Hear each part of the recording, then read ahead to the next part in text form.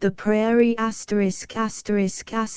The Prairie by James Fenimore Cooper. Contents: Introduction, Author's Introduction, Chapter I, Chapter 2, Chapter 3, Chapter 4, Chapter V, Chapter 6, Chapter 7, Chapter 8, Chapter 9, Chapter X, Chapter 11, Chapter 12, Chapter 13, Chapter 14, Chapter 15, Chapter 16, Chapter 17, Chapter 18, Chapter 19, Chapter XX, Chapter XXI, Chapter XXII, Chapter 23, Chapter XXIV, Chapter XXV, Chapter XXVI, Chapter XXVIII, Chapter XXVIII, Chapter XXVI, Chapter XXX, Chapter XXXI, Chapter XXI, Chapter XXXII, Chapter XXV.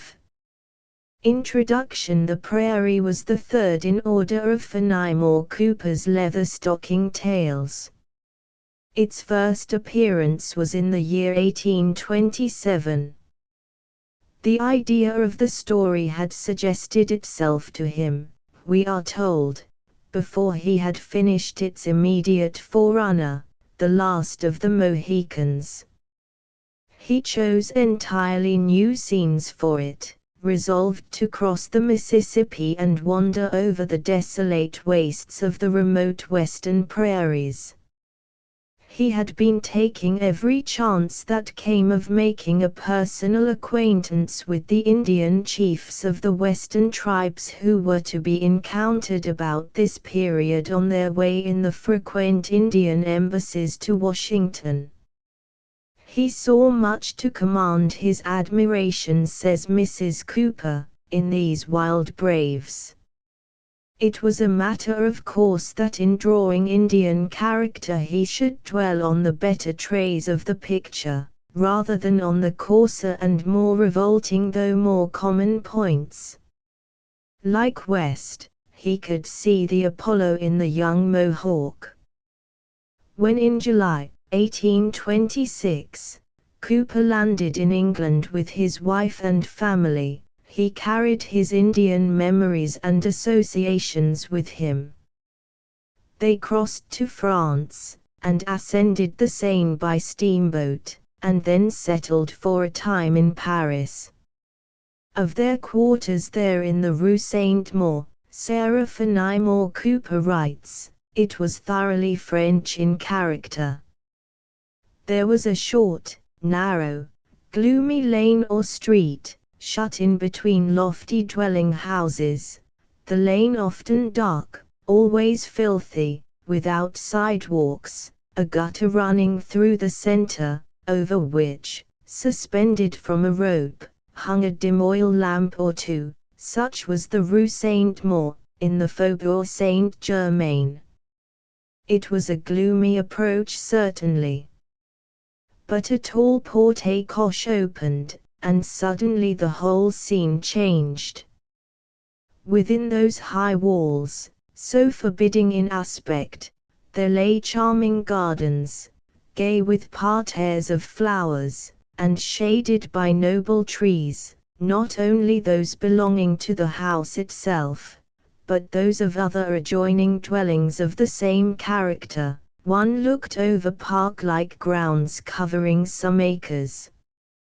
The hotel itself, standing on the street, was old, and built on a grand scale. It had been the home of a French ducal family in the time of Louis XIV. The rooms on the two lower floors were imposing and spacious, with ceilings of great height, gilded wainscoting and various quaint little medallion pictures of shepherds and shepherdesses, and other fancies of the time of Madame de Sévigné. Those little shepherds were supposed to have looked down upon La Mere Butte, and upon La Place Jolie Fille de France as she danced her incomparable minuets. Those grand saloons were now devoted to the humble service of a school for young ladies. But on the third floor, to which one ascended by a fine stone stairway, broad and easy, with elaborate iron railings. There was a more simple set of rooms, comfortably furnished, where the American family were pleasantly provided for, in a home of their own. Unwilling to separate from his children, who were placed at the school, the traveler adopted this plan that he might be near them. One of the rooms, overlooking the garden, and opening on a small terrace, became his study. He was soon at work. In his writing desk lay some chapters of a new novel.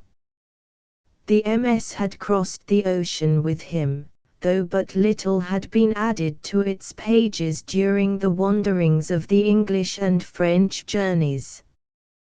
When, some months later, the story appeared, its effect was immediate on both sides the Atlantic. It is worth note that during his French visit Cooper met Sir Walter Scott. Cooper was born at Burlington, New Jersey, the 15th of September, 1789, and died at Cooperstown, New York, which took its name from his father, the 14th of September, 1851. The following is his literary record: Precaution, 1820, The Spy, 1821, The Pioneers, 1823, The Pilot, 1823, Lionel Lincoln, or The Leaguer of Boston, 1825, The Last of the Mohicans, 1826, The Prairie, 1827, The Red Rover, 1828, Notions of the Americans, 1828, The Wept of Wish Tun Wish, 1829, The Water Witch, 1830, The Bravo, 1831, The Heidenmauer, or The Benedictines, 1832, The Headsman, 1833, A Letter to His Countrymen, 1834,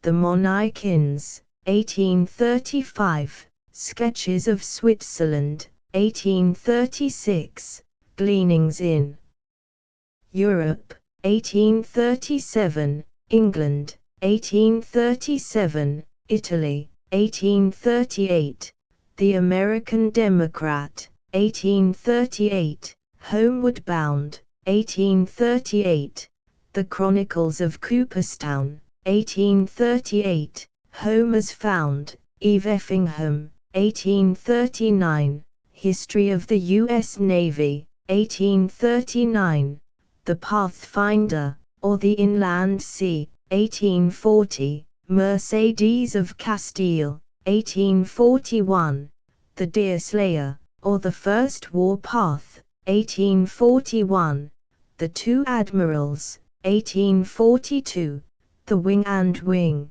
Jack O'Lantern, 1842, The Battle of Lake Erie, or Answers to Messrs. Bergs, Dewar and Mackenzie, 1843, The French Governess, or The Embroidered Handkerchief, 1843, Richard Dale, 1843, Wyandotte, 1843, Ned Myers, or Life Before the Mast, 1843, Afloat and Ashore, Miles Wallingford, Lucy Hardinge, 2 series, 1844, Proceedings of the Naval Court-Martial in the Case of Alexander Slidell Mackenzie, etc., 1844, Santonstow, 1845, The Chain-Bearer, 1846, Lives of Distinguished American Naval Officers,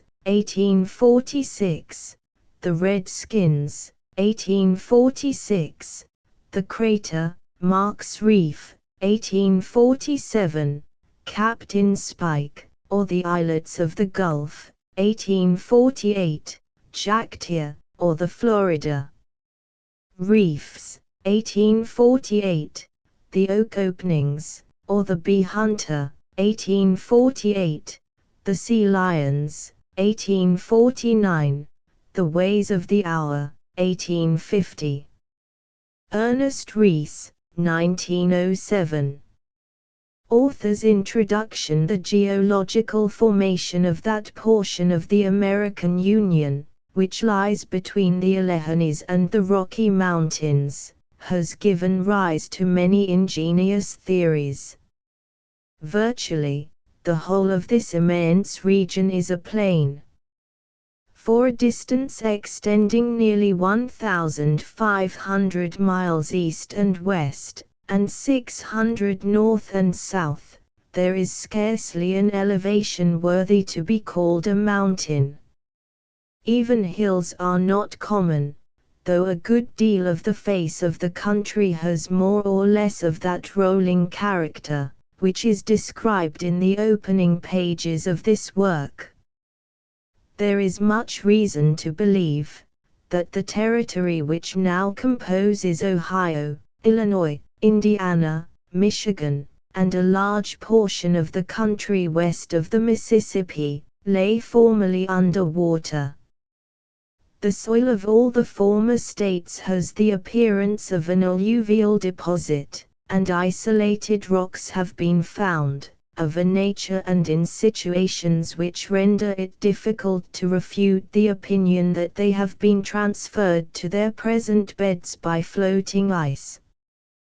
This theory assumes that the Great Lakes were the deep pools of one immense body of fresh water, which lay too low to be drained by the eruption that laid bare the land. It will be remembered that the French, when masters of the Canadas and Louisiana, claimed the whole of the territory in question. Their hunters and advanced troops held the first communications with the savage occupants, and the earliest written accounts we possess of these vast regions are from the pens of their missionaries.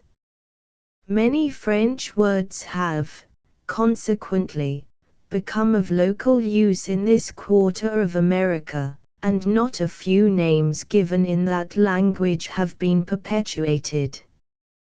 When the adventurers, who first penetrated these wilds, met, in the center of the forests, immense plains, covered with rich verdure or rank grasses, they naturally gave them the appellation of meadows. As the English succeeded the French, and found a peculiarity of nature, differing from all they had yet seen on the continent, already distinguished by a word that did not express anything in their own language, they left these natural meadows in possession of their title of convention. In this manner has the word prairie been adopted into the English tongue. The American prairies are of two kinds. Those which lie east of the Mississippi are comparatively small, are exceedingly fertile, and are always surrounded by forests. They are susceptible of high cultivation, and are fast becoming settled. They abound in Ohio, Michigan, Illinois, and Indiana. They labor under the disadvantages of a scarcity of wood and water, evils of a serious character, until art has had time to supply the deficiencies of nature. As coal is said to abound in all that region, and wells are generally successful, the enterprise of the emigrants is gradually prevailing against these difficulties. The second description of these natural meadows lies west of the Mississippi, at a distance of a few hundred miles from that river, and is called the Great Prairies. They resemble the steppes of Tartary more than any other known portion of Christendom, being, in fact, a vast country, incapable of sustaining a dense population, in the absence of the two great necessaries already named. Rivers abound, it is true, but this region is nearly destitute of brooks and the smaller watercourses, which tend so much to comfort and fertility. The origin and date of the great American prairies form one of nature's most majestic mysteries. The general character of the United States, of the Canadas, and of Mexico, is that of luxuriant fertility. It would be difficult to find another portion of the world, of the same extent, which has so little useless land as the inhabited parts of the American Union. Most of the mountains are arable, and even the prairies, in this section of the Republic, are of deep alluvion. The same is true between the Rocky Mountains and the Pacific. Between the two lies the broad belt, of comparative desert, which is the scene of this tale, appearing to interpose a barrier to the progress of the American people westward. The Great Prairies appear to be the final gathering place of the red men. The remnants of the Mohicans, and the Delawares, of the Creeks, Choctaws, and Cherokees, are destined to fulfill their time on these vast plains. The entire number of the Indians, within the Union, is differently computed, at between 1 and 300,000 souls. Most of them inhabit the country west of the Mississippi. At the period of the tale, they dwelt in open hostility, national feuds passing from generation to generation. The power of the Republic has done much to restore peace to these wild scenes, and it is now possible to travel in security, where civilized man did not dare to pass unprotected 25 years ago. The reader, who has perused the two former works, of which this is the natural successor, will recognize an old acquaintance in the principal character of the story. We have here brought him to his end, and we trust he will be permitted to slumber in the peace of the just. J. F. Cooper, Paris, June, 1832. The Prairie. Chapter I pray thee, shepherd, if that love or gold can in this desert place by entertainment bring us where we may rest ourselves and feed. As you like it. Much was said and written, at the time, concerning the policy of adding the vast regions of Louisiana to the already immense and but half-tenanted territories of the United States. As the warmth of controversy however subsided, and party considerations gave place to more liberal views, the wisdom of the measure began to be generally conceded.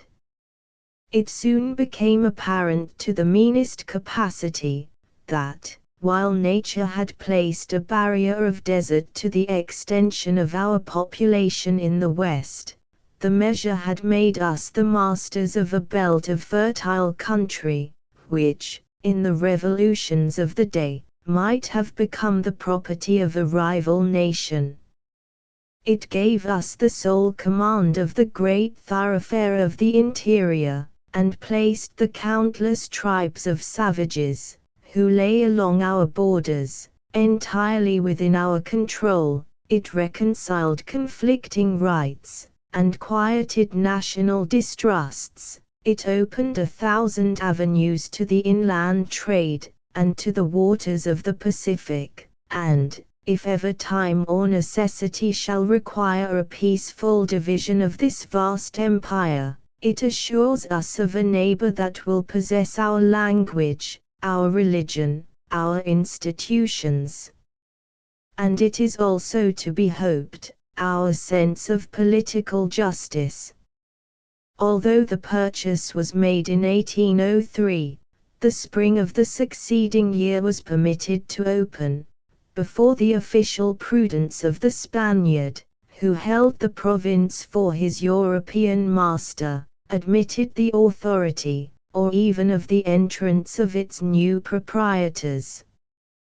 But the forms of the transfer were no sooner completed, and the new government acknowledged, than swarms of that restless people, which is ever found hovering on the skirts of American society, plunged into the thickets that fringed the right bank of the Mississippi, with the same careless hardihood as had already sustained so many of them in their toilsome progress from the Atlantic states to the eastern shores of the Father of Rivers.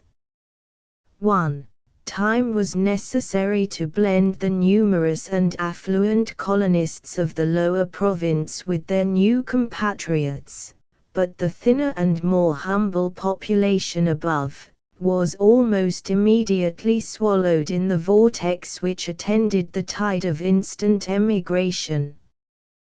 The inroad from the east was a new and sudden outbreaking of a people, who had endured a momentary restraint, after having been rendered nearly resistless by success. The toils and hazards of former undertakings were forgotten, as these endless and unexplored regions, with all their fancied as well as real advantages, were laid open to their enterprise. The consequences were such as might easily have been anticipated, from so tempting an offering, placed, as it was, before the eyes of a race long trained in adventure and nurtured in difficulties. Thousands of the elders, of what were then called the new states, too, broke up from the enjoyment of their hard-earned indulgences, and were to be seen leading long files of descendants, born and reared in the forests of Ohio and Kentucky, deeper into the land, in quest of that which might be termed, without the aid of poetry, their natural and more congenial atmosphere. The distinguished and resolute forester who first penetrated the wilds of the latter state, was of the number. This adventurous and venerable patriarch was now seen making his last remove, placing the endless river between him and the multitude his own success had drawn around him, and seeking for the renewal of enjoyments which were rendered worthless in his eyes, when trammelled by the forms of human institutions. 3. In the pursuit of adventures such as these, men are ordinarily governed by their habits or deluded by their wishes.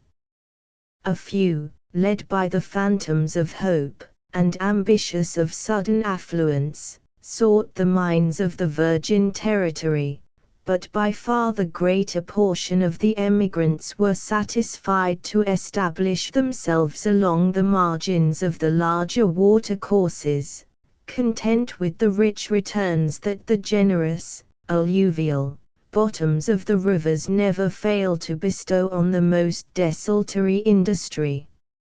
In this manner were communities formed with magical rapidity, and most of those who witnessed the purchase of the empty empire, have lived to see already a populous and sovereign state, parcelled from its inhabitants, and received into the bosom of the national union, on terms of political equality.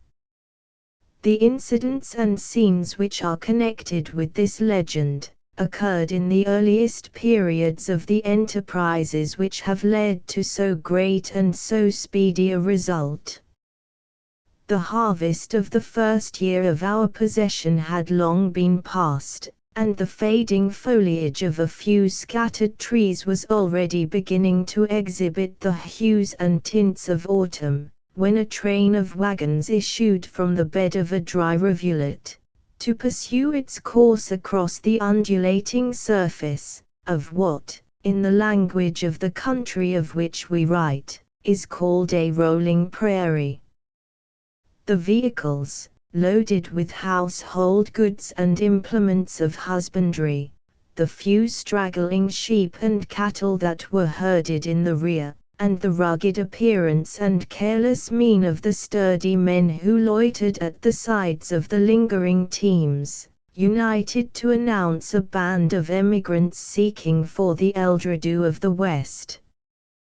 Contrary to the usual practice of the men of their caste, this party had left the fertile bottoms of the low country, and had found its way, by means only known to such adventurers, across glen and torrent, over deep morasses and arid wastes, to a point far beyond the usual limits of civilized habitations.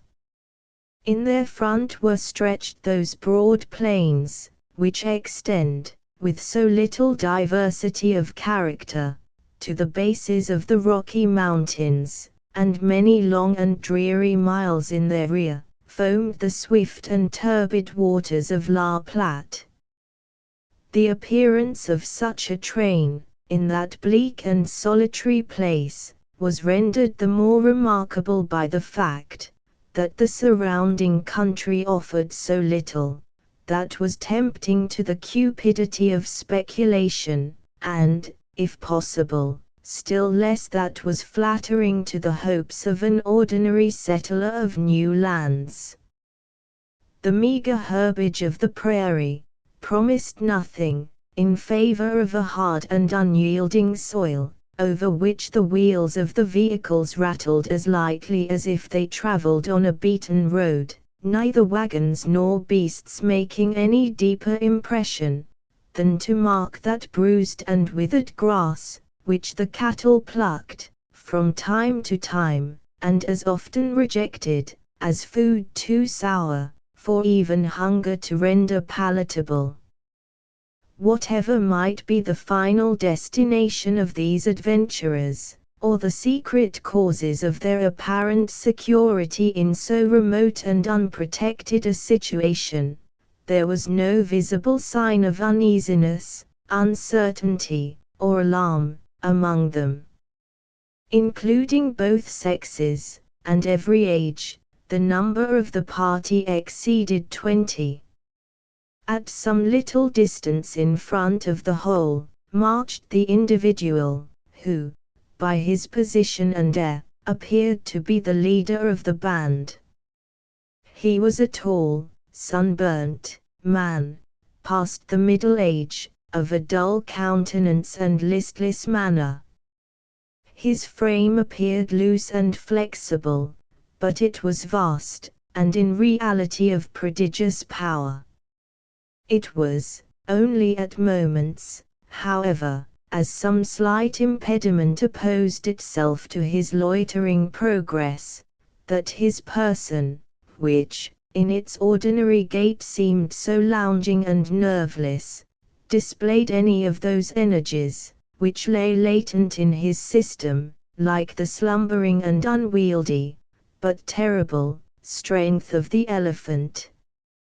The inferior lineaments of his countenance were coarse, extended and vacant, while the superior, or those nobler parts which are thought to affect the intellectual being, were low, receding and mean. The dress of this individual was a mixture of the coarsest vestments of a husbandman with the leathern garments, that fashion as well as use had in some degree rendered necessary to one engaged in his present pursuits. There was, however, a singular and wild display of prodigal and ill-judged ornaments, blended with his motley attire. In place of the usual deerskin belt, he wore around his body a tarnished silken sash of the most gaudy colors. The buckhorn haft of his knife was profusely decorated with plates of silver. The marten's fur of his cap was of a fineness and shadowing that a queen might covet. The buttons of his rude and soiled blanket coat were of the glittering coinage of Mexico. The stock of his rifle was of beautiful mahogany, riveted and banded with the same precious metal, and the trinkets of no less than 3 worthless watches dangled from different parts of his person. In addition to the pack and the rifle which were slung at his back, together with the well-filled and carefully guarded pouch and horn, he had carelessly cast a keen and bright wood axe across his shoulder, sustaining the weight of the whole with as much apparent ease, as if he moved, unfettered in limb, and free from encumbrance. A short distance in the rear of this man, came a group of youths very similarly attired, and bearing sufficient resemblance to each other, and to their leader, to distinguish them as the children of one family. Though the youngest of their number could not much have passed the period, that, in the nicer judgment of the law, is called the age of discretion, he had proved himself so far worthy of his progenitors as to have reared already his aspiring person to the standard height of his race. There were 1 or 2 others, of different mold, whose descriptions must however be referred to the regular course of the narrative.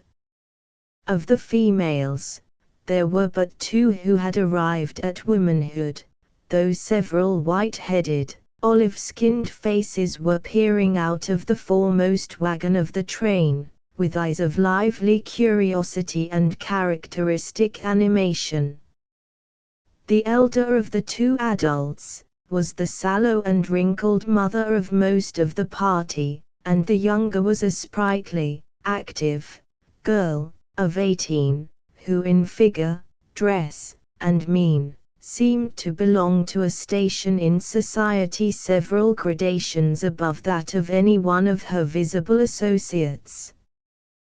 The second vehicle was covered with a top of cloth so tightly drawn, as to conceal its contents, with the nicest care. The remaining wagons were loaded with such rude furniture and other personal effects, as might be supposed to belong to one, ready at any moment to change his abode, without reference to season or distance.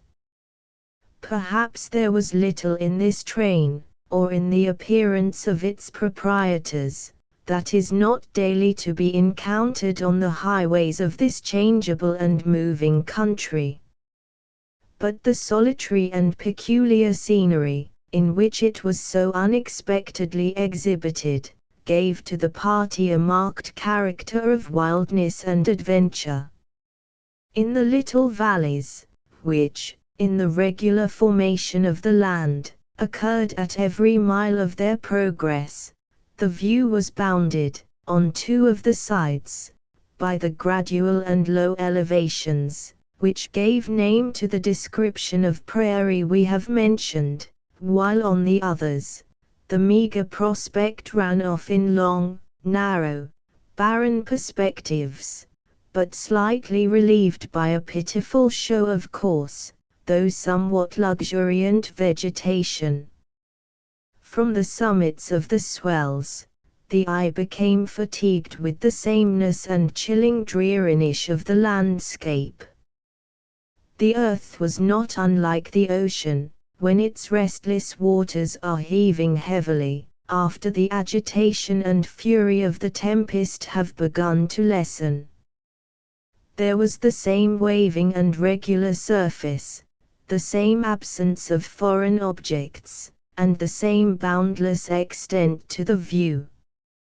Indeed, so very striking was the resemblance between the water and the land, that, however much the geologist might sneer at so simple a theory, it would have been difficult for a poet not to have felt that the formation of the one had been produced by the subsiding dominion of the other. Here and there a tall tree rose out of the bottoms, stretching its naked branches abroad, like some solitary vessel, and, to strengthen the delusion, far in the distance, appeared 2 or 3 rounded thickets, looming in the misty horizon like islands resting on the waters. It is unnecessary to warn the practiced reader that the sameness of the surface, and the low stands of the spectators, exaggerated the distances, but, as swell appeared after swell, and island succeeded island, there was a disheartening assurance that long, and seemingly interminable, tracts of territory must be passed, before the wishes of the humblest agriculturist could be realized. Still, the leader of the emigrants steadily pursued his way, with no other guide than the sun, turning his back resolutely on the abodes of civilization, and plunging, at each step, more deeply if not irretrievably, into the haunts of the barbarous and savage occupants of the country. As the day drew nigher to a close, however, his mind, which was, perhaps, incapable of maturing any connected system of forethought, beyond that which related to the interests of the present moment, became, in some slight degree, troubled with the care of providing for the wants of the hours of darkness. On reaching the crest of a swell that was a little higher than the usual elevations, he lingered a minute, and cast a half-curious eye, on either hand, in quest of those well-known signs, which might indicate a place, where the three grand requisites of water, fuel and fodder were to be obtained in conjunction. It would seem that his search was fruitless, for after a few moments of indolent and listless examination, he suffered his huge frame to descend the gentle declivity, in the same sluggish manner that an over-fat beast would have yielded to the downward pressure. His example was silently followed by those who succeeded him, though not until the young men had manifested much more of interest, if not of concern in the brief enquiry, which each, in his turn, made on gaining the same lookout. It was now evident, by the tardy movements both of beasts and men, that the time of necessary rest was not far distant. The matted grass of the lower land presented obstacles which fatigue began to render formidable, and the whip was becoming necessary to urge the lingering teams to their labor. At this moment, when, with the exception of the principal individual, a general lassitude was getting the mastery of the travelers, and every eye was cast, by a sort of common impulse, wistfully forward, the whole party was brought to a halt, by a spectacle, as sudden as it was unexpected. The sun had fallen below the crest of the nearest wave of the prairie, leaving the usual rich and glowing train on its track. In the center of this flood of fiery light, a human form appeared, drawn against the gilded background, as distinctly, and seemingly as palpable, as though it would come within the grasp of any extended hand. The figure was colossal, the attitude musing and melancholy, and the situation directly in the route of the travelers. But imded, as it was, in its setting of garish light, it was impossible to distinguish its just proportions or true character. The effect of such a spectacle was instantaneous and powerful. The man in front of the emigrants came to a stand, and remained gazing at the mysterious object, with a dull interest, that soon quickened into superstitious awe. His sons, so soon as the first emotions of surprise had a little abated, drew slowly around him, and, as they who governed the teams gradually followed their example, the whole party was soon condensed in one, silent, and wondering group. Notwithstanding the impression of a supernatural agency was very general among the travelers, The ticking of gun locks was heard, and one or two of the bolder youths cast their rifles forward, in readiness for service. "Send the boys off to the right," exclaimed the resolute wife and mother, in a sharp, dissonant voice. "I warrant me, Asa, or Abner will give some account of the creature."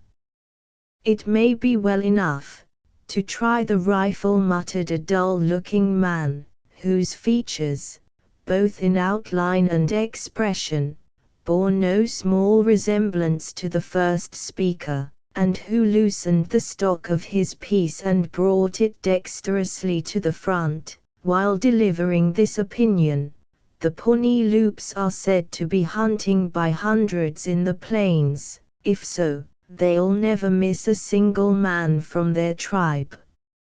"Stay!" exclaimed a soft-toned, but alarmed female voice, which was easily to be traced to the trembling lips of the younger of the two women. "We are not all together. It may be a friend." "Who is scouting now?" demanded the father, scanning, at the same time, the cluster of his stout sons, with a displeased and sullen eye. "Put by the piece, put by the piece," he continued, diverting the other's aim, with the finger of a giant, and with the air of one it might be dangerous to deny. "My job is not yet ended. Let us finish the little that remains, in peace." The man, who had manifested so hostile an intention, appeared to understand the other's allusion, and suffered himself to be diverted from his object. The sons turned their inquiring looks on the girl, who had so eagerly spoken, to require an explanation, but, as if content with the respite she had obtained for the stranger, she sunk back in her seat, and chose to affect a maidenly silence. In the meantime, the hues of the heavens had often changed.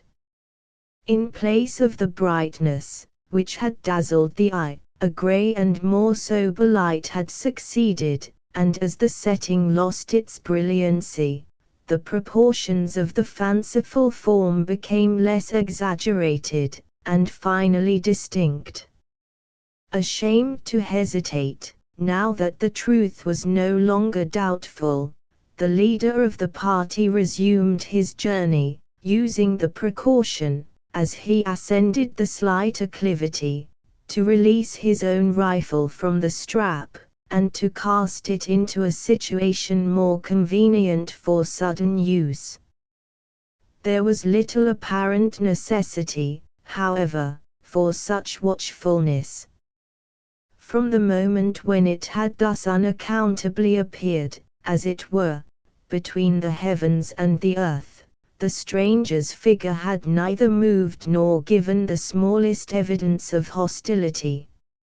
Had he harbored any such evil intention, the individual who now came plainly into view, seemed but little qualified to execute them.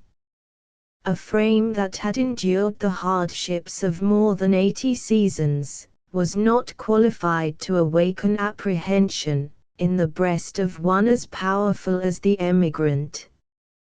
Notwithstanding his years, and his look of emaciation, if not of suffering, there was that about this solitary being, however, which said that time, and not disease, had laid his hand heavily on him. His form had withered, but it was not wasted.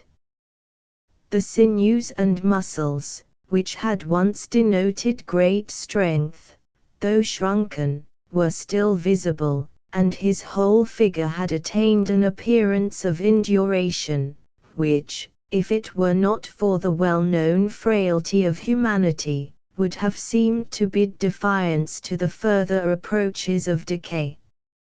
His dress was chiefly of skins, worn with the hair to the weather. A pouch and horn were suspended from his shoulders, and he leaned on a rifle of uncommon length, but which, like its owner, exhibited the wear of long and hard service.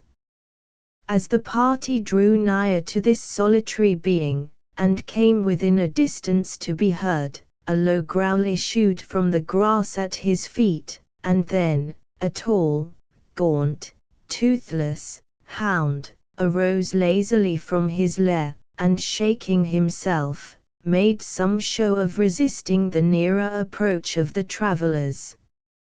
"Down, Hector, down," said his master, in a voice that was a little tremulous and hollow with age. "What have ye to do, pup, with men who journey on their lawful callings? Stranger, if you are much acquainted in this country," said the leader of the emigrants, "can you tell a traveler where he may find necessaries for the night?" "Is the land filled on the other side of the big river?" demanded the old man, solemnly, and without appearing to hearken to the other's question. "Or why do I see a sight I had never thought to behold again? Why, there is country left, it is true, for such as have money, and are not particular in the choice," returned the emigrant, "but to my taste, it is getting crowdy. What may a man call the distance, from this place to the nighest point on the main river? A hunted deer could not cool his sides, in the Mississippi, without traveling a weary 500 miles. And what may you name the district, hereaway?"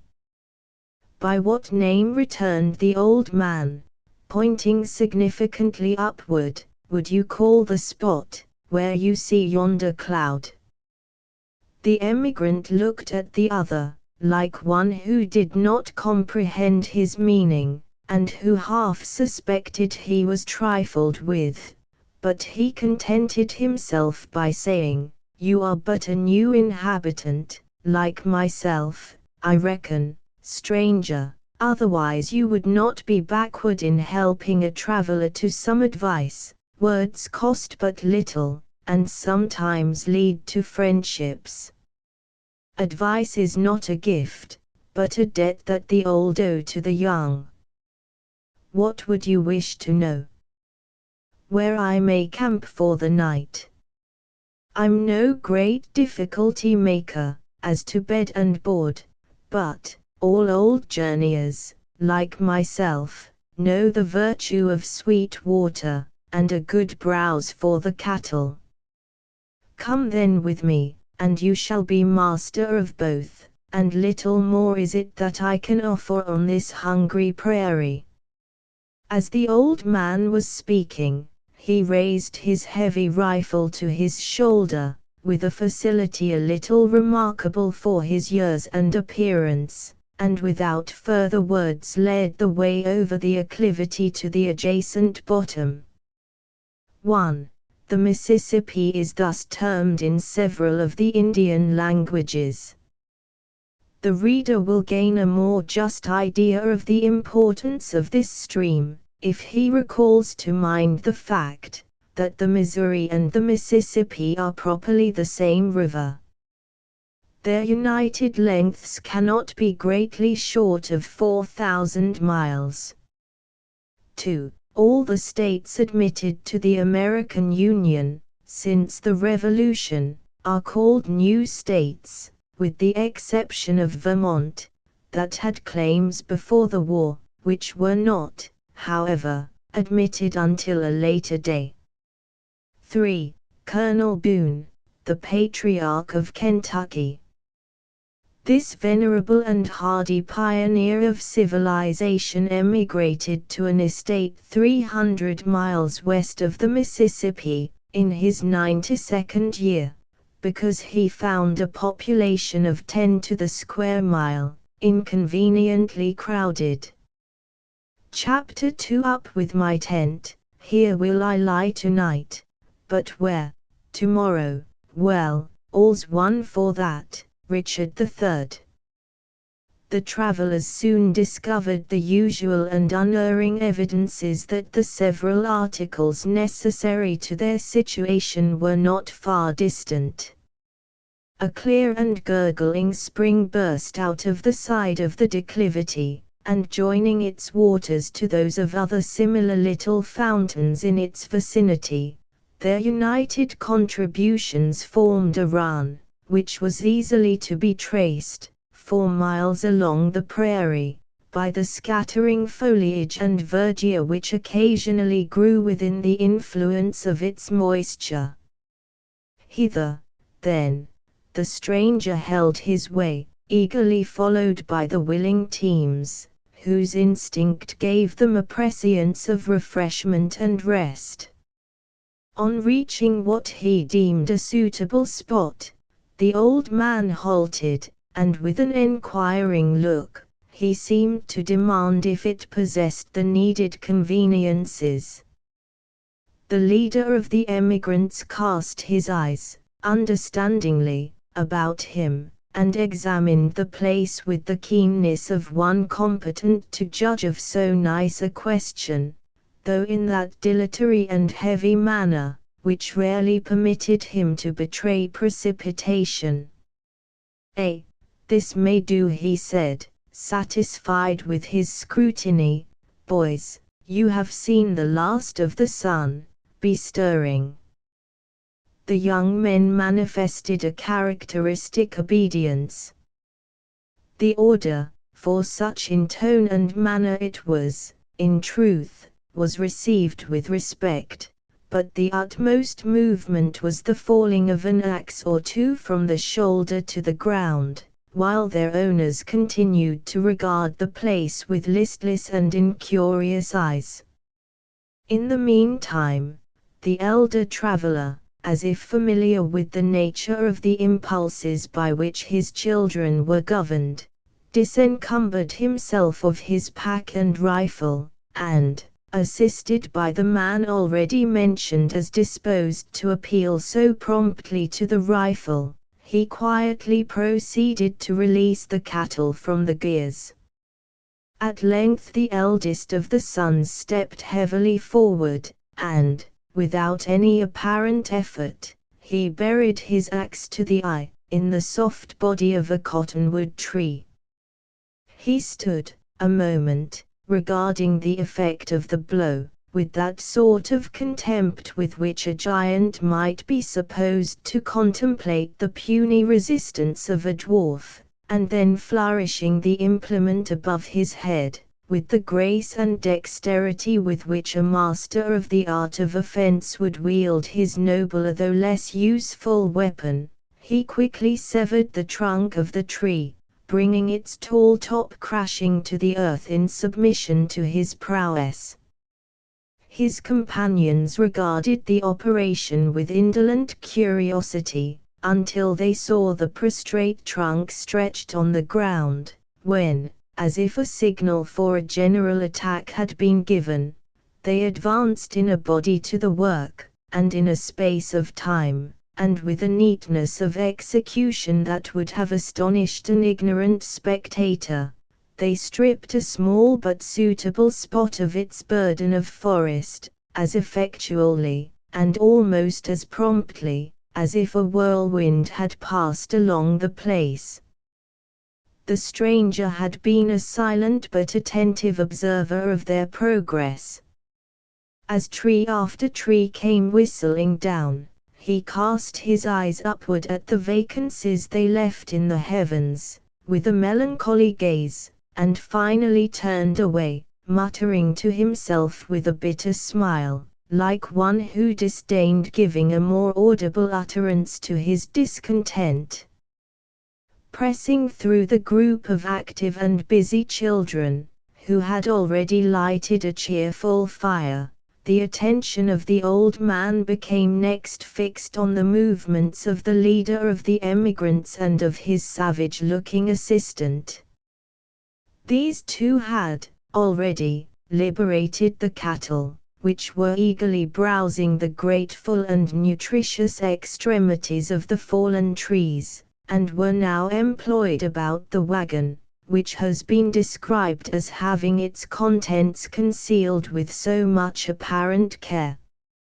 Notwithstanding this particular conveyance appeared to be as silent, and as tenantless as the rest of the vehicles, the men applied their strength to its wheels, and rolled it apart from the others, to a dry and elevated spot, near the edge of the thicket.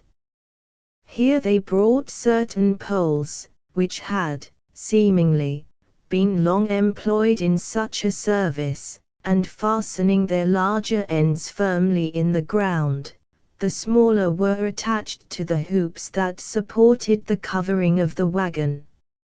Large folds of cloth were next drawn out of the vehicle, and after being spread around the whole, were pegged to the earth in such a manner as to form a tolerably capacious and an exceedingly convenient tent. After surveying their work with inquisitive, and perhaps jealous eyes, arranging a fold here, and driving a peg more firmly there, the men once more applied their strength to the wagon, pulling it, by its projecting tongue, from the center of the canopy, until it appeared in the open air, deprived of its covering, and destitute of any other freight than a few light articles of furniture. The latter were immediately removed, by the traveler, into the tent with his own hands, as though to enter it were a privilege, to which even his bosom companion was not entitled. Curiosity is a passion that is rather quickened than destroyed by seclusion, and the old inhabitant of the prairies did not view these precautionary and mysterious movements, without experiencing some of its impulses.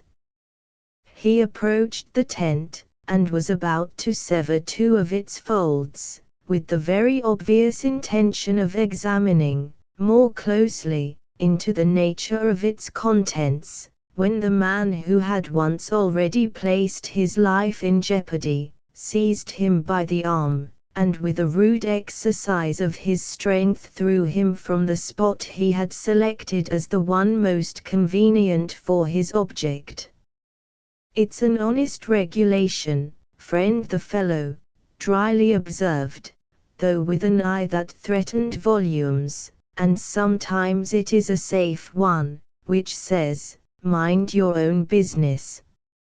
Men seldom bring anything to be concealed into these deserts," returned the old man, as if willing, and yet a little ignorant how to apologize for the liberty he had been about to take, "and I had hoped no offense, in examining your comforts.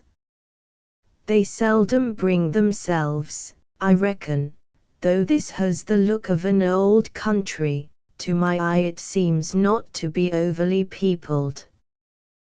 The land is as aged as the rest of the works of the Lord, I believe, but you say true, concerning its inhabitants. Many months have passed since I have laid eyes on a face of my own color, before your own. I say again, friend, I meant no harm, I did not know, but there was something behind the cloth, that might bring former days to my mind." As the stranger ended his simple explanation, he walked meekly away, like one who felt the deepest sense of the right which every man has to the quiet enjoyment of his own, without any troublesome interference on the part of his neighbor, a wholesome and just principle that he had, also, most probably imbibed from the habits of his secluded life. As he passed towards the little encampment of the emigrants, for such the place had now become, he heard the voice of the leader calling aloud, in its hoarse tones, the name of Ellen Wade. The girl who has been already introduced to the reader, and who was occupied with the others of her sex around the fires, sprang willingly forward at this summons, and, passing the stranger with the activity of a young antelope, she was instantly lost behind the forbidden folds of the tent.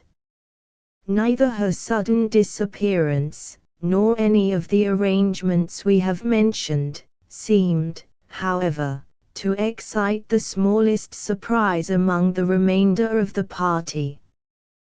The young men, who had already completed their tasks with the axe, were all engaged after their lounging and listless manner, some in bestowing equitable portions of the fodder among the different animals, others in plying the heavy pestle of a movable hominy mortar, and one or two in wheeling the remainder of the wagons aside, and arranging them in such a manner as to form a sort of outwork for their otherwise defenseless bivouac.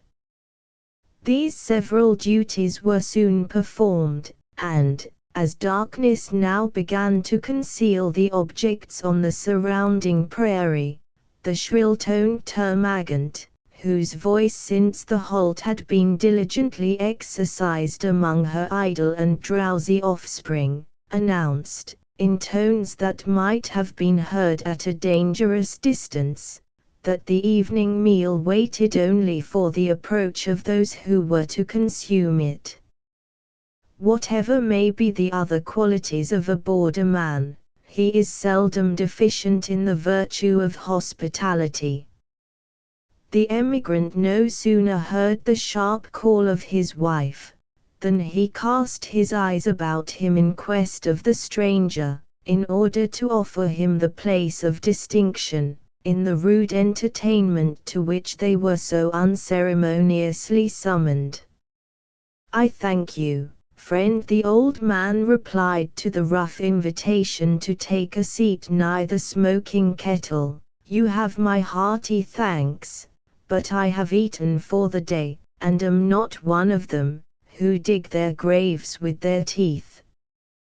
"Well, as you wish it, I will take a place, for it is long since I have seen people of my color, eating their daily bread." "You are an old settler, in these districts, then?"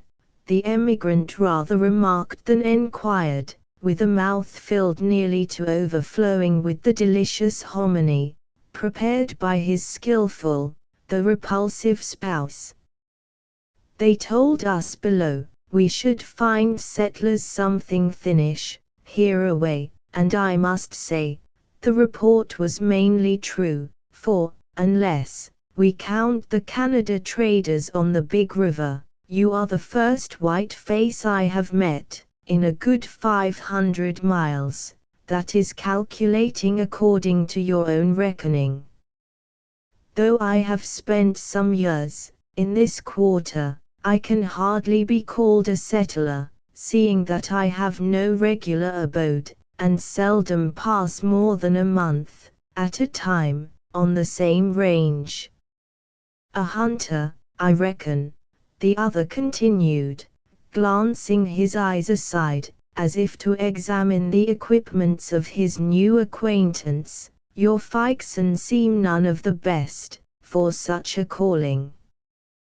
"They are old, and nearly ready to be laid aside, like their master," said the old man, regarding his rifle, with a look in which affection and regret were singularly blended, "and I may say they are but little needed, too." "You are mistaken, friend, in calling me a hunter. I am nothing better than a trapper." 5. If you are much of the one, I'm bold to say you are something of the other, for the two callings go mainly together, in these districts. "To the shame of the man who is able to follow the first, be it so said," returned the trapper, whom in future we shall choose to designate by his pursuit. "For more than 50 years did I carry my rifle in the wilderness, without so much as setting a snare for even a bird that flies the heavens, much less a beast that has nothing but legs for its gifts. I see but little difference whether a man gets his peltry by the rifle or by the trap, said the ill-looking companion of the emigrant, in his rough manner. The earth was made for our comfort, and, for that matter, so are its creatures. You seem to have but little plunder. 6. Stranger, for one who is far abroad, bluntly interrupted the emigrant, as if he had a reason for wishing to change the conversation. I hope you are better off for skins. I make but little use of either, the trapper quietly replied.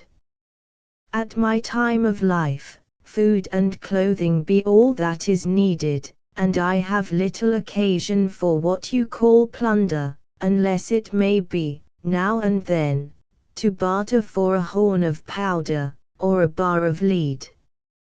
You are not, then, of these parts by nature, friend, the emigrant continued, having in his mind the exception which the other had taken to the very equivocal word, which he himself, according to the custom of the country, had used for baggage or effects.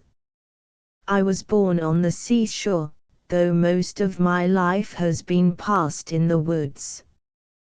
The whole party now looked up at him, as men are apt to turn their eyes on some unexpected object of general interest. One or two of the young men repeated the word seashore, and the woman tendered him one of those civilities with which, uncouth as they were, she was little accustomed to grace her hospitality, as if in deference to the travelled dignity of her guest. After a long, and, seemingly, a meditating silence, the emigrant, who had, however, seen no apparent necessity to suspend the functions of his masticating powers, resumed the discourse. It is a long road, as I have heard, from the waters of the west to the shores of the main sea. It is a weary path, indeed, friend, and much have I seen, and something have I suffered, in journeying over it. A man would see a good deal of hard travel in going its length. 75 years have I been upon the road, and there are not half that number of leagues in the whole distance, after you leave the Hudson, on which I have not tasted venison of my own killing. But this is vain boasting. Of what use are former deeds, when time draws to an end? I once met a man that had boated on the river he names, observed the eldest son, speaking in a low tone of voice, like one who distrusted his knowledge, and deemed it prudent to assume a becoming diffidence in the presence of a man who had seen so much. From his tell, it must be a considerable stream, and deep enough for a keel boat, from top to bottom. It is a wide and deep water course, and many sightly towns are there growing on its banks, returned the trapper, and yet it is but a brook to the waters of the endless river. I call nothing a stream that a man can travel round, exclaimed the ill-looking associate of the emigrant. A real river must be crossed, not headed, like a bear in a county hunt. 7. Have you been far towards the sundown, friend? Interrupted the emigrant, as if he desired to keep his rough companion as much as possible out of the discourse. I find it is a wide tract of clearing, this, into which I have fallen. You may travel weeks, and you will see it the same. I often think the Lord has placed this barren belt of prairie behind the states, to warn men to what their folly may yet bring the land. Weeks, if not months, may you journey in these open fields, in which there is neither dwelling nor habitation for man or beast. Even the savage animals travel miles on miles to seek their dens, and yet the wind seldom blows from the east, but I can see the sound of axes, and the crash of falling trees, are in my ears. As the old man spoke with the seriousness and dignity that age seldom fails to communicate even to less striking sentiments, his auditors were deeply attentive, and as silent as the grave. Indeed, the trapper was left to renew the dialogue himself, which he soon did by asking a question, in the indirect manner so much in use by the border inhabitants. You found it no easy matter to ford the water courses, and to make your way so deep into the prairies, friend, with teams of horses and herds of horned beasts. I kept the left bank of the main river, the emigrant replied, until I found the stream leading too much to the north, when we rafted ourselves across without any great suffering. The women lost a fleece or two from the next year's shearing, and the girls have one cow less to their dairy. Since then, we have done bravely, by bridging a creek every day or two.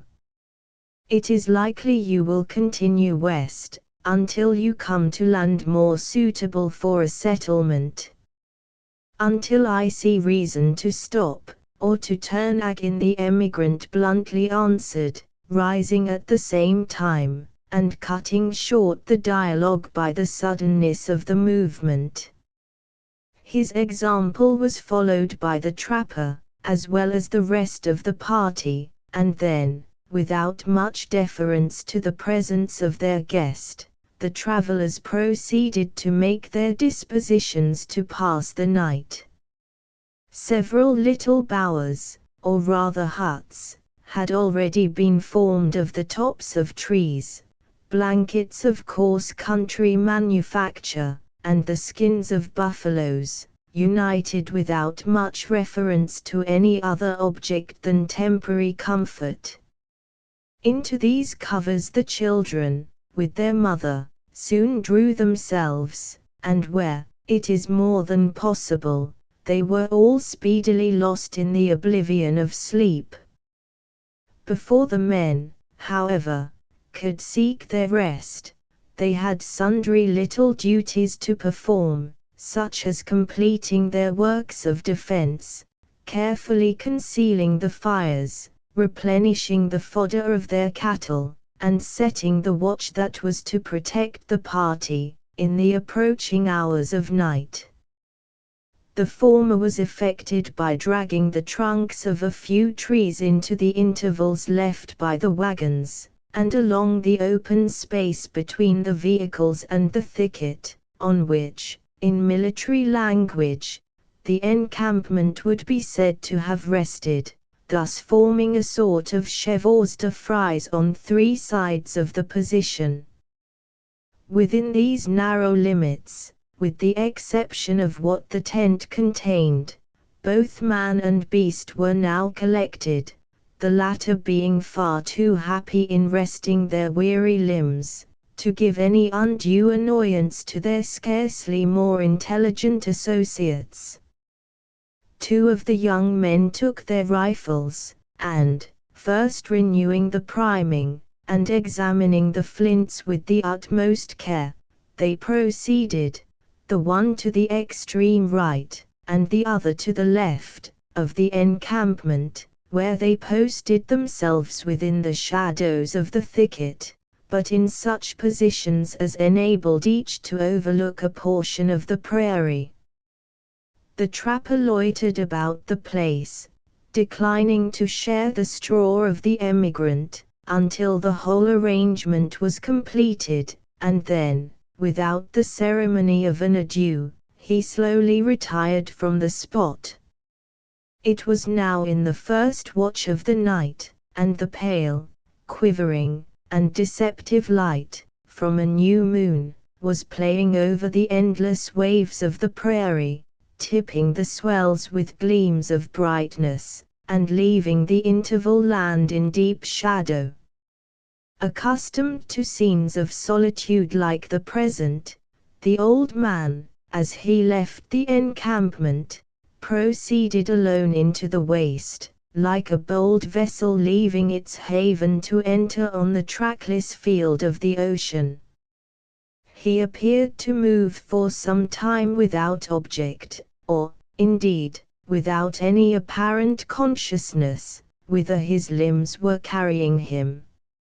At length, on reaching the rise of one of the undulations, he came to a stand, and, for the first time since leaving the band, who had caused such a flood of reflections and recollections to crowd upon his mind, the old man became aware of his present situation. Throwing one end of his rifle to the earth, he stood leaning on the other, again lost in deep contemplation for several minutes, during which time his hound came and crouched at his feet. A deep, menacing growl, from the faithful animal, first aroused him from his musing.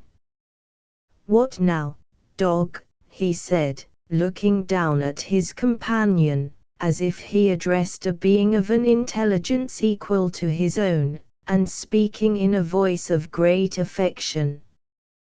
"What is it, pup, ha? Hector, what is it nosing, now? It won't do, dog, it won't do. The very fans play in open view of us, without minding so worn out cuz, as you and I instinct is their gift, Hector, and they have found out how little we are to be feared, they have." The dog stretched his head upward, and responded to the words of his master by a long and plaintive whine, which he even continued after he had again buried his head in the grass, as if he held an intelligent communication with one who so well knew how to interpret dumb discourse. "This is a manifest warning, Hector," the trapper continued, dropping his voice to the tones of caution and looking warily about him. "What is it, pup? Speak plainer, dog, what is it?" The hound had, however, already laid his nose to the earth, and was silent, appearing to slumber. But the keen quick glances of his master soon caught a glimpse of a distant figure, which seemed, through the deceptive light, floating along the very elevation on which he had placed himself. Presently its proportions became more distinct, and then an airy, female form appeared to hesitate, as if considering whether it would be prudent to advance. Though the eyes of the dog were now to be seen glancing in the rays of the moon, opening and shutting lazily, he gave no further signs of displeasure. "Come nigher, we are friends," said the trapper, associating himself with his companion by long use, and, probably, through the strength of the secret tie that connected them together, "we are your friends. None will harm you." Encouraged by the mild tones of his voice, and perhaps led on by the earnestness of her purpose, the female approached, until she stood at his side, when the old man perceived his visitor to be the young woman, with whom the reader has already become acquainted by the name of Ellen Wade. "I had thought you were gone," she said, looking timidly and anxiously around. "They said you were gone, and that we should never see you again. I did not think it was you." "Men are no common objects in these empty fields," returned the trapper, "and I humbly hope, though I have so long consorted with the beasts of the wilderness, that I have not yet lost the look of my kind. Oh! I knew you to be a man, and I thought I knew the whine of the hound, too, she answered hastily, as if willing to explain she knew not what, and then checking herself, like one fearful of having already said too much. I saw no dogs among the teams of your father, the trapper remarked. Father, exclaimed the girl, feelingly, I have no father. I had nearly said no friend.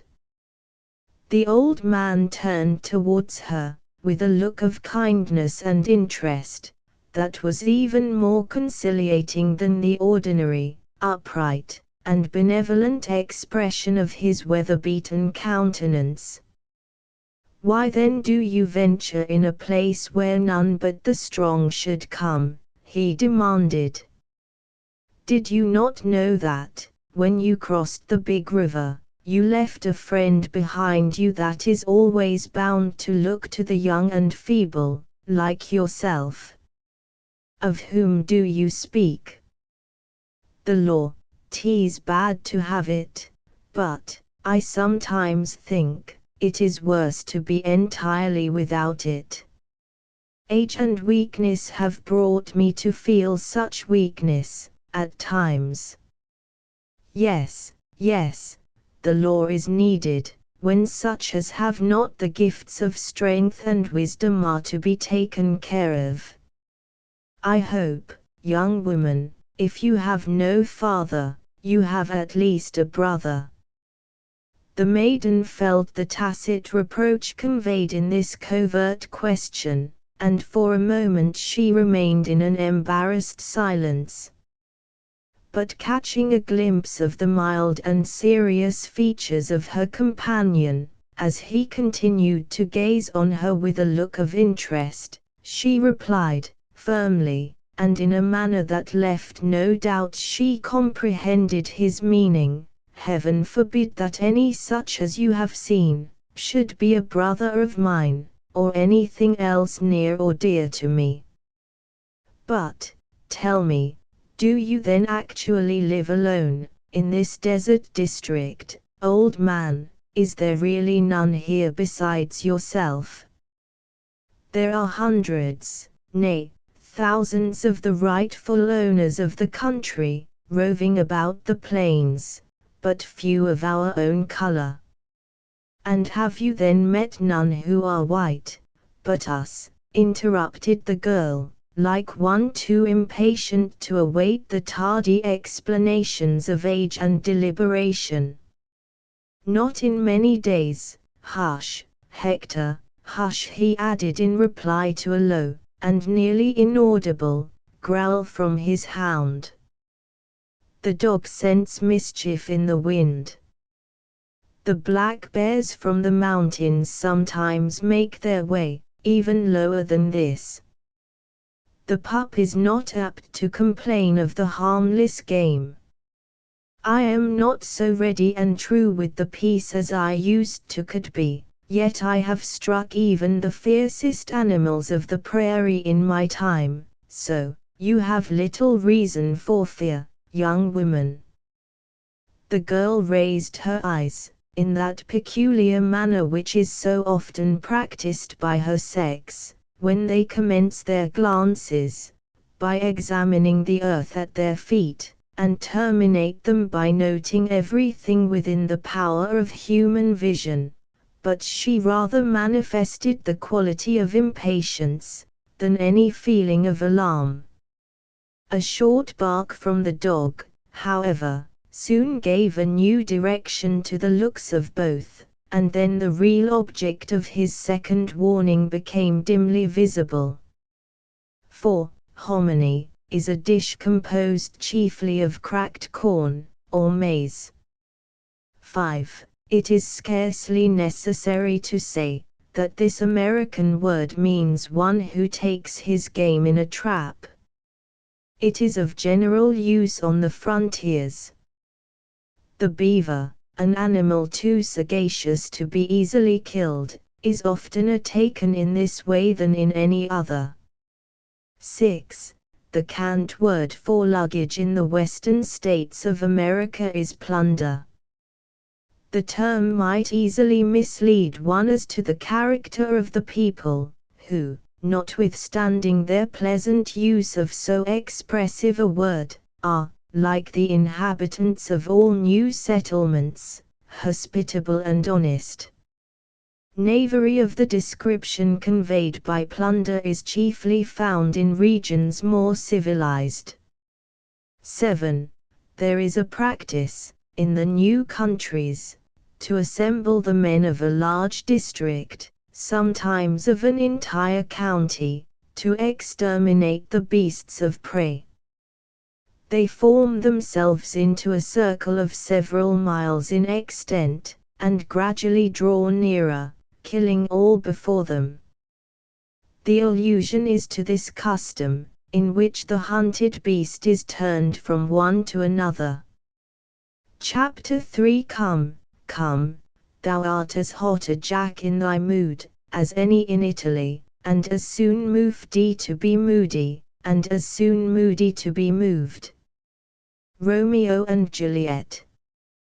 Though the trapper manifested some surprise when he perceived that another human figure was approaching him, and that, too, from a direction opposite to the place where the emigrant had made his encampment, it was with the steadiness of one long accustomed to scenes of danger.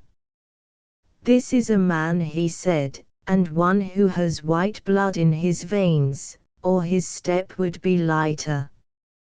It will be well to be ready for the worst, as the half and halves, 8, that one meets, in these distant districts, are altogether more barbarous than the real savage."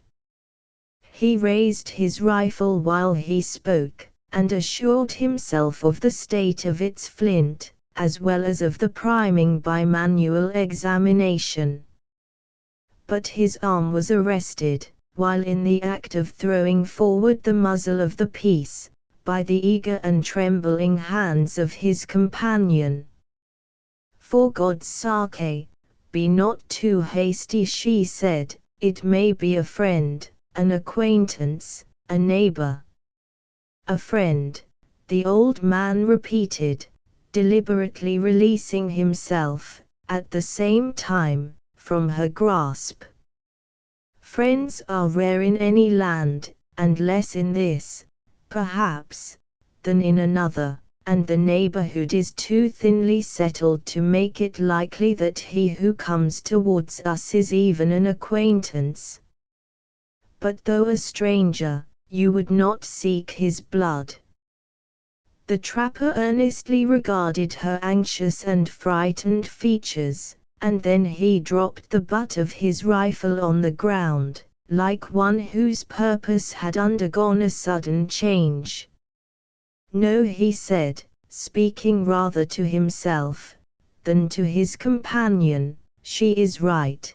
Blood is not to be spilt, to save the life of one so useless, and so near his time. Let him come on, my skins, my traps, and even my rifle shall be his, if he sees fit to demand them. He will ask for neither. He wants neither," returned the girl. "If he be an honest man, he will surely be content with his own, and ask for nothing that is the property of another."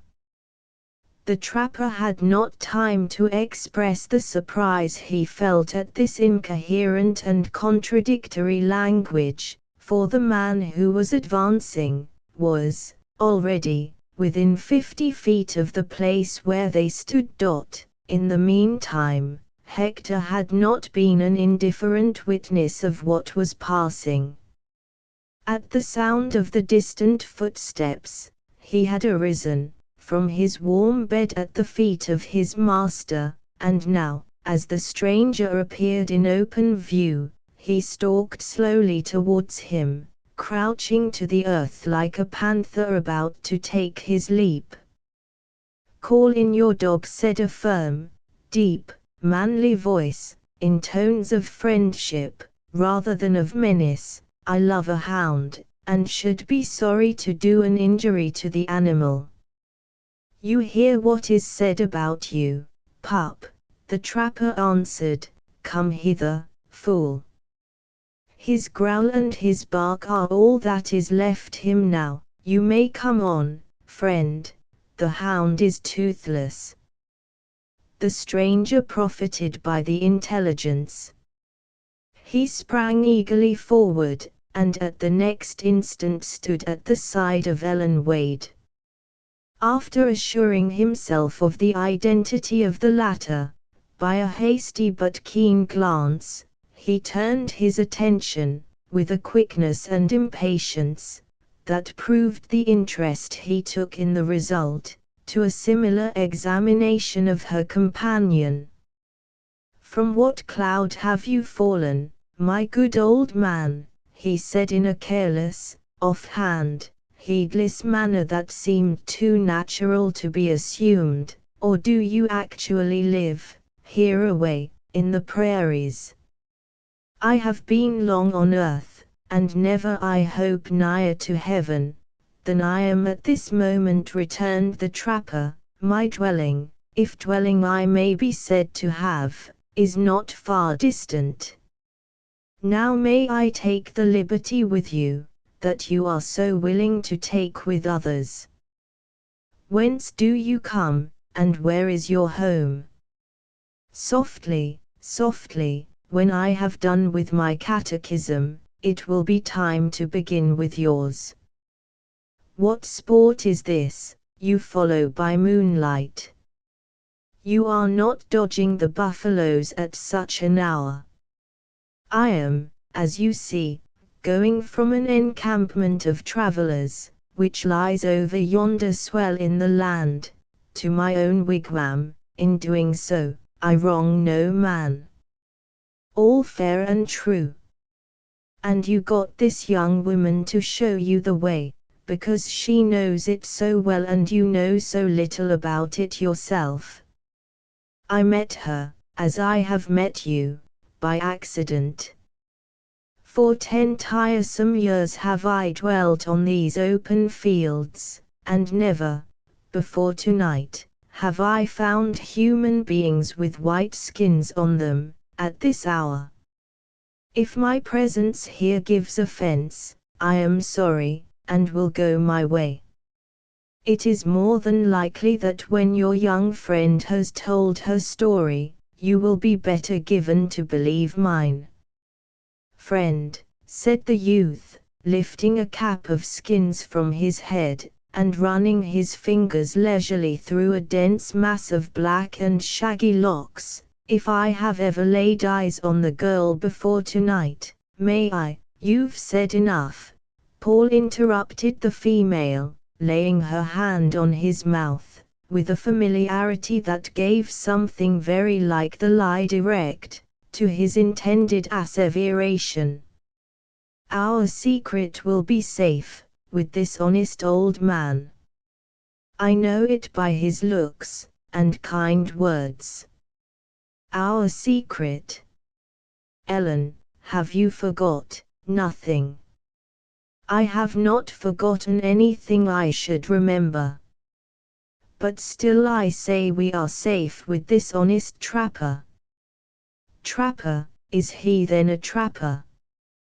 Give me your hand, father, our trades should bring us acquainted. There is little call for handicrafts in this region, returned the other, examining the athletic and active form of the youth, as he leaned carelessly and not ungracefully, on his rifle. The art of taking the creatures of God, in traps and nets, is one that needs more cunning than manhood, and yet am I brought to practice it, in my age. But it would be quite as seemly, in one like you, to follow a pursuit better becoming your years and courage. I never took even a slinking mink or a paddling muskrat in a cage, though I admit having peppered a few of the dark-skinned devils, when I had much better have kept my powder in the horn and the lead in its pouch. Not I, old man, nothing that crawls the earth is for my sport. What then may you do for a living, friend? For little profit is to be made in these districts, if a man denies himself his lawful right in the beasts of the fields. I deny myself nothing. If a bear crosses my path, he is soon the mere ghost of bruin. The deer begin to nose me, and as for the buffalo, I have killed more beef, old stranger, than the largest butcher in all Kentucky. You can shoot, then, demanded the trapper, with a glow of latent fire, glimmering about his eyes. Is your hand true, and your look quick? The first is like a steel trap, and the last nimbler than a buckshot. I wish it was hot noon, now, grandthera, and that there was an acre or two of your white swans or of black feathered ducks going south, over our heads. You or Ellen, here, might set your heart on the finest in the flock, and my character against a horn of powder, that the bird would be hanging head downwards, in 5 minutes, and that too, with a single ball. I scorn a shotgun. No man can say, he ever knew me carry one, a rod. The lad has good in him. I see it plainly by his manner, said the trapper, turning to Ellen with an encouraging air. I will take it on myself to say, that you are not unwise in meeting him, as you do. Tell me, lad, did you ever strike a leaping buck atwixt the antlers? Hector, quiet, pup, quiet. The very name of venison quickens the blood of the cur. Did you ever take an animal in that fashion, on the long leap? You might just as well ask me, did you ever eat? There is no fashion, old stranger, that a deer has not been touched by my hand, unless it was when asleep. You have a long and a happy and an honest life afore you. I am old, and I suppose I might also say, worn out and useless, but, if it was given me to choose my time, and place, again, as such things are not and ought not ever to be given to the will of man, though if such a gift was to be given me, I would say, 20 and the wilderness. But, tell me, how do you part with the peltry? With my pelts. I never took a skin from a buck, nor a quill from a goose, in my life. I knock them over, now and then, for a meal, and sometimes to keep my finger true to the touch, but when hunger is satisfied, the prairie wolves get the remainder. No, I keep to my calling, which pays me better than all the fur I could sell on the other side of the big river. The old man appeared to ponder a little, but shaking his head he soon continued, I know of but one business that can be followed here with profit. He was interrupted by the youth, who raised a small cup of tin, which dangled at his neck before the other's eyes, and springing its lid, the delicious odor of the finest flavored honey diffused itself over the organs of the trapper. A bee hunter, observed the latter, with a readiness that proved he understood the nature of the occupation, though not without some little surprise at discovering one of the other's spirited mien engaged in so humble a pursuit. It pays well in the skirts of the settlements, but I should call it a doubtful trade, in the more open districts. You think a tree is wanting for a swarm to settle in. But I know differently, and so I have stretched out a few 100 miles farther west than common, to taste your honey.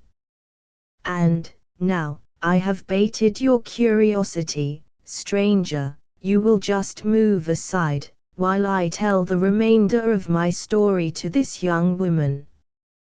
It is not necessary, I'm sure it is not necessary, that he should leave us, said Ellen, with a haste that implied some little consciousness of the singularity if not of the impropriety of the request.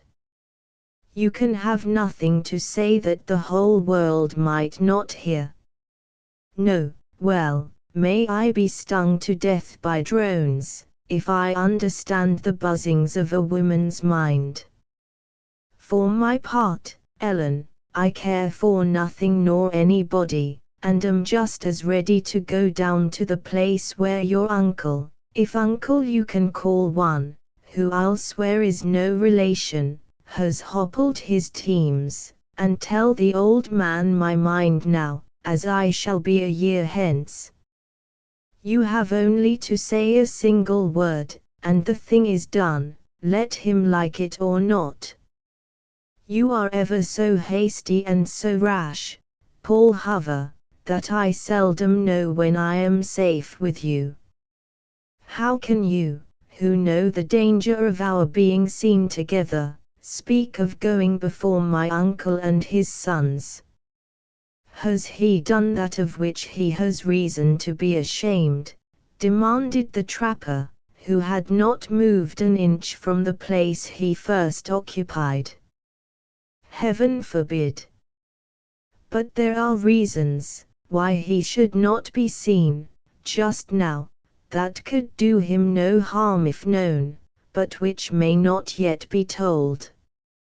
And, so, if you will wait, father, near yonder willow bush, until I have heard what Paul can possibly have to say, I shall be sure to come and wish you a good night, before I return to the camp. The trapper drew slowly aside, as if satisfied with the somewhat incoherent reason Ellen had given why he should retire. When completely out of earshot of the earnest and hurried dialogue that instantly commenced between the two he had left, the old man again paused, and patiently awaited the moment when he might renew his conversation with beings in whom he felt a growing interest, no less from the mysterious character of their intercourse, than from a natural sympathy in the welfare of a pair so young, and who, as in the simplicity of his heart he was also fain to believe, were also so deserving. He was accompanied by his indolent, but attached dog, who once more made his bed at the feet of his master, and soon lay slumbering as usual, with his head nearly buried in the dense fog of the prairie grass. It was a spectacle so unusual to see the human form amid the solitude in which he dwelt, that the trapper bent his eyes on the dim figures of his new acquaintances, with sensations to which he had long been a stranger. Their presence awakened recollections and emotions, to which his sturdy but honest nature had latterly paid but little homage, and his thoughts began to wander over the varied scenes of a life of hardships, that had been strangely blended with scenes of wild and peculiar enjoyment. The train taken by his thoughts had, already, conducted him, in imagination, far into an ideal world, when he was, once more suddenly, recalled to the reality of his situation, by the movements of the faithful hound. The dog, who, in submission to his years and infirmities, had manifested such a decided propensity to sleep, now arose, and stalked from out the shadow cast by the tall person of his master, and looked abroad into the prairie, as if his instinct apprised him of the presence of still another visitor. Then, seemingly content with his examination, he returned to his comfortable post and disposed of his weary limbs, with the deliberation and care of one who was no novice in the art of self-preservation. "What, again, Hector?" said the trapper in a soothing voice, which he had the caution, however, to utter in an undertone. "What is it, dog? Tell it all to his master. Pup, what is it?" Hector answered with another growl, but was content to continue in his lair. These were evidences of intelligence and distrust, to which one as practiced as the trapper could not turn an inattentive ear. He again spoke to the dog, encouraging him to watchfulness, by a low-guarded whistle. The animal, however, as if conscious of having, already, discharged his duty, obstinately refused to raise his head from the grass. "A hint from such a friend is far better than man's advice," muttered the trapper, as he slowly moved towards the couple who were yet, too earnestly and abstractedly, engaged in their own discourse, to notice his approach, and none but a conceited settler would hear it and not respect it, as he ought. "Children," he added, when nigh enough to address his companions, "we are not alone in these dreary fields. There are others stirring, and, therefore, to the shame of our kind, be it said, danger is nigh. If one of the lazy sons of skirting Ishmael is prowling out of his camp tonight," said the young bee hunter, with great vivacity, and in tones that might easily have been excited to a menace, "he may have an end put to his journey sooner than either he or his father is dreaming. My life on it, they are all with the teams," hurriedly answered the girl. "I saw the whole of them asleep, myself, except the two on watch, and their natures have greatly changed, if they, too, are not both dreaming of a turkey hunt, or a court-house fight, at this very moment. Some beast, with a strong scent, has passed between the wind and the hound, father, and it makes him uneasy, or, perhaps, he too is dreaming. I had a pup of my own, in Kentucky, that would start upon a long chase from a deep sleep, and all upon the fancy of some dream. Go to him, and pinch his ear, that the beast may feel the life within him." Not so," returned the trapper, shaking his head as one who better understood the qualities of his dog. "Youth sleeps, and dreams too, but age is awake and watchful. The pup is never false with his nose, and long experience tells me to heed his warnings. Did you ever run him upon the trail of carrion? Why, I must say, that the ravenous beasts have sometimes tempted me to let him loose, for they are as greedy as men, after the venison, in its season, but then I knew the reason of the dog, would tell him the object. No, Hector is an animal known in the ways of man, and will never strike a false trail when a true one is to be followed. The secret is out. You have run the hound on the track of a wolf, and his nose has a better memory than his master," said the bee hunter, laughing. "I have seen the creature sleep for hours, with pack after pack, in open view. A wolf might eat out of his tray without a snarl, unless there was a scarcity, then, indeed, Hector would be apt to claim his own. There are panthers down from the mountains. I saw one make a leap at a sick deer, as the sun was setting. Go you back to the dog, and tell him the truth, father, in a minute. he was interrupted by a long, loud, and piteous howl from the hound, which rose on the air of the evening, like the wailing of some spirit of the place, and passed off into the prairie, in cadences that rose and fell, like its own undulating surface. The trapper was impressively silent, listening intently. Even the reckless bee hunter was struck with the wailing wildness of the sounds.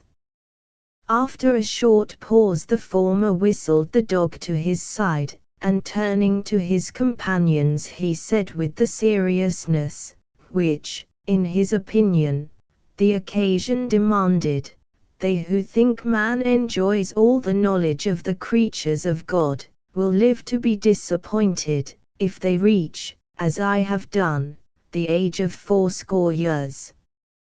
I will not take upon myself to say what mischief is brewing, nor will I vouch that, even, the hound himself knows so much, but that evil is nigh, and that wisdom invites us to avoid it, I have heard from the mouth of one who never lies. I did think, the pup had become unused to the footsteps of man, and that your presence made him uneasy, but his nose has been on a long scent the whole evening, and what I mistook as a notice of your coming, has been intended for something more serious. If the advice of an old man is, then, worth hearkening to, children, you will quickly go different ways to your places of shelter and safety. If I quit Ellen, at such a moment exclaimed the youth, "May I?" "You've said enough," the girl interrupted, by again interposing a band that might, both by its delicacy and color, have graced a far more elevated station in life. "My time is out, and we must part, at all events, so good night, Paul, father, good night." "Hist," said the youth, seizing her arm, as she was in the very act of tripping from his side. "Hist, do you hear nothing? There are buffaloes playing their pranks, at no great distance. That sound beats the earth like a herd of the mad scampering devils." His two companions listened, as people in their situation would be apt to lend their faculties to discover the meaning of any doubtful noises, especially, when heard after so many and such startling warnings. The unusual sounds were unequivocally though still faintly audible. The youth and his female companion had made several hurried, and vacillating conjectures concerning their nature, when a current of the night air brought the rush of trampling footsteps, too sensibly, to their ears, to render mistake any longer possible. "I am right," said the bee hunter, "a panther is driving a herd before him, or maybe, there is a battle among the beasts." "Your ears are cheats," returned the old man, who, from the moment his own organs had been able to catch the distant sounds, stood like a statue made to represent deep attention. "The leaps are too long for the buffalo, and too regular for terror. Hist! Now they are in a bottom where the grass is high, and the sound is deadened. There they go on the hard earth. And now they come up the swell, dead upon us. They will be here afore you can find a cover." "Come, Ellen," cried the youth, seizing his companion by the hand, "let us make a trial for the encampment." Too late, exclaimed the trapper, "for the creatures are in open view, and a bloody band of accursed Skzes they are, by their thieving look, and the random fashion in which they ride. Skzes or devils, they shall find us men," said the bee hunter, with a mien as fierce as if he led a party of superior strength, and of a courage equal to his own. You have a peace, old man, and will pull a trigger in behalf of a helpless, Christian girl. Down, down into the grass, down with ye both, whispered the trapper, intimating to them to turn aside to the tall weeds, which grew, in a denser body than common, near the place where they stood. You've not the time to fly, nor the numbers to fight, foolish boy. Down into the grass, if you prize the young woman, or value the gift of life. His remonstrance, seconded, as it was, by a prompt and energetic action, did not fail to produce the submission to his order, which the occasion seemed, indeed, imperiously to require. The moon had fallen behind a sheet of thin, fleecy clouds, which skirted the horizon, leaving just enough of its faint and fluctuating light to render objects visible, dimly revealing their forms and proportions. The trapper, by exercising that species of influence over his companions, which experience and decision usually assert, in cases of emergency, had effectually succeeded in concealing them in the grass, and by the aid of the feeble rays of the luminary, he was enabled to scan the disorderly party which was riding, like so many madmen, directly upon them. A band of beings, who resembled demons rather than men, sporting in their nightly revels across the bleak plain, was in truth approaching, at a fearful rate, and in a direction to leave little hope that some one among them, at least, would not pass over the spot where the trapper and his companions lay. At intervals, the clattering of hoofs was borne along by the night wind, quite audibly in their front, and then, again, their progress through the fog of the autumnal grass was swift and silent, adding to the unearthly appearance of the spectacle. The trapper, who had called in his hound, and bidden him crouch at his side, now kneeled in the cover also, and kept a keen and watchful eye on the route of the band, soothing the fears of the girl, and restraining the impatience of the youth, in the same breath. If there's one, there's 30 of the miscreants, he said, in a sort of episode to his whispered comments. They are edging towards the river, peace, pup, peace, no, here they come this way again, the thieves don't seem to know their own errand. If there were just 6 of us, lad, what a beautiful ambushment we might make upon them, from this very spot. It won't do, boy, keep yourself closer, or your head will be seen. Besides, I'm not altogether strong in the opinion it would be lawful, as they have done us no harm. There they bend again to the river, no, here they come up the swell, now is the moment to be as still, as if the breath had done its duty and departed the body. The old man sunk into the grass while he was speaking, as if the final separation to which he alluded, had, in his own case, actually occurred, and, at the next instant, a band of wild horsemen whirled by them, with the noiseless rapidity in which it might be imagined a troop of spectres would pass. The dark and fleeting forms were already vanished, when the trapper ventured again to raise his head to a level with the tops of the bending herbage, motioning at the same time to his companions to maintain their positions and their silence.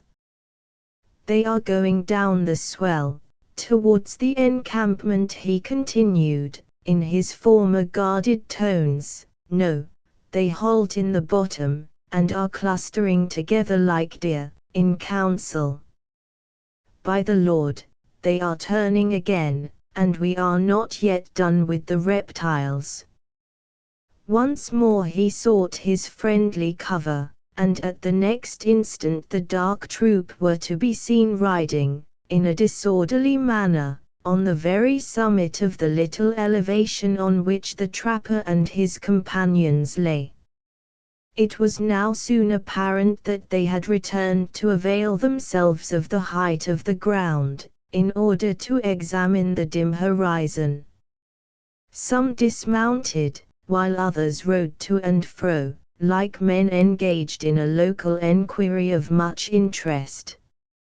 Happily, for the hidden party, the grass in which they were concealed, not only served to screen them from the eyes of the savages, but opposed an obstacle to prevent their horses, which were no less rude and untrained than their riders, from trampling on them, in their irregular and wild paces. At length an athletic and dark-looking Indian, who, by his air of authority, would seem to be the leader, summoned his chiefs about him, to a consultation, which was held mounted.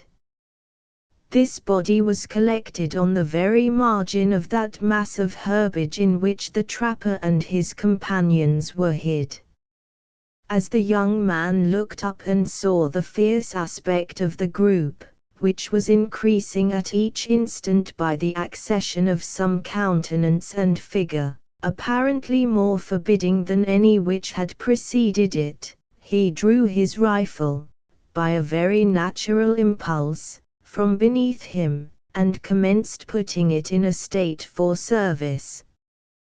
The female, at his side, buried her face in the grass, by a feeling that was, possibly, quite as natural to her sex and habits, leaving him to follow the impulses of his hot blood, but his aged and more prudent adviser, whispered, sternly, in his ear, "The tick of the lock is as well known to the knaves, as the blast of a trumpet to a soldier. Lay down the piece, lay down the piece." Should the moon touch the barrel, it could not fail to be seen by the devils, whose eyes are keener than the blackest snakes. The smallest motion, now, would be sure to bring an arrow among us. The bee hunters so far obeyed as to continue immovable and silent. But there was still sufficient light to convince his companion, by the contracted brow and threatening eye of the young man, that a discovery would not bestow a bloodless victory on the savages. Finding his advice disregarded, the trapper took his measures accordingly, and awaited the result with a resignation and calmness that were characteristic of the individual. In the meantime, the Skzis, for the sagacity of the old man was not deceived in the character of his dangerous neighbors, had terminated their council, and were again dispersed along the ridge of land as if they sought some hidden object. "The imps have heard the hound," whispered the trapper, "and their ears are too true to be cheated in the distance. Keep close, lad, keep close, down with your head to the very earth, like a dog that sleeps. Let us rather take to our feet, and trust to manhood," returned his impatient companion.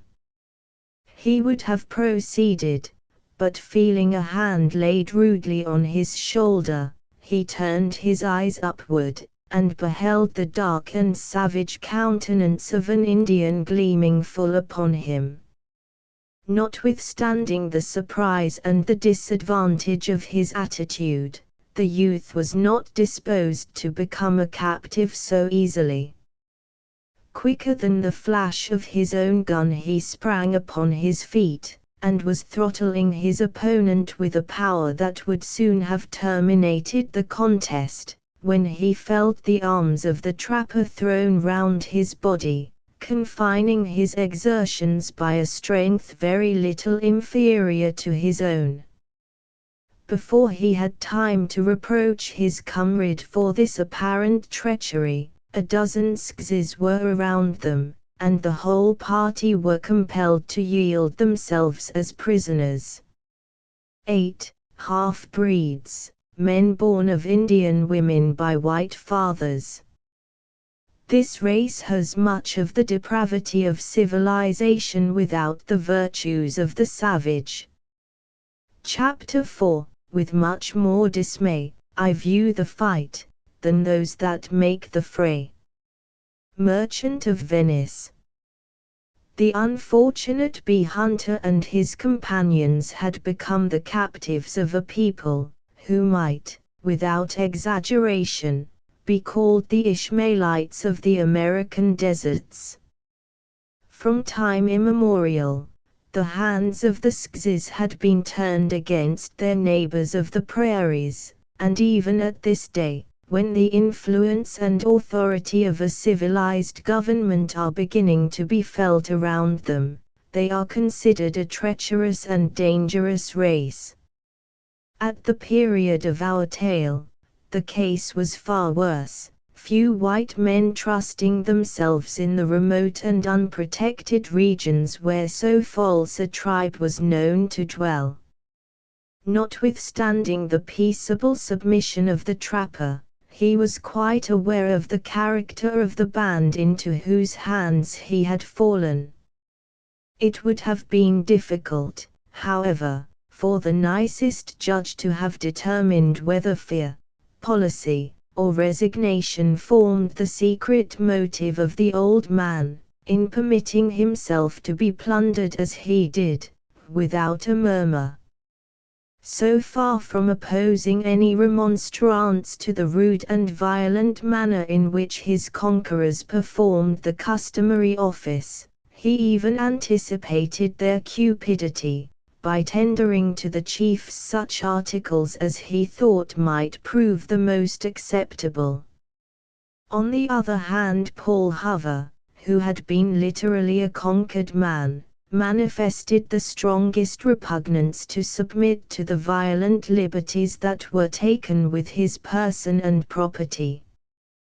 He even gave several exceedingly unequivocal demonstrations of his displeasure during the summary process, and would, more than once, have broken out in open and desperate resistance, but for the admonitions and entreaties of the trembling girl, who clung to his side, in a manner so dependent, as to show the youth, that her hopes were now placed, no less on his discretion, than on his disposition to serve her. The Indians had, however, no sooner deprived the captives of their arms and ammunition, and stripped them of a few articles of dress of little use, and perhaps of less value, than they appeared disposed to grant them a respite. Business of greater moment pressed on their hands, and required their attention. Another consultation of the chiefs was convened, and it was apparent, by the earnest and vehement manner of the few who spoke, that the warriors conceived their success as yet to be far from complete. "It will be well," whispered the trapper, who knew enough of the language he heard to comprehend perfectly the subject of the discussion, "if the travelers who lie near the willow brake are not awoke out of their sleep by a visit from these miscreants. They are too cunning to believe that a woman of the pale faces is to be found so far from the settlements, without having a white man's inventions and comforts at hand. If they will carry the tribe of wandering Ishmael to the Rocky Mountains," said the young bee hunter, laughing in his vexation with a sort of bitter merriment, "I may forgive the rascals." "Paul! Paul!" exclaimed his companion in a tone of reproach, "you forget all. think of the dreadful consequences. It was thinking of what you call consequences, Ellen, that prevented me from putting the matter, at once, to yonder red devil, and making it a real knock-down and drag-out. Old trapper, the sin of this cowardly business lies on your shoulders. But it is no more than your daily calling, I reckon, to take men, as well as beasts, in snares. I implore you, Paul, to be calm, to be patient. Well, since it is your wish, Ellen, returned the youth, endeavoring to swallow his spleen, I will make the trial, though, as you ought to know, it is part of the religion of a Kentuckian to fret himself a little at a mischance. I fear your friends in the other bottom will not escape the eyes of the imps, continued the trapper, as coolly as though he had not heard a syllable of the intervening discourse. They scent plunder, and it would be as hard to drive a hound from his game, as to throw the varmints from its trail. Is there nothing to be done? Asked Ellen, in an imploring manner, which proved the sincerity of her concern. It would be an easy matter to call out, in so loud a voice as to make old Ishmael dream that the wolves were among his flock. Paul replied, I can make myself heard a mile in these open fields, and his camp is but a short quarter from us. And get knocked on the head for your pains, returned the trapper. No, no, cunning must match cunning, or the hounds will murder the whole family. Murder? No, no murder. Ishmael loves travel so well, there would be no harm in his having a look at the other sea, but the old fellow is in a bad condition to take the long journey. I would try a lock myself before he should be quite murdered. His party is strong in number, and well armed. Do you think it will fight? Look here, old trapper, few men love Ishmael Bush and his 7 sledgehammer sons less than one Paul Hover, but I scorn to slander even a Tennessee shotgun. There is as much of the true stand-up courage among them, as there is in any family that was ever raised in Kentucky itself. They are a long-sided and a double-jointed breed, and let me tell you, that he who takes the measure of one of them on the ground, must be a workman at a hug. Hist! The savages have done their talk, and are about to set their accursed devices in motion. Let us be patient, something may yet offer in favor of your friends. Friends, call none of the race a friend of mine, trapper, if you have the smallest regard for my affection. What I say in their favor is less from love than honesty. I did not know but the young woman was of the kin, returned the other, a little dryly, but no offense should be taken, where none was intended.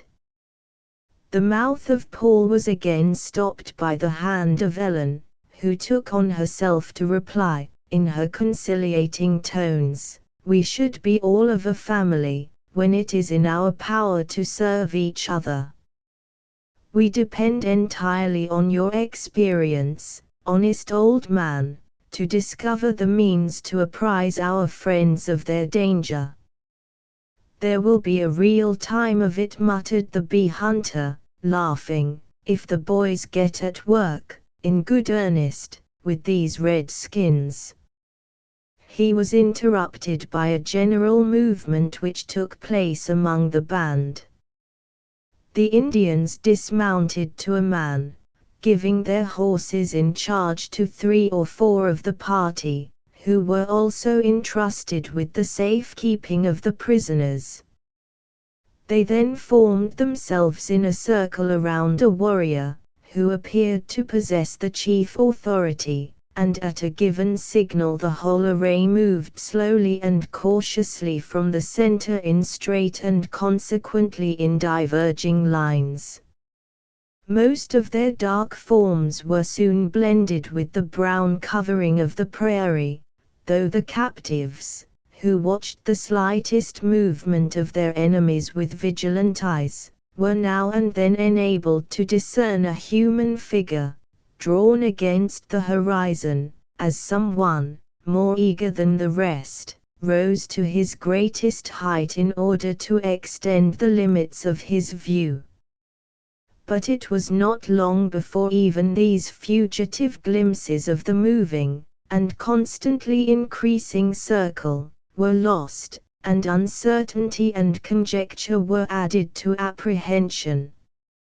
In this manner passed many anxious and weary minutes, during the close of which the listeners expected at each moment to hear the whoop of the assailants and the shrieks of the assailed, rising together on the stillness of the night. But it would seem that the search which was so evidently making, was without a sufficient object, for at the expiration of half an hour the different individuals of the band began to return singly, gloomy and sullen, like men who were disappointed. "Our time is at hand," observed the trapper, who noted the smallest incident, or the slightest indication of hostility among the savages. "We are now to be questioned, and if I know anything of the policy of our case, I should say it would be wise to choose one among us to hold the discourse, in order that our testimony may agree. And furthermore, if an opinion from one as old and as worthless as a hunter of fourscore, is to be regarded, I would just venture to say, that man should be the one most skilled in the nature of an Indian, and that he should also know something of their language. Are you acquainted with the tongue of the Skzes, friend?" "Swarm your own hive," returned the discontented bee hunter. "You are good at buzzing, old trapper, if you are good at nothing else." "'Tis the gift of youth to be rash and heady," the trapper calmly retorted. "The day has been, boy, when my blood was like your own, too swift and too hot to run quietly in my veins. But what will it profit to talk of silly risks and foolish acts at this time of life? A grey head should cover a brain of reason, and not the tongue of a boaster." "True, true," whispered Ellen, "and we have other things to attend to now. Here comes the Indian to put his questions." The girl, whose apprehensions had quickened her senses, was not deceived. She was yet speaking when a tall, half-naked savage approached the spot where they stood, and after examining the whole party as closely as the dim light permitted, for more than a minute in perfect stillness, he gave the usual salutation in the harsh and guttural tones of his own language.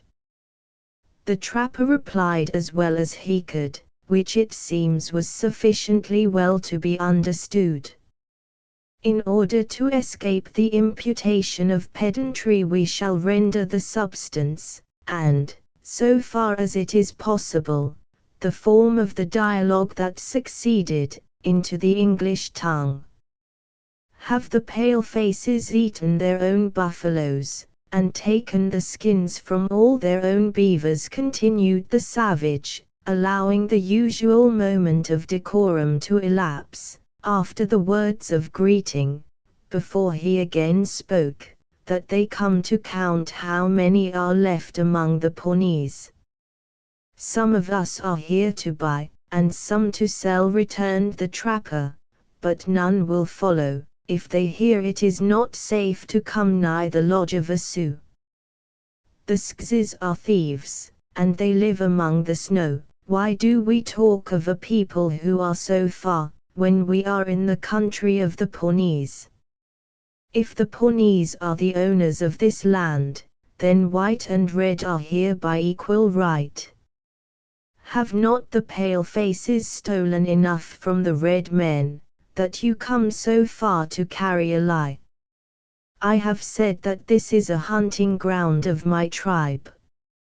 My right to be here is equal to your own, the trapper rejoined, with undisturbed coolness. I do not speak as I might, it is better to be silent. The Pawnees and the white men are brothers, but a Sioux dare not show his face in the village of the Loups. The Dakotas are men, exclaimed the savage, fiercely, forgetting in his anger to maintain the character he had assumed, and using the appellation of which his nation was most proud. The Dakotas have no fear. Speak, what brings you so far from the villages of the pale faces? I have seen the sun rise and set on many councils, and have heard the words of wise men. Let your chiefs come, and my mouth shall not be shut.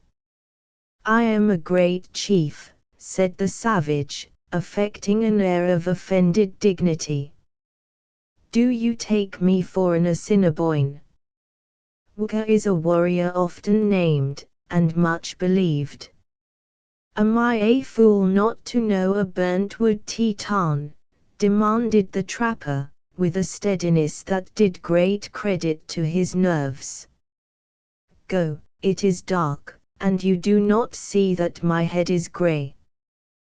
The Indian now appeared convinced that he had adopted too shallow an artifice to deceive one so practiced as the man he addressed, and he was deliberating what fiction he should next invent, in order to obtain his real object, when a slight commotion among the band put an end at once to all his schemes. Casting his eyes behind him, as if fearful of a speedy interruption, he said, in tones much less pretending than those he had first resorted to, give Wooka the milk of the long knives, and he will sing your name in the ears of the great men of his tribe. Go, repeated the trapper, motioning him away, with strong disgust. Your young men are speaking of Matoi. My words are for the ears of a chief. The savage cast a look at the other, which, notwithstanding the dim light, was sufficiently indicative of implacable hostility. He then stole away among his fellows, anxious to conceal the counterfeit he had attempted to practice, no less than the treachery he had contemplated against a fair division of the spoils, from the man named by the trapper, whom he now also knew to be approaching, by the manner in which his name passed from one to another, in the band. He had hardly disappeared before a warrior of powerful frame advanced out of the dark circle, and placed himself before the captives, with that high and proud bearing for which a distinguished Indian chief is ever so remarkable. He was followed by all the party, who arranged themselves around his person, in a deep and respectful silence. The earth is very large, the chief commenced, after a pause of that true dignity which his counterfeit had so miserably affected. Why can the children of my great white father never find room on it? Some among them have heard that their friends in the prairies are in want of many things, returned the trapper, and they have come to see if it be true. Some want, in their turns, what the red men are willing to sell, and they come to make their friends rich, with powder and blankets. Do traders cross the big river with empty hands? Our hands are empty because your young men thought we were tired, and they have lightened us of our load. They were mistaken. I am old, but I am still strong. It cannot be. Your load has fallen in the prairies. Show my young men the place, that they may pick it up before the Pawnees find it. The path to the spot is crooked, and it is night. The hour is come for sleep, said the trapper, with perfect composure. Bid your warriors go over yonder hill. There is water and there is wood. Let them light their fires and sleep with warm feet. When the sun comes again I will speak to you. A low murmur, but one that was clearly indicative of dissatisfaction, passed among the attentive listeners, and served to inform the old man that he had not been sufficiently wary in proposing a measure that he intended should notify the travelers in the break of the presence of their dangerous neighbors. Matoi, however, without betraying, in the slightest degree, the excitement which was so strongly exhibited by his companions, continued the discourse in the same lofty manner as before. I know that my friend is rich, he said, that he has many warriors not far off, and that horses are plentier with him than dogs among the redskins. You see my warriors, and my horses. What, has the woman the feet of a Dakota, that she can walk for 30 nights in the prairies, and not fall? I know the red men of the woods make long marches on foot, but we, who live where the eye cannot see from one lodge to another, love our horses. The trapper now hesitated, in his turn. He was perfectly aware that deception, if detected, might prove dangerous, and, for one of his pursuits and character, he was strongly troubled with an unaccommodating regard for the truth. But, recollecting that he controlled the fate of others as well as of himself, he determined to let things take their course, and to permit the Dakota chief to deceive himself if he would. The women of the Skzes and of the white men are not of the same wigwam, he answered evasively. Would a Teton warrior make his wife greater than himself? I know he would not, and yet my ears have heard that there are lands where the councils are held by squaws. Another slight movement in the dark circle apprised the trapper that his declaration was not received without surprise, if entirely without distrust. The chief alone seemed unmoved, nor was he disposed to relax from the loftiness and high dignity of his air. My white fathers who live on the Great Lakes have declared, he said, that their brothers towards the rising sun are not men, and now I know they did not lie. Go, what is a nation whose chief is a squaw? Are you the dog and not the husband of this woman? I am neither. Never did I see her face before this day. She came into the prairies because they had told her a great and generous nation called the Dakotas lived there, and she wished to look on men. The women of the pale faces, like the women of the Skzes, open their eyes to see things that are new, but she is poor, like myself, and she will want corn and buffaloes, if you take away the little that she and her friend still have. My ears listen to many wicked lies, exclaimed the Teton warrior, in a voice so stern that it startled even his red auditors. Am I a woman? Has not a Dakota eyes? Tell me, white hunter, who are the men of your color, that sleep near the fallen trees? As he spoke, the indignant chief pointed in the direction of Ishmael's encampment, leaving the trapper no reason to doubt that the superior industry and sagacity of this man had effected a discovery which had eluded the search of the rest of his party. Notwithstanding his regret at an event that might prove fatal to the sleepers, and some little vexation at having been so completely outwitted, in the dialogue just related, the old man continued to maintain his air of inflexible composure. "It may be true," he answered, "that white men are sleeping in the prairie. If my brother says it, it is true. But what men thus trust to the generosity of the Tetons, I cannot tell. If there be strangers asleep, send your young men to wake them up, and let them say why they are here. Every pale face has a tongue."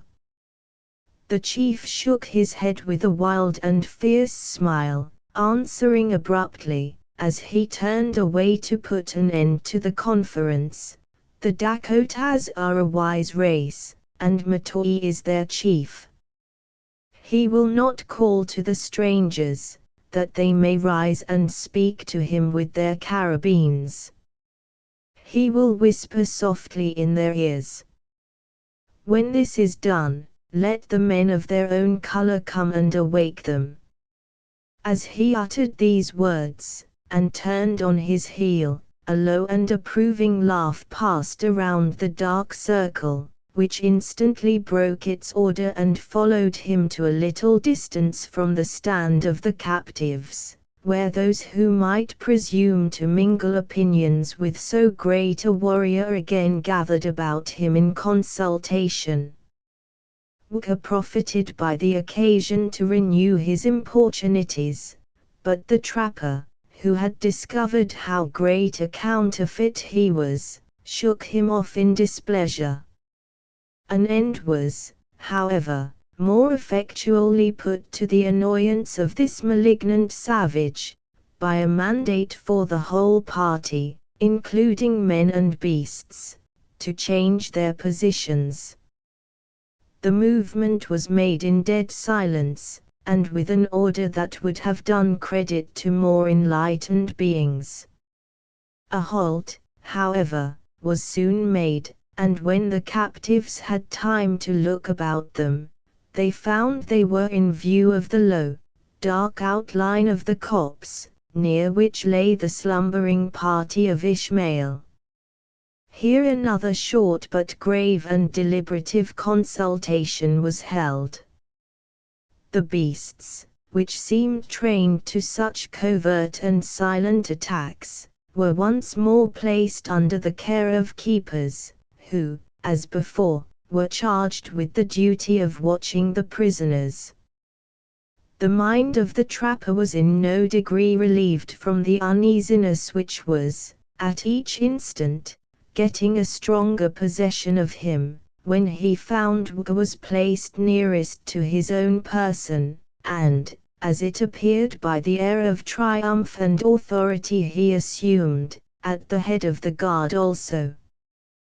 The savage, however, who doubtless had his secret instructions, was content, for the present, with making a significant gesture with his tomahawk, which menaced death to Ellen. After admonishing in this expressive manner his male captives of the fate that would instantly attend their female companion, on the slightest alarm proceeding from any of the party, he was content to maintain a rigid silence. This unexpected forbearance, on the part of Wooka, enabled the trapper and his two associates to give their undivided attention to the little that might be seen of the interesting movements which were passing in their front. Matoi took the entire disposition of the arrangements on himself. He pointed out the precise situation he wished each individual to occupy, like one intimately acquainted with the qualifications of his respective followers, and he was obeyed with the deference and promptitude with which an Indian warrior is wont to submit to the instructions of his chief, in moments of trial. Some he dispatched to the right, and others to the left. Each man departed with the noiseless and quick step peculiar to the race, until all had assumed their allotted stations, with the exception of 2 chosen warriors, who remained nigh the person of their leader. When the rest had disappeared, Matoi turned to these select companions, and intimated by a sign that the critical moment had arrived, when the enterprise he contemplated was to be put in execution. Each man laid aside the light fowling piece, which, under the name of a carabine, he carried in virtue of his rank, and divesting himself of every article of exterior or heavy clothing, he stood resembling a dark and fierce-looking statue, in the attitude, and nearly in the garb, of nature.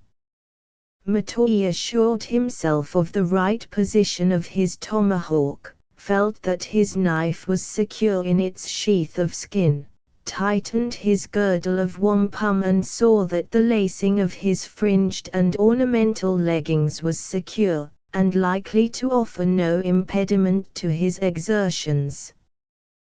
Thus prepared at all points, and ready for his desperate undertaking, the Teton gave the signal to proceed. The 3 advanced in a line with the encampment of the travelers, until, in the dim light by which they were seen, their dusky forms were nearly lost to the eyes of the prisoners. Here they paused, looking around them like men who deliberate and ponder long on the consequences before they take a desperate leap. Then sinking together, they became lost in the grass of the prairie. It is not difficult to imagine the distress and anxiety of the different spectators of these threatening movements. Whatever might be the reasons of Ellen for entertaining no strong attachment to the family in which she has first been seen by the reader, the feelings of her sex, and, perhaps, some lingering seeds of kindness, predominated. More than once she felt tempted to brave the awful and instant danger that awaited such an offense, and to raise her feeble, and, in truth, impotent voice in warning.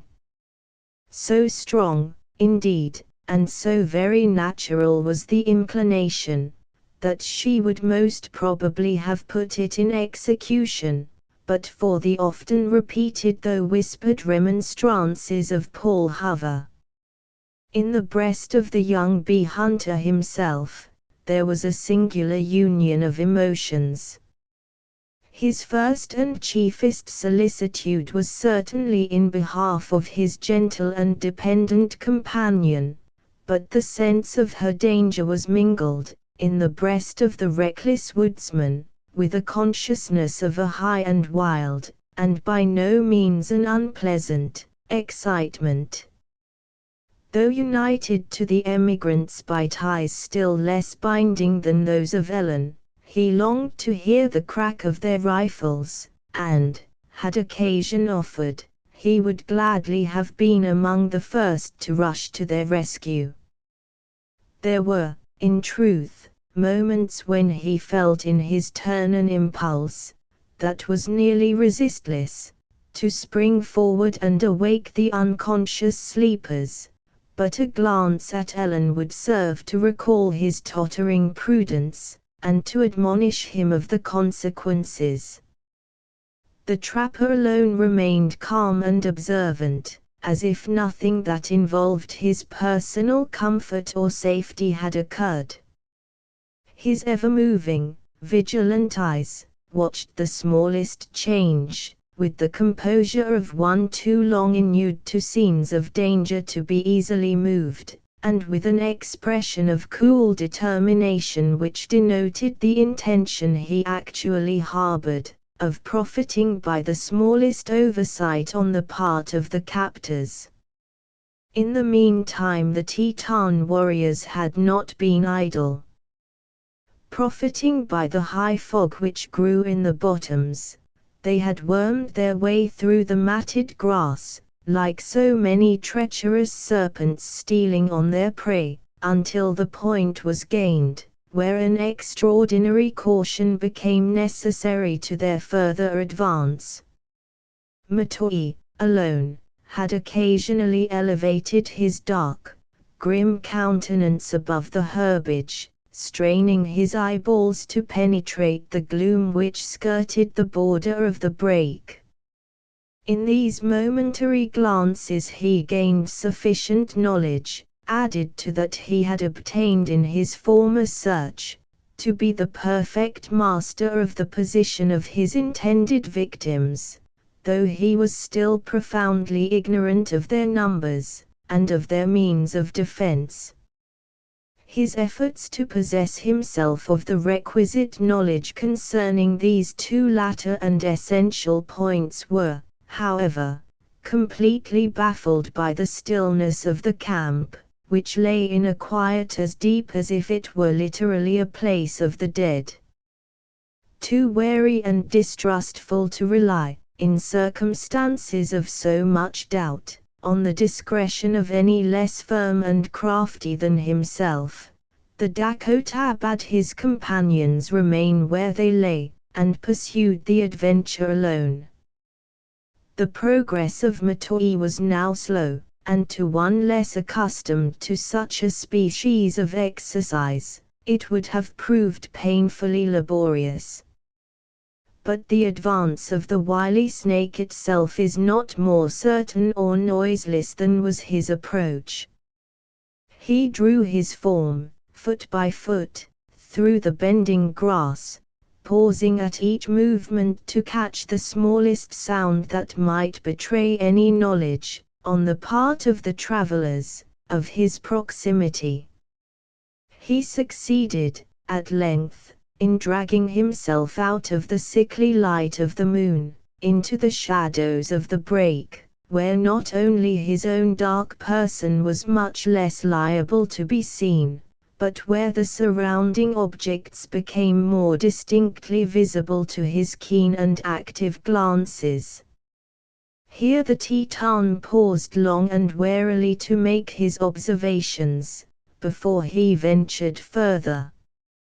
His position enabled him to bring the whole encampment, with its tent, wagons, and lodges, into a dark but clearly marked profile, furnishing a clue by which the practiced warrior was led to a tolerably accurate estimate of the force he was about to encounter. Still an unnatural silence pervaded the spot, as if men suppressed even the quiet breathings of sleep, in order to render the appearance of their confidence more evident. The chief bent his head to the earth, and listened intently. He was about to raise it again, in disappointment, when the long-drawn and trembling respiration of one who slumbered imperfectly met his ear. The Indian was too well skilled in all the means of deception to become himself the victim of any common artifice. He knew the sound to be natural, by its peculiar quivering, and he hesitated no longer. A man of nerves less tried than those of the fierce and conquering Matoi would have been keenly sensible of all the hazard he incurred. The reputation of those hardy and powerful white adventurers, who so often penetrated the wilds inhabited by his people, was well known to him, but while he drew nigher, with the respect and caution that a brave enemy never fails to inspire, it was with the vindictive animosity of a red man, jealous and resentful of the inroads of the stranger. Turning from the line of his former route, the Teton dragged himself directly towards the margin of the thicket.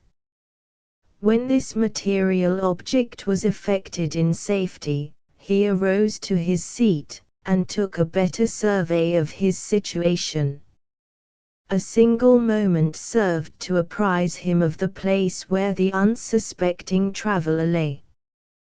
The reader will readily anticipate that the savage had succeeded in gaining a dangerous proximity to one of those slothful sons of Ishmael, who were deputed to watch over the isolated encampment of the travelers. When certain that he was undiscovered, the Dakota raised his person again, and bending forward, he moved his dark visage above the face of the sleeper, in that sort of wanton and subtle manner with which the reptile is seen to play about its victim before it strikes. Satisfied at length, not only of the condition but of the character of the stranger, Matoi was in the act of withdrawing his head, when a slight movement of the sleeper announced the symptoms of reviving consciousness. The savage seized the knife which hung at his girdle, and in an instant it was poised above the breast of the young emigrant. Then changing his purpose, with an action as rapid as his own flashing thoughts, he sunk back behind the trunk of the fallen tree against which the other reclined, and lay in its shadow, as dark, as motionless, and apparently as insensible as the wood itself. The slothful sentinel opened his heavy eyes, and gazing upward for a moment at the hazy heavens, he made an extraordinary exertion, and raised his powerful frame from the support of the log. Then he looked about him, with an air of something like watchfulness, suffering his dull glances to run over the misty objects of the encampment until they finally settled on the distant and dim field of the open prairie. Meeting with nothing more attractive than the same faint outlines of swell and interval, which everywhere rose before his drowsy eyes, he changed his position so as completely to turn his back on his dangerous neighbor, and suffered his person to sink sluggishly down into its former recumbent attitude. A long, and, on the part of the Teton, an anxious and painful silence succeeded, before the deep breathing of the traveler again announced that he was indulging in his slumbers. The savage was, however, far too jealous of a counterfeit to trust to the first appearance of sleep. But the fatigues of a day of unusual toil lay too heavy on the sentinel to leave the other long in doubt. Still the motion with which Matoi again raised himself to his knees was so noiseless and guarded, that even a vigilant observer might have hesitated to believe he stirred. The change was, however, at length effected, and the Dakota chief then bent again over his enemy, without having produced a noise louder than that of the cottonwood leaf which fluttered at his side in the currents of the passing air. Matoi now felt himself master of the sleeper's fate. At the same time that he scanned the vast proportions and athletic limbs of the youth, in that sort of admiration which physical excellence seldom fails to excite in the breast of a savage, he coolly prepared to extinguish the principle of vitality which could alone render them formidable. After making himself sure of the seat of life, by gently removing the folds of the intervening cloth, he raised his keen weapon, and was about to unite his strength and skill in the impending blow, when the young man threw his brawny arm carelessly backward, exhibiting in the action the vast volume of its muscles. The sagacious and wary Teton paused. It struck his acute faculties that sleep was less dangerous to him, at that moment, than even death itself might prove. The smallest noise, the agony of struggling, with which such a frame would probably relinquish its hold of life, suggested themselves to his rapid thoughts, and were all present to his experienced senses. He looked back into the encampment, turned his head into the thicket, and glanced his glowing eyes abroad into the wild and silent prairies. Bending once more over the respite victim, he assured himself that he was sleeping heavily, and then abandoned his immediate purpose in obedience alone to the suggestions of a more crafty policy. The retreat of Matoi was as still and guarded as had been his approach. He now took the direction of the encampment, stealing along the margin of the break, as a cover into which he might easily plunge at the smallest alarm. The drapery of the solitary hut attracted his notice in passing. After examining the whole of its exterior, and listening with painful intensity, in order to gather counsel from his ears, the savage ventured to raise the cloth at the bottom, and to thrust his dark visage beneath. It might have been a minute before the Teton chief drew back, and seated himself with the whole of his form without the linen tenement. Here he sat, seemingly brooding over his discovery, for many moments, in rigid inaction. Then he resumed his crouching attitude, and once more projected his visage beyond the covering of the tent. His second visit to the interior was longer, and, if possible, more ominous than the first. But it had, like everything else, its termination, and the savage again withdrew his glaring eyes from the secrets of the place. Matoi had drawn his person many yards from the spot, in his slow progress towards the cluster of objects which pointed out the center of the position, before he again stopped. He made another pause, and looked back at the solitary little dwelling he had left, as if doubtful whether he should not return. But the chevaux de frise of branches now lay within reach of his arm, and the very appearance of precaution it presented, as it announced the value of the effects it encircled, tempted his cupidity, and induced him to proceed. The passage of the savage, through the tender and brittle limbs of the cottonwood, could be likened only to the sinuous and noiseless winding of the reptiles which he imitated. When he had effected his object, and had taken an instant to become acquainted with the nature of the localities within the enclosure, the Teton used the precaution to open a way through which he might make a swift retreat. Then raising himself on his feet, he stalked through the encampment, like the master of evil, seeking whom and what he should first devote to his fell purposes. He had already ascertained the contents of the lodge in which were collected the woman and her young children, and had passed several gigantic frames, stretched on different piles of brush, which happily for him lay in unconscious helplessness, when he reached the spot occupied by Ishmael in person. It could not escape the sagacity of one like Matoi, that he had now within his power the principal man among the travelers. He stood long hovering above the recumbent and Herculean form of the emigrant, keenly debating in his own mind the chances of his enterprise, and the most effectual means of reaping its richest harvest. He sheathed the knife, which, under the hasty and burning impulse of his thoughts, He had been tempted to draw, and was passing on, when Ishmael turned in his lair, and demanded roughly who was moving before his half-opened eyes. Nothing short of the readiness and cunning of a savage could have evaded the crisis.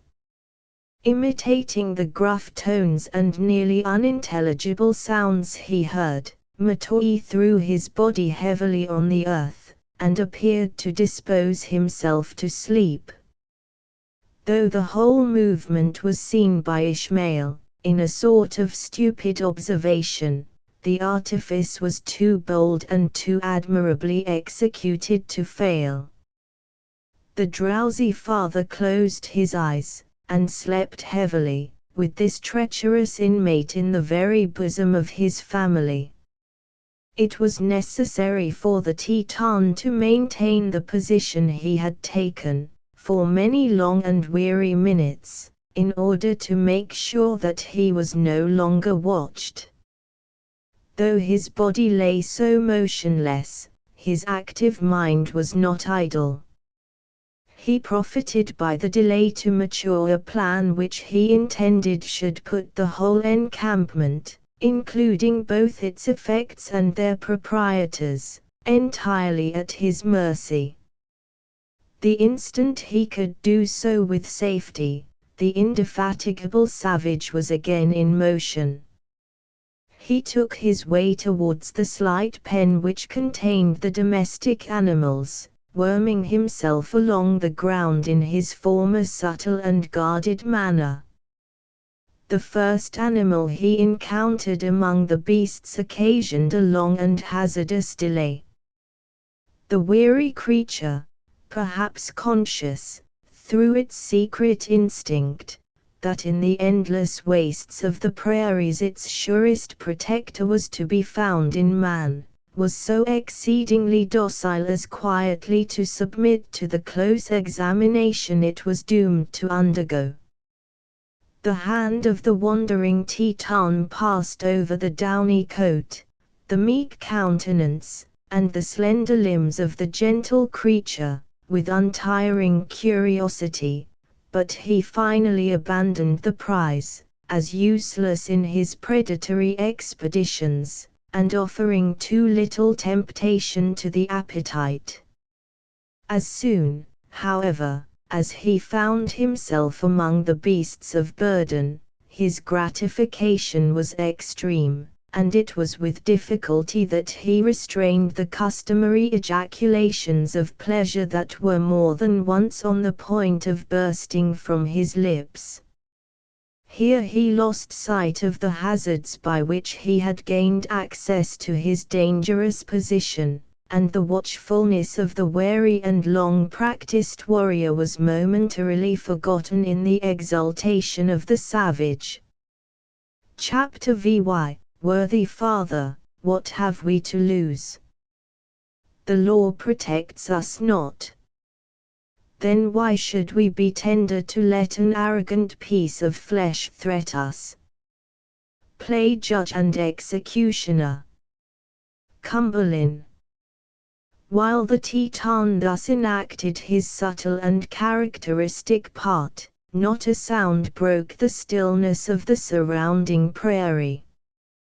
The whole band lay at their several posts, waiting, with the well-known patience of the natives, for the signal which was to summon them to action. To the eyes of the anxious spectators who occupied the little eminence, already described as the position of the captives, the scene presented the broad, solemn view of a waste, dimly lighted by the glimmering rays of a clouded moon.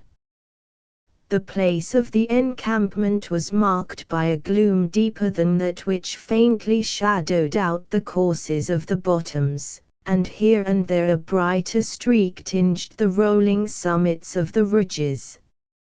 As for the rest, it was the deep, imposing quiet of a desert. But to those who so well knew how much was brooding beneath this mantle of stillness and night, it was a scene of high and wild excitement. Their anxiety gradually increased, as minute after minute passed away, and not the smallest sound of life arose out of the calm and darkness which enveloped the break.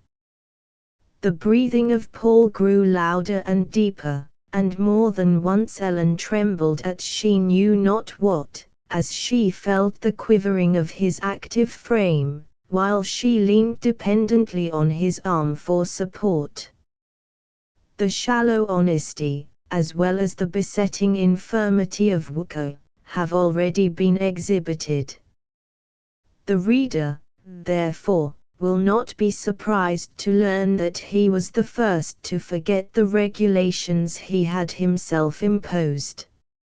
It was at the precise moment when we left Matoi yielding to his nearly ungovernable delight, as he surveyed the number and quality of Ishmael's beasts of burden, that the man he had selected to watch his captives chose to indulge in the malignant pleasure of tormenting those it was his duty to protect. Bending his head nigh the ear of the trapper, the savage rather muttered than whispered, "If the Tetons lose their great chief by the hands of the Long Knives, 9 old shall die as well as young." "Life is the gift of the Wakanda," was the unmoved reply. The burnt-wood warrior must submit to his laws, as well as his other children.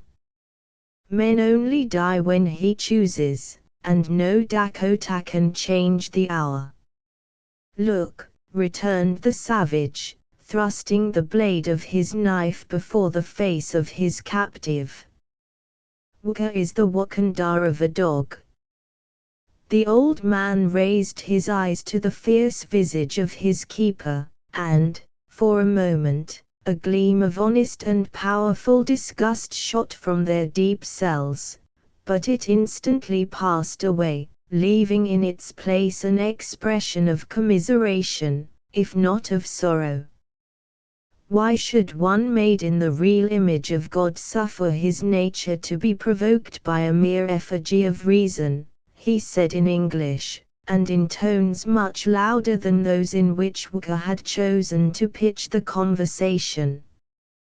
The latter profited by the unintentional offense of his captive, and, seizing him by the thin, grey locks, that fell from beneath his cap, was on the point of passing the blade of his knife in malignant triumph around their roots, when a long, shrill yell rent the air, and was instantly echoed from the surrounding waste, as if 1,000 demons opened their throats in common at the summons. Wooga relinquished his grasp, and uttered a cry of exultation. "Now," shouted Paul, unable to control his impatience any longer, "now, old Ishmael, is the time to show the native blood of Kentucky. Fire low, boys, level into the swales, for the redskins are settling to the very earth." His voice was, however, lost, or rather unheeded, in the midst of the shrieks, shouts, and yells that were, by this time, bursting from 50 mouths on every side of him. The guards still maintained their posts at the side of the captives, but it was with that sort of difficulty with which steeds are restrained at the starting post, when expecting the signal to commence the trial of speed. They tossed their arms wildly in the air, leaping up and down more like exulting children than sober men, and continued to utter the most frantic cries. In the midst of this tumultuous disorder a rushing sound was heard, similar to that which might be expected to precede the passage of a flight of buffaloes, and then came the flocks and cattle of Ishmael in one confused and frightened drove. "They have robbed the squatter of his beasts," said the attentive trapper. "The reptiles have left him as hoofless as a beaver." He was yet speaking, when the whole body of the terrified animals rose the little acclivity, and swept by the place where he stood, followed by a band of dusky and demon-like looking figures, who pressed madly on their rear.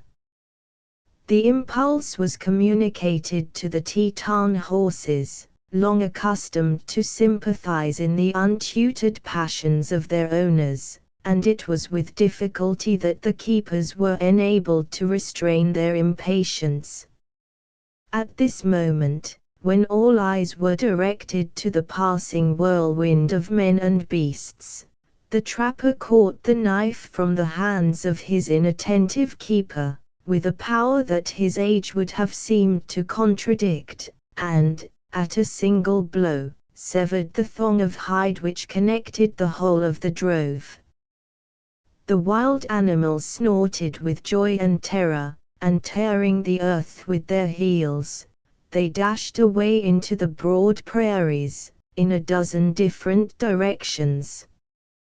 Walker turned upon his assailant with the ferocity and agility of a tiger. He felt for the weapon of which he had been so suddenly deprived, fumbled with impotent haste for the handle of his tomahawk, and at the same moment glanced his eyes after the flying cattle, with the longings of a Western Indian. The struggle between thirst for vengeance and cupidity was severe but short. The latter quickly predominated in the bosom of one whose passions were proverbially groveling, and scarcely a moment intervened between the flight of the animals and the swift pursuit of the gods. The trapper had continued calmly facing his foe, during the instant of suspense that succeeded his hardy act, and now that Walker was seen following his companions, he pointed after the dark train, saying, with his deep and nearly inaudible laugh, "Red nature is red nature, let it show itself on a prairie, or in a forest." A knock on the head would be the smallest reward to him who should take such a liberty with a Christian sentinel, but there goes the Teton after his horses as if he thought 2 legs as good as 4 in such a race. And yet the imps will have every hoof of them afore the day sets in, because it's reason agin instinct. Poor reason, I allow, but still there is a great deal of the man in an Indian. Ask me. Your Delawares were the redskins of which America might boast, but few and scattered is that mighty people, now. Well, the traveler may just make his pitch where he is, he has plenty of water, though nature has cheated him of the pleasure of stripping the earth of its lawful trees. He has seen the last of his 4-footed creatures, or I am but little skilled in Sioux cunning. Had we not better join the party of Ishmael, said the bee hunter. There will be a regular fight about this matter, or the old fellow has suddenly grown chicken-hearted. No, no, no, hastily exclaimed Ellen. She was stopped by the trapper, who laid his hand gently on her mouth, as he answered, "Hist, hist, the sound of voices might bring us into danger. Is your friend," he added, turning to Paul, "a man of spirit enough?" "Don't call the squatter a friend of mine," interrupted the youth. "I never yet harbored with one who could not show hand and zeal for the land which fed him." "Well, well. Let it then be acquaintance. Is he a man to maintain his own, stoutly by dint of powder and lead?" "His own, and that which is not his own, too." "Can you tell me, old trapper, who held the rifle that did the deed for the sheriff's deputy, that thought to rout the unlawful settlers who had gathered nigh the Buffalo Lick in old Kentucky?" I had lined a beautiful swarm that very day into the hollow of a dead beech, and there lay the people's officer at its roots, with a hole directly through the grace of God, which he carried in his jacket pocket covering his heart, as if he thought a bit of sheepskin was a breastplate against a squatter's bullet. Now, Ellen, you needn't be troubled, for it never strictly was brought home to him, and there were 50 others who had pitched in that neighborhood with just the same authority from the law.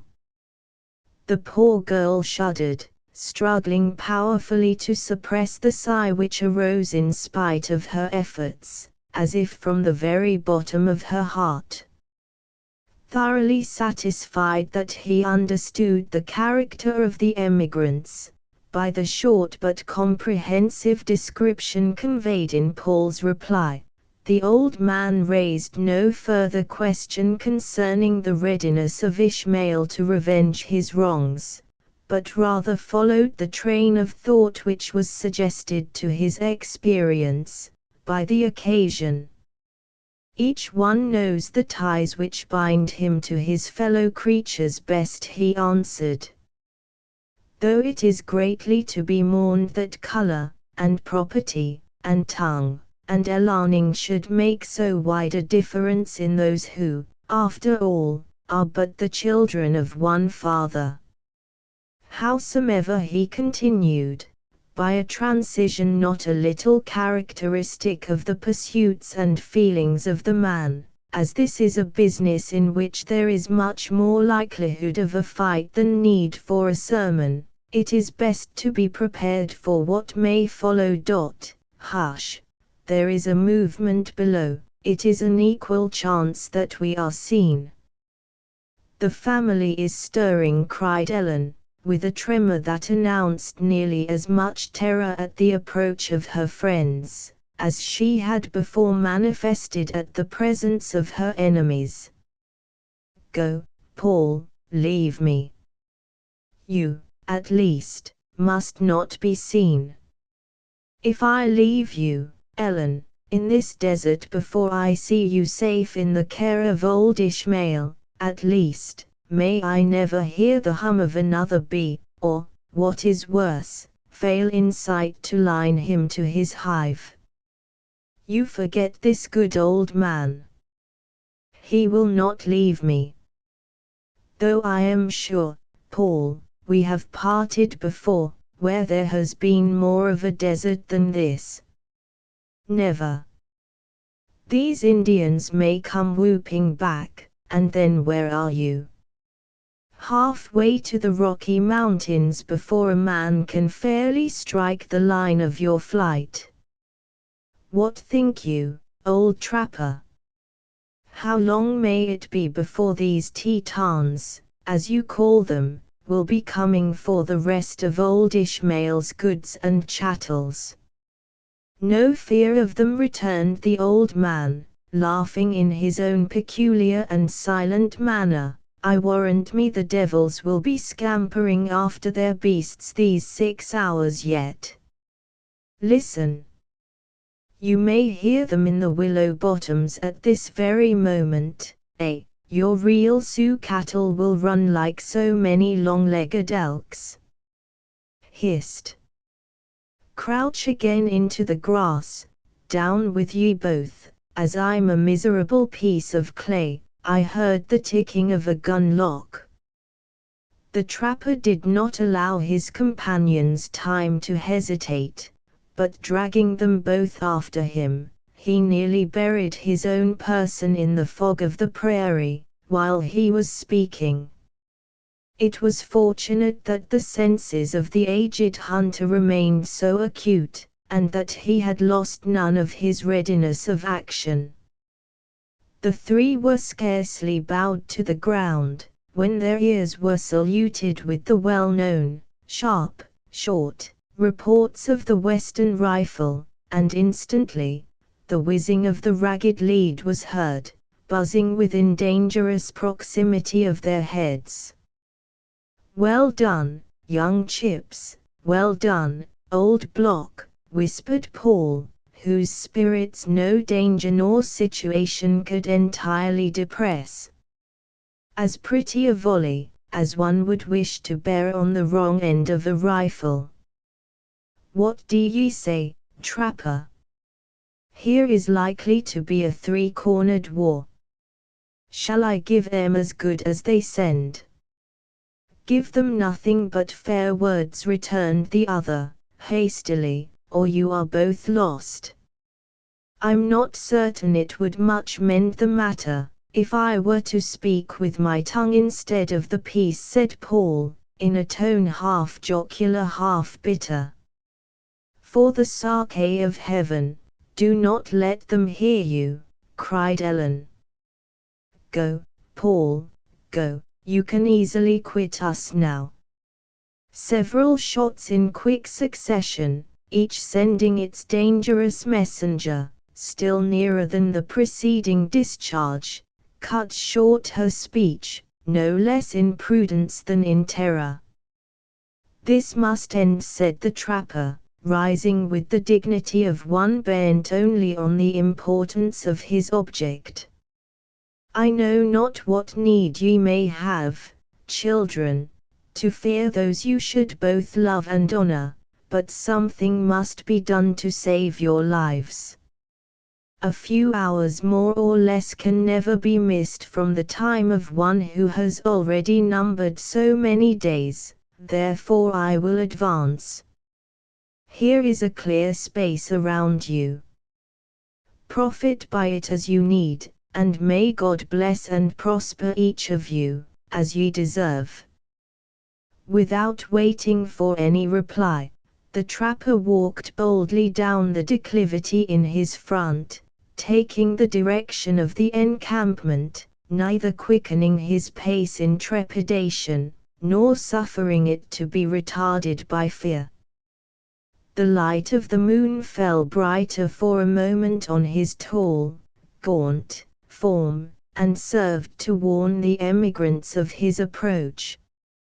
Indifferent, however, to this unfavorable circumstance, he held his way, silently and steadily towards the copse, until a threatening voice met him with a challenge of, "Who comes, friend or foe?" "Friend," was the reply, "one who has lived too long to disturb the close of life with quarrels." "But not so long as to forget the tricks of his youth," said Ishmael, rearing his huge frame from beneath the slight covering of a low bush, and meeting the trapper, face to face. "Old man, you have brought this tribe of red devils upon us, and tomorrow you will be sharing the booty." "What have you lost?" calmly demanded the trapper. "8 as good mares as ever traveled in gears, besides a foal that is worth 30 of the brightest Mexicans that bear the face of the King of Spain.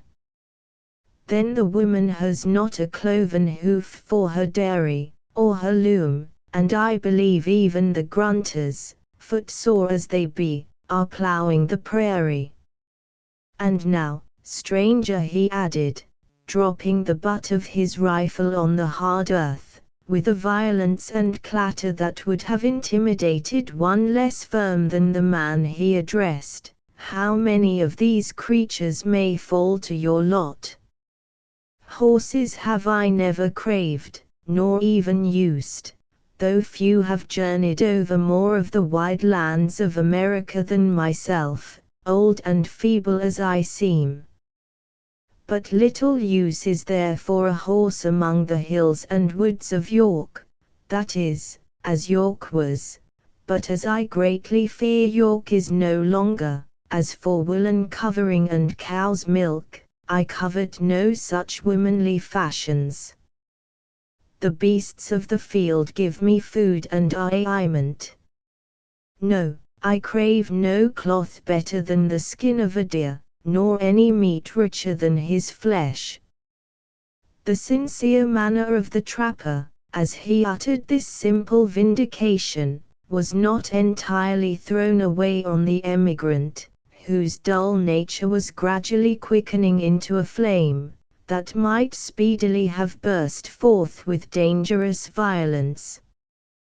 He listened like one who doubted, not entirely convinced, and he muttered between his teeth the denunciation, with which a moment before he intended to precede the summary vengeance he had certainly meditated. "This is brave talking," he at length grumbled, "but to my judgment, too lawyer-like, for a straightforward, fair-weather, and foul-weather hunter." "I claim to be no better than a trapper," the other meekly answered. "Hunter or trapper, there is little difference.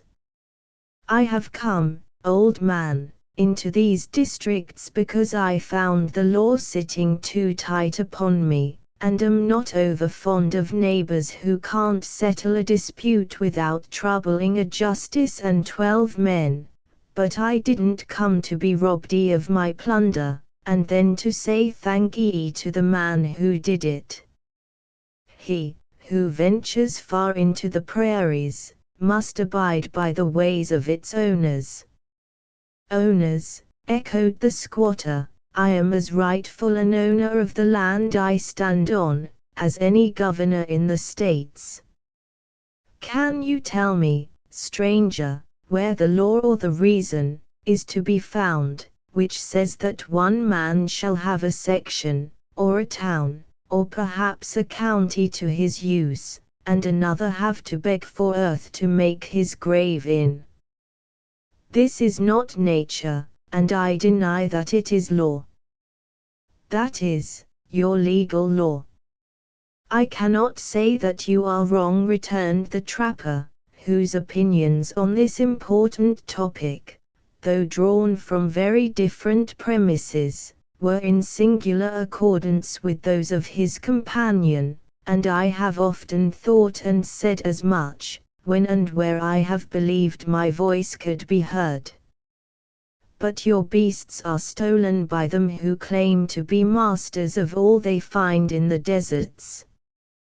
"They had better not dispute that matter with a man who knows better," said the other in a portentous voice, though it seemed deep and sluggish as he who spoke. "I call myself a fair trader, and one who gives to his chaps as good as he receives." "You saw the Indians?" "I did. They held me a prisoner, while they stole into your camp." "It would have been more like a white man and a Christian, to have let me know as much in better season," retorted Ishmael, casting another ominous sidelong glance at the trapper, as if still meditating evil.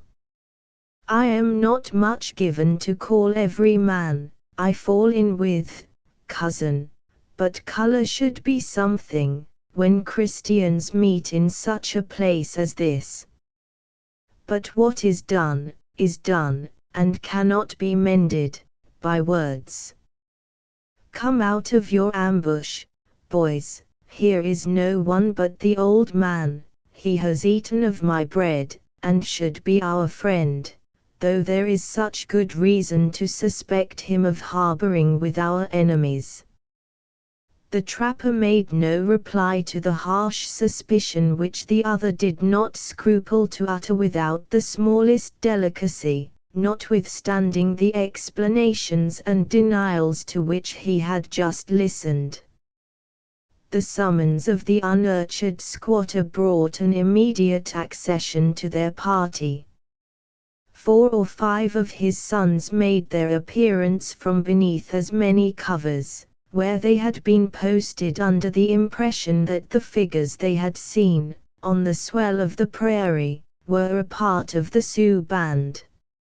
As each man approached, and dropped his rifle into the hollow of his arm, he cast an indolent but enquiring glance at the stranger, though neither of them expressed the least curiosity to know whence he had come or why he was there. This forbearance, however, proceeded only in part from the sluggishness of their common temper, for long and frequent experience in scenes of a similar character, had taught them the virtue of discretion. The trapper endured their sullen scrutiny with the steadiness of one as practiced as themselves, and with the entire composure of innocence. Content with the momentary examination he had made, the eldest of the group, who was in truth the delinquent sentinel by whose remissness the wily Matoi had so well profited, turned towards his father and said bluntly, "If this man is all that is left of the party I saw on the upland, yonder, we haven't altogether thrown away our ammunition." "Asa, you are right," said the father, turning suddenly on the trapper, a lost idea being recalled by the hint of his son. "How is it, stranger, there were 3 of you, just now, or there is no virtue in moonlight?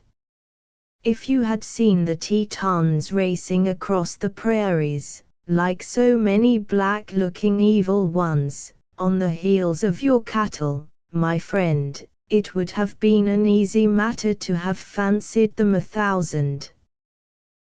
For a town-bred boy, or a skeary woman, though for that matter, there is old Esther, she has no more fear of a redskin than of a suckling cub, or of a wolf pup. I'll warrant ye, had your thievish devils made their push by the light of the sun, the good woman would have been smartly at work among them, and the Skzes would have found she was not given to part with her cheese and her butter without a price. But there'll come a time, stranger, right soon, when justice will have its dues, and that too, without the help of what is called the law.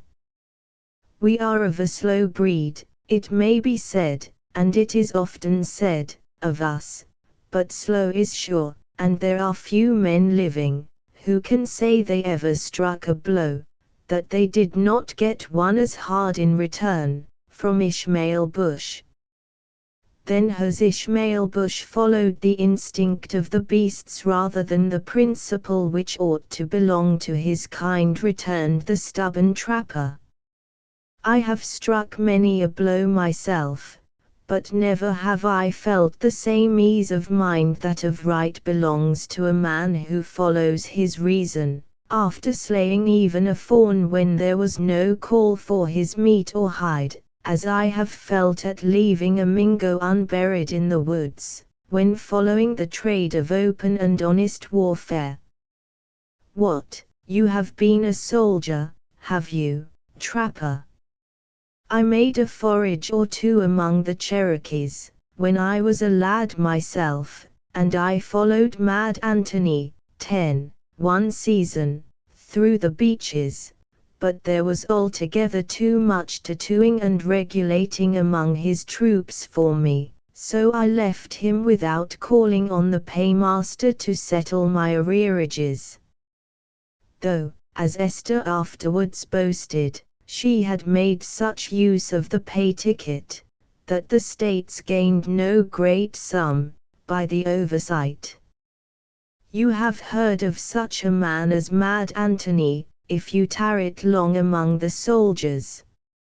"I fought my last battle, as I hope, under his orders," returned the trapper, a gleam of sunshine shooting from his dim eyes, as if the event was recollected with pleasure, and then a sudden shade of sorrow succeeding, as though he felt a secret admonition against dwelling on the violent scenes in which he had so often been an actor.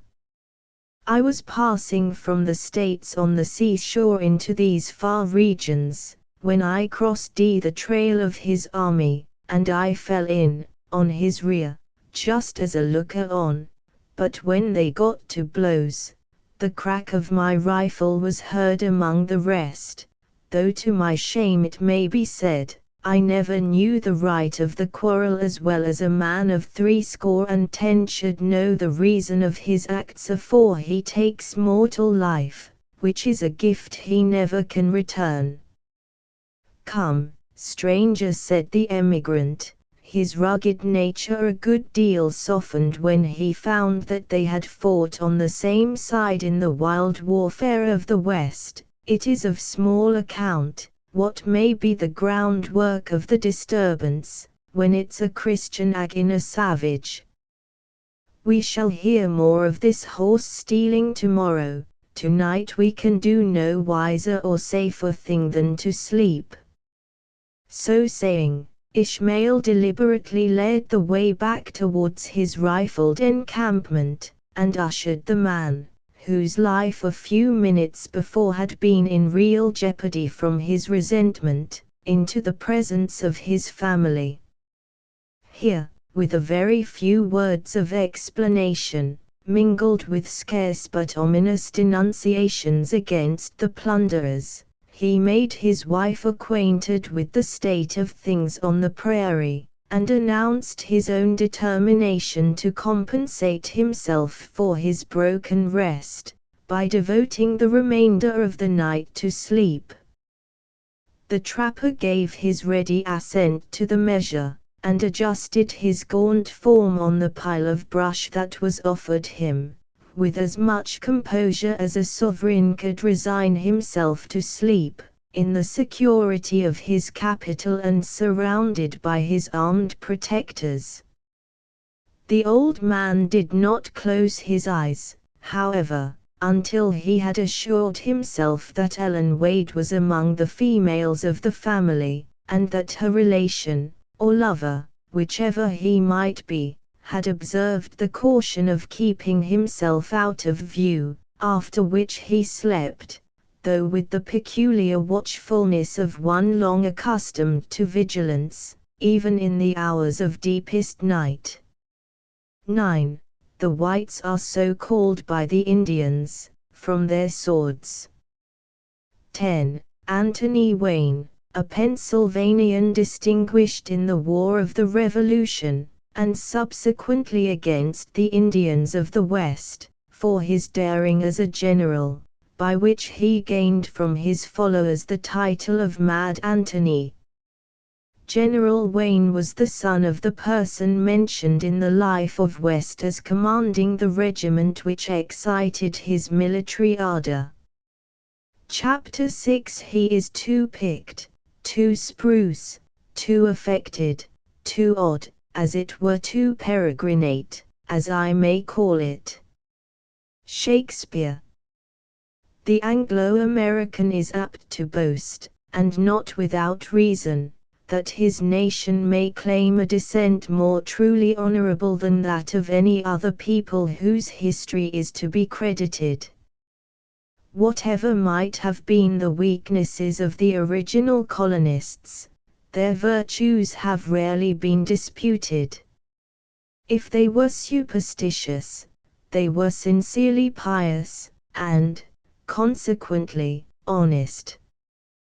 The descendants of these simple and single-minded provincials have been content to reject the ordinary and artificial means by which honors have been perpetuated in families, and have substituted a standard which brings the individual himself to the ordeal of the public estimation, paying as little deference as may be to those who have gone before him.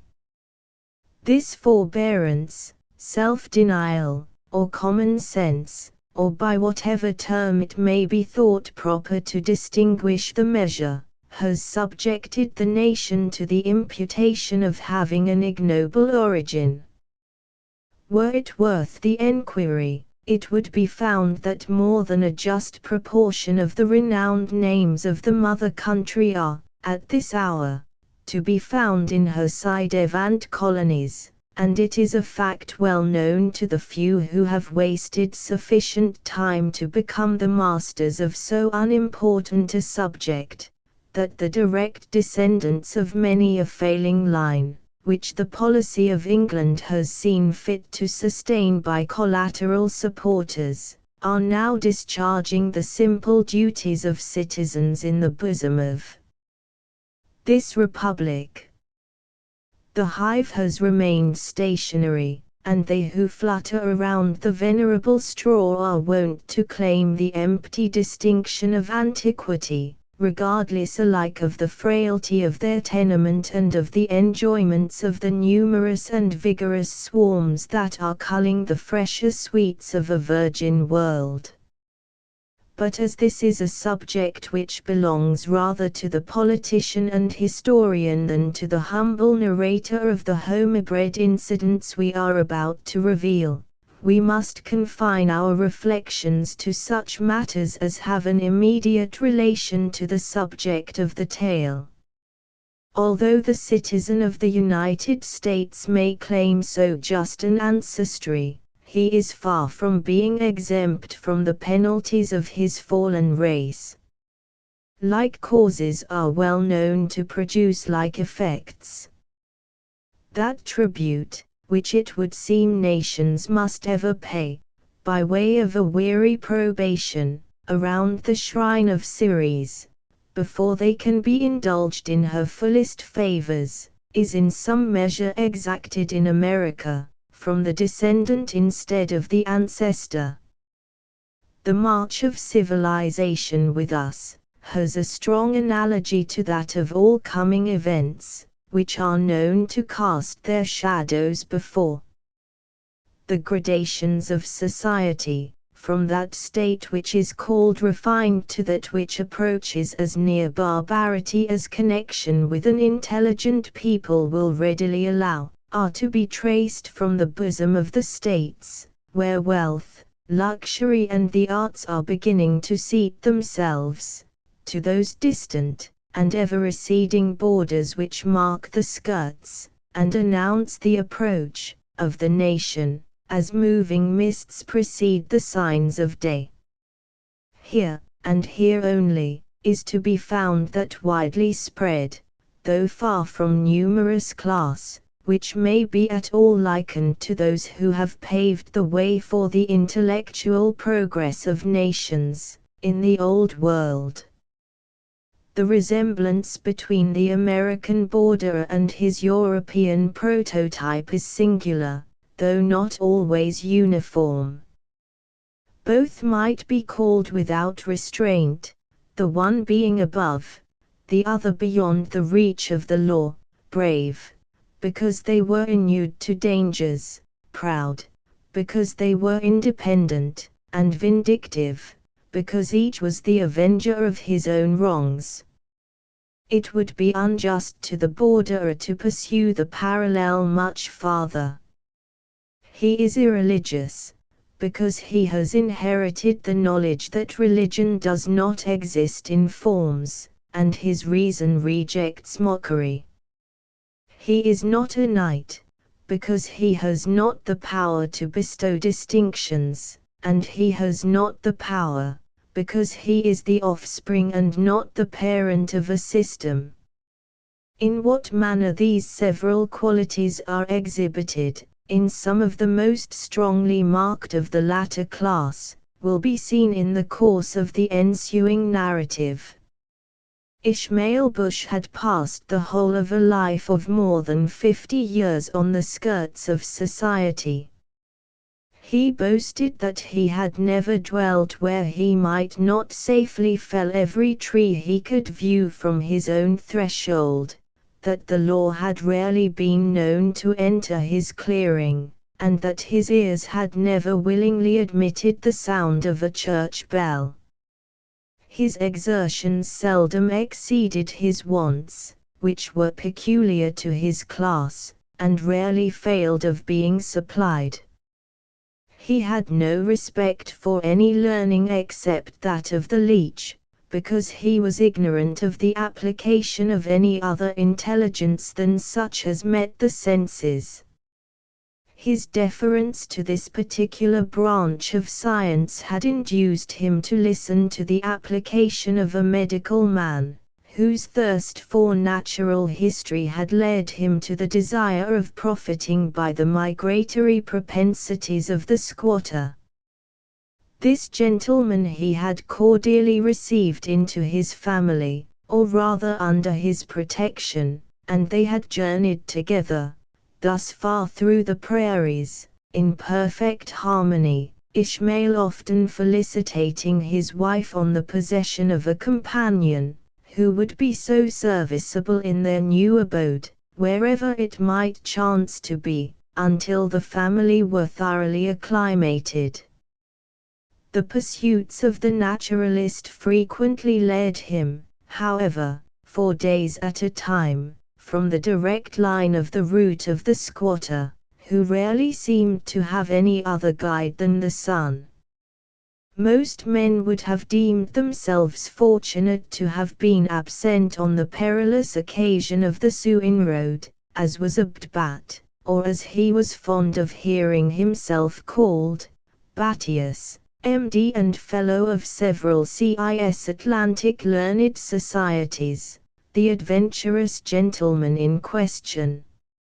Although the sluggish nature of Ishmael was not actually awakened, it was sorely pricked by the liberties which had just been taken with his property. He slept, however, for it was the hour he had allotted to that refreshment, and because he knew how impotent any exertions to recover his effects must prove in the darkness of midnight. He also knew the danger of his present situation too well to hazard what was left in pursuit of that which was lost. Much as the inhabitants of the prairies were known to love horses, their attachment to many other articles, still in the possession of the travelers, was equally well understood. It was a common artifice to scatter the herds, and to profit by the confusion. But Matoi had, as it would seem in this particular, undervalued the acuteness of the man he had assailed.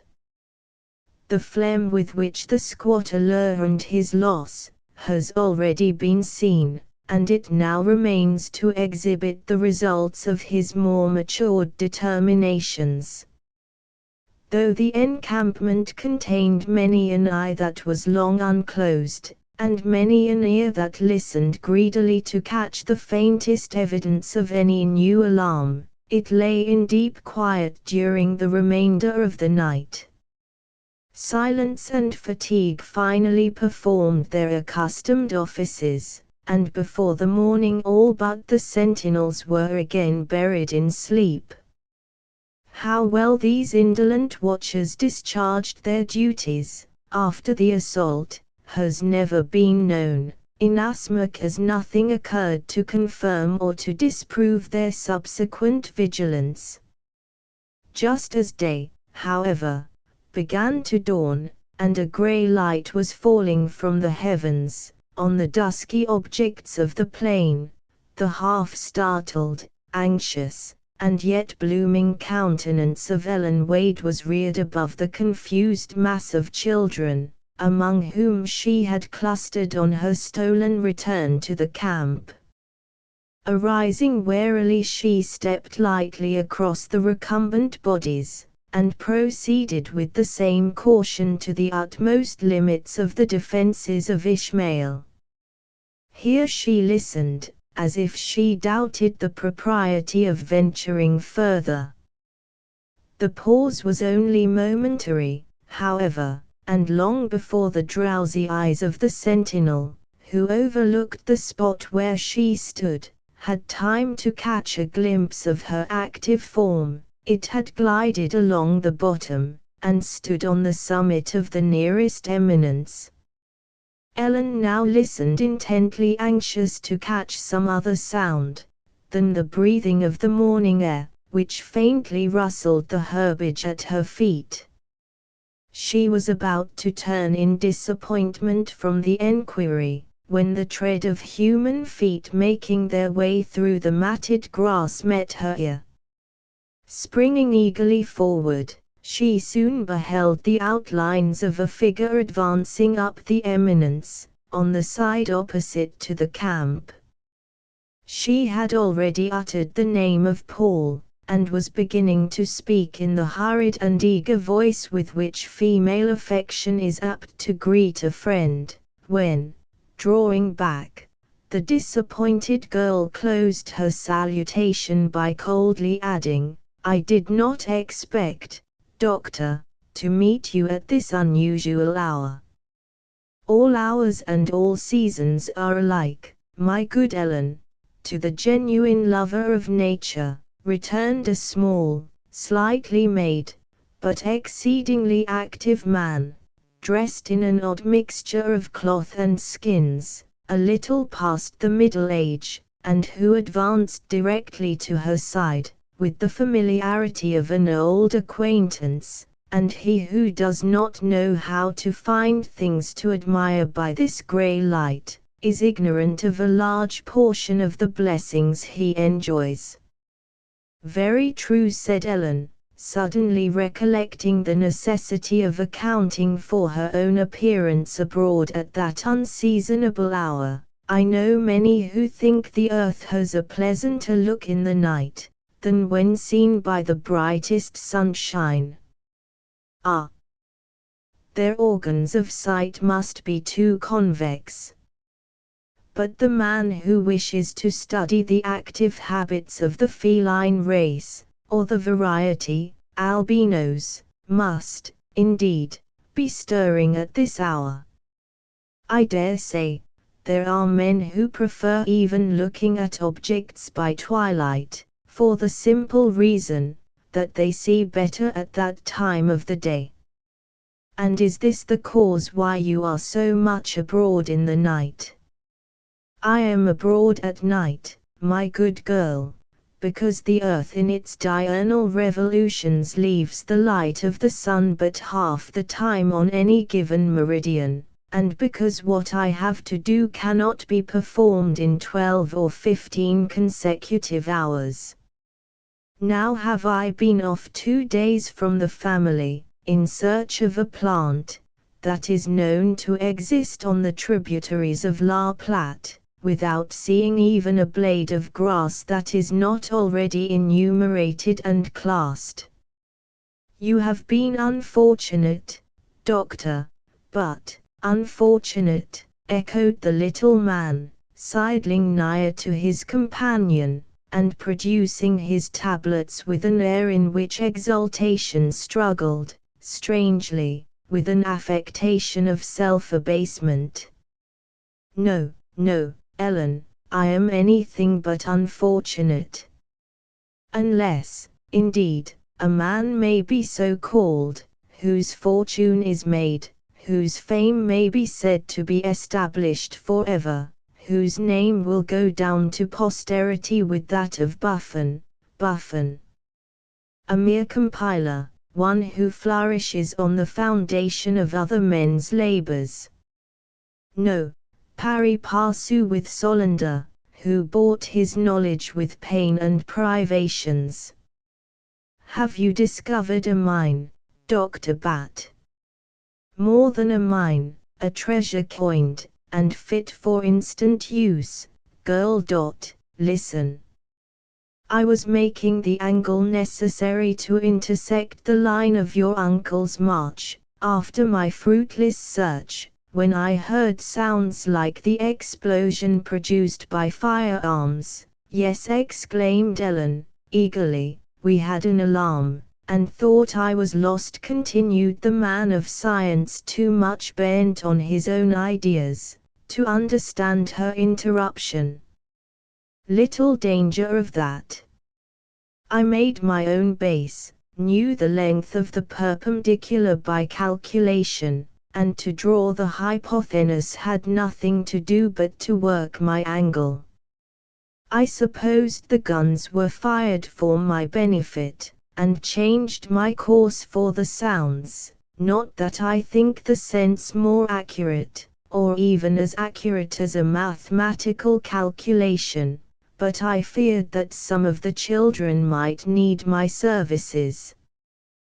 They are all happily, listen, interrupted the other, already forgetting his affected anxiety for his patients, in the greater importance of the present subject. I had crossed a large tract of prairie, for sound is conveyed far where there is little obstruction, when I heard the trampling of feet, as if bisons were beating the earth. Then I caught a distant view of a herd of quadrupeds, rushing up and down the swells, animals, which would have still remained unknown and undescribed, had it not been for a most felicitous accident.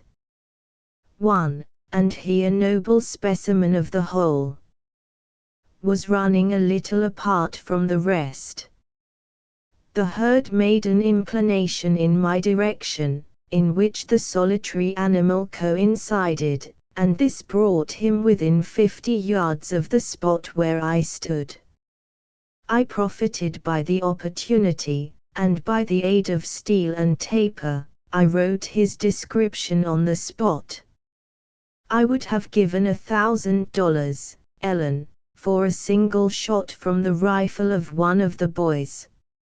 You carry a pistol, Doctor, why didn't you use it? Said the half-inattentive girl, anxiously examining the prairie, but still lingering where she stood, quite willing to be detained.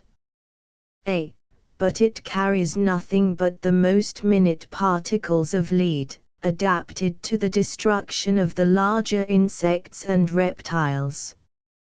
No, I did better than to attempt waging a war, in which I could not be the victor. I recorded the event, noting each particular with the precision necessary to science. You shall hear, Ellen, for you are a good and improving girl, and by retaining what you learn in this way, may yet be of great service to learning, should any accident occur to me. Indeed, my worthy Ellen, mine is a pursuit, which has its dangers as well as that of the warrior. This very night, he continued, glancing his eye behind him, this awful night, has the principle of life, itself, been in great danger of extinction. By what? By the monster I have discovered.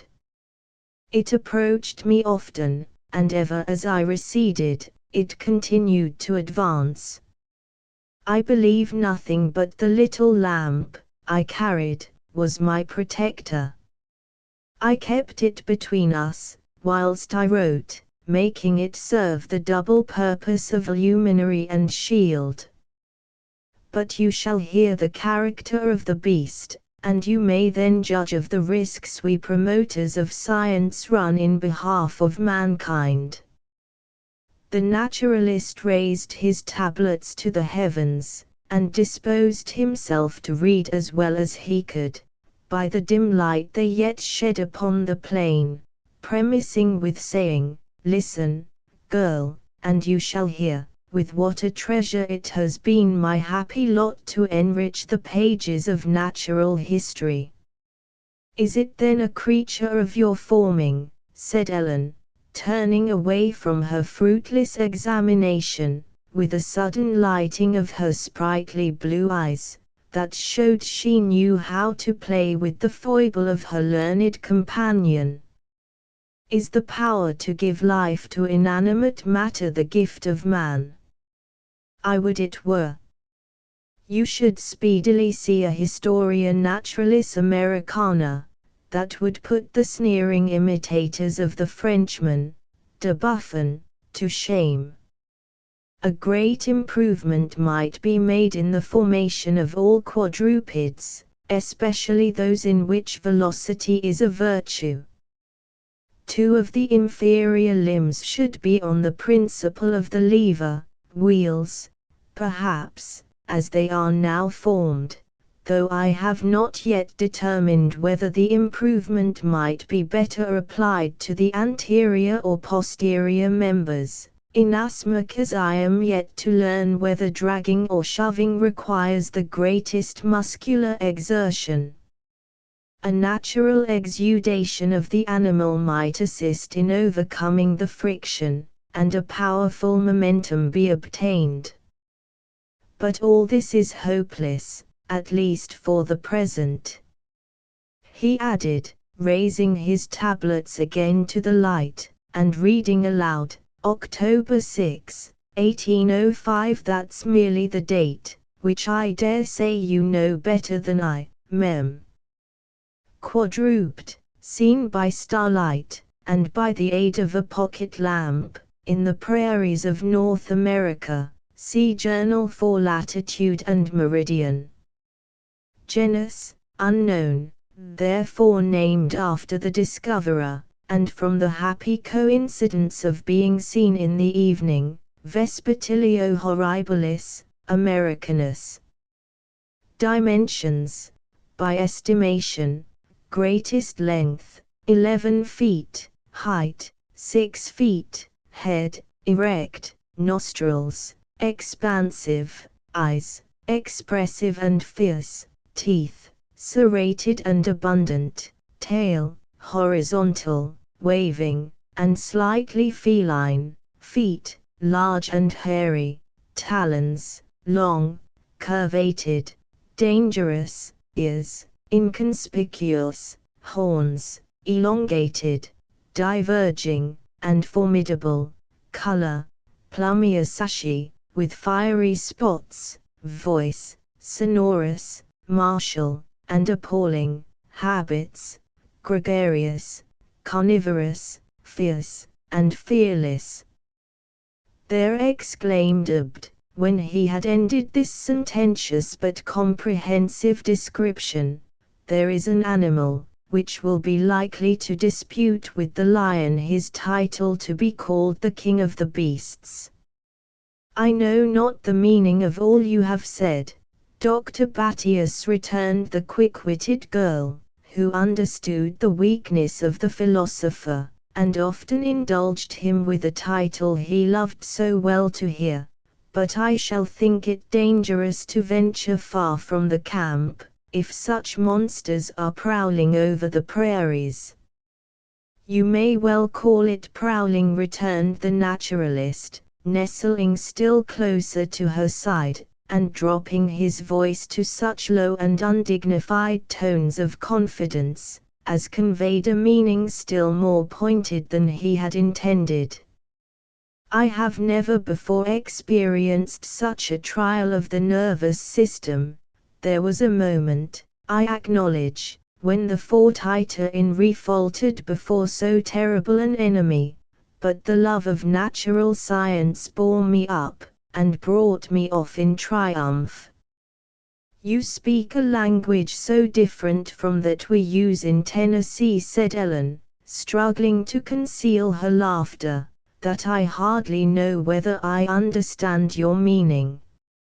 If I am right, you wish to say you were chicken-hearted. An absurd simile drawn from an ignorance of the formation of the biped. The heart of a chicken has a just proportion to its other organs, and the domestic fowl is, in a state of nature, a gallant bird. Ellen, he added, with a countenance so solemn as to produce an impression on the attentive girl, I was pursued, hunted, and in a danger that I scorn to dwell on. What's that? Ellen started, for the earnestness and simple sincerity of her companion's manner had produced a certain degree of credulity, even on her buoyant mind. Looking in the direction indicated by the doctor, she beheld, in fact, a beast coursing over the prairie, and making a straight and rapid approach to the very spot they occupied. The day was not yet sufficiently advanced to enable her to distinguish its form and character, though enough was discernible to induce her to imagine it a fierce and savage animal. It comes, exclaimed the doctor, fumbling, by a sort of instinct, for his tablets, while he fairly tottered on his feet under the powerful efforts he made to maintain his ground. Now, Ellen, has fortune given me an opportunity to correct the errors made by starlight. Hold, Asclepius, no ears, horns, excessive. His voice and hand were both arrested by a roar, or rather a shriek from the beast, that was sufficiently terrific to appall even a stouter heart than that of the naturalist. The cries of the animal passed over the prairie in strange cadences, and then succeeded a deep and solemn silence, that was only broken by an uncontrolled fit of merriment from the more musical voice of Ellen Wade. In the meantime the naturalist stood like a statue of amazement, permitting a well-grown ass, against whose approach he no longer offered his boasted shield of light, to smell about his person, without comment or hindrance. "It is your own ass," cried Ellen, the instant she found breath for words, "your own patient, hard-working hack." The doctor rolled his eyes from the beast to the speaker, and from the speaker to the beast, but gave no audible expression of his wonder. "Do you refuse to know an animal that has labored so long in your service?" continued the laughing girl. "A beast, that I have heard you say 1,000 times, has served you well, and whom you loved like a brother." "Asinus domesticus," ejaculated the doctor, drawing his breath like one who had been near suffocation. "There is no doubt of the genus, and I will always maintain that the animal is not of the species, Equus." "This is undeniably Asinus himself, Ellen Wade, but this is not the Vespertilio horribilis of the prairies. Very different animals, I can assure you, young woman, and differently characterized in every important particular. That carnivorous," he continued, glancing his eye at the open page of his tablets, "this granivorous habits, fierce, dangerous habits, patient, abstemious, is inconspicuous, is elongated, horns, diverging, and horns, none." He was interrupted by another burst of merriment from Ellen, which served, in some measure, to recall him to his recollection. The image of the Vespertilio was on the retina. The astounded enquirer into the secrets of nature observed, in a manner that seemed a little apologetic, "And I was silly enough to mistake my own faithful beast for the monster. Though even now I greatly marvel to see this animal running at large." Ellen then proceeded to explain the history of the attack and its results. She described, with an accuracy that might have raised suspicions of her own movements in the mind of one less simple than her auditor, the manner in which the beasts burst out of the encampment, and the headlong speed with which they had dispersed themselves over the open plain.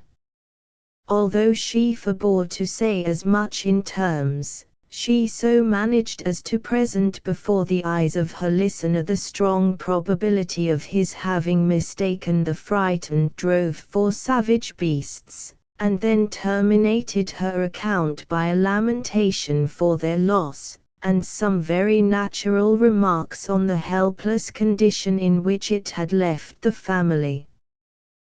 The naturalist listened in silent wonder, neither interrupting her narrative nor suffering a single exclamation of surprise to escape him.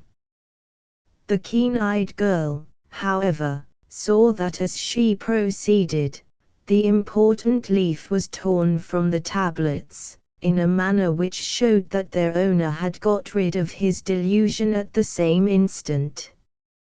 From that moment the world has heard no more of the Vespertilio horribilis americanus, and the natural sciences have irretrievably lost an important link in that great animated chain which is said to connect earth and heaven, and in which man is thought to be so familiarly complicated with the monkey. When Dr. Bat was put in full possession of all the circumstances of the inroad, his concern immediately took a different direction. He had left sundry folios, and certain boxes well stored with botanical specimens and defunct animals, under the good keeping of Ishmael, and it immediately struck his acute mind that marauders as subtle as the Skzes would never neglect the opportunity to despoil him of these treasures. Nothing that Ellen could say to the contrary served to appease his apprehensions, and, consequently, they separated, he to relieve his doubts and fears together, and she to glide, as swiftly and silently as she had just before passed it, into the still and solitary tent. Chapter 7. What? 50 of my followers, at a clap. Lear. The day had now fairly opened on the seemingly interminable waste of the prairie. The entrance of Abd at such a moment into the camp, accompanied as it was by vociferous lamentations over his anticipated loss, did not fail to rouse the drowsy family of the squatter. Ishmael and his sons, together with the forbidding-looking brother of his wife, were all speedily afoot, and then, as the sun began to shed his light on the place, they became gradually apprised of the extent of their loss. Ishmael looked round upon the motionless and heavily loaded vehicles with his teeth firmly compressed, cast a glance at the amazed and helpless group of children, which clustered around their sullen but desponding mother, and walked out upon the open land, as if he found the air of the encampment too confined. He was followed by several of the men, who were attentive observers, watching the dark expression of his eye as the index of their own future movements. The whole proceeded in profound and moody silence to the summit of the nearest swell, whence they could command an almost boundless view of the naked plains. Here nothing was visible but a solitary buffalo, that gleaned a meager subsistence from the decaying herbage, at no great distance, and the ass of the physician, who profited by his freedom to enjoy a meal richer than common. Yonder is one of the creatures left by the villains to mock us, said Ishmael, glancing his eye towards the latter, and that the meanest of the stock. This is a hard country to make a crop in, boys, and yet food must be found to fill many hungry mouths. The rifle is better than the hoe, in such a place as this, returned the eldest of his sons, kicking the hard and thirsty soil on which he stood, with an air of contempt. It is good for such as they who make their dinner better on beggars' beans than on hominy. A crow would shed tears if obliged by its errand to fly across the district. What say you, trapper? Returned the father, showing the slight impression his powerful heel had made on the compact earth, and laughing with frightful ferocity.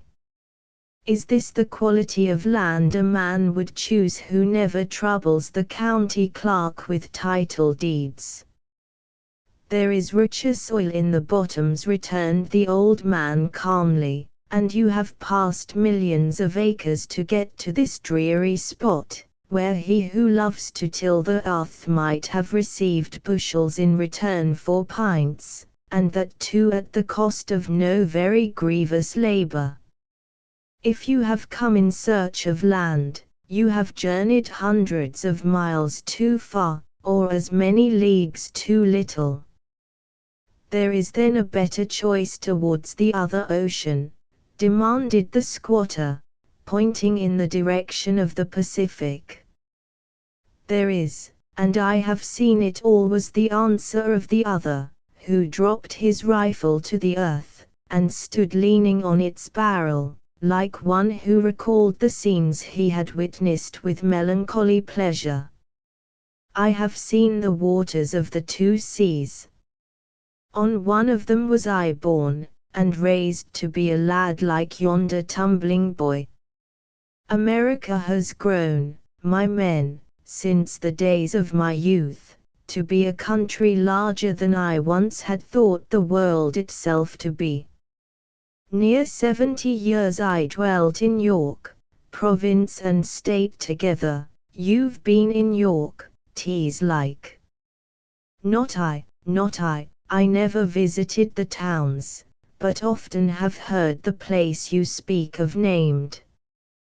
'Tis a wide clearing there, I reckon.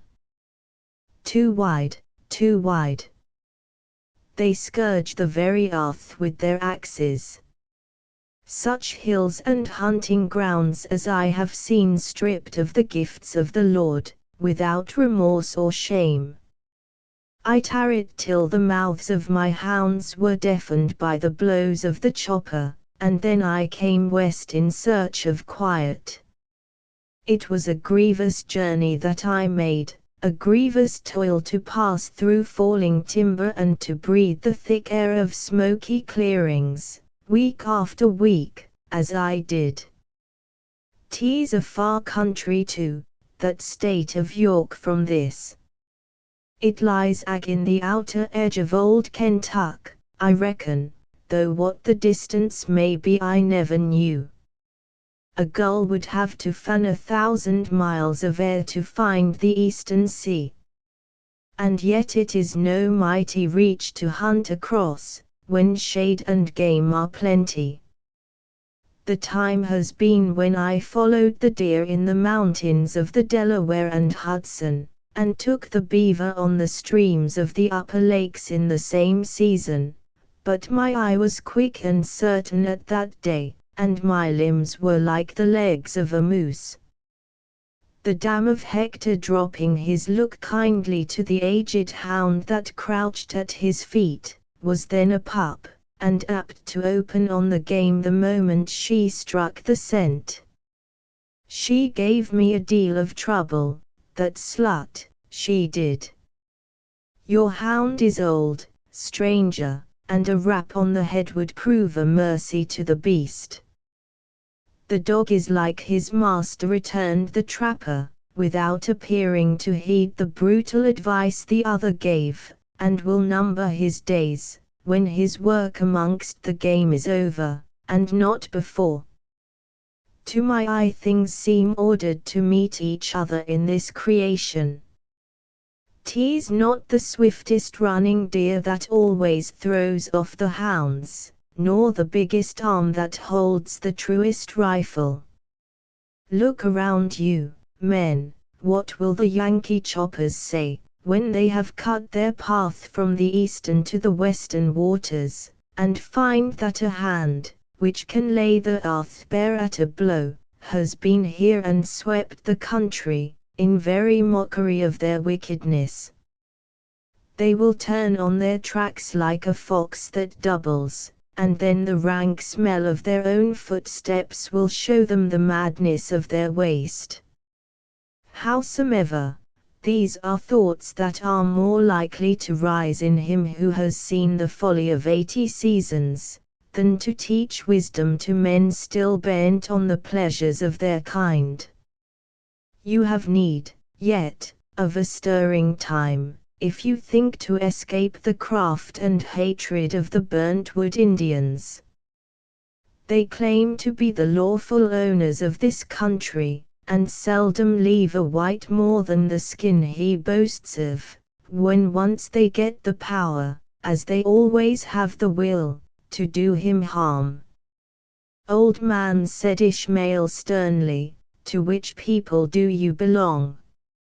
You have the color and speech of a Christian, while it seems that your heart is with the Redskins.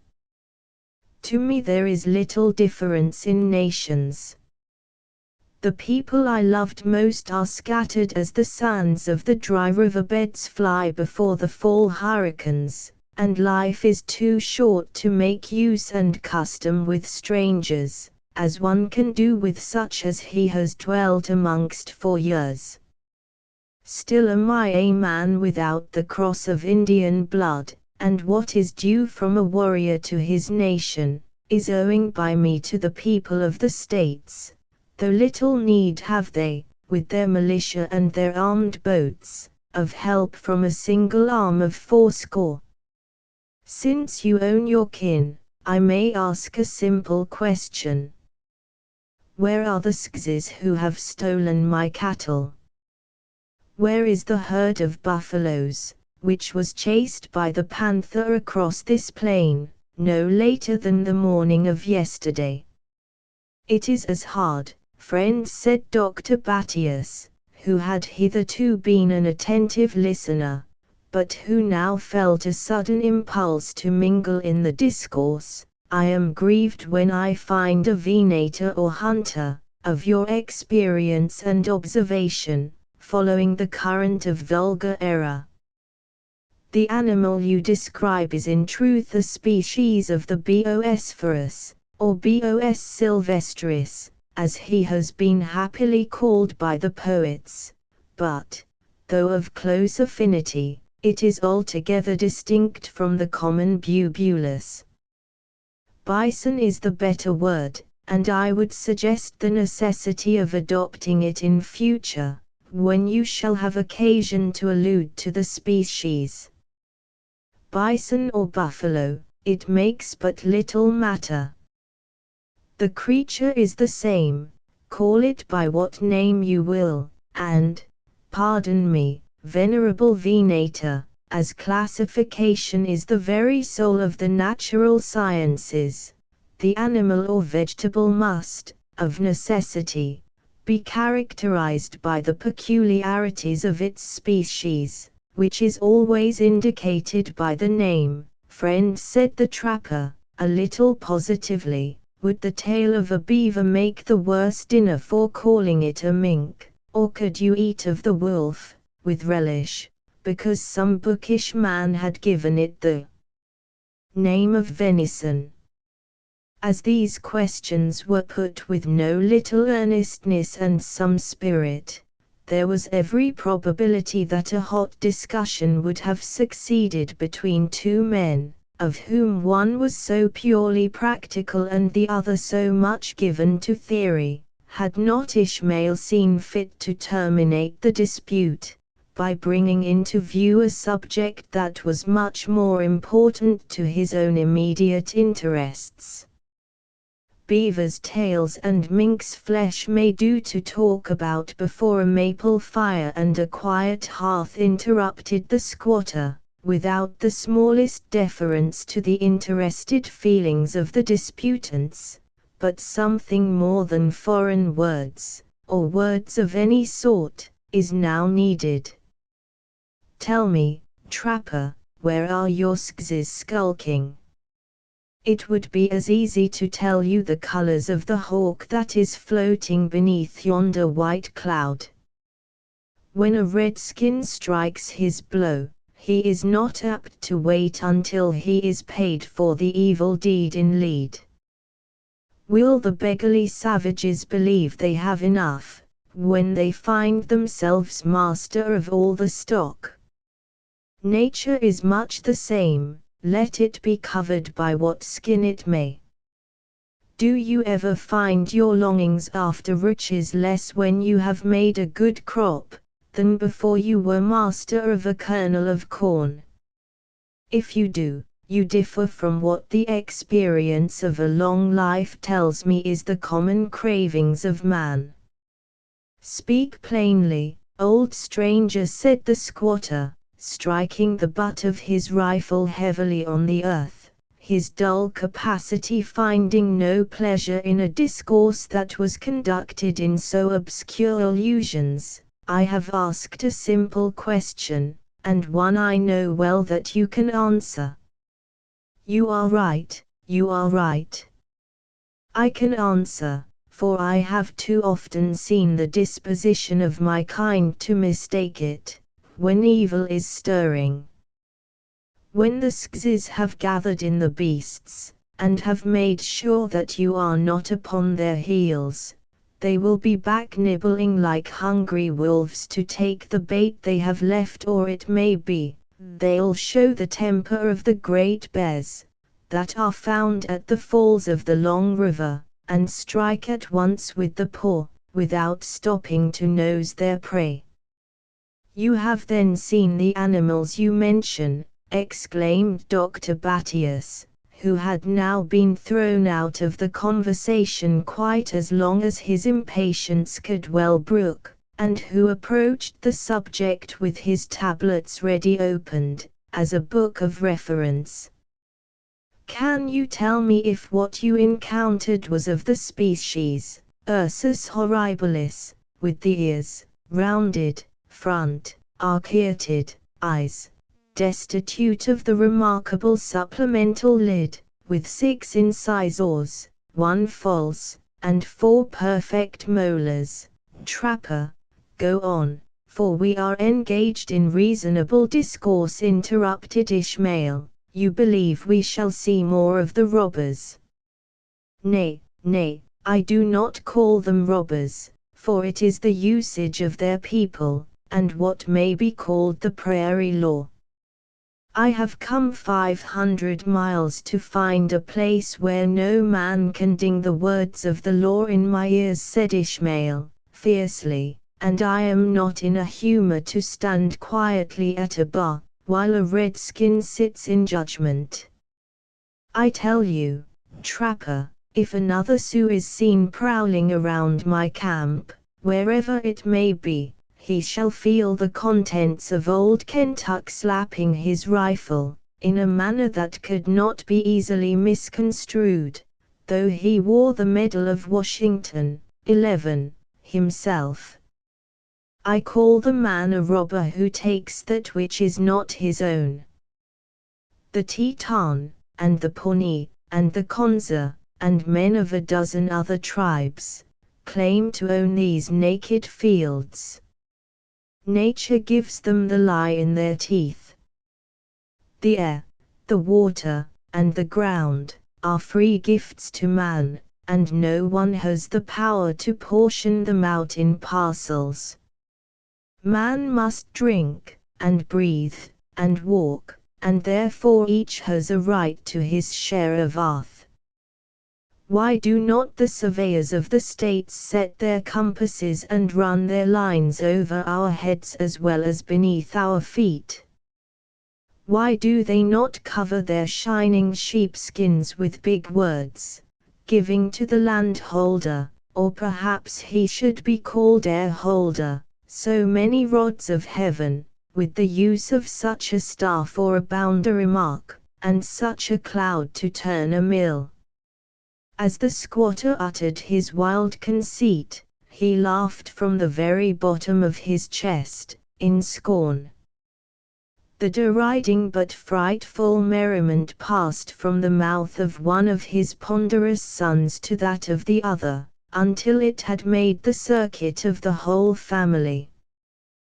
Come, trapper, continued Ishmael, in a tone of better humor, like a man who feels that he has triumphed. Neither of us, I reckon, has ever had much to do with title deeds, or county clerks, or blazed trees, therefore we will not waste words on fooleries.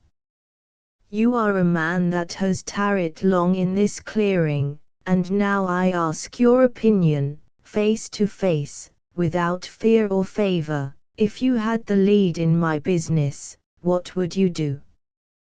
The old man hesitated, and seemed to give the required advice with deep reluctance. As every eye, however, was fastened on him, and whichever way he turned his face, he encountered a look riveted on the lineaments of his own working countenance, he answered in a low, melancholy tone, I have seen too much mortal blood poured out in empty quarrels, to wish ever to hear an angry rifle again. 10 weary years have I sojourned alone on these naked plains, waiting for my hour, and not a blow have I struck against an enemy more humanized than the grizzly bear. Ursus horribilis, muttered the doctor. The speaker paused at the sound of the other's voice, but perceiving it was no more than a sort of mental ejaculation, he continued in the same strain, more humanized than the grizzly here, or the panther of the Rocky Mountains, unless the beaver, which is a wise and knowing animal, may be so reckoned. What would I advise? Even the female buffalo will fight for her young.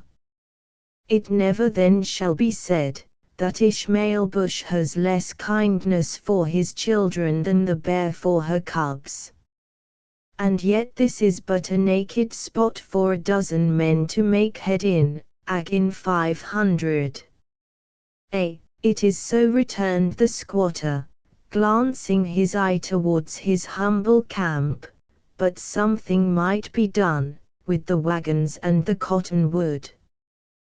The trapper shook his head incredulously, and pointed across the rolling plain in the direction of the west, as he answered, "A rifle would send a bullet from these hills into your very sleeping cabins, nay, arrows from the thicket in your rear would keep you all burrowed, like so many prairie dogs. It wouldn't do, it wouldn't do. 3 long miles from this spot is a place, where, as I have often thought in passing across the desert, a stand might be made for days and weeks together, if there were hearts and hands ready to engage in the bloody work." Another low, deriding laugh passed among the young men, announcing, in a manner sufficiently intelligible, their readiness to undertake a task even more arduous. The squatter himself eagerly seized the hint which had been so reluctantly extorted from the trapper, who by some singular process of reasoning had evidently persuaded himself that it was his duty to be strictly neutral. A few direct and pertinent enquiries served to obtain the little additional information that was necessary, in order to make the contemplated movement, and then Ishmael, who was, on emergencies, as terrifically energetic as he was sluggish in common, set about effecting his object without delay. Notwithstanding the industry and zeal of all engaged, the task was one of great labor and difficulty. The loaded vehicles were to be drawn by hand across a wide distance of plain without track or guide of any sort, except that which the trapper furnished by communicating his knowledge of the cardinal points of the compass. In accomplishing this object, the gigantic strength of the men was taxed to the utmost, nor were the females or the children spared a heavy proportion of the toil. While the sons distributed themselves about the heavily loaded wagons, and drew them by main strength up the neighboring swell, their mother and Ellen, surrounded by the amazed group of little ones, followed slowly in the rear, bending under the weight of such different articles as were suited to their several strengths. Ishmael himself superintended and directed the whole, occasionally applying his colossal shoulder to some lagging vehicle, until he saw that the chief difficulty, that of gaining the level of their intended route, was accomplished. Then he pointed out the required course, cautioning his sons to proceed in such a manner that they should not lose the advantage they had with so much labor obtained, and beckoning to the brother of his wife, they returned together to the empty camp. Throughout the whole of this movement, which occupied an hour of time, the trapper had stood apart, leaning on his rifle, with the aged hound slumbering at his feet, a silent but attentive observer of all that passed. Occasionally, a smile lighted his hard, muscular, but wasted features, like a gleam of sunshine flitting across a ragged ruin, and betrayed the momentary pleasure he found in witnessing from time to time the vast power the youths discovered. Then, as the train drew slowly up the ascent, a cloud of thought and sorrow threw all into the shade again, leaving the expression of his countenance in its usual state of quiet melancholy. As vehicle after vehicle left the place of the encampment, he noted the change, with increasing attention, seldom failing to cast an enquiring look at the little neglected tent, which, with its proper wagon, still remained as before, solitary and apparently forgotten. The summons of Ishmael to his gloomy associate had, however, as it would now seem, this hitherto neglected portion of his effects for its object. First casting a cautious and suspicious glance on every side of him, the squatter and his companion advanced to the little wagon, and caused it to enter within the folds of the cloth, much in the manner that it had been extricated the preceding evening. They both then disappeared behind the drapery, and many moments of suspense succeeded, during which the old man, secretly urged by a burning desire to know the meaning of so much mystery, insensibly drew nigh to the place, until he stood within a few yards of the prescribed spot. The agitation of the cloth betrayed the nature of the occupation of those whom it concealed, though their work was conducted in rigid silence.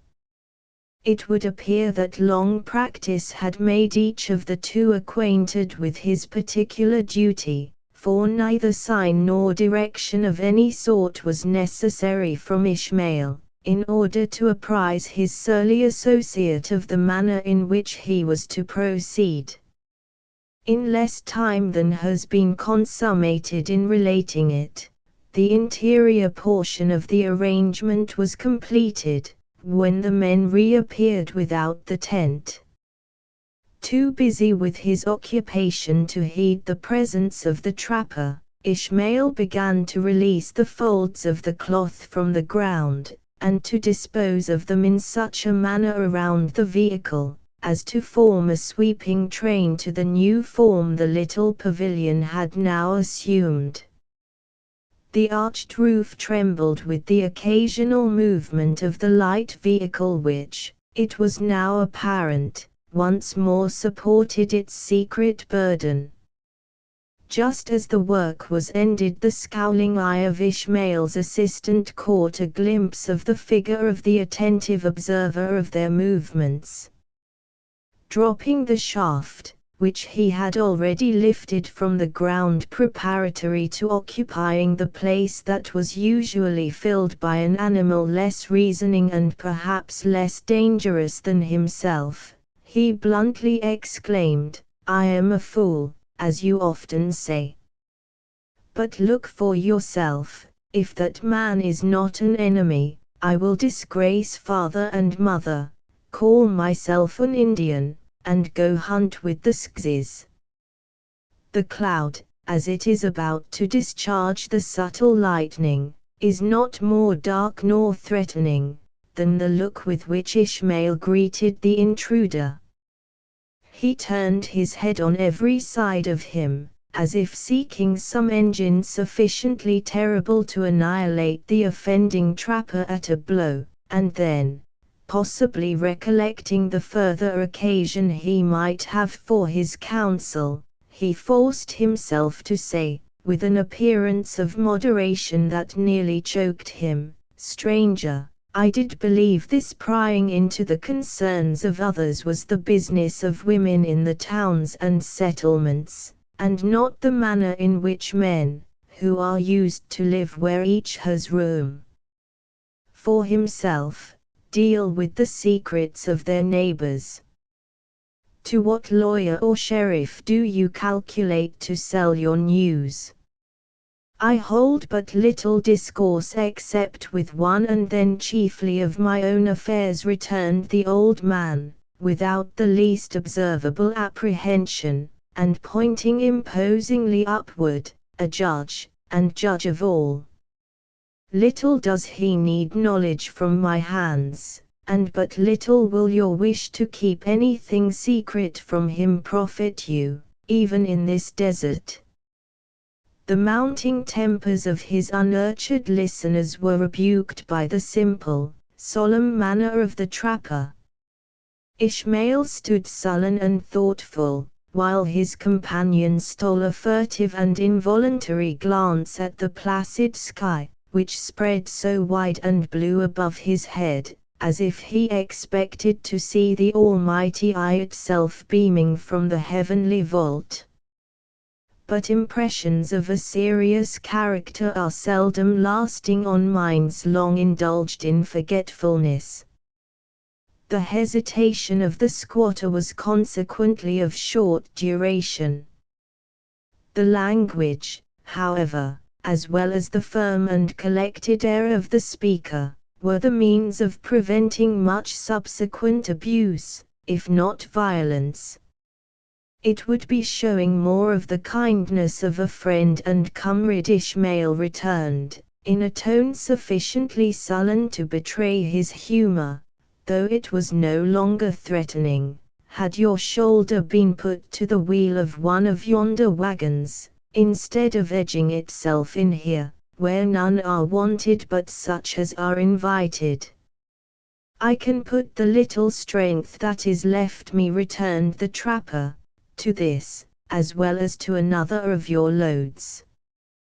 Do you take us for boys? Exclaimed Ishmael, laughing, half in ferocity and half in derision, applying his powerful strength at the same time to the little vehicle, which rolled over the grass with as much seeming facility as if it were drawn by its usual team. The trapper paused, and followed the departing wagon with his eye, marveling greatly as to the nature of its concealed contents, until it had also gained the summit of the eminence, and in its turn disappeared behind the swell of the land. Then he turned to gaze at the desolation of the scene around him. The absence of human forms would have scarce created a sensation in the bosom of one so long accustomed to solitude, had not the sight of the deserted camp furnished such strong memorials of its recent visitors, and, as the old man was quick to detect, of their waste also. He cast his eye upwards, with a shake of the head, at the vacant spot in the heavens which had so lately been filled by the branches of those trees that now lay stripped of their verdure, worthless and deserted logs, at his feet. He muttered to himself, I might have knowed it, I might have knowed it. Often have I seen the same before, and yet I brought them to the spot myself, and have now sent them to the only neighborhood of their kind within many long leagues of the spot where I stand. This is man's wish, and pride, and waste, and sinfulness. He tames the beasts of the field to feed his idle wants, and, having robbed the brutes of their natural food, he teaches them to strip the earth of its trees to quiet their hunger. A rustling in the low bushes which still grew, for some distance, along the swale that formed the thicket on which the camp of Ishmael had rested, caught his ear, at the moment, and cut short the soliloquy. The habits of so many years, spent in the wilderness, caused the old man to bring his rifle to a poise, with something like the activity and promptitude of his youth, but, Suddenly recovering his recollection, he dropped it into the hollow of his arm again, and resumed his air of melancholy resignation. Come forth, he said aloud, be ye bird, or be ye beast, ye are safe from these old hands. I have eaten and I have drunk, why should I take life, when my wants call for no sacrifice? It will not be long afore the birds will peck at eyes that shall not see them, and perhaps light on my very bones, for if things like these are only made to perish, why am I to expect to live forever? Come forth, you are safe from harm at these weak hands. Thank you for the good word, old trapper, cried Paul Hover, springing actively forward from his place of concealment. There was an air about you, when you threw forward the muzzle of the piece, that I did not like, for it seemed to say that you were master of all the rest of the motions. You are right, cried the trapper, laughing with inward self-complacency at the recollection of his former skill. The day has been when few men knew the virtues of a long rifle, like this I carry, better than myself, old and useless as I now seem. You are right, young man, and the time was, when it was dangerous to move a leaf within earshot of my stand, or he added, dropping his voice, and looking serious, for a red mingo to show an eyeball from his ambushment. You have heard of the red mingoes? I have heard of minks, said Paul, taking the old man by the arm, and gently urging him towards the thicket as he spoke, while, at the same time, he cast quick and uneasy glances behind him, in order to make sure he was not observed. Of your common black minks, but none of any other color. Lord, continued the trapper, shaking his head, and still laughing, in his deep but quiet manner, the boy mistakes a brute for a man. Though, a mingo is little better than a beast, or, for that matter, he is worse, when rum and opportunity are placed before his eyes. There was that accursed Huron, from the upper lakes, that I knocked from his perch among the rocks in the hills, back of the Hoorie. His voice was lost in the thicket, into which he had suffered himself to be led by Paul while speaking, too much occupied by thoughts which dwelt on scenes and acts that had taken place half a century earlier in the history of the country, to offer the smallest resistance. 11. The American government creates chiefs among the Western tribes, and decorates them with silver medals bearing the impression of the different presidents. That of Washington is the most prized. Chapter 8. Now they are clapper-clawing one another, I'll go look on. That dissembling abominable varlet, Diarmed, has got that same scurvy, doting, foolish young knave in his helm. Troilus and Cressida. It is necessary, in order that the thread of the narrative should not be spun to a length which might fatigue the reader, that he should imagine a week to have intervened between the scene with which the preceding chapter closed and the events with which it is our intention to resume its relation in this. The season was on the point of changing its character, the verdure of summer giving place more rapidly to the brown and parti-colored livery of the fall. 12. The heavens were clothed in driving clouds, piled in vast masses one above the other, which whirled violently in the gusts, opening, occasionally, to admit transient glimpses of the bright and glorious sight of the heavens, dwelling in a magnificence by far too grand and durable to be disturbed by the fitful efforts of the lower world. Beneath, the wind swept across the wild and naked prairies, with a violence that is seldom witnessed in any section of the continent less open.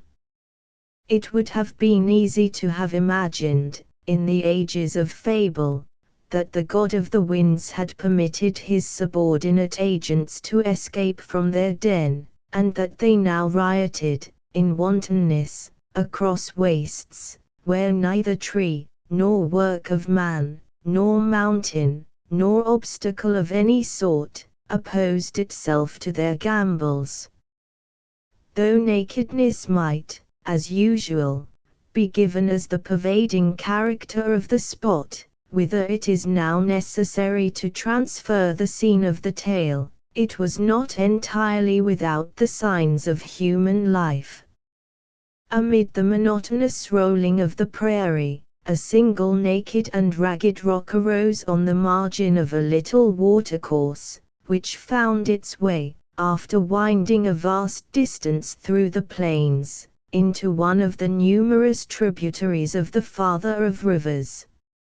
A swale of lowland lay near the base of the eminence, and as it was still fringed with a thicket of alders and sumac, it bore the signs of having once nurtured a feeble growth of wood. The trees themselves had been transferred, however, to the summit and crags of the neighboring rocks. On this elevation the signs of man, to which the allusion just made applies, were to be found. Seen from beneath, there were visible a breastwork of logs and stones, intermingled in such a manner as to save all unnecessary labor, a few low roofs made of bark and boughs of trees, an occasional barrier, constructed like the defenses on the summit, and placed on such points of the acclivity as were easier of approach than the general face of the eminence, and a little dwelling of cloth, perched on the apex of a small pyramid, that shot up on one angle of the rock, the white covering of which glimmered from a distance like a spot of snow, or, to make the simile more suitable to the rest of the subject, like a spotless and carefully guarded standard, which was to be protected by the dearest blood of those who defended the citadel beneath. It is hardly necessary to add, that this rude and characteristic fortress was the place where Ishmael Bush had taken refuge, after the robbery of his flocks and herds. On the day to which the narrative is advanced, the squatter was standing near the base of the rocks, leaning on his rifle, and regarding the sterile soil that supported him with a look in which contempt and disappointment were strongly blended. "'Tis time to change our natures," he observed to the brother of his wife, who was rarely far from his elbow, "and to become ruminators, instead of people used to the fare of Christians and free men. I reckon, Abiram, you could glean a living among the grasshoppers. You are an active man, and might outrun the nimblest skipper of them all." "The country will never do," returned the other, who relished but little the forced humor of his kinsman, "and it is well to remember that a lazy traveler makes a long journey."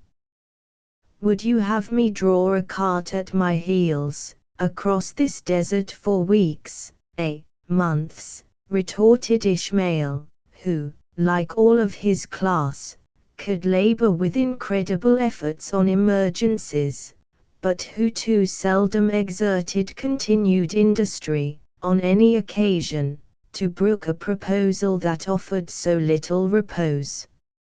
"It may do for your people, who live in settlements, to hasten on to their houses, but, thank heaven, my farm is too big for its owner ever to want a resting place. Since you like the plantation, then, you have only to make your crop. That is easier said than done, on this corner of the estate. I tell you, Abiram, there is need of moving, for more reasons than one. You know I'm a man that very seldom enters into a bargain, but who always fulfills his agreements better than your dealers in wordy contracts written on rags of paper. If there's 1 mile, there are 100 still needed to make up the distance for which you have my honor. As he spoke, the squatter glanced his eye upward at the little tenement of cloth which crowned the summit of his ragged fortress. The look was understood and answered by the other, and by some secret influence, which operated either through their interests or feelings, it served to re-establish that harmony between them, which had just been threatened with something like a momentary breach. I know it, and feel it in every bone of my body. But I remember the reason why I have set myself on this accursed journey too well to forget the distance between me and the end. Neither you nor I will ever be the better for what we have done, unless we thoroughly finish what is so well begun. That is the doctrine of the whole world, I judge. I heard a traveling preacher, who was skirting it down the Ohio, a time since, say, if a man should live up to the faith for 100 years, and then fall from his work a single day, he would find the settlement was to be made for the finishing blow that he had put to his job, and that all the bad, and none of the good, would come into the final account. And you believed the hungry hypocrite. Who said that I believed it? Retorted Abiram with a bullying look that betrayed how much his fears had dwelt on the subject he affected to despise. Is it believing to tell what a roguish, and yet, Ishmael, the man might have been honest after all. He told us that the world was, in truth, no better than a desert, and that there was but one hand that could lead the most learned man through all its crooked windings. Now, if this be true of the whole, it may be true of a part. Abiram, out with your grievances like a man, interrupted the squatter, with a hoarse laugh. You want to pray. But of what use will it be, according to your own doctrine, to serve God 5 minutes and the devil an hour? Harkee, friend, I'm not much of a husbandman, but this I know to my cost, that to make a right good crop, even on the richest bottom, there must be hard labor, and your snufflers liken the earth to a field of corn, and the men, who live on it, to its yield. Now I tell you, Abiram, that you are no better than a thistle or a mullein, yet ye are wood of too open a pore to be good even to burn. The malign glance, which shot from the scowling eye of Abiram, announced the angry character of his feelings, but as the furtive look quailed, immediately, before the unmoved, steady, countenance of the squatter, it also betrayed how much the bolder spirit of the latter had obtained the mastery over his craven nature. Content with his ascendancy, which was too apparent, and had been too often exerted on similar occasions, to leave him in any doubt of its extent, Ishmael coolly continued the discourse, by adverting more directly to his future plans.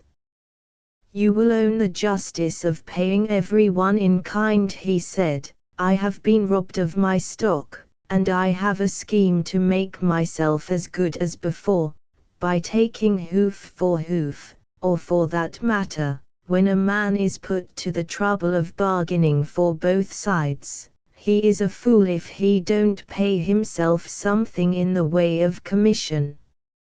As the squatter made this declaration in a tone which was a little excited by the humor of the moment, 4 or 5 of his lounging sons, who had been leaning against the foot of the rock, came forward with the indolent step so common to the family. "I have been calling Ellen Wade, who is on the rock keeping the lookout, to know if there is anything to be seen," observed the eldest of the young men, and she shakes her head, for an answer.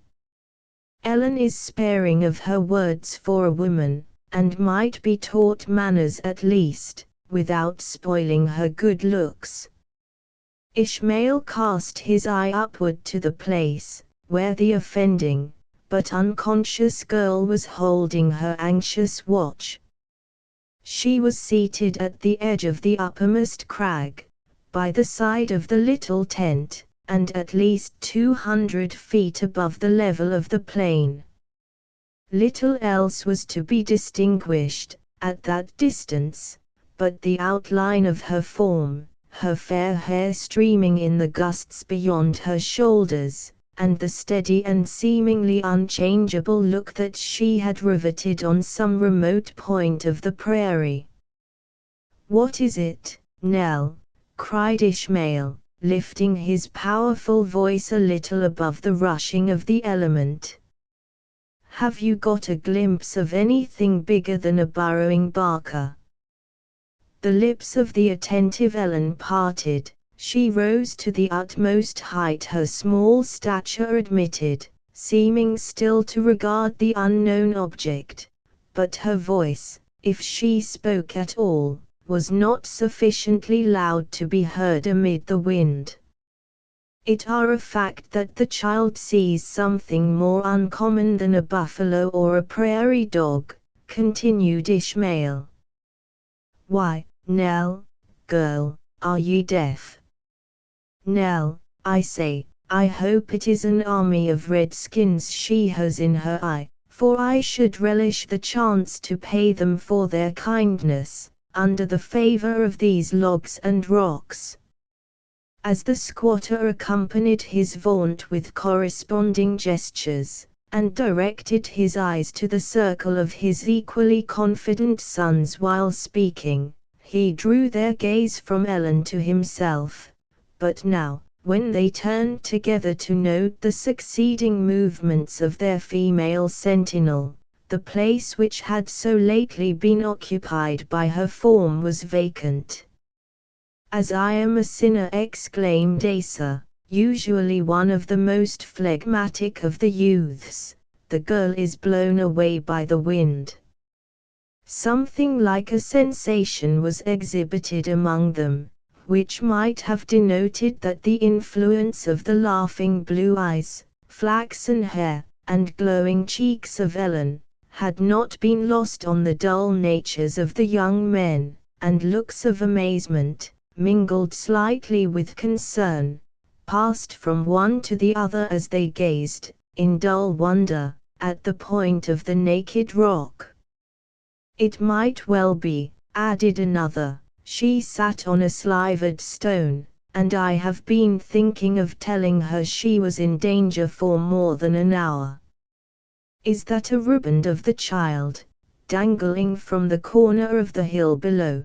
cried Ishmael. "Ha, who is moving about the tent? Have I not told you all?" "Ellen, tease Ellen," interrupted the whole body of his sons in a breath, and at that instant she reappeared to put an end to their different surmises, and to relieve more than one sluggish nature from its unwonted excitement.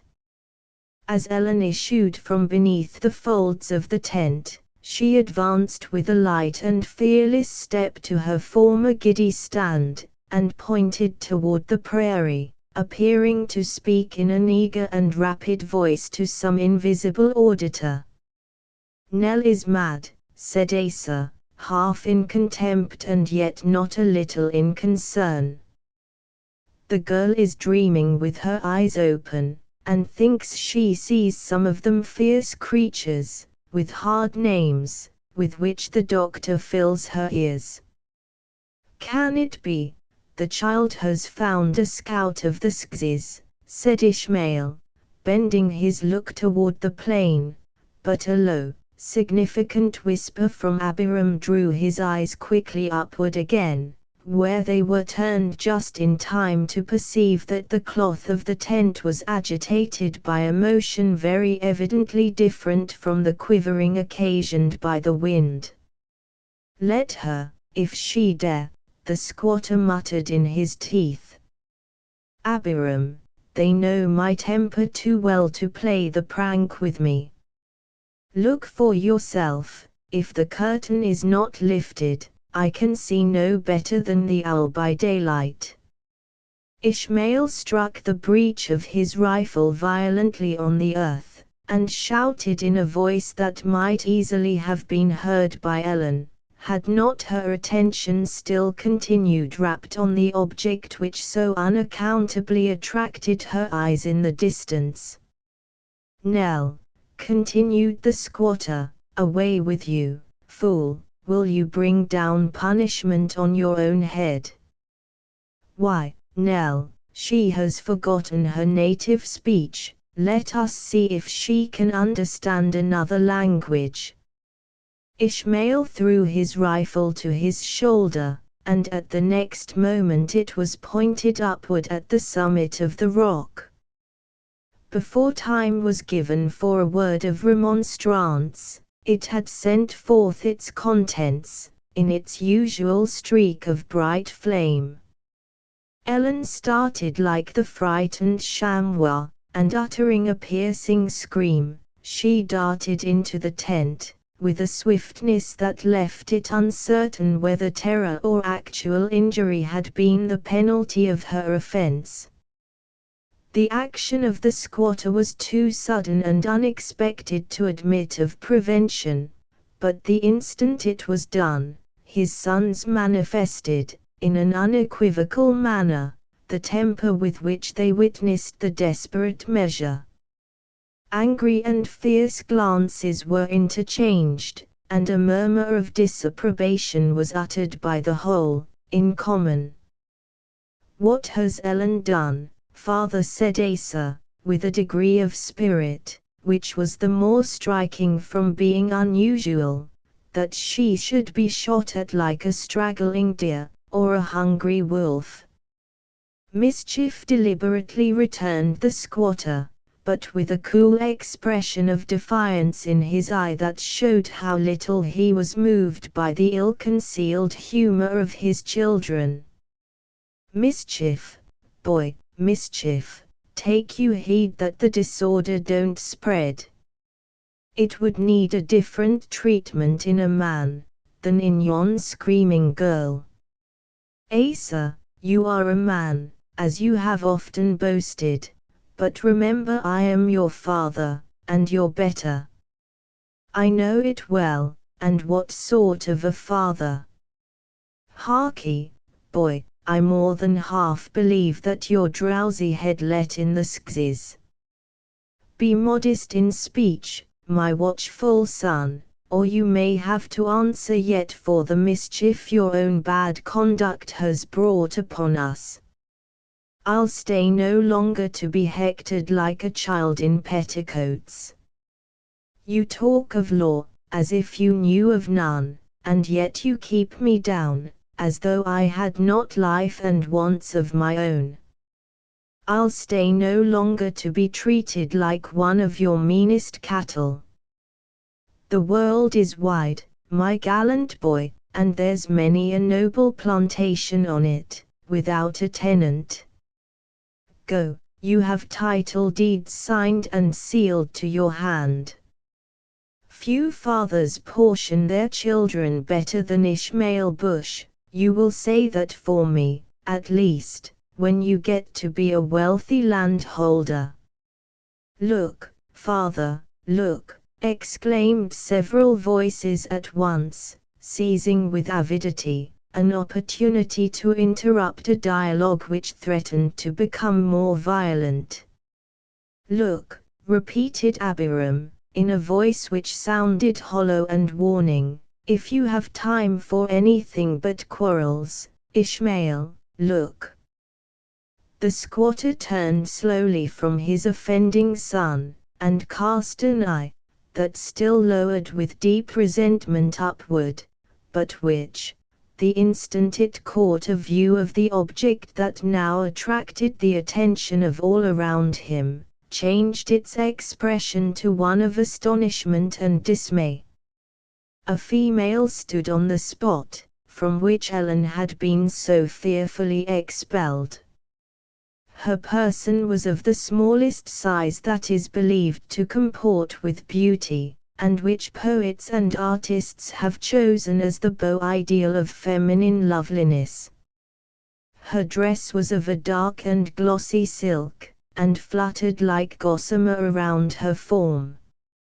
Long, flowing, and curling tresses of hair, still blacker and more shining than her robe, fell at times about her shoulders, completely enveloping the whole of her delicate bust in their ringlets, or at others streaming in the wind.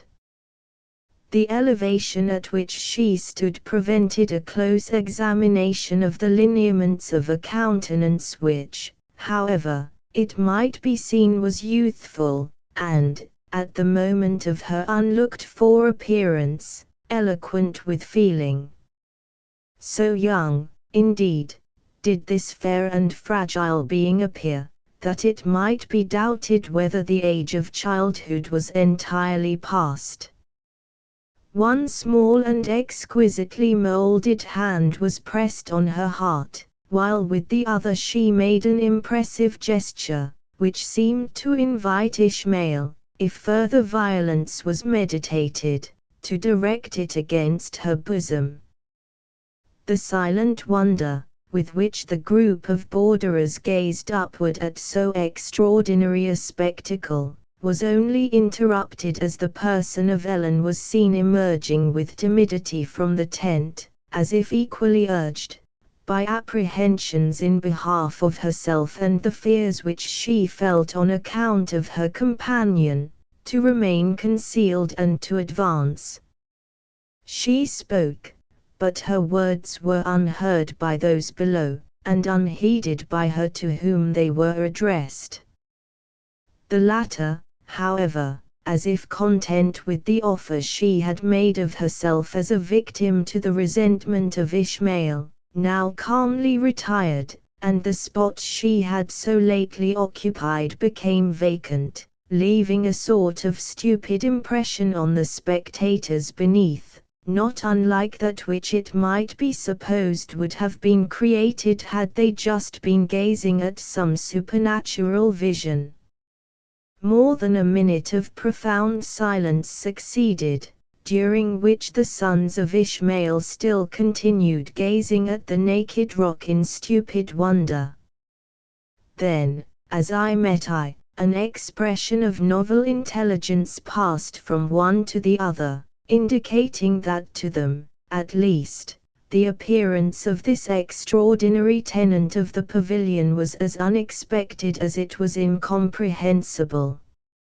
At length Asa, in right of his years, and moved by the rankling impulse of the recent quarrel, took on himself the office of interrogator. Instead, however, of braving the resentment of his father, of whose fierce nature, when aroused, he had had too frequent evidence to excite it wantonly, he turned upon the cowering person of Abiram, observing with a sneer, "This then is the beast you were bringing into the prairies for a decoy. I know you to be a man who seldom troubles truth, when anything worse may answer, but I never knew you to outdo yourself so thoroughly before. The newspapers of Kentucky have called you a dealer in black flesh 100 times, but little did they reckon that you drove the trade into white families. Who is a kidnapper, demanded Abiram, with a blustering show of resentment. Am I to be called to account for every lie they put in print throughout the states? Look to your own family, boy, look to yourselves. The very stumps of Kentucky and Tennessee cry out agin ye. My tonguey gentleman, I have seen father and mother and 3 children, yourself for one, published on the logs and stubs of the settlements, with dollars enough for reward to have made an honest man rich, for he was interrupted by a backhanded but violent blow on the mouth, that caused him to totter, and which left the impression of its weight in the starting blood and swelling lips. Asa, said the father, advancing with a portion of that dignity with which the hand of nature seems to have invested the parental character, you have struck the brother of your mother. I have struck the abuser of the whole family, returned the angry youth, and, unless he teaches his tongue a wiser language, he had better part with it altogether, as the unruly member. I'm no great performer with the knife, but, on an occasion, could make out, myself, to cut off a slandy. Boy, twice have you forgotten yourself today. Be careful that it does not happen the 3rd time. When the law of the land is weak, it is right the law of nature should be strong. You understand me, Asa, and you know me. As for you, Abiram, the child has done you wrong, and it is my place to see you righted. Remember, I tell you justice shall be done, it is enough. But you have said hard things agin me and my family. If the hounds of the law have put their bills on the trees and stumps of the clearings, it was for no act of dishonesty, as you know, but because we maintain the rule that earth is common property. No, Abiram, could I wash my hands of things done by your advice, as easily as I can of the things done by the whisperings of the devil, my sleep would be quieter at night, and none who bear my name need blush to hear it mentioned. Peace, Asa, and you too, man, enough has been said. Let us all think well before anything is added, that may make what is already so bad still more bitter.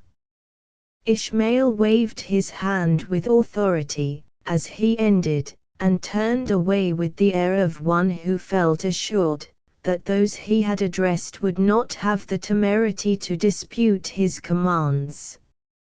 Asa evidently struggled with himself to compel the required obedience, but his heavy nature quietly sunk into its ordinary repose, and he soon appeared again the being he really was, dangerous, only, at moments, and one whose passions were too sluggish to be long maintained at the point of ferocity. Not so with Abiram.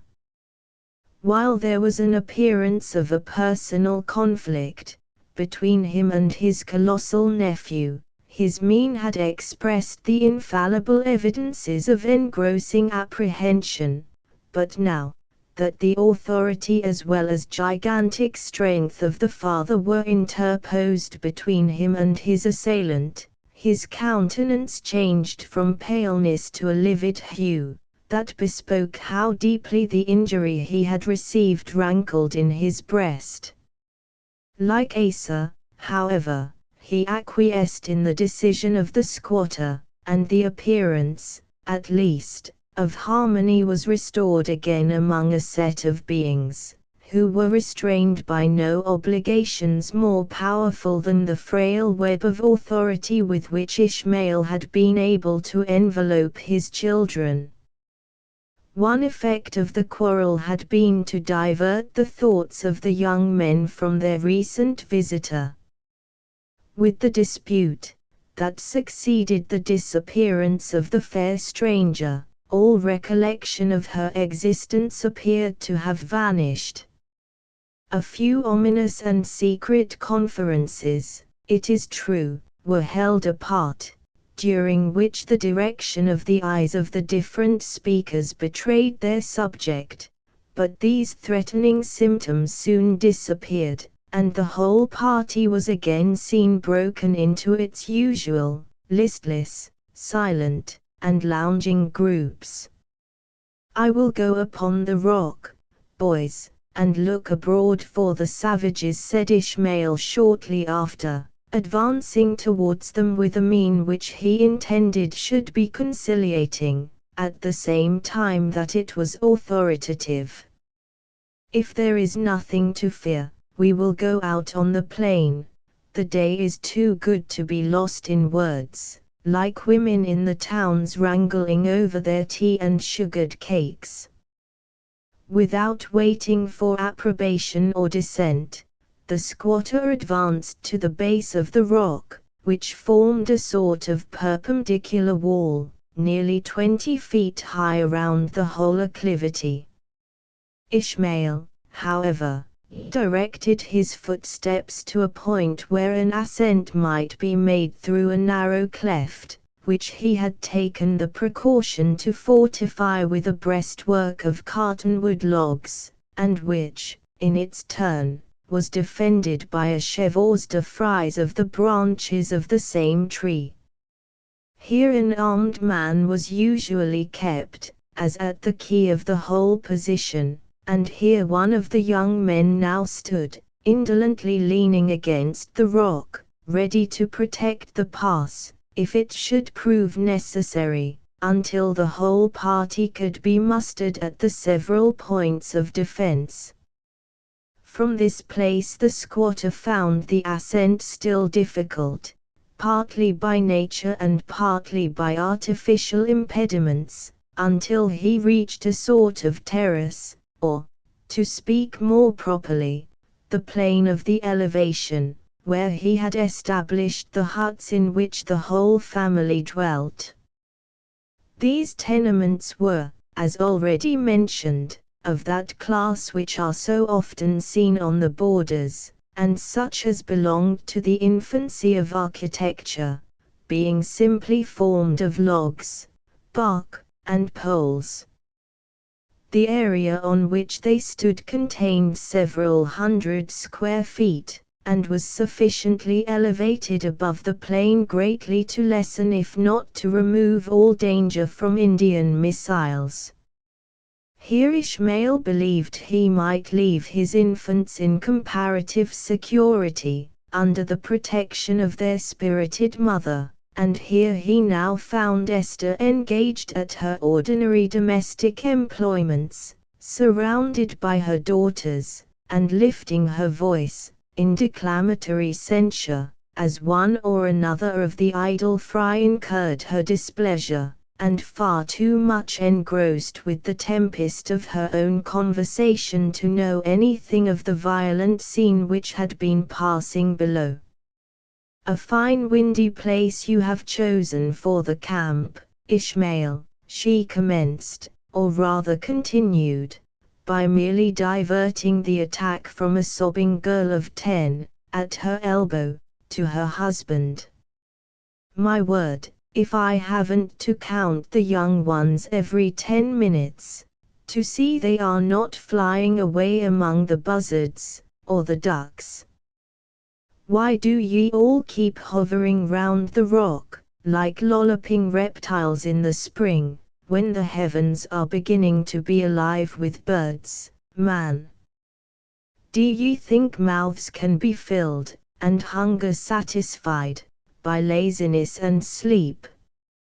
"You'll have your say, Easter," said the husband, using the provincial pronunciation of America for the name, and regarding his noisy companions, with a look of habitual tolerance rather than of affection. "But the birds you shall have, if your own tongue don't frighten them to take too high a flight. Woman," he continued, standing on the very spot whence he had so rudely banished Ellen, which he had by this time gained, and buffalo too, if my eye can tell the animal at the distance of a Spanish league. Come down, and be doing, instead of talking. A talking man is no better than a barking dog. I shall hang out the cloth, if any of the redskins show themselves, in time to give you notice.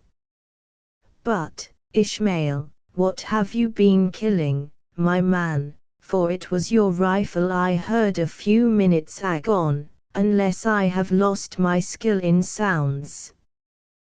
'Twas to frighten the hawk you see sailing above the rock.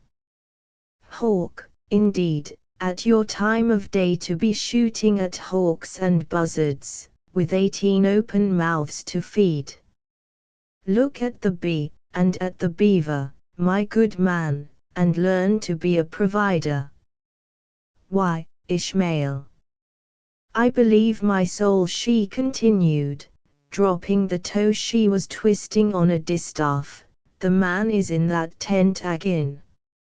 More than half his time is spent about the worthless, good-for-nothing. The sudden reappearance of her husband closed the mouth of the wife, and, as the former descended to the place where Esther had resumed her employment, she was content to grumble forth her dissatisfaction, instead of expressing it in more audible terms. The dialogue that now took place between the affectionate pair was sufficiently succinct and expressive. The woman was at first a little brief and sullen in her answers, but care for her family soon rendered her more complaisant. As the purport of the conversation was merely an engagement to hunt during the remainder of the day, in order to provide the chief necessary of life, we shall not stop to record it. With this resolution, then, the squatter descended to the plain and divided his forces into 2 parts, one of which was to remain as a guard with the fortress, and the other to accompany him to the field. He warily included Asa and Abiram in his own party, well knowing that no authority short of his own was competent to repress the fierce disposition of his headlong son, if fairly awakened.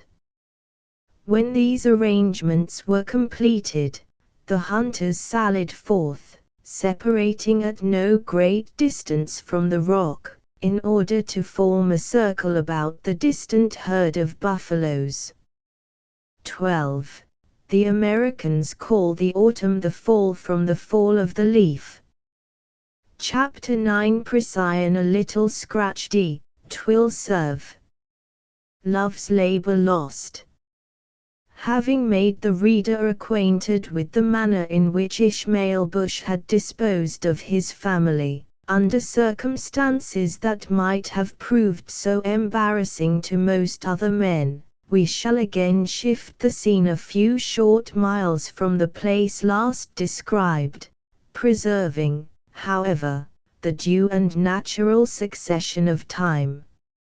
At the very moment that the squatter and his sons departed in the manner mentioned in the preceding chapter, 2 men were intently occupied in a swale that lay along the borders of a little run, just out of cannon shot from the encampment, discussing the merits of a savory bison's hump, that had been prepared for their palates with the utmost attention to the particular merits of that description of food.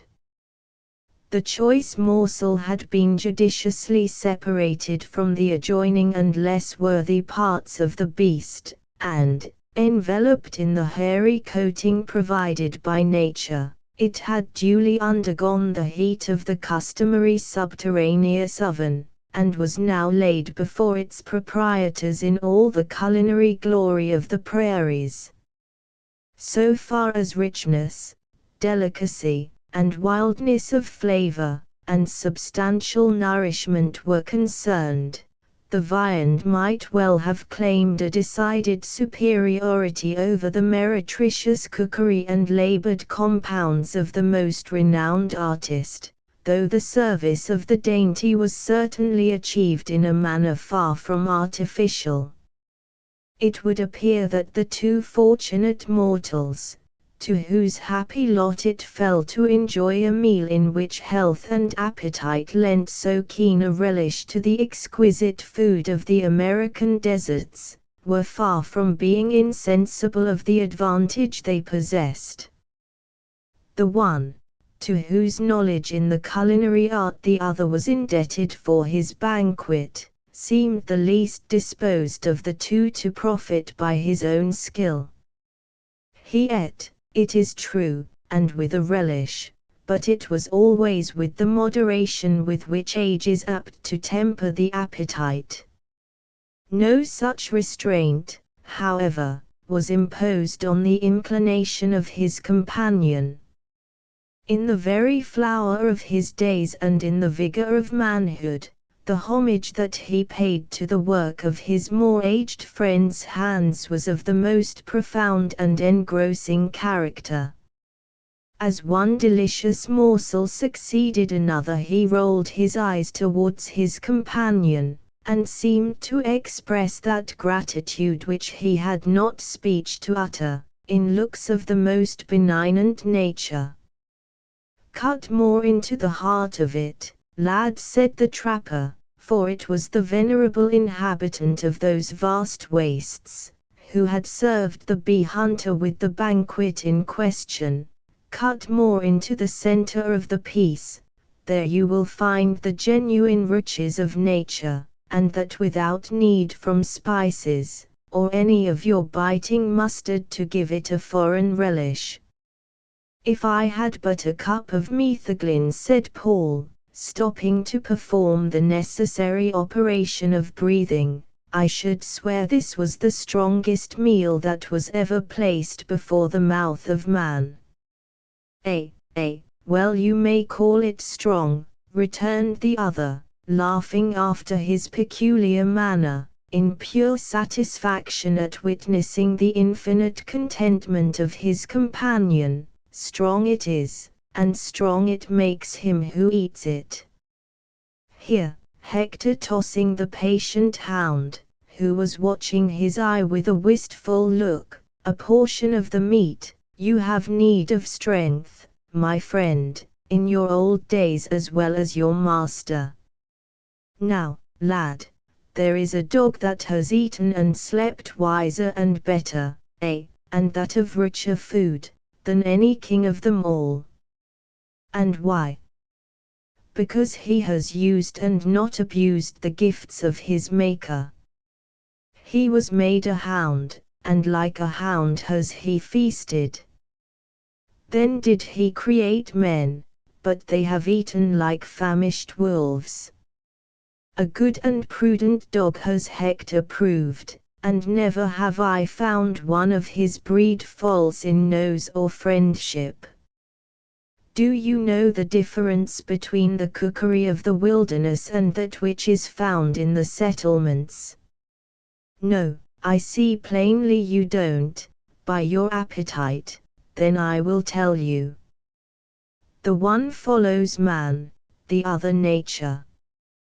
One thinks he can add to the gifts of the Creator, while the other is humble enough to enjoy them. Therein lies the secret." "I tell you, trapper," said Paul, who was very little edified by the morality with which his associate saw fit to season their repast, "that, every day while we are in this place, and they are likely to be many, I will shoot a buffalo and you shall cook his hump." "I cannot say that, I cannot say that.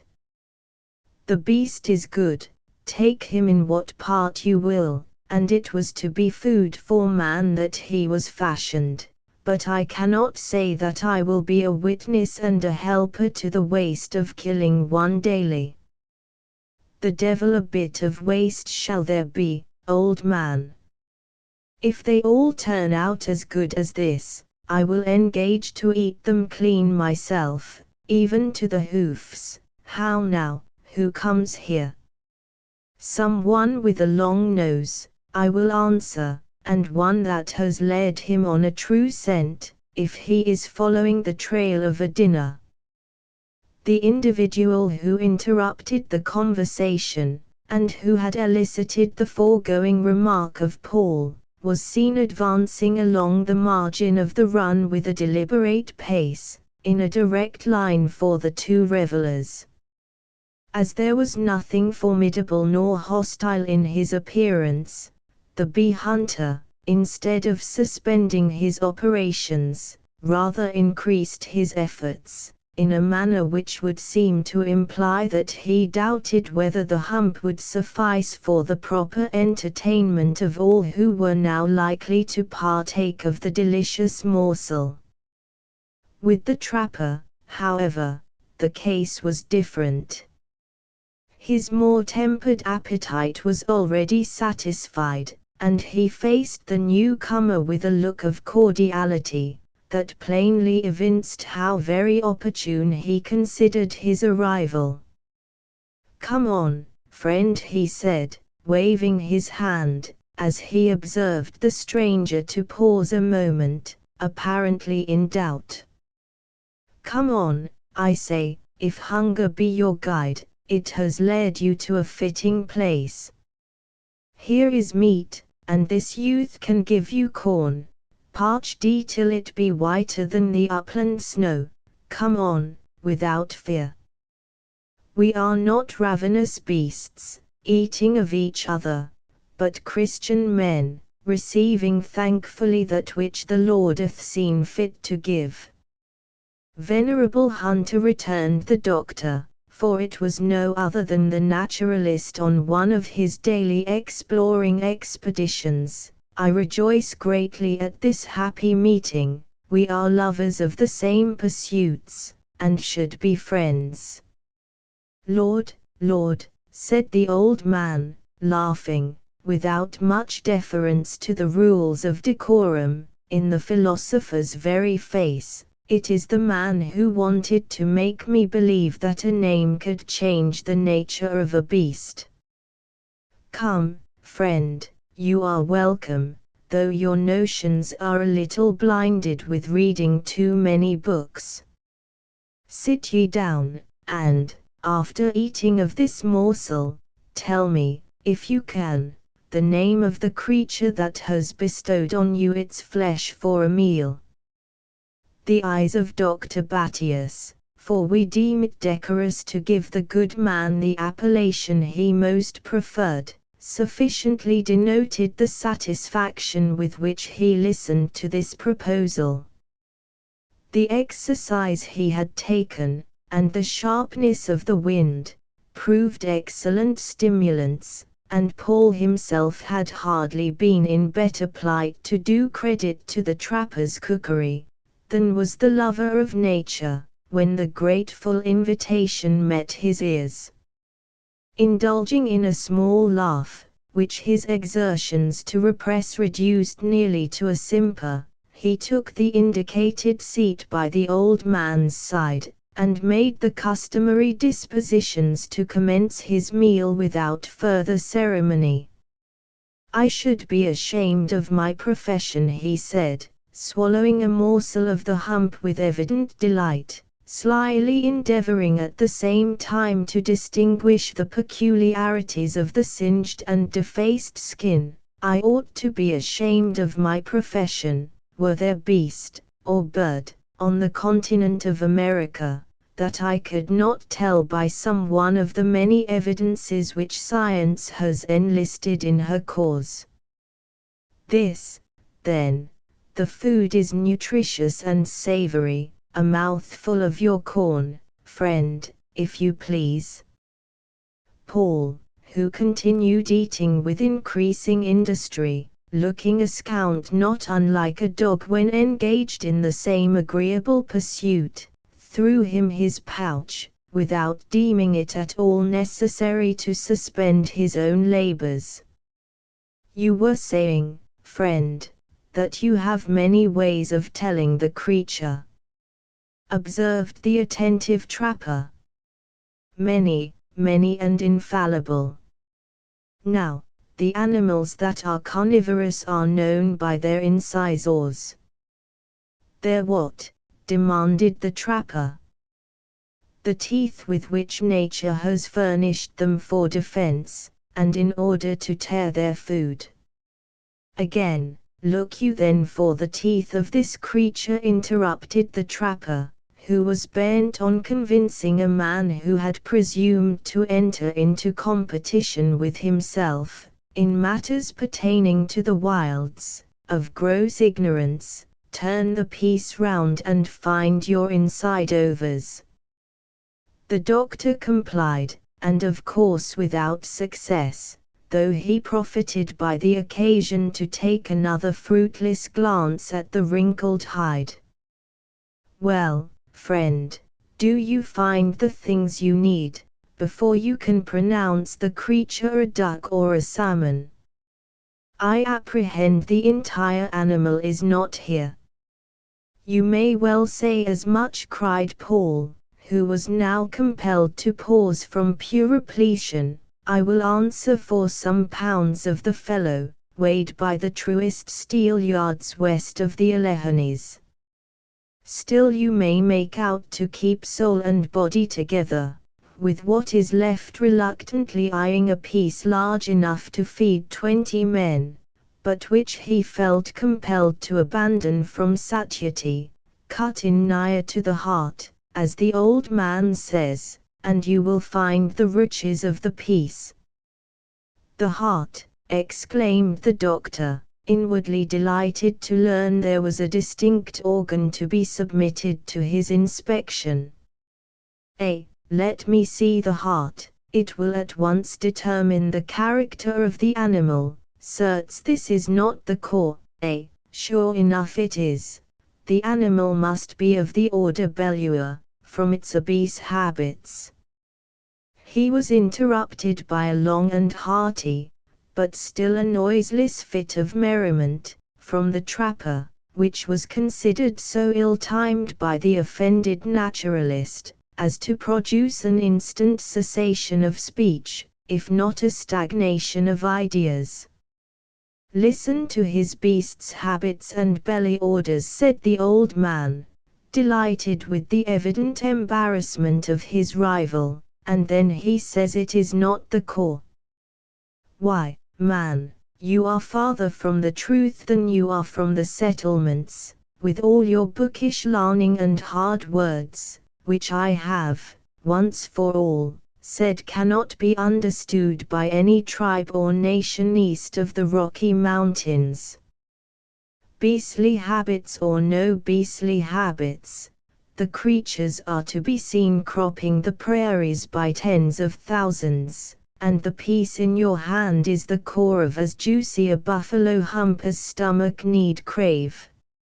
My aged companion said, struggling to keep down a rising irascibility, that he conceived would ill comport with the dignity of his character, "your system is erroneous, from the premises to the conclusion, and your classification so faulty, as utterly to confound the distinctions of science. The buffalo is not gifted with a hump at all, nor is his flesh savory and wholesome, as I must acknowledge it would seem the subject before us may well be characterized. There I'm dead against you." And clearly with the trapper, interrupted Paul Hover. "The man who denies that buffalo beef is good, should scorn to eat it." 13. The doctor, whose observation of the bee hunter had hitherto been exceedingly cursory, stared at the new speaker with a look which denoted something like recognition. "The principal characteristics of your countenance, friend," he said, "are familiar. Either you, or some other specimen of your class, is known to me. I am the man you met in the woods east of the big river, and whom you tried to persuade to line a yellow hornet to his nest, as if my eye was not too true to mistake any other animal for a honeybee, in a clear day. We tarried together a week, as you may remember, you at your toads and lizards, and I at my high holes and hollow trees, and a good job we made of it between us. I filled my tubs with the sweetest honey I ever sent to the settlements, besides housing a dozen hives, and your bag was near bursting with a crawling museum. I never was bold enough to put the question to your face, stranger, but I reckon you are a keeper of curiosities. 14. That is another of their wanton wickednesses, exclaimed the trapper. They slay the buck, and the moose, and the wild cat, and all the beasts that range the woods, and stuffing them with worthless rags, and placing eyes of glass into their heads, they set them up to be stared at, and call them the creatures of the Lord, as if any mortal effigy could equal the works of his hand. I know you well, returned the doctor, on whom the plaint of the old man produced no visible impression. I know you offering his hand cordially to Paul. It was a prolific week, as my herbal and catalogues shall one day prove. I remember you well, young man. You are of the class, Mammalia, order, primates, genus, Homo, species, Kentucky. Pausing to smile at his own humor, the naturalist proceeded. Since our separation, I have journeyed far, having entered into a compactum or agreement with a certain man named Ishmael. Bush, interrupted the impatient and reckless Paul. By the Lord, trapper, this is the very blood letter that Ellen told me of. Then Nellie has not done me credit for what I trust I deserve, returned the single-minded doctor, for I am not of the phlebotomizing school at all, greatly preferring the practice which purifies the blood instead of abstracting it. It was a blunder of mine, good stranger. The girl called you a skillful man. Therein she may have exceeded my merits, Dr. Battius continued, bowing with sufficient meekness. But Ellen is a good, and a kind, and a spirited girl, too. A kind and a sweet girl I have ever found Nell Wade to be. The devil you have, cried Paul, dropping the morsel he was sucking, from sheer reluctance to abandon the hump, and casting a fierce and direct look into the very teeth of the unconscious physician. I reckon, stranger, you have a mind to bag Ellen, too. The riches of the whole vegetable and animal world united, would not tempt me to harm a hair of her head. I love the child, with what may he called a more naturalis, or rather paternus, the affection of a father. That, indeed, is more befitting the difference in your years, Paul coolly rejoined, stretching forth his hand to regain the rejected morsel. You would be no better than a drone at your time of day, with a young hive to feed and swarm. Yes, there is reason, because there is nature, in what he says, observed the trapper, but, friend, you have said you were a dweller in the camp of one Ishmael Bush. True, it is in virtue of a compactum. I know but little of the virtue of packing, though I follow trapping, in my old age, for a livelihood. They tell me that skins are well kept in the new fashion, but it is long since I have left off killing more than I need for food and garments. I was an eyewitness, myself, of the manner in which the Skzys broke into your encampment, and drove off the cattle, stripping the poor man you call Ishmael of his smallest hoofs, counting even the cloven feet. Asinus accepted, muttered the doctor, who by this time was discussing his portion of the hump, in utter forgetfulness of all its scientific attributes. Asinus domesticus americanus accepted.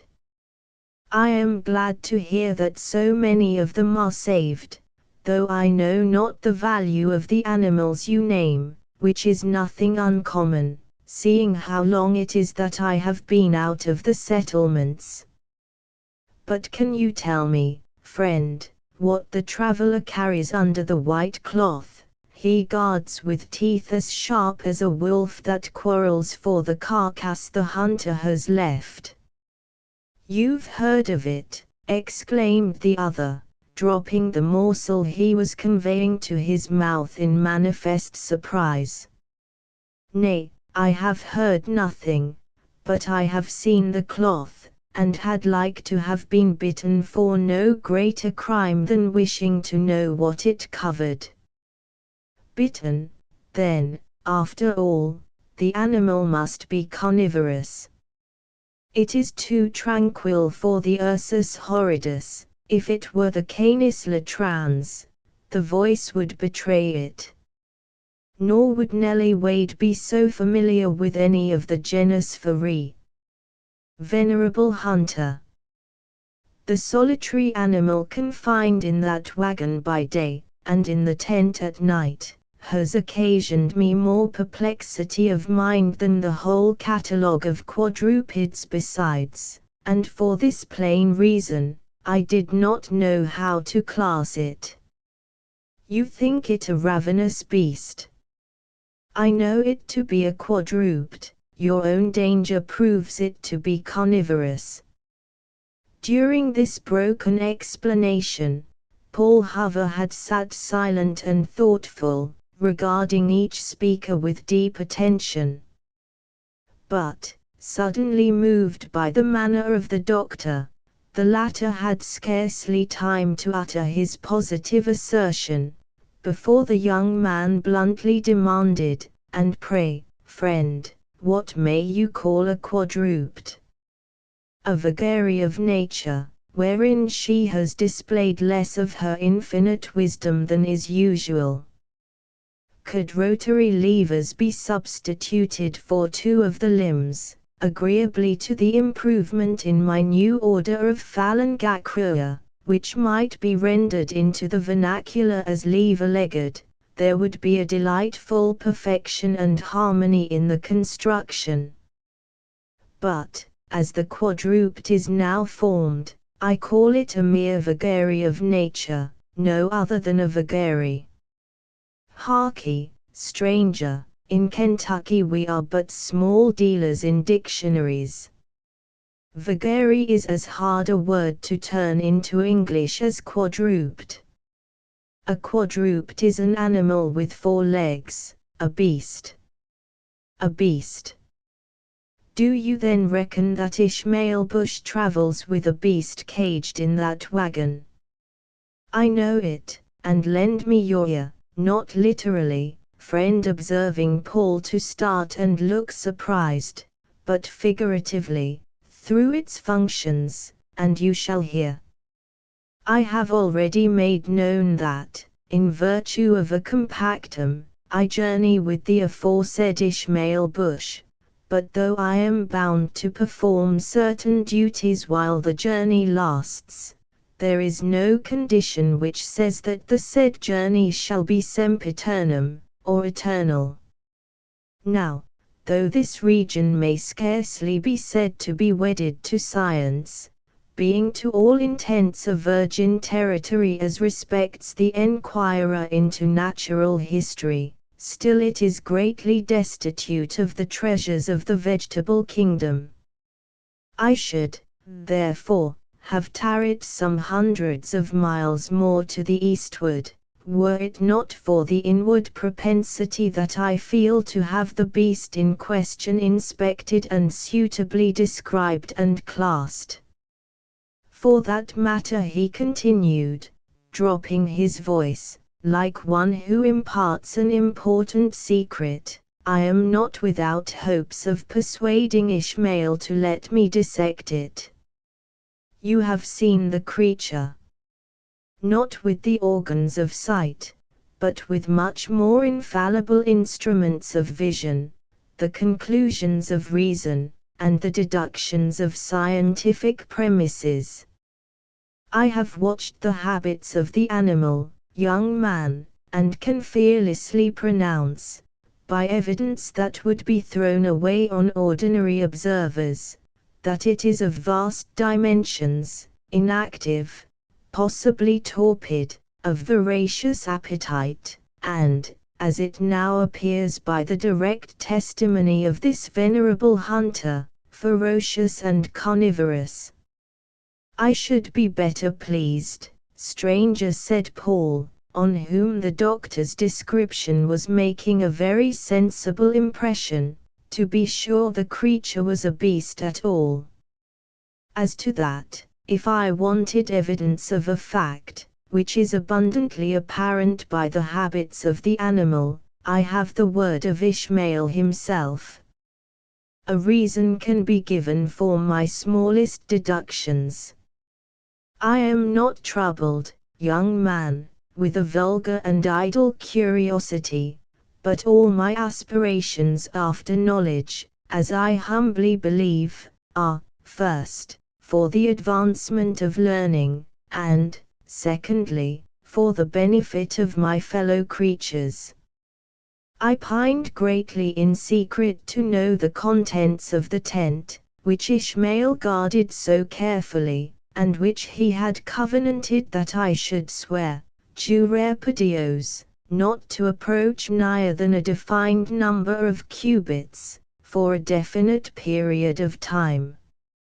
Your justurandum, or oath, is a serious matter, and not to be dealt in lightly, but, as my expedition depended on complying, I consented to the act, reserving to myself at all times the power of distant observation.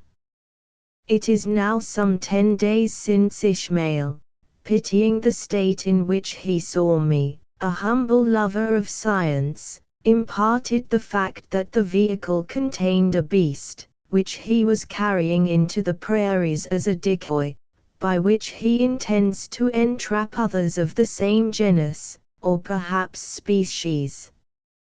Since then, my task has been reduced simply to watch the habits of the animal, and to record the results. When we reach a certain distance where these beasts are said to abound, I am to have the liberal examination of the specimen. Paul continued to listen, in the most profound silence, until the doctor concluded his singular but characteristic explanation. Then the incredulous bee hunter shook his head, and saw fit to reply, by saying, Stranger, old Ishmael has burrowed you in the very bottom of a hollow tree, where your eyes will be of no more use than the sting of a drone. I, too, know something of that very wagon, and I may say that I have lined the squatter down into a flat lie. Harkee, friend, do you think a girl, like Ellen Wade, would become the companion of a wild beast? Why not, repeated the naturalist. Nellie has a taste, and often listens with pleasure to the treasures that I am sometimes compelled to scatter in this desert. Why should she not study the habits of any animal, even though it were a rhinoceros? Softly, returned the equally positive, and, though less scientific, certainly, on this subject, better instructed bee hunter, Ellen is a girl of spirit, and one too that knows her own mind, or I'm much mistaken, but with all her courage and brave looks, she is no better than a woman after all. Haven't I often had the girl crying, "You are an acquaintance, then, of Nellie's?" The devil a bit. But I know woman is woman, and all the books in Kentucky couldn't make Ellen Wade go into a tent alone with a ravenous beast. It seems to me, the trapper calmly observed, that there is something dark and hidden in this matter. I am a witness that the traveler likes none to look into the tent, and I have a proof more sure than what either of you can lay claim to, that the wagon does not carry the cage of a beast. Here is Hector, come of a breed with noses as true and faithful as a hand that is all-powerful has made any of their kind, and had there been a beast in the place, the hound would long since have told it to his master. Do you pretend to oppose a dog to a man, brutality to learning, instinct to reason?" exclaimed the doctor in some heat. "In what manner, pray, can a hound distinguish the habits, species, or even the genus of an animal, like reasoning, learned, scientific, triumphant man?" "In what manner?" coolly repeated the veteran woodsman. "Listen, and if you believe that a schoolmaster can make a quicker wit than the Lord, you shall be made to see how much you're mistaken. Do you not hear something move in the brake? It has been cracking the twigs these 5 minutes. Now tell me what the creature is." "I hope nothing ferocious," exclaimed the doctor, who still retained a lively impression of his rencounter with the Vespertilio horribilis. "You have rifles, friends, would it not be prudent to prime them, for this fowling piece of mine is little to be depended on?" "There may be reason in what he says," returned the trapper, so far complying as to take his piece from the place where it had lain during the repast, and raising its muzzle in the air. "Now tell me the name of the creature." "It exceeds the limits of earthly knowledge." Buffon himself could not tell whether the animal was a quadruped, or of the order, serpens. "A sheep, or a tiger?"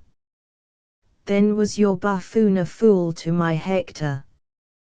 "Here, pup, what is it, dog? Shall we run it down, pup, or shall we let it pass?"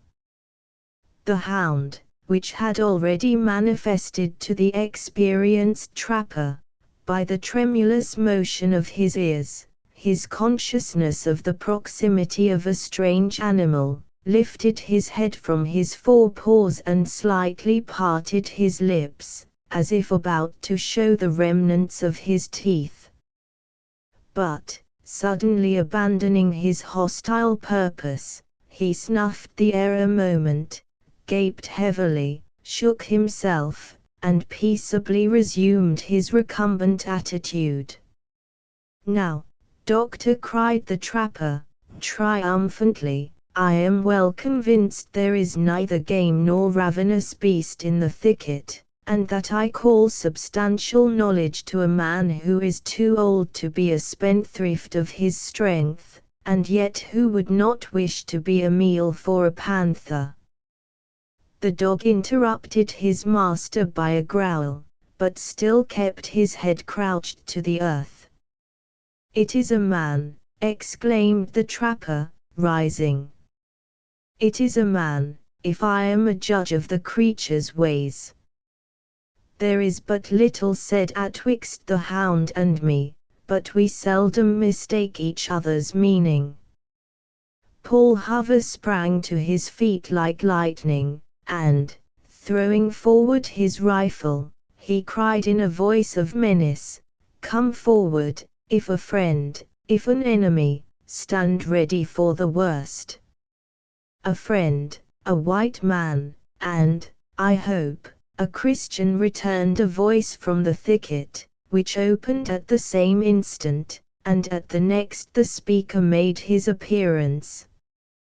13. It is scarcely necessary to tell the reader that the animal so often alluded to in this book, and which is vulgarly called the buffalo, is in truth the bison, hence so many contretemps between the men of the prairies and the men of science. 14. The pursuit of a bee hunter is not uncommon on the skirts of American society, though it is a little embellished here. When the bees are seen sucking the flowers, their pursuer contrives to capture one or two. He then chooses a proper spot, and suffering one to escape, the insect invariably takes its flight towards the hive. Changing his ground to a greater or less distance according to circumstances, the bee hunter then permits another to escape. Having watched the courses of the bees, which is technically called lining, he is enabled to calculate the intersecting angle of the two lines, which is the hive. Chapter X. Go apart, Adam, and thou shalt hear how he will shake me up. As you like it. It is well known that even long before the immense regions of Louisiana changed their masters for the second, and, as it is to be hoped, for the last time, its unguarded territory was by no means safe from the inroads of white adventurers. The semi-barbarous hunters from the Canadas, the same description of population, a little more enlightened, from the States, and the Métis or half-breeds, who claimed to be ranked in the class of white men, were scattered among the different Indian tribes, or gleaned a scanty livelihood in solitude, amid the haunts of the beaver and the bison, or, to adopt the popular nomenclature of the country of the buffalo. 15. It was, therefore, no unusual thing for strangers to encounter each other in the endless wastes of the West. By signs, which an unpracticed eye would pass unobserved, these borderers knew when one of his fellows was in his vicinity, and he avoided or approached the intruder as best comported with his feelings or his interests. Generally, these interviews were pacific, for the whites had a common enemy to dread, in the ancient and perhaps more lawful occupants of the country, but instances were not rare, in which jealousy and cupidity had caused them to terminate in scenes of the most violent and ruthless treachery. The meeting of two hunters on the American desert, as we find it convenient sometimes to call this region, was consequently somewhat in the suspicious and wary manner in which two vessels draw together in a sea that is known to be infested with pirates. While neither party is willing to betray its weakness, by exhibiting distrust, neither is disposed to commit itself by any acts of confidence, from which it may be difficult to recede. Such was, in some degree, the character of the present interview. The stranger drew nigh deliberately, keeping his eyes steadily fastened on the movements of the other party, while he purposely created little difficulties to impede an approach which might prove too hasty. On the other hand, Paul stood playing with the lock of his rifle, too proud to let it appear that three men could manifest any apprehension of a solitary individual, and yet too prudent to omit, entirely, the customary precautions. The principal reason of the marked difference which the two legitimate proprietors of the banquet made in the receptions of their guests, was to be explained by the entire difference which existed in their respective appearances. While the exterior of the naturalist was decidedly pacific, not to say abstracted, that of the newcomer was distinguished by an air of vigor, and a front and step which it would not have been difficult to have at once pronounced to be military. He wore a forage cap of fine blue cloth, from which depended a soiled tassel in gold, and which was nearly buried in a mass of exuberant, curling, jet-black hair. Around his throat he had negligently fastened a stock of black silk. His body was enveloped in a hunting shirt of dark green, trimmed with the yellow fringes and ornaments that were sometimes seen among the border troops of the Confederacy. Beneath this, however, were visible the collar and lapels of a jacket, similar in color and cloth to the cap. His lower limbs were protected by buckskin leggings, and his feet by the ordinary Indian moccasins. A richly ornamented, and exceedingly dangerous straight dirk was stuck in a sash of red silk network. Another girdle, or rather belt, of uncolored leather contained a pair of the smallest sized pistols, in holsters nicely made to fit, and across his shoulder was thrown a short, heavy, military rifle, its horn and pouch occupying the usual places beneath his arms. At his back he bore a knapsack, marked by the well-known initials that have since gained for the government of the United States the good-humored and quaint appellation of Uncle Sam. "I come in amity," the stranger said, like one too much accustomed to the sight of arms to be startled at the ludicrously belligerent attitude which Dr. Battius had seen fit to assume. "I come as a friend, and am one whose pursuits and wishes will not at all interfere with your own." "Harkee, stranger," said Paul Hover, bluntly, "do you understand lining a bee from this open place into a wood, distant, perhaps, a dozen miles?" "The bee is a bird I have never been compelled to seek," returned the other, laughing, "though I have, too, been something of a fowler in my time." "I thought as much," exclaimed Paul, thrusting forth his hand frankly, and with the true freedom of manner that marks an American borderer. "Let us cross fingers. You and I will never quarrel about the comb, since you set so little store by the honey. And now, if your stomach has an empty corner, and you know how to relish a genuine dewdrop when it falls into your very mouth, there lies the exact morsel to put into it. Try it, stranger, and having tried it, if you don't call it as snug a fit as you have made since, how long are you from the settlements, pray?" "'Tis many weeks, and I fear it may be as many more before I can return. I will, however, gladly profit by your invitation, for I have fasted since the rising of yesterday's sun, and I know too well the merits of a bison's bump to reject the food." "Ah, you are acquainted with the dish. Well, therein you have the advantage of me, in setting out, though I think I may say we could now start on equal ground.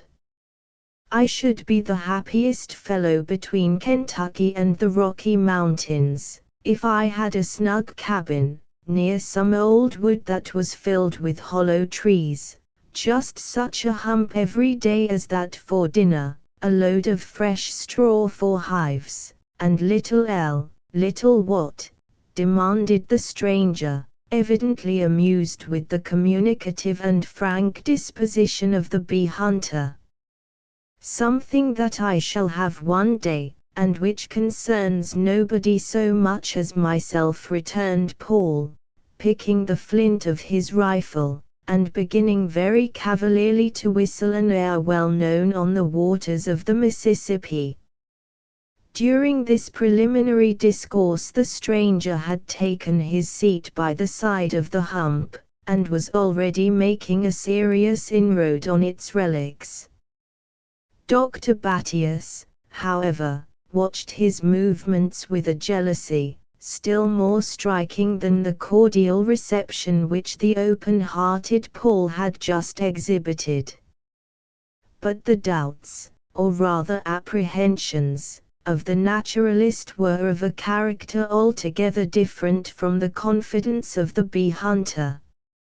He had been struck with the stranger's using the legitimate, instead of the perverted name of the animal off which he was making his repast, and as he had been among the foremost himself to profit by the removal of the impediments which the policy of Spain had placed in the way of all explorers of her transatlantic dominions, whether bent on the purposes of commerce, or, like himself, on the more laudable pursuits of science, he had a sufficiency of everyday philosophy to feel that the same motives, which had so powerfully urged himself to his present undertaking, might produce a like result on the mind of some other student of nature.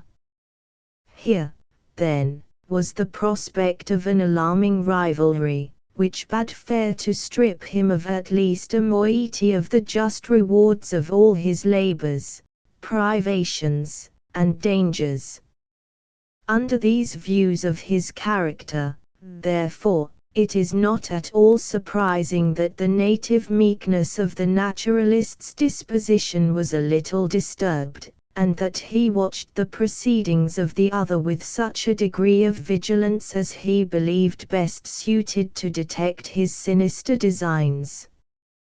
"This is truly a delicious repast," observed the unconscious young stranger, for both young and handsome he was fairly entitled to be considered. Either hunger has given a peculiar relish to the viand, or the bison may lay claim to be the finest of the ox family. Naturalists, sir, are apt, when they speak familiarly, to give the cow the credit of the genus, said Dr. Battius, swelling with secret distrust, and clearing his throat, before speaking, much in the manner that a duelist examines the point of the weapon he is about to plunge into the body of his foe. The figure is more perfect, as the bos, meaning the ox, is unable to perpetuate his kind, and the bos, in its most extended meaning, or vaca, is altogether the nobler animal of the two. The doctor uttered this opinion with a certain air, that he intended should express his readiness to come at once to any of the numerous points of difference which he doubted not existed between them, and he now awaited the blow of his antagonist, intending that his next thrust should be still more vigorous.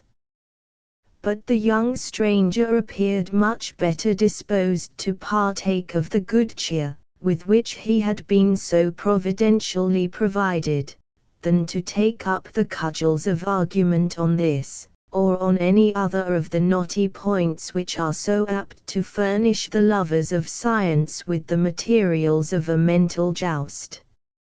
"I dare say you are very right, sir," he replied, with a most provoking indifference to the importance of the points he conceded. "I dare say you are quite right, and that vaca would have been the better word." "Pardon me, sir, you are giving a very wrong construction to my language, if you suppose I include, without many and particular qualifications, the Bibulus americanus, in the family of the vaca. For, as you well know, sir, or, as I presume I should say, doctor, You have the medical diploma, no doubt.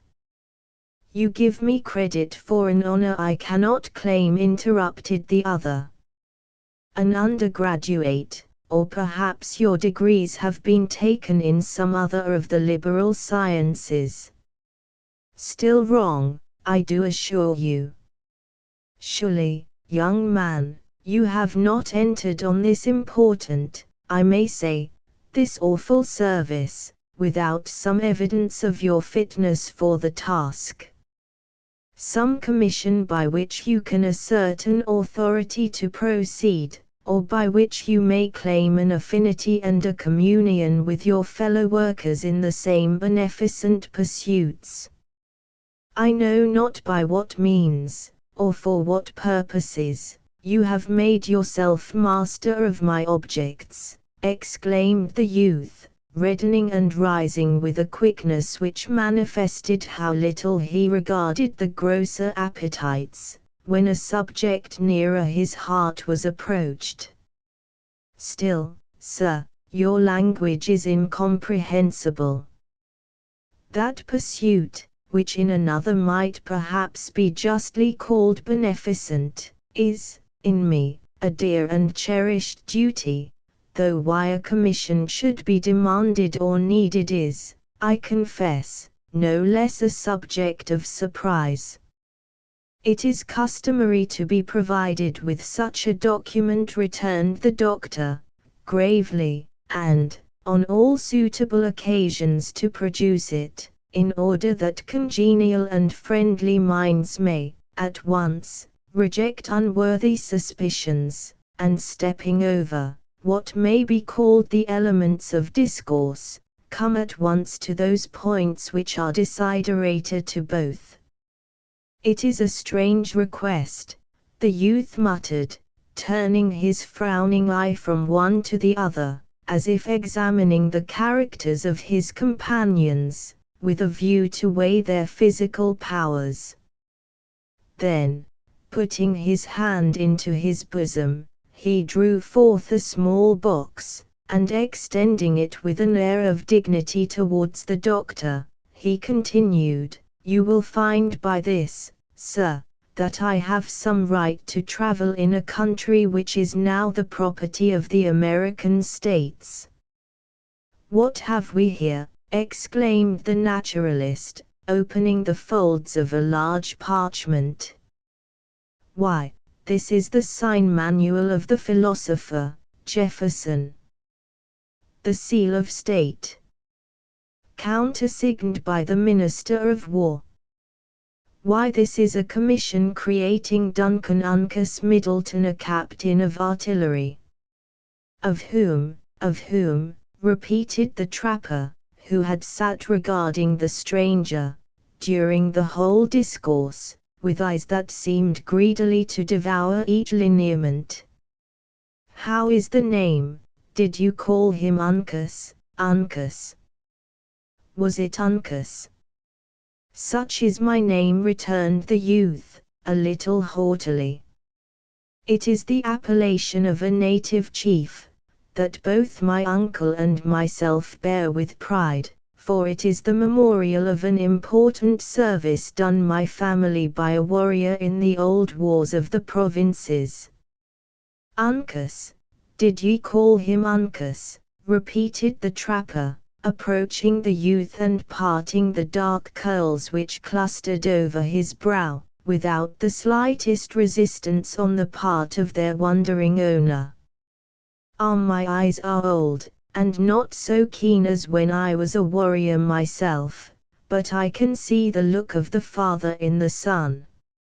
I saw it when he first came nigh, but so many things have since passed before my failing sight, that I could not name the place where I had met his likeness.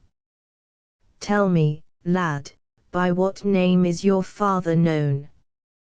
"He was an officer of the States in the War of the Revolution, of my own name of course. My mother's brother was called Duncan Uncas Hayward." Still Uncas, echoed the other, trembling with eagerness. and his father was called the same, without the appellation of the native chief. It was to him, and to my grandmother, that the service of which I have just spoken was rendered. I know it. I know it, shouted the old man, in his tremulous voice, his rigid features working powerfully, as if the names the other mentioned awakened some long dormant emotions, connected with the events of an anterior age. I know it, son or grandson, it is all the same, it is the blood, and 'tis the look. Tell me, is he they call Duncan, without the uncus, is he living? The young man shook his head sorrowfully, as he replied in the negative. He died full of days and of honors.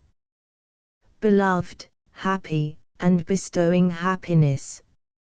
Full of days, repeated the trapper, looking down at his own meager, but still muscular hands. Ah, he lived in the settlements, and was wise only after their fashions. But you have often seen him, and you have heard him discourse of Uncas, and of the wilderness. Often, he was then an officer of the king, but when the war took place between the crown and her colonies, my grandfather did not forget his birthplace, but threw off the empty allegiance of names, and was true to his proper country. He fought on the side of liberty. There was reason in it, and what is better, there was nature. Come, sit ye down beside me, lad, sit ye down, and tell me of what your grandfather used to speak, when his mind dwelt on the wonders of the wilderness. The youth smiled, no less at the importunity than at the interest manifested by the old man, but as he found there was no longer the least appearance of any violence being contemplated, he unhesitatingly complied. Give it all to the trapper by rule, and by figures of speech, said Paul, very coolly taking his seat on the other side of the young soldier. It is the fashion of old age to relish these ancient traditions, and, for that matter, I can say that I don't dislike to listen to them myself. Middleton smiled again, and perhaps with a slight air of derision, but, good-naturedly turning to the trapper, he continued, it is a long, and might prove a painful story. Bloodshed and all the horrors of Indian cruelty and of Indian warfare are fearfully mingled in the narrative. Give it all to us, stranger, continued Paul. We are used to these matters in Kentucky, and, I must say, I think a story none the worse for having a few scalps in it. But he told you of Uncas, did he? Resumed the trapper, without regarding the slight interruptions of the bee hunter, which amounted to no more than a sort of byplay. And what thought he and said he of the lad, in his parlor, with the comforts and ease of the settlements at his elbow? I doubt not he used a language similar to that he would have adopted in the woods, and had he stood face to face with his friend, did he call the savage his friend, the poor, naked, painted warrior, he was not too proud then to call the Indian his friend. He even boasted of the connection, and as you have already heard, bestowed a name on his firstborn, which is likely to be handed down as an heirloom among the rest of his descendants. It was well done, like a man, and like a Christian, too. He used to say the Delaware was swift of foot, did he remember that? As the antelope. Indeed, he often spoke of him by the appellation of Le Cerf Agile, a name he had obtained by his activity. "And bold, and fearless, lad," continued the trapper, looking up into the eyes of his companion, with a wistfulness that bespoke the delight he received in listening to the praises of one, whom it was so very evident he had once tenderly loved. "Brave as a blooded hound. Without fear." He always quoted Uncas and his father, who from his wisdom was called the Great Serpent, as models of heroism and constancy. He did them justice, he did them justice. True men were not to be found in tribe or nation, be their skins of what color they might. I see your grandfather was just, and did his duty, too, by his offspring. 'Twas a perilous time he had of it, among them hills, and nobly did he play his own part. Tell me, lad, or officer, I should say, since officer you be, was this all? Certainly not. It was, as I have said, a fearful tale, full of moving incidents, and the memories both of my grandfather and of my grandmother, exclaimed the trapper, tossing a hand into the air as his whole countenance lighted with the recollections the name revived. They called her Alice. Elsie or Alice, 'tis all the same. A laughing, playful child she was, when happy, and tender and weeping in her misery. Her hair was shining and yellow, as the coat of the young fawn, and her skin clearer than the purest water that drips from the rock. Well do I remember her. I remember her right well. The lip of the youth slightly curled, and he regarded the old man with an expression, which might easily have been construed into a declaration that such were not his own recollections of his venerable and revered ancestor, though it would seem he did not think it necessary to say as much in words. He was content to answer. They both retained impressions of the dangers they had passed, by far too vivid easily to lose the recollection of any of their fellow actors. The trapper looked aside, and seemed to struggle with some deeply innate feeling, then, turning again towards his companion, though his honest eyes no longer dwelt with the same open interest, as before, on the countenance of the other, he continued, "Did he tell you of them all? Were they all redskins, but himself and the daughters of Munro?" "No. There was a white man associated with the Delawares. A scout of the English army, but a native of the provinces. A drunken worthless vagabond, like most of his color who harbor with the savages, I warrant you. Old man, your gray hairs should caution you against slander. The man I speak of was of great simplicity of mind, but of sterling worth. Unlike most of those who live a border life, he united the better, instead of the worst, qualities of the two people. He was a man endowed with the choicest and perhaps rarest gift of nature, that of distinguishing good from evil. His virtues were those of simplicity, because such were the fruits of his habits, as were indeed his very prejudices. In courage he was the equal of his red associates, in warlike skill, being better instructed, their superior.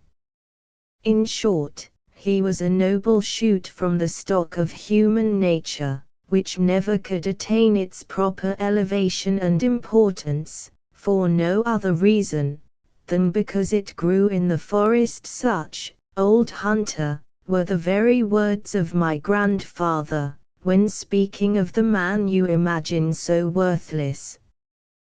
The eyes of the trapper had sunk to the earth, as the stranger delivered this character in the ardent tones of generous youth. He played with the ears of his hound, fingered his own rustic garment, and opened and shut the pan of his rifle, with hands that trembled in a manner that would have implied their total unfitness to wield the weapon.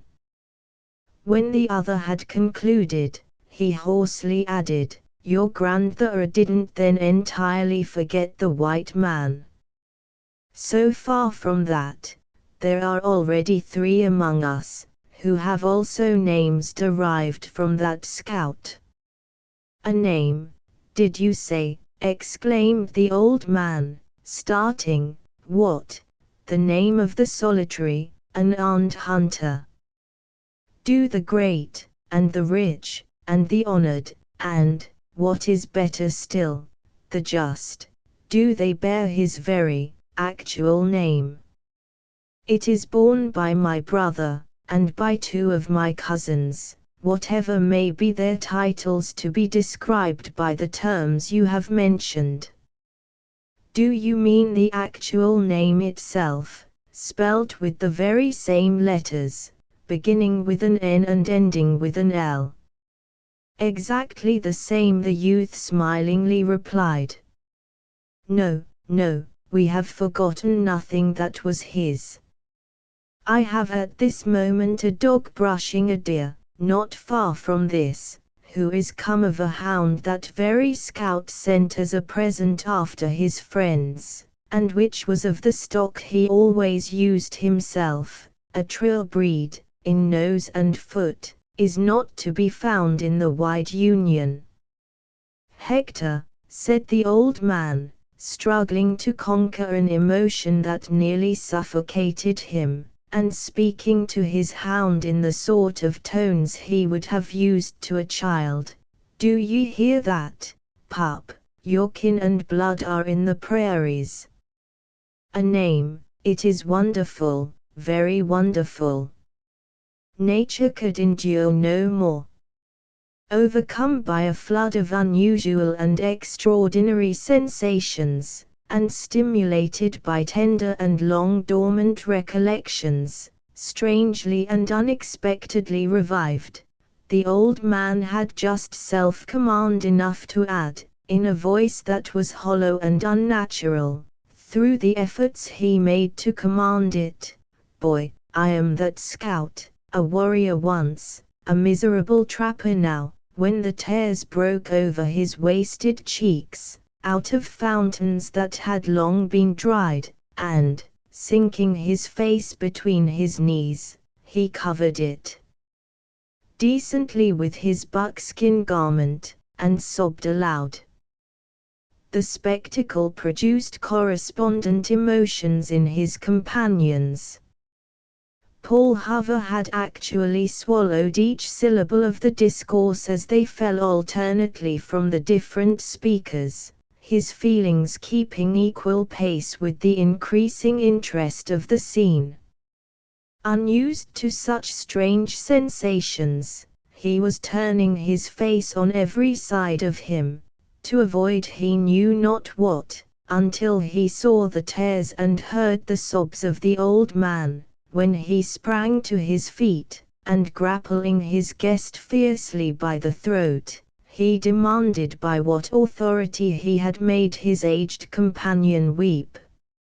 A flash of recollection crossing his brain at the same instant, he released his hold, and stretching forth an arm in the very wantonness of gratification, he seized the doctor by the hair, which instantly revealed its artificial formation, by cleaving to his hand, leaving the white and shining poll of the naturalist with a covering no warmer than the skin. "What think you of that, Mr. Bug-gatherer?" he rather shouted than cried. "Is not this a strange bee to line into his hole? 'Tis remarkable." "Wonderful. Edifying," returned the lover of nature. good-humoredly recovering his wig, with twinkling eyes and a husky voice. "'Tis rare and commendable. Though I doubt not in the exact order of causes and effects." With this sudden outbreaking, however, the commotion instantly subsided, the three spectators clustering around the trapper with a species of awe, at beholding the tears of one so aged. It must be so, or how could he be so familiar with a history that is little known beyond my own family? At length the youth observed, not ashamed to acknowledge how much he had been affected, by unequivocally drying his own eyes. "True," echoed Paul, "if you want any more evidence I will swear to it. I know every word of it myself to be true as the gospel." "And yet we had long supposed him dead," continued the soldier. "My grandfather had filled his days with honor, and he had believed himself the junior of the two. It is not often that youth has an opportunity of thus looking down on the weakness of age," the trapper observed, raising his head, and looking around him with composure and dignity. "That I am still here, young man, is the pleasure of the Lord, who has spared me until I have seen 80 long and laborious years, for his own secret ends. That I am the man I say, you need not doubt, for why should I go to my grave with so cheap a lie in my mouth? I do not hesitate to believe, I only marvel that it should be so. But why do I find you, venerable and excellent friend of my parents, in these wastes, so far from the comforts and safety of the lower country? I have come into these plains to escape the sound of the axe, for here surely the chopper can never follow. But I may put the like question to yourself. Are you of the party which the states have sent into their new purchase, to look after the nature of the bargain they have made? I am not. Lewis is making his way up the river, some hundreds of miles from this. I come on a private adventure.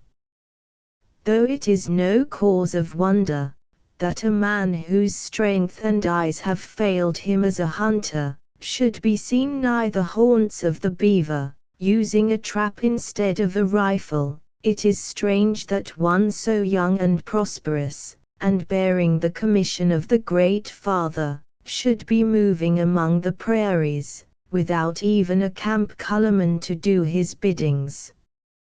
You would think my reasons sufficient did you know them, as know them you shall if you are disposed to listen to my story. I think you all honest, and men who would rather aid than betray one bent on a worthy object. Come, then, and tell us at your leisure, said the trapper, seating himself, and beckoning to the youth to follow his example. The latter willingly complied, and after Paul and the doctor had disposed of themselves to their several likings, the newcomer entered into a narrative of the singular reasons which had led him so far into the deserts. 15. In addition to the scientific distinctions which mark the two species, it may be added, with due deference to Dr. Battius, that a much more important particular is the fact, that while the former of these animals is delicious and nourishing food, the latter is scarcely edible. Chapter 11. So foul a sky clears not without a storm. King John. In the meantime the industrious and irreclaimable hours continued their labors. The sun, which had been struggling through such masses of vapor throughout the day, fell slowly in a streak of clear sky, and then sunk gloriously into the gloomy wastes, as he is wont to settle into the waters of the ocean. The vast herds which had been grazing among the wild pastures of the prairies, gradually disappeared, and the endless flocks of aquatic birds, that were pursuing their customary annual journey from the virgin lakes of the north towards the Gulf of Mexico, ceased to fan that air, which had now become loaded with dew and vapor. In short, the shadows of night fell upon the rock, adding the mantle of darkness to the other dreary accompaniments of the place. As the light began to fail, Esther collected her younger children at her side, and placing herself on a projecting point of her insulated fortress, she sat patiently awaiting the return of the hunters. Ellen Wade was at no great distance, seeming to keep a little aloof from the anxious circle, as if willing to mark the distinction which existed in their characters. "Your uncle is, and always will be, a dull calculator," Nell observed the mother, after a long pause in a conversation that had turned on the labors of the day. "A lazy hand at figures and fork knowledge is that," said Ishmael Bush. Here he sat lolloping about the rock from light till noon, doing nothing but scheme, scheme, scheme, with 7 as noble boys at his elbows as woman ever gave to man, and what's the upshot? Why, night is setting in, and his needful work not yet ended. "It is not prudent, certainly," Aunt Ellen replied, with a vacancy in her air that proved how little she knew what she was saying, "and it is setting a very bad example to his sons. Hoity, twatty, girl, who has reared you up as a judge over your elders, and your betters, too. I should like to see the man on the whole frontier, who sets a more honest example to his children than this same Ishmael Bush. Show me, if you can, Miss Fault Finder, but not Fault Mender, a set of boys who will, on occasion, sooner chop a piece of logging and dress it for the crop, than my own children, though I say it myself, who, perhaps, should be silent, or a cradler that knows better how to lead a gang of hands through a field of wheat, leaving a cleaner stubble in his track, than my own good man.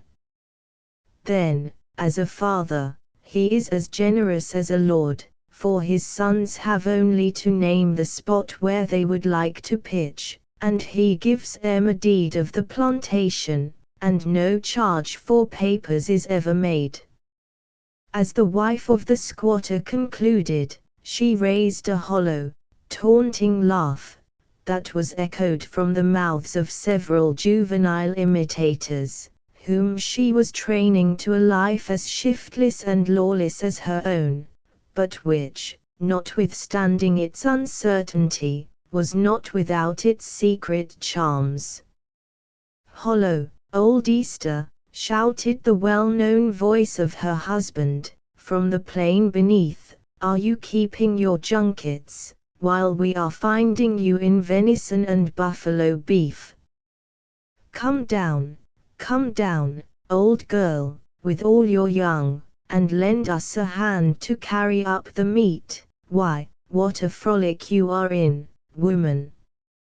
Come down, for the boys are at hand, and we have work here for double your number." Ishmael might have spared his lungs more than a moiety of the effort they were compelled to make in order that he should be heard.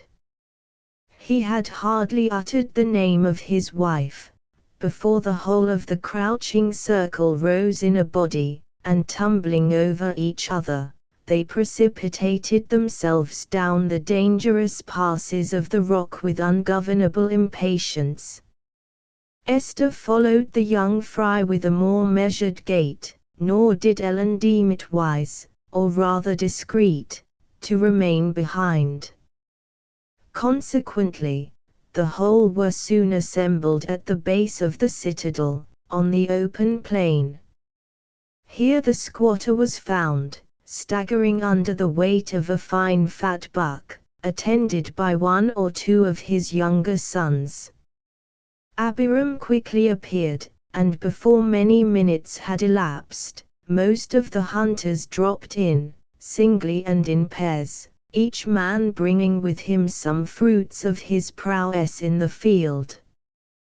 "The plain is free from redskins, tonight at least," said Ishmael, after the bustle of reception had a little subsided, "for I have scoured the prairie for many long miles, on my own feet, and I call myself a judge of the print of an Indian moccasin.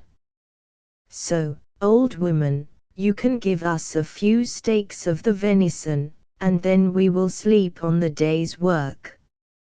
"I'll not swear there are no savages near us," said Abiram. "I, too, know something of the trail of a redskin, and, unless my eyes have lost some of their sight, I would swear, boldly, that there are Indians at hand.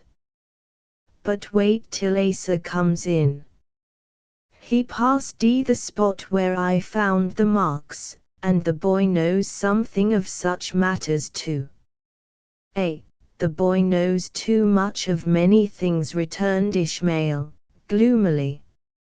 "It will be better for him when he thinks he knows less. But what matters it, Hetty, if all the Sioux tribes, west of the big river, are within a mile of us?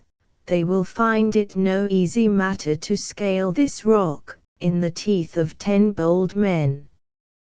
"Call M12 at once, Ishmael, call M12, cried his termagant assistant.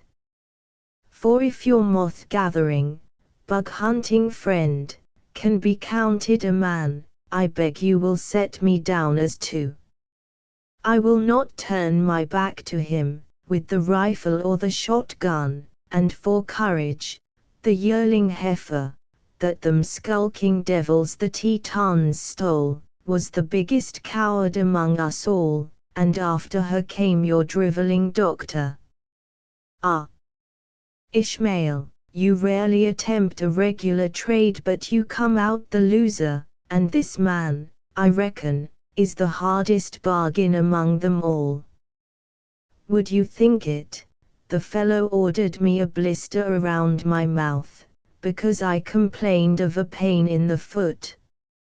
It is a pity, Easter, the husband coolly answered, that you did not take it. I reckon it would have done considerable good. But, boys, if it should turn out as Abiram thinks, that there are Indians near us, we may have to scamper up the rock, and lose our suppers after all. Therefore we will make sure of the game, and talk over the performances of the doctor when we have nothing better to do." The hint was taken, and in a few minutes, the exposed situation in which the family was collected, was exchanged for the more secure elevation of the rock. Here Esther busied herself, working and scolding with equal industry, until the repast was prepared, when she summoned her husband to his meal in a voice as sonorous as that with which the Imam reminds the faithful of a more important duty. When each had assumed his proper and customary place around the smoking viands, the squatter set the example by beginning to partake of a delicious venison steak, prepared like the hump of the bison, with a skill that rather increased than concealed its natural properties. A painter would gladly have seized the moment, to transfer the wild and characteristic scene to the canvas. The reader will remember that the citadel of Ishmael stood insulated, lofty, ragged, and nearly inaccessible. a bright flashing fire that was burning on the center of its summit, and around which the busy group was clustered, lent it the appearance of some tall pharos placed in the center of the deserts, to light such adventurers as wandered through their broad wastes. The flashing flame gleamed from one sunburnt countenance to another, exhibiting every variety of expression, from the juvenile simplicity of the children, mingled as it was with a shade of the wildness peculiar to their semi-barbarous lives, to the dull and immovable apathy that dwelt on the features of the squatter, when unexcited. Occasionally a gust of wind would fan the embers, and, as a brighter light shot upwards, the little solitary tent was seen as it were suspended in the gloom of the upper air. All beyond was enveloped, as usual at that hour, in an impenetrable body of darkness. It is unaccountable that Asa should choose to be out of the way at such a time as this, Esther pettishly observed. When all is finished and to rights, we shall have the boy coming up, grumbling for his meal, and hungry as a bear after his winter's nap. His stomach is as true as the best clock in Kentucky, and seldom wants winding up to tell the time, whether of day or night. A desperate eater is Asa, when hungered by a little work. Ishmael looked sternly around the circle of his silent sons, as if to see whether any among them would presume to say aught in favor of the absent delinquent. But now, when no exciting causes existed to arouse their slumbering tempers, it seemed to be too great an effort to enter on the defense of their rebellious brother. Abiram, however, who, since the pacification, either felt, or affected to feel, a more generous interest in his late adversary, saw fit to express an anxiety, to which the others were strangers. "It will be well if the boy has escaped the Tetons," he muttered. "I should be sorry to have Asa, who is one of the stoutest of our party, both in heart and hand, fall into the power of the red devils. Look to yourself, Abiram, and spare your breath, if you can use it only to frighten the woman and her huddling girls. You have whitened the face of Ellen Wade, already, who looks as pale as if she was staring today at the very Indians you name, when I was forced to speak to her through the rifle, because I couldn't reach her ears with my tongue. How was it, Nell? You have never given the reason of your deafness." The color of Ellen's cheek changed as suddenly as the squatter's piece had flashed on the occasion to which he alluded, the burning glow suffusing her features, until it even mantled her throat with its fine healthful tinge. She hung her head abashed, but did not seem to think it necessary to reply. Ishmael, too sluggish to pursue the subject, or content with the pointed allusion he had just made, rose from his seat on the rock, and stretching his heavy frame, like a well-fed and fattened ox, he announced his intention to sleep. Among a race who lived chiefly for the indulgence of the natural wants, such a declaration could not fail of meeting with sympathetic dispositions.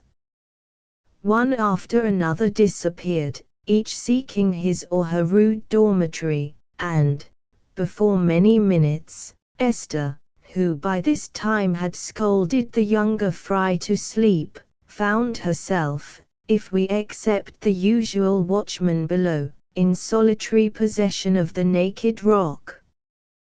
Whatever less valuable fruits had been produced in this uneducated woman by her migratory habits, the great principle of female nature was too deeply rooted ever to be entirely eradicated. Of a powerful, not to say fierce temperament, her passions were violent and difficult to be smothered. But, however she might and did abuse the accidental prerogatives of her situation, love for her offspring, while it often slumbered, could never be said to become extinct. She liked not the protracted absence of Asa. Too fearless herself to have hesitated an instant on her own account about crossing the dark abyss, into which she now sat looking with longing eyes, her busy imagination, in obedience to this inextinguishable sentiment, began to conjure nameless evils on account of her son. It might be true, as Abiram had hinted, that he had become a captive to some of the tribes who were hunting the buffalo in that vicinity, or even a still more dreadful calamity might have befallen. So thought the mother, while silence and darkness lent their aid to the secret impulses of nature. Agitated by these reflections, which put sleep at defiance, Esther continued at her post, listening with that sort of acuteness which is termed instinct in the animals a few degrees below her in the scale of intelligence, for any of those noises which might indicate the approach of footsteps. At length, her wishes had an appearance of being realized, for the long-desired sounds were distinctly audible, and presently she distinguished the dim form of a man at the base of the rock. "Now, Asa, richly do you deserve to be left with an earthen bed this blessed night," the woman began to mutter, with a revolution in her feelings, that will not be surprising to those who have made the contradictions that give variety to the human character a study. "And a hard one I've a mind it shall be. Why Abner, Abner, you Abner, do you sleep? Let me not see you dare to open the hole, till I get down. I will know who it is that wishes to disturb a peaceable, and an honest family too, at such a time in the night as this." "Woman," exclaimed a voice, that intended to bluster, while the speaker was manifestly a little apprehensive of the consequences, "woman, I forbid you on pain of the law to project any of your infernal missiles. I am a citizen, and a freeholder, and a graduate of 2 universities, and I stand upon my rights. Beware of malice prepense, of chance medley, and of manslaughter. It is I, your amicus, a friend and inmate. I, Dr. Abdbatius." "Who?" demanded Esther, in a voice that nearly refused to convey her words to the ears of the anxious listener beneath. "Did you say it was not Asa?" "Nay, I am neither Asa, nor Absalom, nor any of the Hebrew princes, but Abd, the root and stock of them all. Have I not said, woman, that you keep one in attendance who is entitled to a peaceable as well as an honorable admission? Do you take me for an animal of the class amphibia, and that I can play with my lungs as a blacksmith does with his bellows?" The naturalist might have expended his breath much longer, without producing any desirable result, had Esther been his only auditor. Disappointed and alarmed, the woman had already sought her pallet, and was preparing, with a sort of desperate indifference, to compose herself to sleep. Abner, the sentinel below, however, had been aroused from an exceedingly equivocal situation by the outcry, and as he had now regained sufficient consciousness to recognize the voice of the physician, the latter was admitted with the least possible delay. Dr. Battius bustled through the narrow entrance, with an air of singular impatience, and was already beginning to mount the difficult ascent, when catching a view of the porter, he paused, to observe with an air that he intended should be impressively admonitory, "Abner, there are dangerous symptoms of somnolency about thee.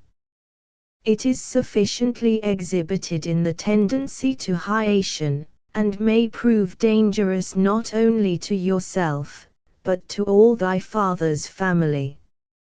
"You never made a greater mistake, doctor," returned the youth, gaping like an indolent lion. "I haven't a symptom, as you call it, about any part of me, and as to father and the children, I reckon the smallpox and the measles have been thoroughly through the breed these many months ago." Content with his brief admonition, the naturalist had surmounted half the difficulties of the ascent before the deliberate Abner ended his justification. On the summit, Abd fully expected to encounter Esther, of whose linguacious powers he had too often been furnished with the most sinister reproofs, and of which he stood in an or too salutary to covet a repetition of the attacks. The reader can foresee that he was to be agreeably disappointed. Treading lightly, and looking timidly over his shoulder, as if he apprehended a shower of something even more formidable than words, the doctor proceeded to the place which had been allotted to himself in the general disposition of the dormitories. Instead of sleeping, the worthy naturalist sat ruminating over what he had both seen and heard that day, until the tossing and mutterings which proceeded from the cabin of Esther, who was his nearest neighbor, advertised him of the wakeful situation of its inmate. Perceiving the necessity of doing something to disarm this female Cerberus, before his own purpose could be accomplished, the doctor, reluctant as he was to encounter her tongue, found himself compelled to invite a colloquial communication. "You appear not to sleep, my very kind and worthy Mrs. Bush," he said, determined to commence his applications with a plaster that was usually found to adhere. "You appear to rest badly, my excellent hostess. Can I administer to your ailings?" "What would you give me, man?" grumbled Esther. "A blister to make me sleep? Say rather a cataplasm. But if you are in pain, here are some cordial drops, which, taken in a glass of my own cognac, will give you rest, if I know aught of the materia medica." The doctor, as he very well knew, had assailed Esther on her weak side, and, as he doubted not of the acceptable quality of his prescription, he sat himself at work, without unnecessary delay, to prepare it. When he made his offering, it was received in a snappish and threatening manner, but swallowed with a facility that sufficiently proclaimed how much it was relished. The woman muttered her thanks, and her leech reseated himself in silence, to await the operation of the dose. In less than half an hour the breathing of Esther became so profound, and, as the doctor himself might have termed it, so very abstracted, that had he not known how easy it was to ascribe this new instance of somnolency to the powerful dose of opium with which he had garnished the brandy, he might have seen reason to distrust his own prescription. With the sleep of the restless woman, the stillness became profound and general. Then Dr. Battius saw fit to arise, with the silence and caution of the midnight robber, and to steal out of his own cabin, or rather kennel, for it deserved no better name, towards the adjoining dormitories. Here he took time to assure himself that all his neighbors were buried in deep sleep. Once advised of this important fact, he hesitated no longer, but commenced the difficult ascent which led to the upper pinnacle of the rock. His advance, though abundantly guarded, was not entirely noiseless, but while he was felicitating himself on having successfully effected his object, and he was in the very act of placing his foot on the highest ledge, a hand was laid upon the skirts of his coat, which as effectually put an end to his advance, as if the gigantic strength of Ishmael himself had pinned him to the earth. "Is there sickness in the tent?" whispered a soft voice in his very ear, "that Dr. Battius is called to visit it at such an hour?" So soon as the heart of the naturalist had returned from its hasty expedition into his throat, as one less skilled than Dr. Battius in the formation of the animal would have been apt to have accounted for the extraordinary sensation with which he received this unlooked-for interruption, he found resolution to reply, using, as much in terror as in prudence, the same precaution in the indulgence of his voice. "My worthy Nelly, I am greatly rejoiced to find it is no other than thee." "Hist, child, hist. Should Ishmael gain a knowledge of our plans, he would not hesitate to cast us both from this rock, upon the plain beneath. Hist, Nelly, hist." As the doctor delivered his injunctions between the intervals of his ascent, by the time they were concluded, both he and his auditor had gained the upper level. "And now, Dr. Battius," the girl gravely demanded, "may I know the reason why you have run so great a risk of flying from this place, without wings, and at the certain expense of your neck?" "Nothing shall be concealed from thee, worthy and trusty Nelly, but are you certain that Ishmael will not awake?" "No fear of him, he will sleep until the sun scorches his eyelids." "The danger is from my aunt." "Esther sleepeth," the doctor sententiously replied. "Ellen, you have been watching on this rock, today." "I was ordered to do so." "And you have seen the bison, and the antelope, and the wolf, and the deer, as usual, animals of the orders, Pecora, Bellua, and Fairy."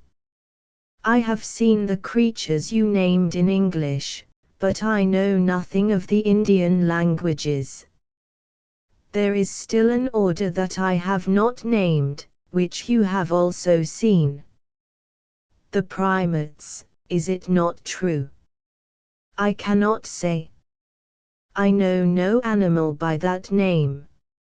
"Nay, Ellen, you confer with a friend." "Of the genus, Homo, child. Whatever else I may have had in view, I have not seen the Vespertilio horribi." "Hush, Nelly, thy vivacity will betray us. Tell me, girl, have you not seen certain bipeds, called men, wandering about the prairies?" "Surely. My uncle and his sons have been hunting the buffalo, since the sun began to fall. I must speak in the vernacular, to be comprehended. Ellen, I would say of the species, Kentucky." Though Ellen reddened like the rose, her blushes were concealed by the darkness. She hesitated an instant, and then summoned sufficient spirit to say, decidedly, if you wish to speak in parables, Dr. Battius, you must find another listener. Put your questions plainly in English, and I will answer them honestly in the same tongue. I have been journeying in this desert, as thou knowest, Nelly, in quest of animals that have been hidden from the eyes of science, until now. Among others, I have discovered a primates, of the genus, Homo, species, Kentucky, which I term, Paul, hissed, for the sake of mercy, said Ellen, speak lower, doctor, or we shall be ruined. Hover, by profession a collector of the apes, or be continued the other. Do I use the vernacular now, am I understood? Perfectly, perfectly, returned the girl, breathing with difficulty, in her surprise. But what of him? Did he tell you to mount this rock? He knows nothing, himself, for the oath I gave my uncle has shut my mouth. But there is one that has taken no oath, who has revealed all. I would that the mantle which is wrapped around the mysteries of nature, were as effectually withdrawn from its hidden treasures. Ellen. Ellen. The man with whom I have unwittingly formed a compactum, or agreement, is sadly forgetful of the obligations of honesty. Thy uncle, child. You mean Ishmael Bush, my father's brother's widow's husband, returned the offended girl, a little proudly. Indeed, indeed, it is cruel to reproach me with a tie that chance has formed, and which I would rejoice so much to break forever. The humbled Ellen could utter no more, but sinking on a projection of the rock, she began to sob in a manner that rendered their situation doubly critical.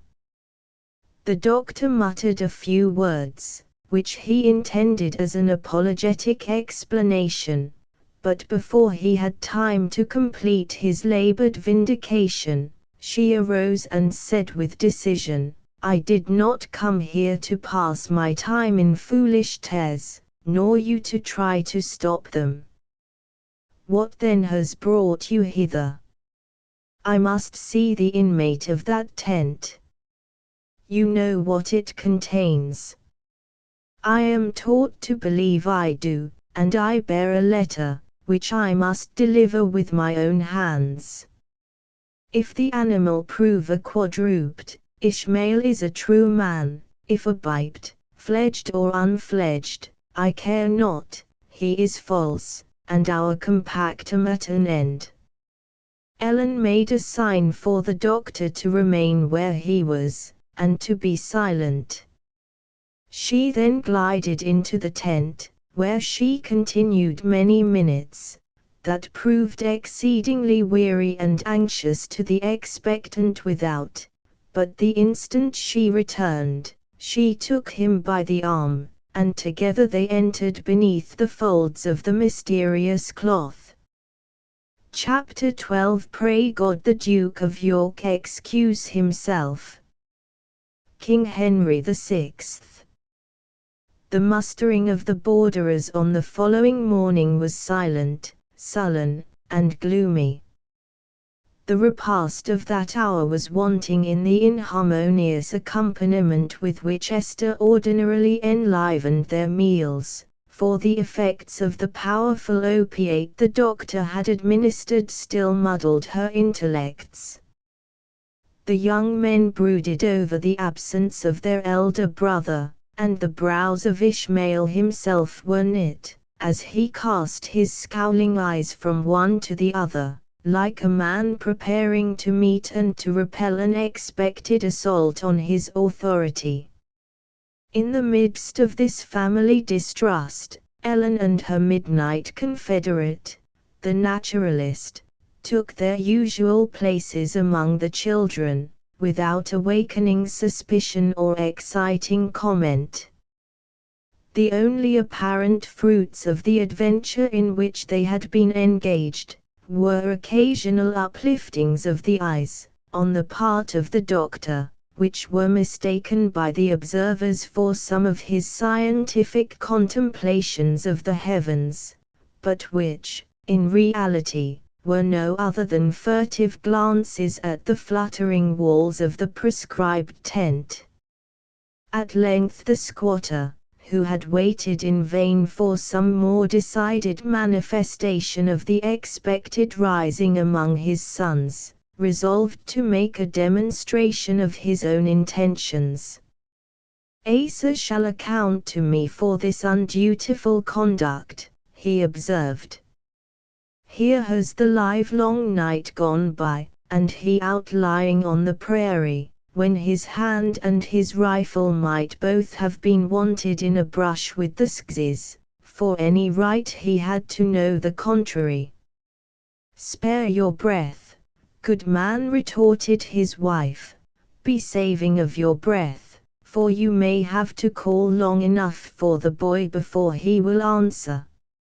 It are a fact, that some men be so womanish, as to let the young master the old. But, you, old Esther, should know better than to think such will ever be the nature of things in the family of Ishmael Bush. Ah, you are a hectorer with the boys, when need calls. I know it well, Ishmael, and one of your sons have you driven from you, by your temper, and that, too, at a time when he is most wanted." "Father," said Abner, whose sluggish nature had gradually been stimulating itself to the exertion of taking so bold a stand, "the boys and I have pretty generally concluded to go out on the search of Asa. We are disagreeable about his camping on the prairie, instead of coming into his own bed, as we all know he would like to do." "Pshaw," muttered Abiram, "the boy has killed a buck, or perhaps a buffalo, and he is sleeping by the carcass to keep off the wolves. Till day, we shall soon see him, or hear him bawling for help to bring in his load." "'Tis little help that a son of mine will call for, to shoulder a buck or to quarter your wild beef," returned the mother. "And you, Abiram, to say so uncertain a thing, you, who said yourself that the redskins had been prowling around this place, no later than the yesterday." Exclaimed her brother, hastily, as if anxious to retract an error. "I said it then, and I say it now, and so you will find it to be. The Tetons are in our neighborhood, and happy will it prove for the boy if he is well shut of them." "It seems to me," said Dr. Battius, speaking with the sort of deliberation and dignity one is apt to use after having thoroughly ripened his opinions by sufficient reflection, "it seems to me, a man but little skilled in the signs and tokens of Indian warfare, especially as practiced in these remote plains, but one, who I may say without vanity has some insight into the mysteries of nature, it seems, then, to me, thus humbly qualified, that when doubts exist in a matter of moment, it would always be the wisest course to appease them." "No more of your doctoring for me," cried the grum Esther, "no more of your quiddities in a healthy family, say I. Here was I doing well, only a little out of sorts with over-instructing the young, and you dost me with a drug that hangs about my tongue, like a pound weight on a humming-bird's wing." "Is the medicine out?" dryly demanded Ishmael. "It must be a rare dose that gives a heavy feel to the tongue of old Easter." "Friend," continued the doctor, waving his hand for the angry wife to maintain the peace, that it cannot perform all that is said of it. The very charge of good Mrs. Bush is a sufficient proof. But to speak of the absent Asa, there is doubt as to his fate, and there is a proposition to solve it. Now, in the natural sciences truth is always a desideratum, and I confess it would seem to be equally so in the present case of domestic uncertainty, which may be called a vacuum where according to the laws of physic, there should exist some pretty palpable proofs of materiality. "Don't mind him, don't mind him," cried Esther, observing that the rest of his auditors listened with an attention which might proceed, equally, from acquiescence in his proposal or ignorance of its meaning. "There is a drug in every word he utters." Dr. Battius wishes to say, Ellen modestly interposed, that as some of us think Asa is in danger, and some think otherwise, the whole family might pass an hour or two in looking for him. "Does he?" interrupted the woman. "Then Dr. Battius has more sense in him than I believed." "She is right, Ishmael, and what she says, shall be done. I will shoulder a rifle myself, and woe betide the redskin that crosses my path. I have pulled a trigger before today, and heard an Indian yell, too, to my sorrow." The spirit of Esther diffused itself, like the stimulus which attends a war cry, among her sons. They arose in a body, and declared their determination to second so bold a resolution. Ishmael prudently yielded to an impulse he could not resist, and in a few minutes the woman appeared, shouldering her arms, prepared to lead forth, in person, such of her descendants as chose to follow. "Let them stay with the children that please," she said, "and them follow me, who are not chicken-hearted. Abiram, it will not do to leave the huts without some guard," Ishmael whispered, glancing his eye upward. The man whom he addressed started, and betrayed extraordinary eagerness in his reply. "I will tarry and watch the camp." A dozen voices were instantly raised in objections to this proposal. He was wanted to point out the places where the hostile tracks had been seen, and his termagant sister openly scouted at the idea, as unworthy of his manhood. The reluctant Abiram was compelled to yield, and Ishmael made a new disposition for the defense of the place, which was admitted, by every one, to be all-important to their security and comfort. He offered the post of commandant to Dr. Battius, who, however, peremptorily and somewhat haughtily declined the doubtful honor, exchanging looks of intelligence with Ellen, as he did so. In this dilemma the squatter was obliged to constitute the girl herself castellan, taking care, however, in deputing this important trust, to omit no words of caution and instruction. When this preliminary point was settled, the young men proceeded to arrange certain means of defense, and signals of alarm, that were adapted to the weakness and character of the garrison. Several masses of rock were drawn to the edge of the upper level, and so placed as to leave it at the discretion of the feeble Ellen and her associates, to cast them or not, as they might choose, on the heads of any invaders, who would, of necessity, be obliged to mount the eminence by the difficult and narrow passage already so often mentioned. In addition to this formidable obstruction, the barriers were strengthened and rendered nearly impassable. Smaller missiles, that might be hurled even by the hands of the younger children, but which would prove, from the elevation of the place, exceedingly dangerous, were provided in profusion.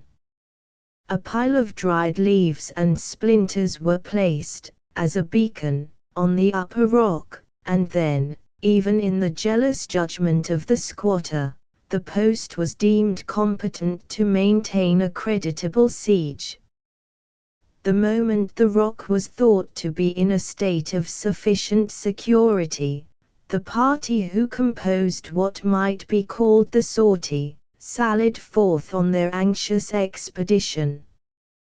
The advance was led by Esther in person, who, attired in a dress half masculine, and bearing a weapon like the rest, seemed no unfit leader for the group of wildly clad frontiermen that followed in her rear. "Now, Abiram," cried the Amazon, in a voice that was cracked and harsh, for the simple reason of being used too often on a strained and unnatural key, "now, Abiram, run with your nose low, show yourself a hound of the true breed, and do some credit to your training. You it was that saw the prints of the Indian moccasin, and it behoves you to let others be as wise as yourself. Come, come to the front, man, and give us a bold lead." The brother, who appeared at all times to stand in awe of his sister's authority, complied, though it was with a reluctance so evident as to excite sneers, even among the unobservant and indolent sons of the squatter. Ishmael, himself, moved among his tall children, like one who expected nothing from the search, and who was indifferent alike to its success or failure. In this manner the party proceeded until their distant fortress had sunk so low as to present an object no larger nor more distinct than a hazy point on the margin of the prairie. Hitherto their progress had been silent and somewhat rapid, for as swell after swell was mounted and passed, without varying, or discovering a living object to enliven the monotony of the view, even the tongue of Esther was hushed in increasing anxiety. Here, however, Ishmael chose to pause, and casting the butt of his rifle from his shoulder to the ground, he observed, "This is enough. Buffalo signs, and deer signs, are plenty, but where are thy Indian footsteps, Abiram?" Still farther west returned the other, pointing in the direction he named. "This was the spot where I struck the tracks of the buck. It was after I took the deer that I fell upon the Teton trail." "And a bloody piece of work you made of it, man," cried the squatter, pointing tauntily to the soiled garments of his kinsman, and then directing the attention of the spectators to his own, by the way of a triumphant contrast. "Here have I cut the throats of 2 lively does, and a scampering fawn, without spot or stain, while you, blundering dog as you are, have made as much work for Easter and her girls, as though butchering was your regular calling. Come, boys, it is enough. I am too old not to know the signs of the frontiers. No Indian has been here since the last fall of water. Follow me, and I will make a turn that shall give us at least the beef of a fallow cow for our trouble." "Follow me," echoed Esther, stepping undauntedly forward. "I am leader today, and I will be followed. Whoso proper, let me know, as a mother, to head a search for her own lost child. Ishmael regarded his intractable mate with a smile of indulgent pity. Observing that she had already struck out a path for herself, different both from that of Abiram and the one he had seen fit to choose, and being unwilling to draw the cord of authority too tight, just at that moment, he submitted to her will. But Dr. Battius, who had hitherto been a silent and thoughtful attendant on the woman, now saw fit to raise his feeble voice in the way of remonstrance. "I agree with thy partner in life, worthy and gentle Mrs. Bush," he said, "in believing that some ignis fatuus of the imagination has deceived Abiram, in the signs or symptoms of which he has spoken." "Symptoms, yourself," interrupted the termagant. "This is no time for bookish words, nor is this a place to stop and swallow medicines. If you are a leg weary, say so, as a plain-speaking man should, then seat yourself on the prairie, like a hound that is footsore, and take your natural rest." "I accord in the opinion," the naturalist calmly replied, complying literally with the opinion of the deriding Esther, by taking his seat, very coolly, by the side of an indigenous shrub, the examination of which he commenced, on the instant, in order that science might not lose any of its just and important dues. "I honor your excellent advice, Mistress Esther, as you may perceive. Go thou in quest of thy offspring, while I tarry here, in pursuit of that which is better, viz. an insight into the arcana of nature's volume." The woman answered with a hollow, unnatural, and scornful laugh, and even her heavy sons, as they slowly passed the seat of the already abstracted naturalist, did not disdain to manifest their contempt in smiles. In a few minutes the train mounted the nearest eminence, and, as it turned the rounded acclivity, the doctor was left to pursue his profitable investigations in entire solitude. Another half-hour passed, during which Esther continued to advance, on her seemingly fruitless search. Her pauses, however, were becoming frequent, and her looks wandering and uncertain, when footsteps were heard clattering through the bottom, and at the next instant a buck was seen to bound up the ascent, and to dart from before their eyes, in the direction of the naturalist. So sudden and unlooked for had been the passage of the animal, and so much had he been favored by the shape of the ground, that before any one of the foresters had time to bring his rifle to his shoulder, it was already beyond the range of a bullet. "Look out for the wolf," shouted Abner, shaking his head in vexation, at being a single moment too late. "A wolf's skin will be no bad gift in a winter's night. Yonder the hungry devil comes." "Hold," cried Ishmael, knocking up the leveled weapon of his too eager son. "'Tis not a wolf, but a hound of thorough blood and bottom. Ha! We have hunters nigh, there are two of them."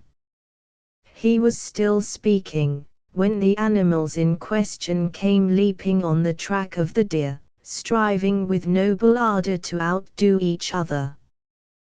One was an aged dog, whose strength seemed to be sustained purely by generous emulation, and the other a pup, that gambled even while he pressed most warmly on the chase. They both ran, however, with clean and powerful leaps, carrying their noses high, like animals of the most keen and subtle scent. They had passed, and in another minute they would have been running open-mouthed with the deer in view, had not the younger dog suddenly bounded from the course, and uttered a cry of surprise. His aged companion stopped also, and returned panting and exhausted to the place, where the other was whirling around in swift, and apparently in mad evolutions, circling the spot in his own footsteps, and continuing his outcry, in a short, snappish barking. But, when the elder hound had reached the spot, he seated himself, and lifting his nose high into the air, he raised a long, loud, and wailing howl. "It must be a strong scent," said Abner, who had been, with the rest of the family, an admiring observer of the movements of the dogs, "that can break off two such creatures so suddenly from their trail." "Murder them," cried Abiram. "I'll swear to the old hound. Tease the dog of the trapper, whom we now know to be our mortal enemy." Though the brother of Esther gave so hostile advice, he appeared in no way ready to put it in execution himself.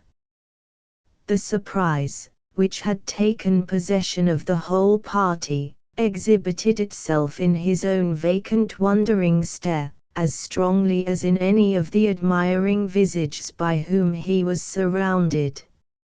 His denunciation, therefore, notwithstanding its dire import, was disregarded, and the dogs were left to obey the impulses of their mysterious instinct, without let or hindrance.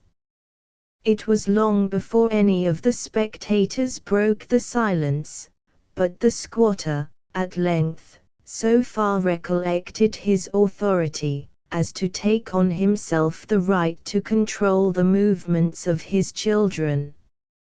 "Come away, boys, come away, and leave the hounds to sing their tunes for their own amusement," Ishmael said, in his coldest manner. "I scorn to take the life of a beast, because its master has pitched himself too nigh my clearing. Come away, boys, come away, we have enough of our own work before us, without turning aside to do that of the whole neighborhood." "Come not away," cried Esther, in tones that sounded like the admonitions of some sibyl.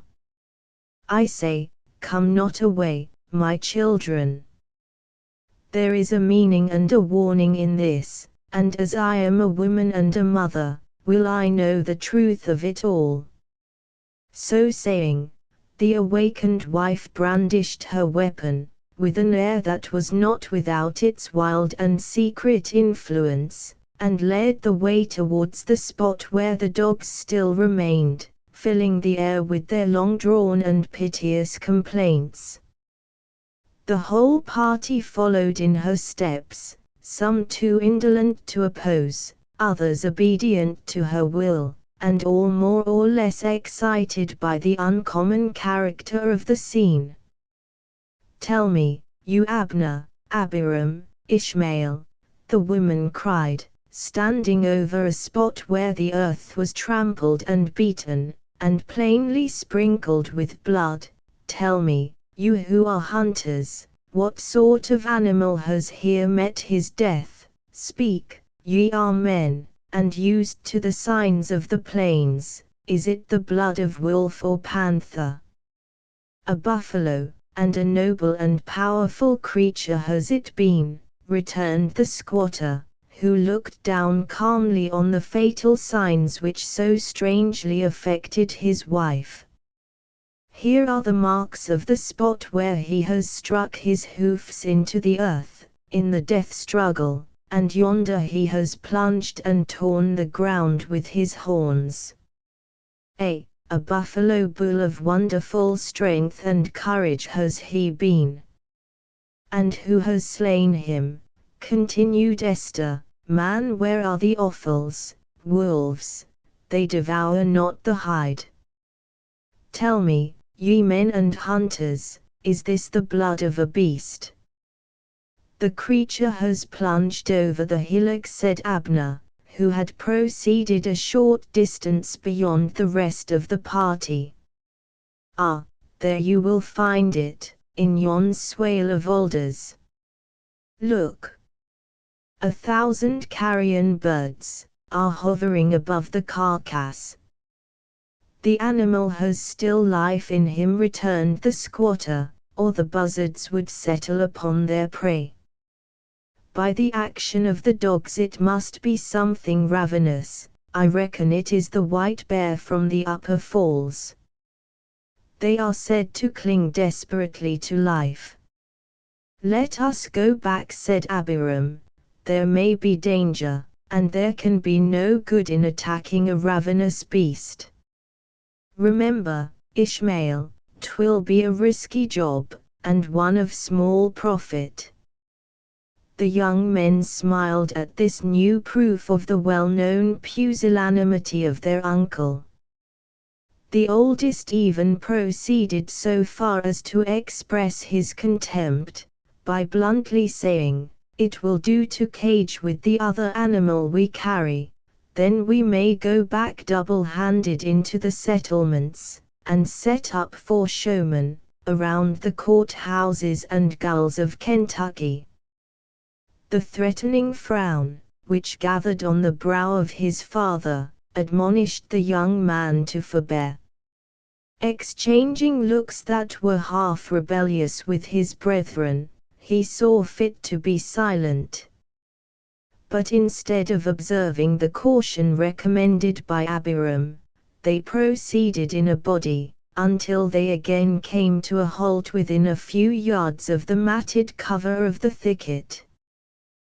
The scene had now, indeed, become wild and striking enough to have produced a powerful effect on minds better prepared than those of the unnurtured family of the squatter, to resist the impressions of so exciting a spectacle. The heavens were, as usual at the season, covered with dark, driving clouds, beneath which interminable flocks of aquatic birds were again on the wing, holding their toilsome and heavy way towards the distant waters of the south. The wind had risen, and was once more sweeping over the prairie in gusts, which it was often vain to oppose, and then again the blasts would seem to mount into the upper air, as if to sport with the drifting vapor, whirling and rolling vast masses of the dusky and ragged volumes over each other, in a terrific and yet grand disorder.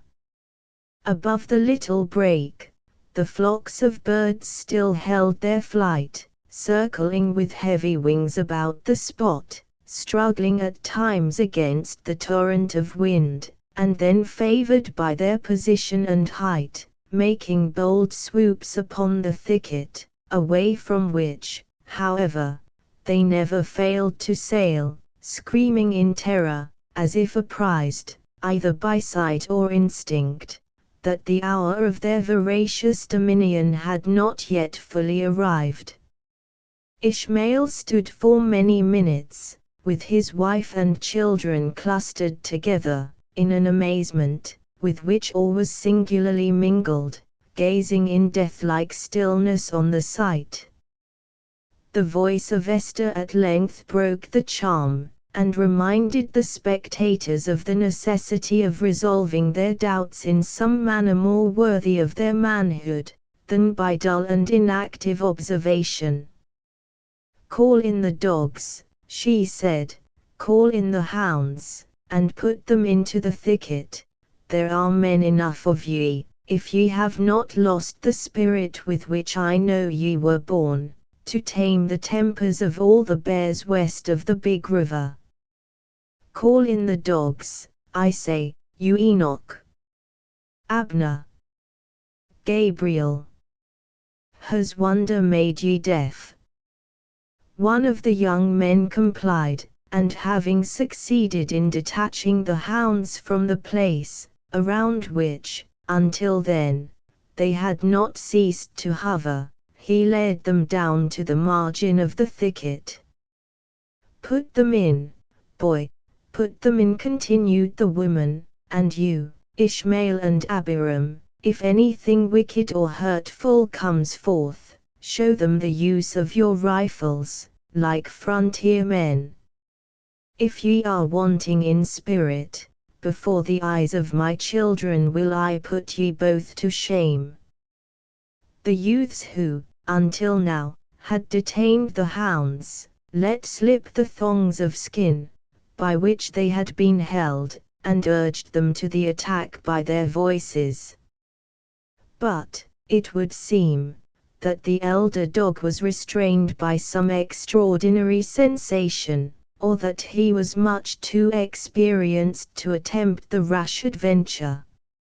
After proceeding a few yards to the very verge of the break, he made a sudden pause, and stood trembling in all his aged limbs, apparently as unable to recede as to advance. The encouraging calls of the young men were disregarded, or only answered by a low and plaintive whining. For a minute the pup also was similarly affected, but less sage, or more easily excited. He was induced at length to leap forward, and finally to dash into the cover.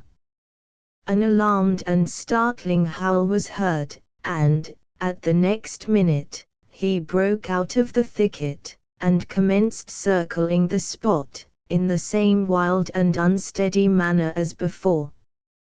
"Have I a man among my children?" demanded Esther. "Give me a truer piece than a childish shotgun, and I will show ye what the courage of a frontier woman can do." "Stay, mother," exclaimed Abner and Enoch, "if you will see the creature, let us drive it into view." This was quite as much as the youths were accustomed to utter, even on more important occasions, but having given a pledge of their intentions, they were far from being backward in redeeming it. Preparing their arms with the utmost care, they advanced with steadiness to the break. Nerves less often tried than those of the young borderers might have shrunk before the dangers of so uncertain an undertaking.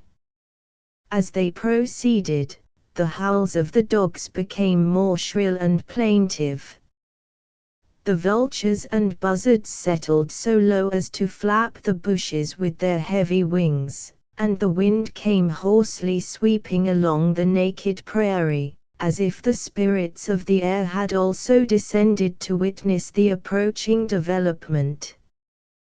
There was a breathless moment, when the blood of the undaunted Esther flowed backward to her heart, as she saw her sons push aside the matted branches of the thicket and bury themselves in its labyrinth. A deep and solemn pause succeeded. Then arose two loud and piercing cries, in quick succession, which were followed by a quiet, still more awful and appalling. Come back, my children," cried the woman, the feelings of a mother getting the ascendancy. But her voice was hushed, and every faculty seemed frozen with horror, as at that instant the bushes once more parted, and the two adventurers reappeared, pale, and nearly insensible themselves, and laid at her feet the stiff and motionless body of the lost Asa, with the marks of a violent death but too plainly stamped on every pallid lineament. The dogs uttered a long and closing howl, and then breaking off together, they disappeared on the forsaken trail of the deer. The flight of birds wheeled upward into the heavens, filling the air with their complaints at having been robbed of a victim which, frightful and disgusting as it was, still bore too much of the impression of humanity to become the prey of their obscene appetites. Chapter 13. A pickaxe, and a spade, 4, and a shrouding sheet, a pit of clay for to be made for such a guest is meet. Song in Hamlet. Stand back, stand off, the whole of ye, said Esther hoarsely to the crowd, which pressed too closely on the corpse. I am his mother, and my right is better than that of ye all. Who has done this? Tell me, Ishmael, Abiram, Abner. Open your mouths and your hearts, and let God's truth and no other issue from them. Who has done this bloody deed? Her husband made no reply, but stood, leaning on his rifle, looking sadly, but with an unaltered eye, at the mangled remains of his son. Not so the mother. She threw herself on the earth, and receiving the cold and ghastly head into her lap, she sat contemplating those muscular features, on which the death agony was still horridly impressed, in a silence far more expressive than any language of lamentation could have proved. The voice of the woman was frozen in grief. In vain Ishmael attempted a few words of rude consolation, she neither listened nor answered. Her sons gathered about her in a circle, and expressed, after their uncouth manner, their sympathy in her sorrow, as well as their sense of their own loss, but she motioned them away, impatiently with her hand. At times her fingers played in the matted hair of the dead, and at others they lightly attempted to smooth the painfully expressive muscles of its ghastly visage, as the hand of the mother is seen lingering fondly about the features of her sleeping child.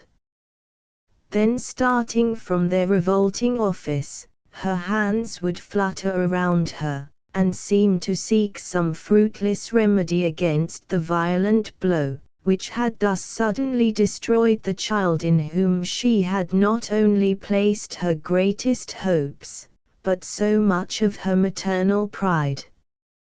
While engaged in the latter incomprehensible manner, the lethargic Abner turned aside, and swallowing the unwanted emotions which were rising in his own throat, he observed, "Mother means that we should look for the signs, that we may know in what manner Asa has come by his end." "We owe it to the accursed Skzes," answered Ishmael, "twice have they put me deeply in their debt. The third time, the score shall be cleared." But, not content with this plausible explanation, and, perhaps, secretly glad to avert their eyes from a spectacle which awakened so extraordinary and unusual sensations in their sluggish bosoms, the sons of the squatter turned away in a body from their mother and the corpse, and proceeded to make the enquiries which they fancied the former had so repeatedly demanded. Ishmael made no objections, but, though he accompanied his children while they proceeded in the investigation, it was more with the appearance of complying with their wishes, at a time when resistance might not be seemly, than with any visible interest in the result. As the borderers, notwithstanding their usual dullness, were well instructed in most things connected with their habits of life, an enquiry, the success of which depended so much on signs and evidences that bore so strong a resemblance to a forest trail, was likely to be conducted with skill and acuteness. Accordingly, they proceeded to the melancholy task with great readiness and intelligence. Abner and Enoch agreed in their accounts as to the position in which they had found the body.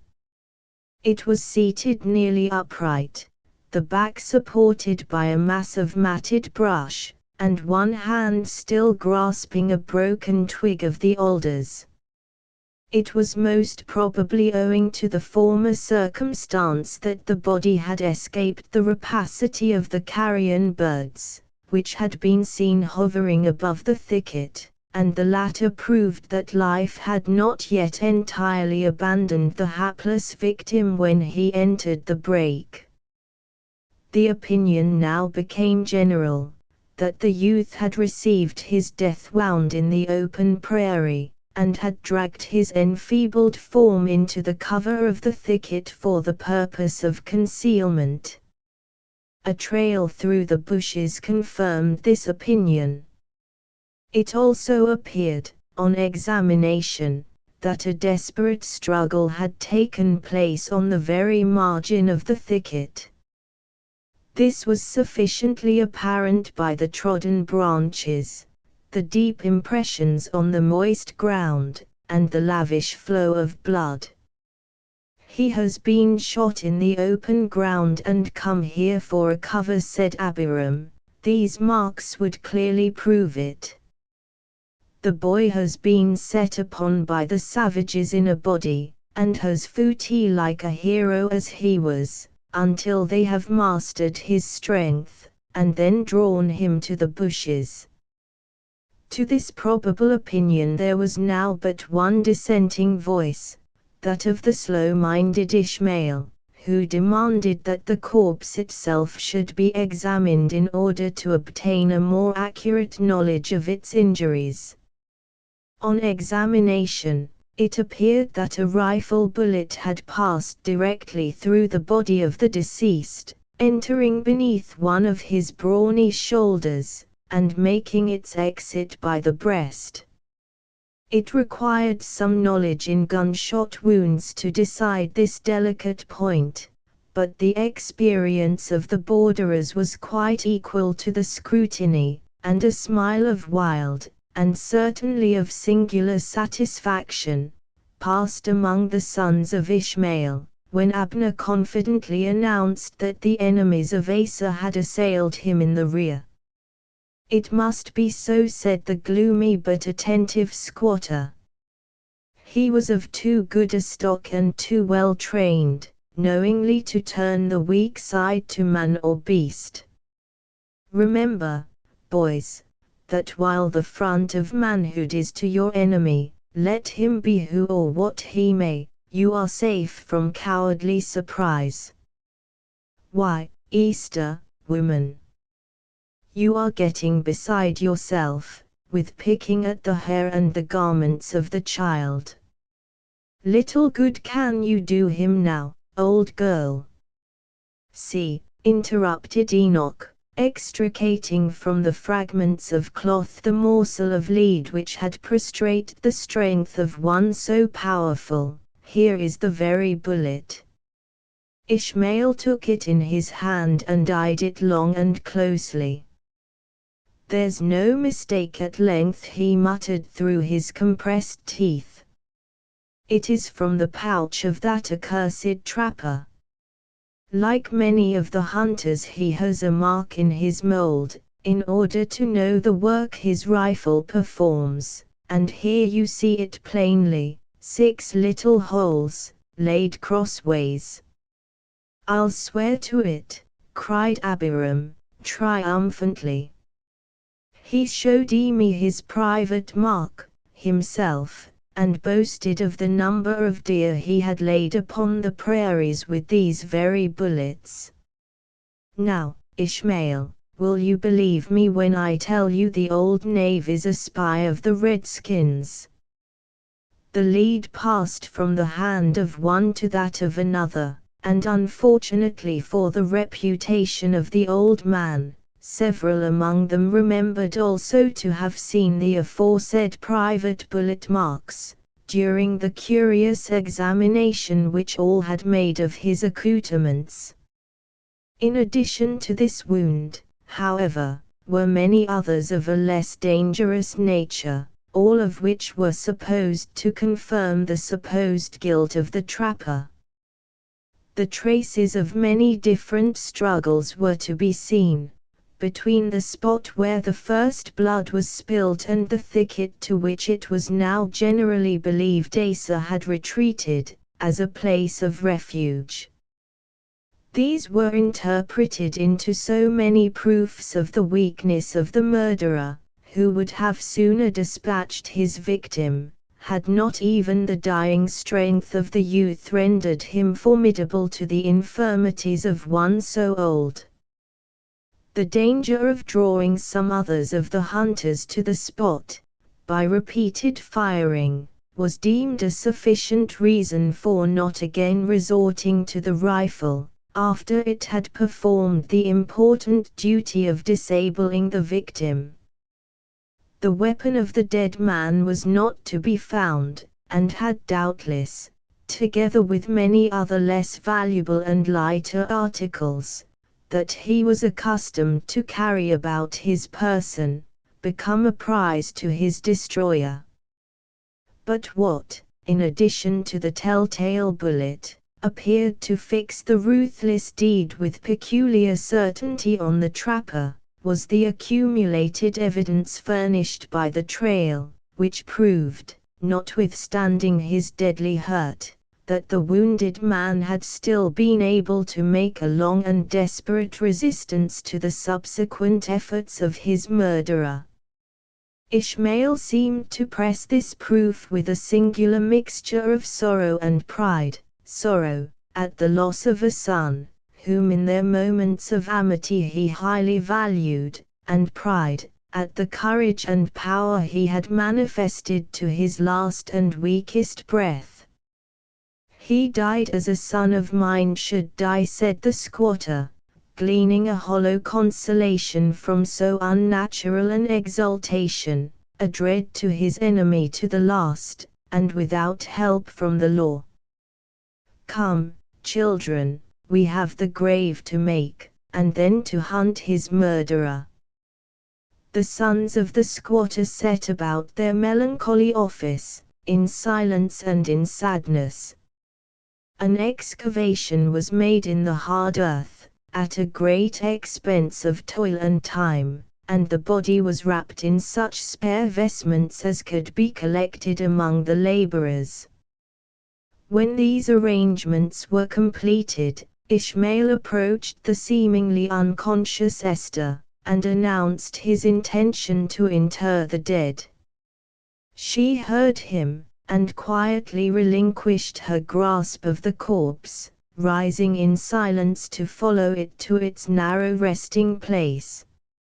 Here she seated herself again at the head of the grave, watching each movement of the youths with eager and jealous eyes. When a sufficiency of earth was laid upon the senseless clay of Asa, to protect it from injury, Enoch and Abner entered the cavity, and trod it into a solid mass, by the weight of their huge frames, with an appearance of a strange, not to say savage, mixture of care and indifference. This well-known precaution was adopted to prevent the speedy exhumation of the body by some of the carnivorous beasts of the prairie, whose instinct was sure to guide them to the spot. Even the rapacious birds appeared to comprehend the nature of the ceremony, for, mysteriously apprised that the miserable victim was now about to be abandoned by the human race, they once more began to make their airy circuits above the place, screaming, as if to frighten the kinsmen from their labor of caution and love. Ishmael stood, with folded arms, steadily watching the manner in which this necessary duty was performed, and when the whole was completed, he lifted his cap to his sons, to thank them for their services, with a dignity that would have become one much better nurtured. Throughout the whole of a ceremony, which is ever solemn and admonitory, the squatter had maintained a grave and serious deportment. His vast features were visibly stamped with an expression of deep concern, but at no time did they falter, until he turned his back, as he believed forever, on the grave of his firstborn. Nature was then stirring powerfully within him, and the muscles of his stern visage began to work perceptibly. His children fastened their eyes on his, as if to seek a direction to the strange emotions which were moving their own heavy natures, when the struggle in the bosom of the squatter suddenly ceased, and, taking his wife by the arm, he raised her to her feet as if she had been an infant, saying, in a voice that was perfectly steady, though a nice observer would have discovered that it was kinder than usual, "Easter, we have now done all that man and woman can do. We raised the boy, and made him such as few others were like, on the frontiers of America, and we have given him a grave. Let us go our way." The woman turned her eyes slowly from the fresh earth, and laying her hands on the shoulders of her husband, stood, looking him anxiously in the eyes. "Ishmael, Ishmael," she said, "you parted from the boy in your wrath. May the Lord pardon his sins freely as I have forgiven his worst misdeeds," calmly returned the squatter. "Woman, go you back to the rock and read your Bible, a chapter in that book always does you good. You can read, Easter, which is a privilege I never did enjoy." "Yes, yes," muttered the woman, yielding to his strength, and suffering herself to be led, though with strong reluctance, from the spot. "I can read, and how have I used the knowledge? But he, Ishmael, he has not the sin of wasted learning to answer for. We have spared him that, at least. Whether it be in mercy, or in cruelty, I know not." Her husband made no reply, but continued steadily to lead her in the direction of their temporary abode. When they reached the summit of the swell of land, which they knew was the last spot from which the situation of the grave of Asa could be seen, they all turned, as by common concurrence, to take a farewell view of the place. The little mound itself was not visible, but it was frightfully indicated by the flock of screaming birds which hovered above. In the opposite direction a low, blue hillock, in the skirts of the horizon, pointed out the place where Esther had left the rest of her young, and served as an attraction to draw her reluctant steps from the last abode of her eldest born.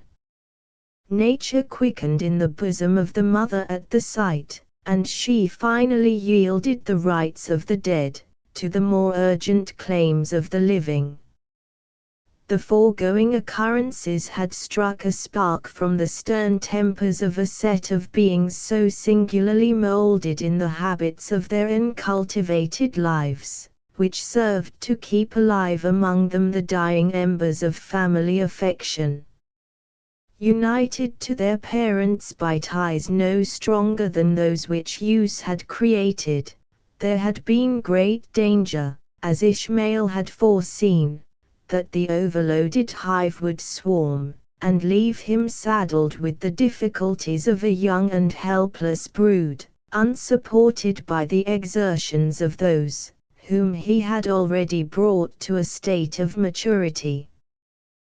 The spirit of insubordination, which emanated from the unfortunate Asa, had spread among his juniors, and the squatter had been made painfully to remember the time when, in the wantonness of his youth and vigor, he had, reversing the order of the brutes, cast off his own aged and failing parents, to enter into the world unshackled and free.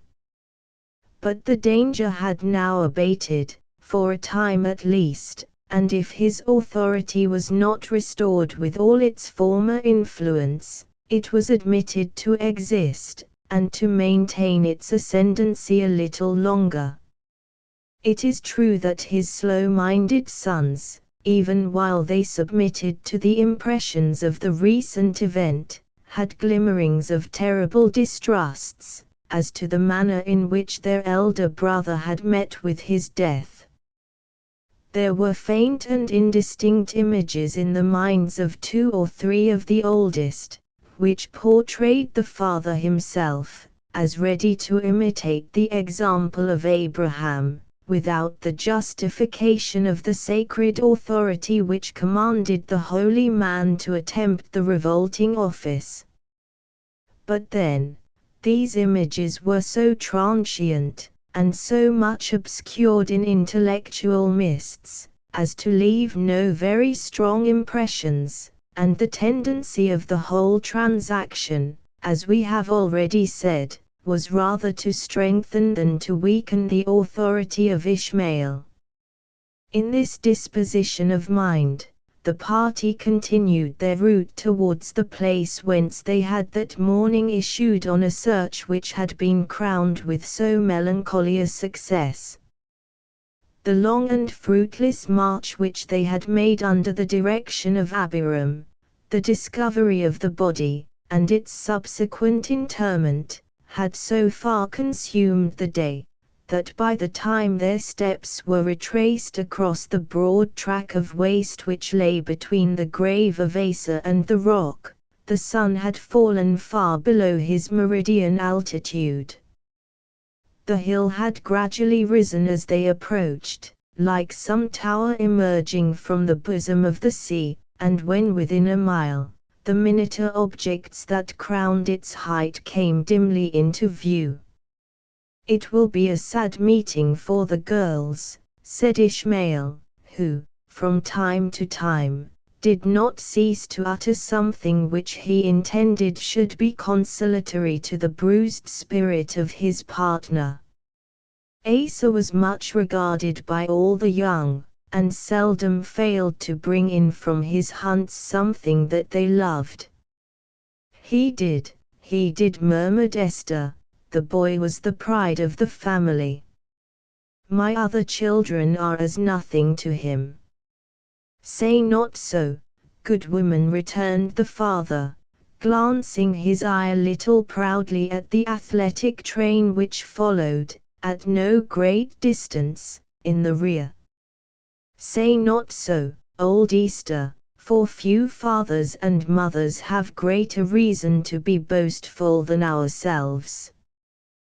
Thankful, thankful, muttered the humbled woman. Ye mean thankful, Ishmael. Then thankful let it be, if you like the word better, my good girl. But what has become of Nellie and the young? The child has forgotten the charge I gave her, and has not only suffered the children to sleep, but, I warrant you, is dreaming of the fields of Tennessee at this very moment.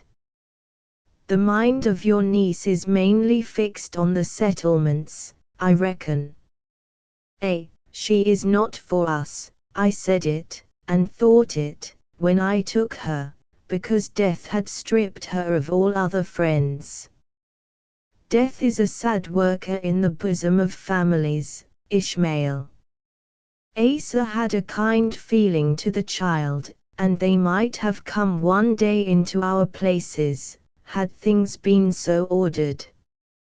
Nay, she is not gifted for a frontier wife, if this is the manner she is to keep house while the husband is on the hunt. Abner, let off your rifle, that they may know we are coming. I fear Nellie and the young are asleep. The young man complied with an alacrity that manifested how gladly he would see the rounded, active figure of Ellen, enlivening the ragged summit of the rock. But the report was succeeded by neither signal nor answer of any sort. For a moment, the whole party stood in suspense, awaiting the result, and then a simultaneous impulse caused the whole to let off their pieces at the same instant, producing a noise which might not fail to reach the ears of all within so short a distance. "Ah, there they come at last!" cried Abiram, who was usually among the first to seize on any circumstance which promised relief from disagreeable apprehensions. "It is a petticoat fluttering on the lines," said Esther. "I put it there myself." "You are right, but now she comes. The jade has been taking her comfort in the tent." "It is not so," said Ishmael, whose usually inflexible features were beginning to manifest the uneasiness he felt. "It is the tent itself blowing about loosely in the wind. They have loosened the bottom, like silly children as they are, and unless care is had, the whole will come down." The words were scarcely uttered before a rushing blast of wind swept by the spot where they stood, raising the dust in little eddies, in its progress, and then, as if guided by a master hand, it quitted the earth, and mounted to the precise spot on which all eyes were just then riveted.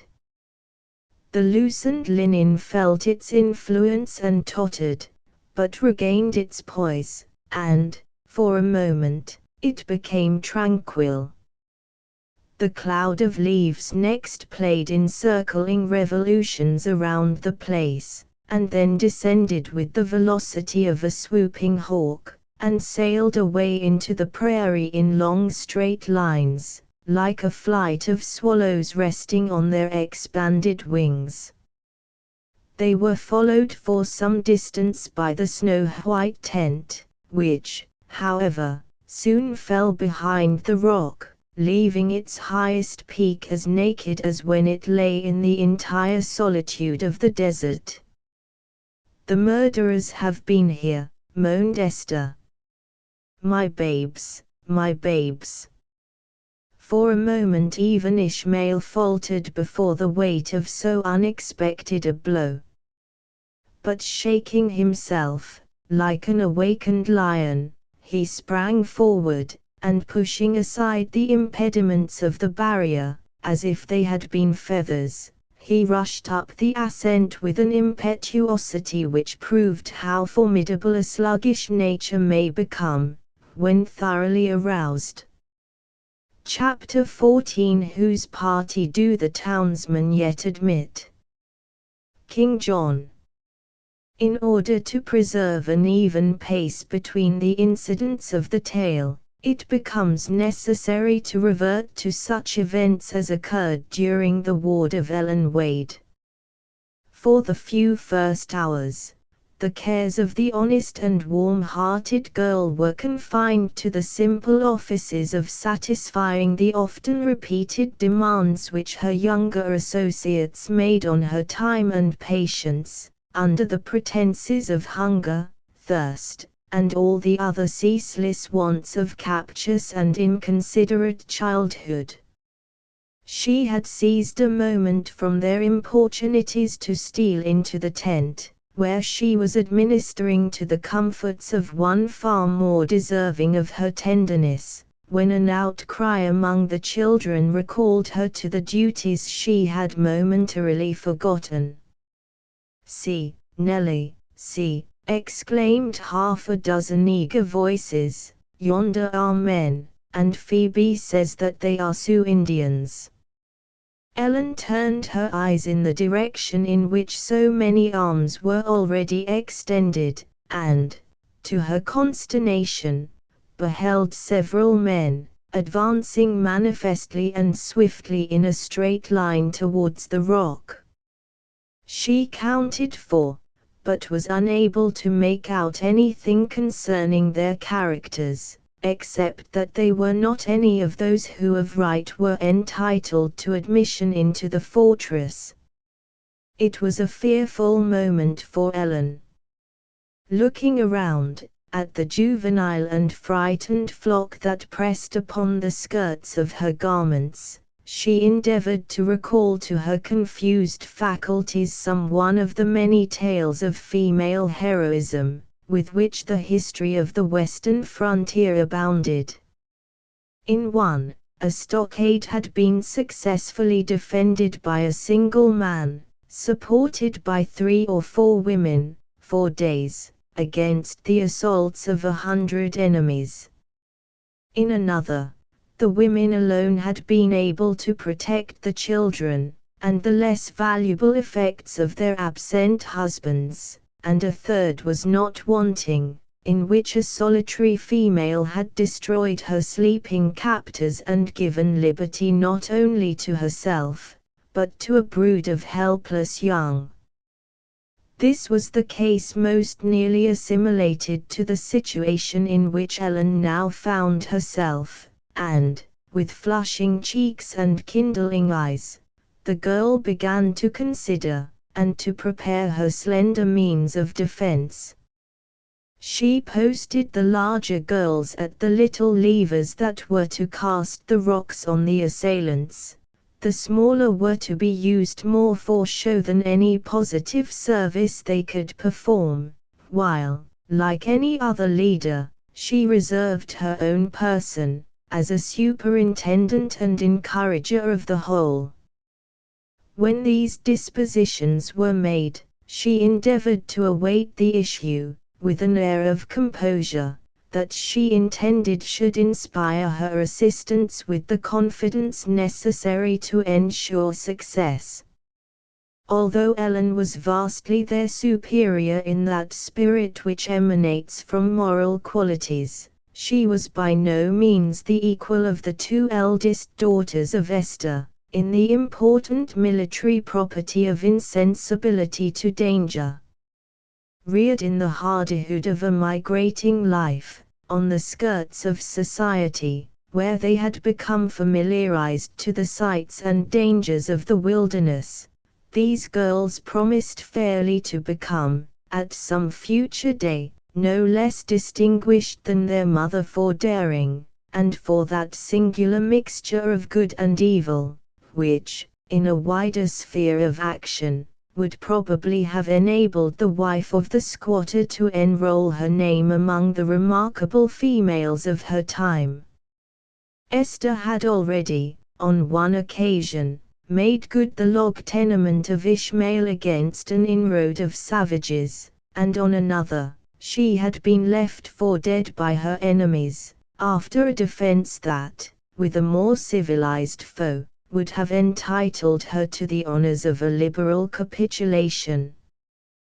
These facts, and sundry others of a similar nature, had often been recapitulated with suitable exultation in the presence of her daughters, and the bosoms of the young Amazons were now strangely fluctuating between natural terror and the ambitious wish to do something that might render them worthy of being the children of such a mother.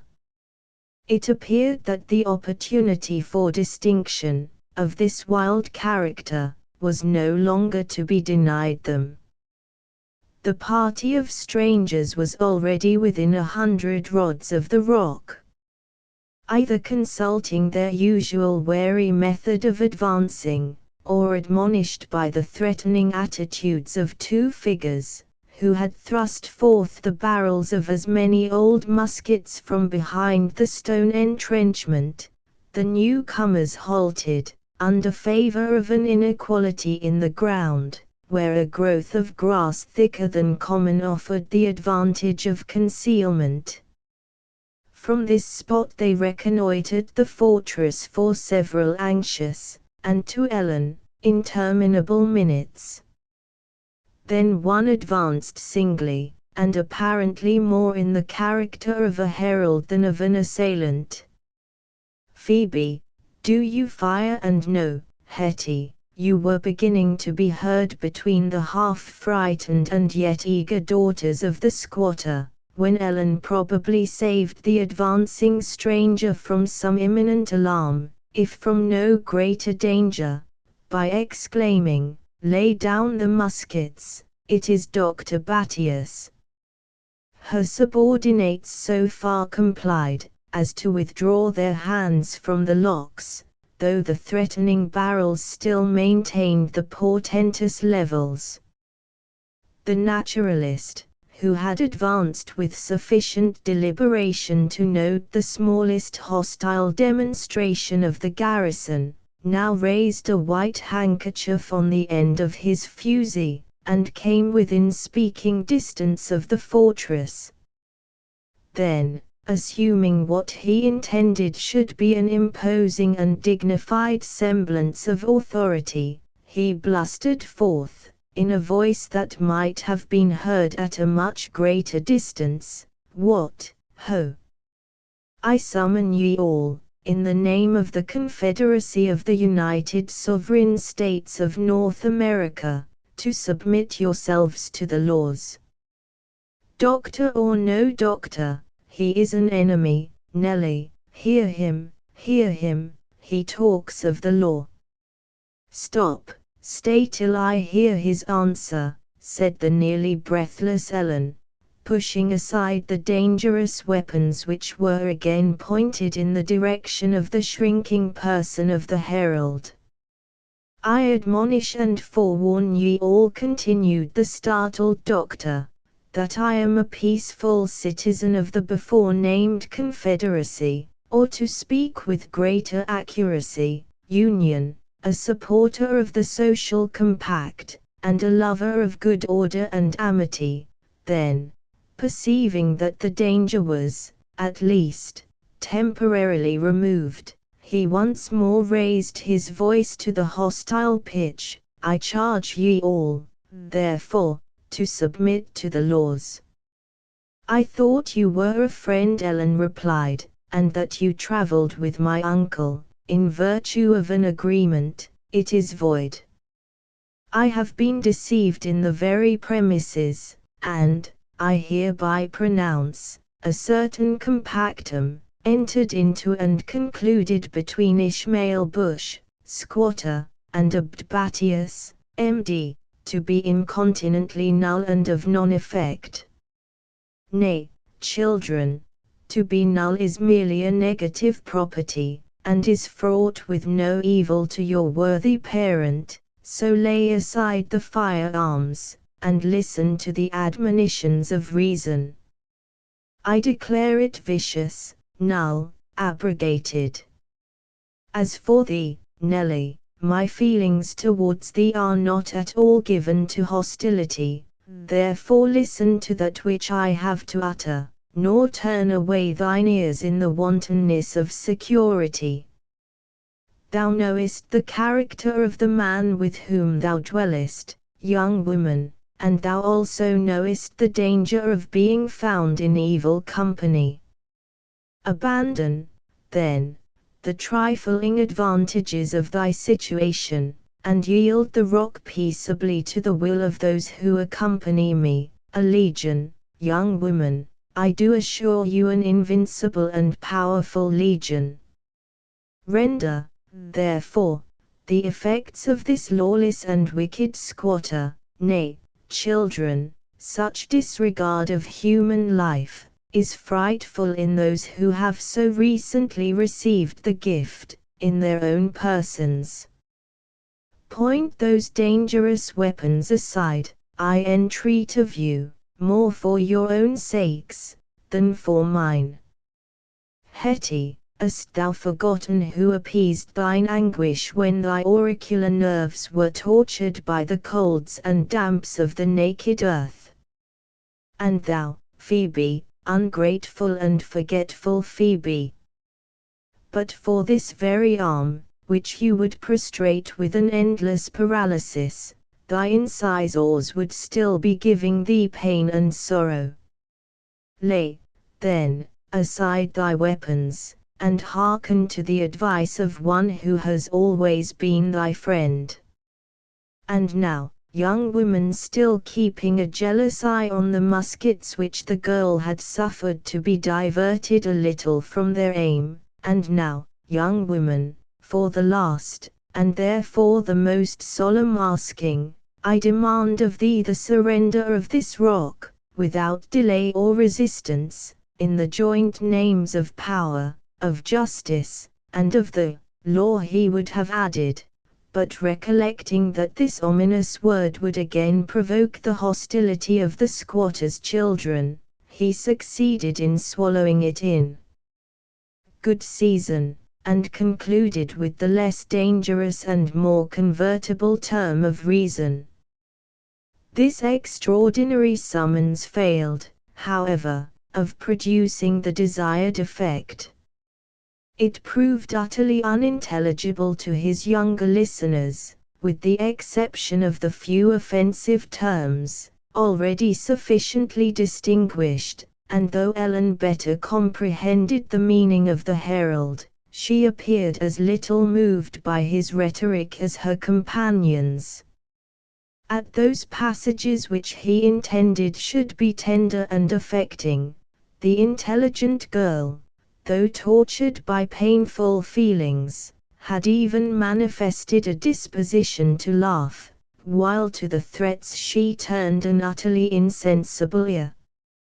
"I know not the meaning of all you wish to say, Dr. Battius," she quietly replied, when he had ended, "but I am sure if it would teach me to betray my trust, it is what I ought not to hear.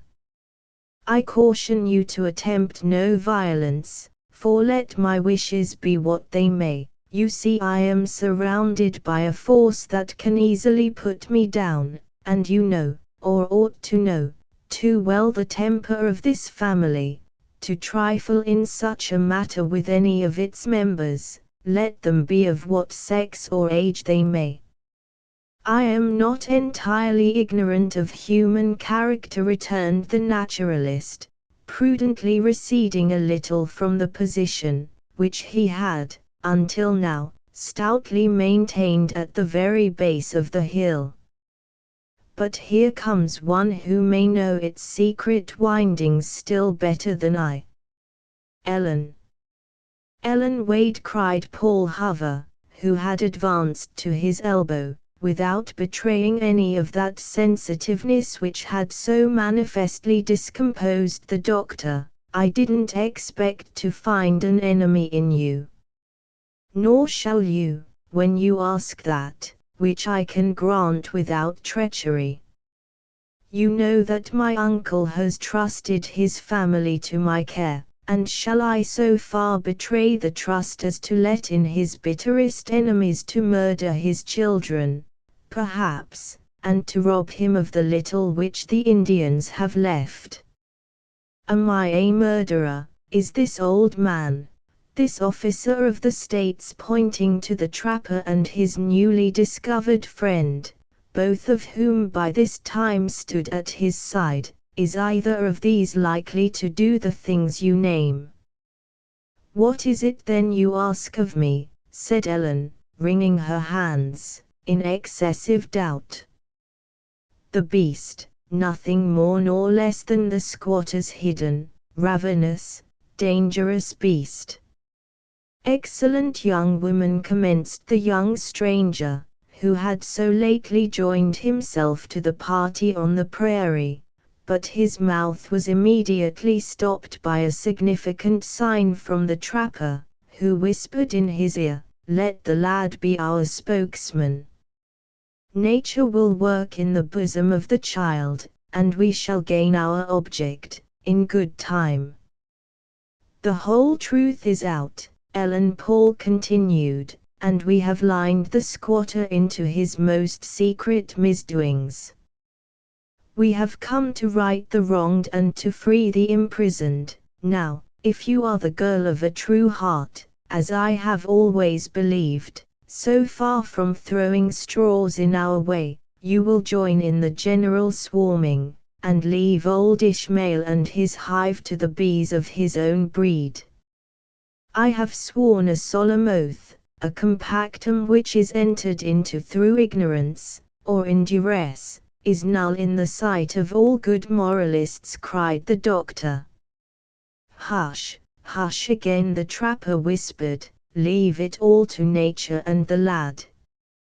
I have sworn in the sight and by the name of him who is the founder and ruler of all that is good, whether it be in morals or in religion. Ellen continued, neither to reveal the contents of that tent, nor to help its prisoner to escape. We are both solemnly, terribly, sworn. Our lives perhaps have been the gift we received for the promises. It is true you are masters of the secret, but not through any means of ours, nor do I know that I can justify myself, for even being neutral, while you attempt to invade the dwelling of my uncle in this hostile manner.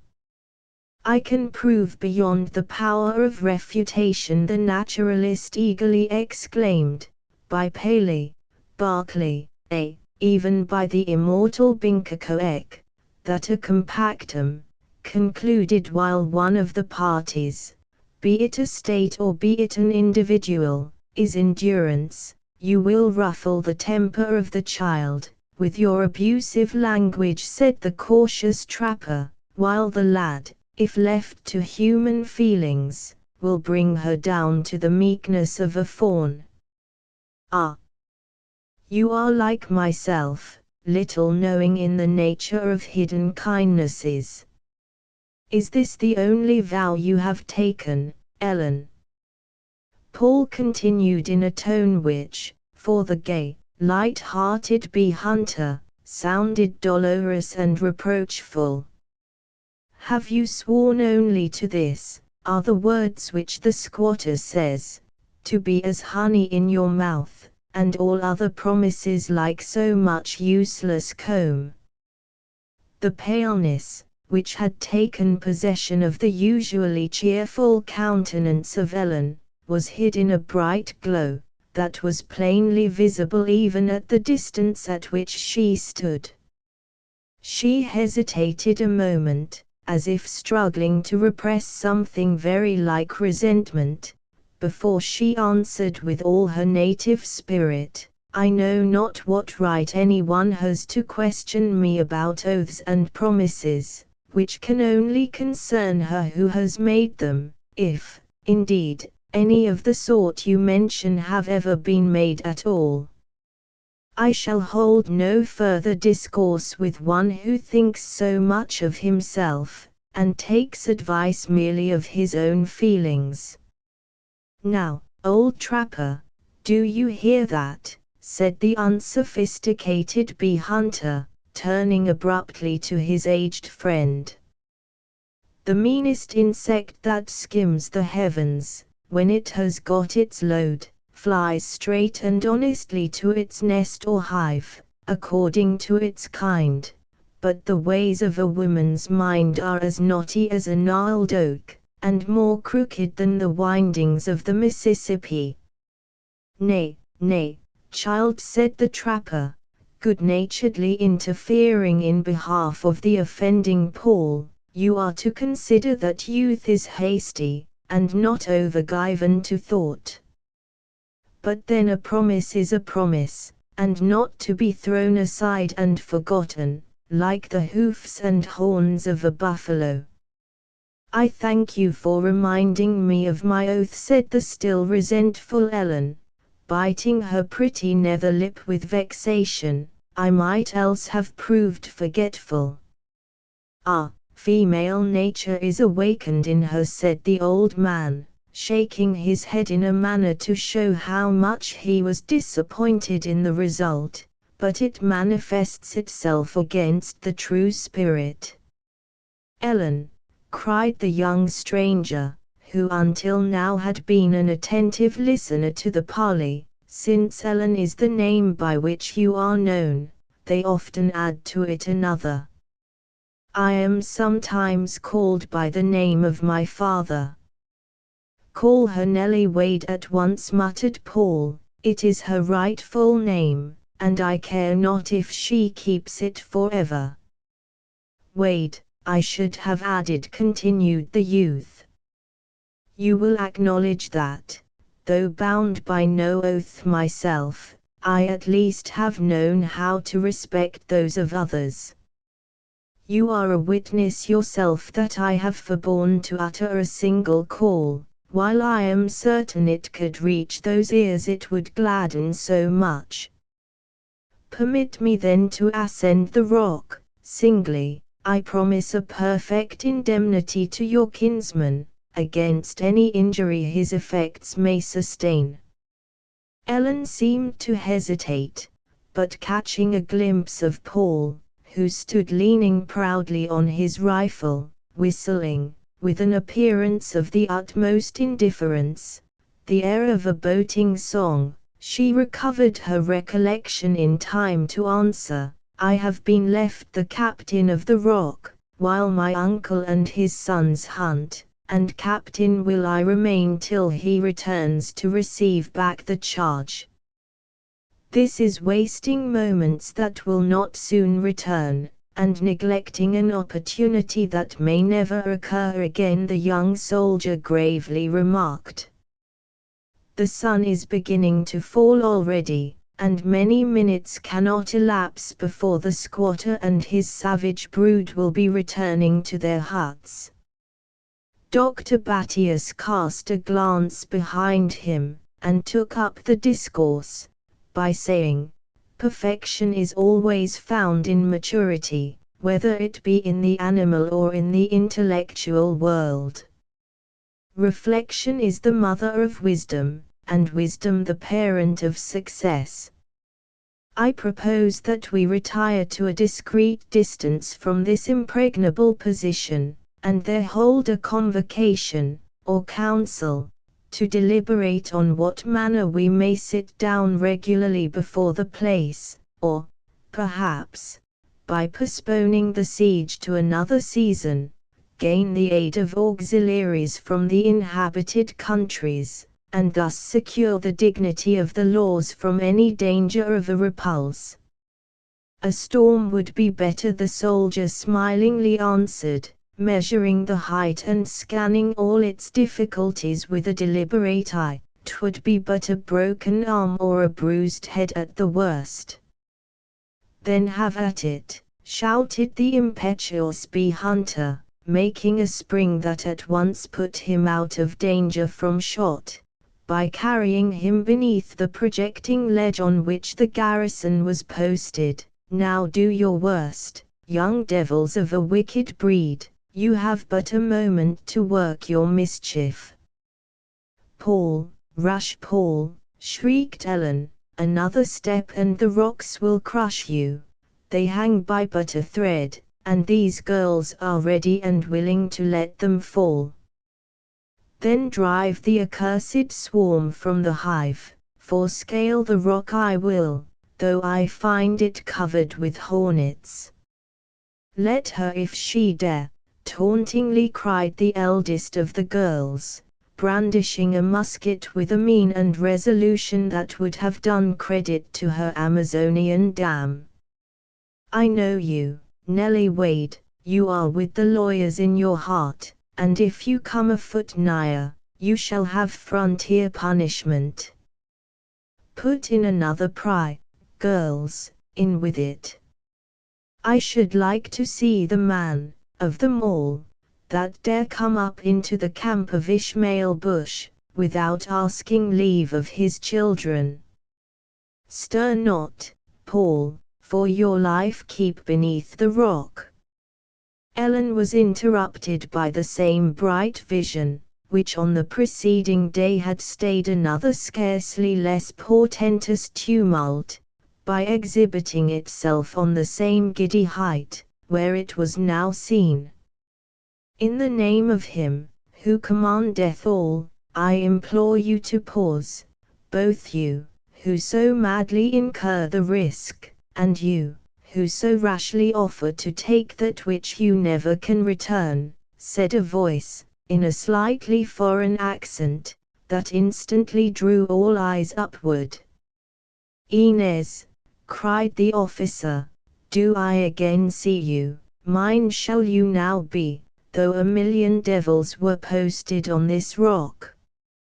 Push up, brave woodsman, and give room for another." The sudden appearance of the figure from the tent had created a momentary stupor among the defendants of the rock, which might, with suitable forbearance, have been happily improved, but startled by the voice of Middleton, the surprised Phoebe discharged her musket at the female, scarcely knowing whether she aimed at the life of a mortal or at some being which belonged to another world. Ellen uttered a cry of horror, and then sprang after her alarmed or wounded friend, she knew not which, into the tent.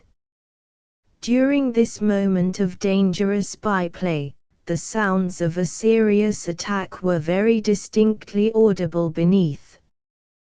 Paul had profited by the commotion over his head to change his place so far as to make room for Middleton.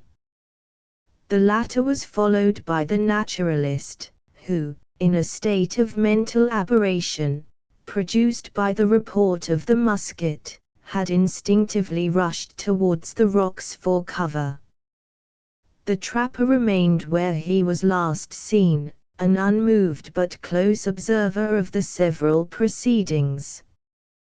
Though averse to enter into actual hostilities, the old man was, however, far from being useless. Favored by his position, he was enabled to apprise his friends of the movements of those who plotted their destruction above, and to advise and control their advance accordingly. In the meantime, the children of Esther were true to the spirit they had inherited from their redoubtable mother.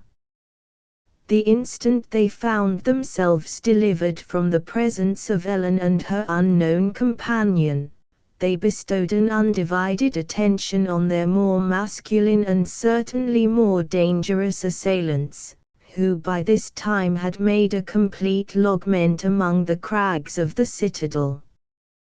The repeated summons to surrender, which Paul uttered in a voice that he intended should strike terror in their young bosoms, were as little heeded as were the calls of the trapper to abandon a resistance, which might prove fatal to some among them, without offering the smallest probability of eventual success. Encouraging each other to persevere, they poised the fragments of rocks, prepared the lighter missiles for immediate service, and thrust forward the barrels of the muskets with a business-like air, and a coolness, that would have done credit to men practiced in warfare. "Keep under the ledge," said the trapper, pointing out to Paul the manner in which he should proceed. "Keep in your foot more, lad. You see the warning was not amiss. Had the stone struck it, the bees would have had the prairies to themselves. Now, namesake of my friend, Uncas, in name and spirit. Now, if you have the activity of Le Cerf Agile, you may make a far leap to the right, and gain 20 feet, without danger. Beware the bush, beware the bush. 'Twill prove a treacherous hold. He has done it, safely and bravely has he done it. Your turn comes next, friend, that follows the fruits of nature. Push you to the left, and divide the attention of the children. Nay, girls, fire, my old ears are used to the whistling of lead, and little reason have I to prove a doe heart, with 80 years on my back." He shook his head with a melancholy smile, but without flinching in a muscle, as the bullet, which the exasperated Hetty fired, passed innocently at no great distance from the spot where he stood. It is safer keeping in your track than dodging when a weak finger pulls the trigger, he continued, but it is a solemn sight to witness how much human nature is inclined to evil, in one so young. Well done, my man of beasts and plants. Another such leap, and you may laugh at all the squatters' bars and walls. The doctor has got his temper up. I see it in his eye, and something good will come of him. Keep closer, man, keep closer. The trapper, though he was not deceived as to the state of Dr. Battius' mind, was, however, greatly in error as to the exciting cause. While imitating the movements of his companions, and toiling his way upward with the utmost caution, and not without great inward tribulation, the eye of the naturalist had caught a glimpse of an unknown plant, a few yards above his head, and in a situation more than commonly exposed to the missiles which the girls were unceasingly hurling in the direction of the assailants. Forgetting, in an instant, everything but the glory of being the first to give this jewel to the catalogues of science, he sprang upward at the prize with the avidity with which the sparrow darts upon the butterfly. The rocks, which instantly came thundering down, announced that he was seen, and for a moment, while his form was concealed in the cloud of dust and fragments which followed the furious descent, the trapper gave him up for lost, but the next instant he was seen safely seated in a cavity formed by some of the projecting stones which had yielded to the shock, holding triumphantly in his hand the captured stem, which he was already devouring with delighted, and certainly not unskilful, eyes. Paul profited by the opportunity. Turning his course, with the quickness of thought, he sprang to the post which Ab thus securely occupied, and unceremoniously making a footstool of his shoulder, as the latter stooped over his treasure, he bounded through the breach left by the fallen rock, and gained the level. He was followed by Middleton, who joined him in seizing and disarming the girls. In this manner a bloodless and complete victory was obtained over that citadel which Ishmael had vainly flattered himself might prove impregnable. Chapter 15. So smile the heavens upon this holy act, that after hours with sorrow chide us not. Shakespeare. It is proper that the course of the narrative should be stayed, while we revert to those causes, which have brought in their train of consequences, the singular contest just related. The interruption must necessarily be as brief as we hope it may prove satisfactory to that class of readers, who require that no gap should be left by those who assume the office of historians, for their own fertile imaginations to fill. Among the troops sent by the government of the United States, to take possession of its newly acquired territory in the West, was a detachment led by a young soldier who has become so busy an actor in the scenes of our legend.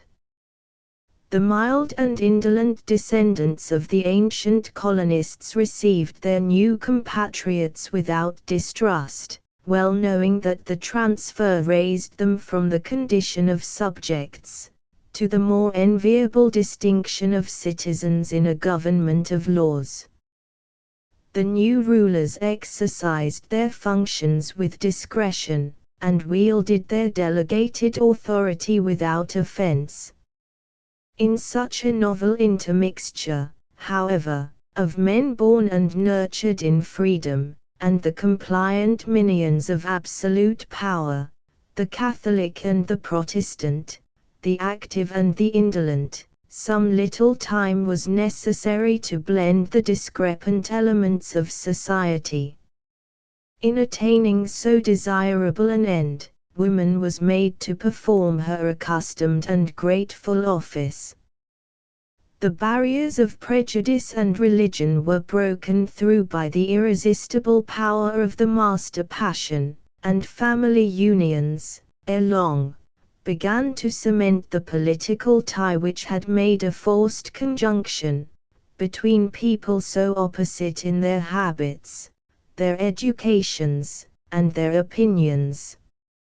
Middleton was among the first of the new possessors of the soil, who became captive to the charms of a Louisianian lady.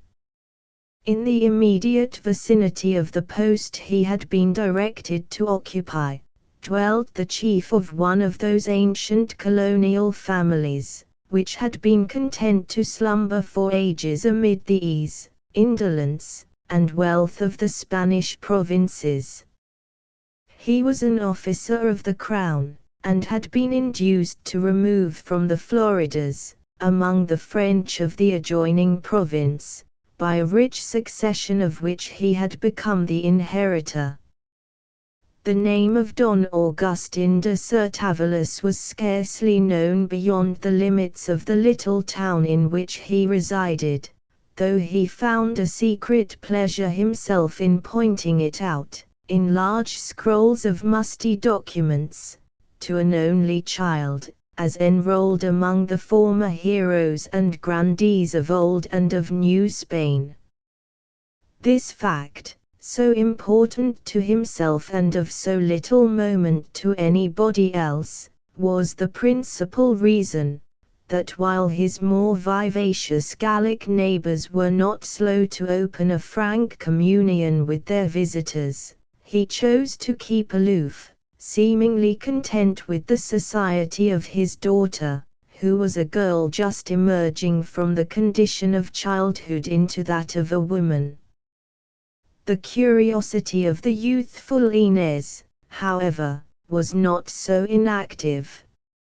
She had not heard the martial music of the garrison, melting on the evening air, nor seen the strange banner, which fluttered over the heights that rose at no great distance from her father's extensive grounds, without experiencing some of those secret impulses which are thought to distinguish the sex.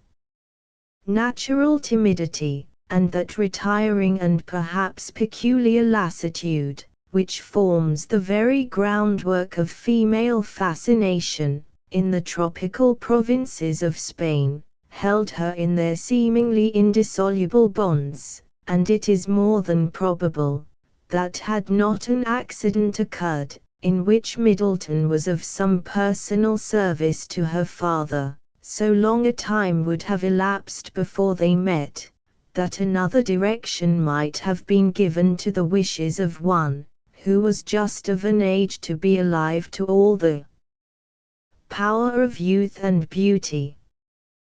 Providence, or if that imposing word is too just to be classical, fate, had otherwise decreed.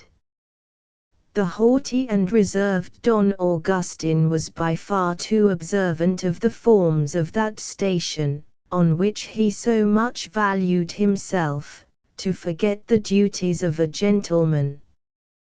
Gratitude, for the kindness of Middleton, induced him to open his doors to the officers of the garrison, and to admit of a guarded but polite intercourse.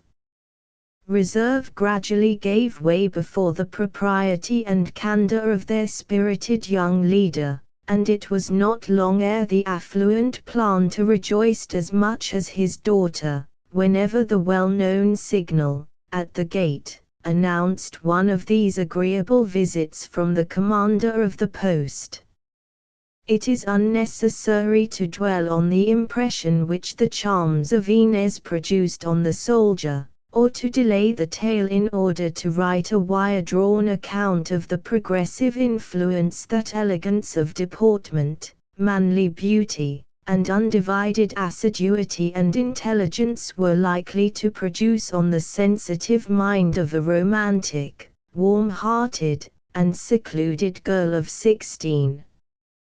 It is sufficient for our purpose to say that they loved, that the youth was not backward to declare his feelings, that he prevailed with some facility over the scruples of the maiden, and with no little difficulty over the objections of her father, and that before the province of Louisiana had been 6 months in the possession of the states, the officer of the latter was the affianced husband of the richest heiress on the banks of the Mississippi. Although we have presumed the reader to be acquainted with the manner in which such results are commonly attained, it is not to be supposed that the triumph of Middleton, either over the prejudices of the father or over those of the daughter, was achieved without difficulty. Religion formed a stubborn and nearly irremovable obstacle with both. The devoted man patiently submitted to a formidable essay Father Ignatius was deputed to make in order to convert him to the true faith. The effort on the part of the worthy priest was systematic, vigorous, and long sustained.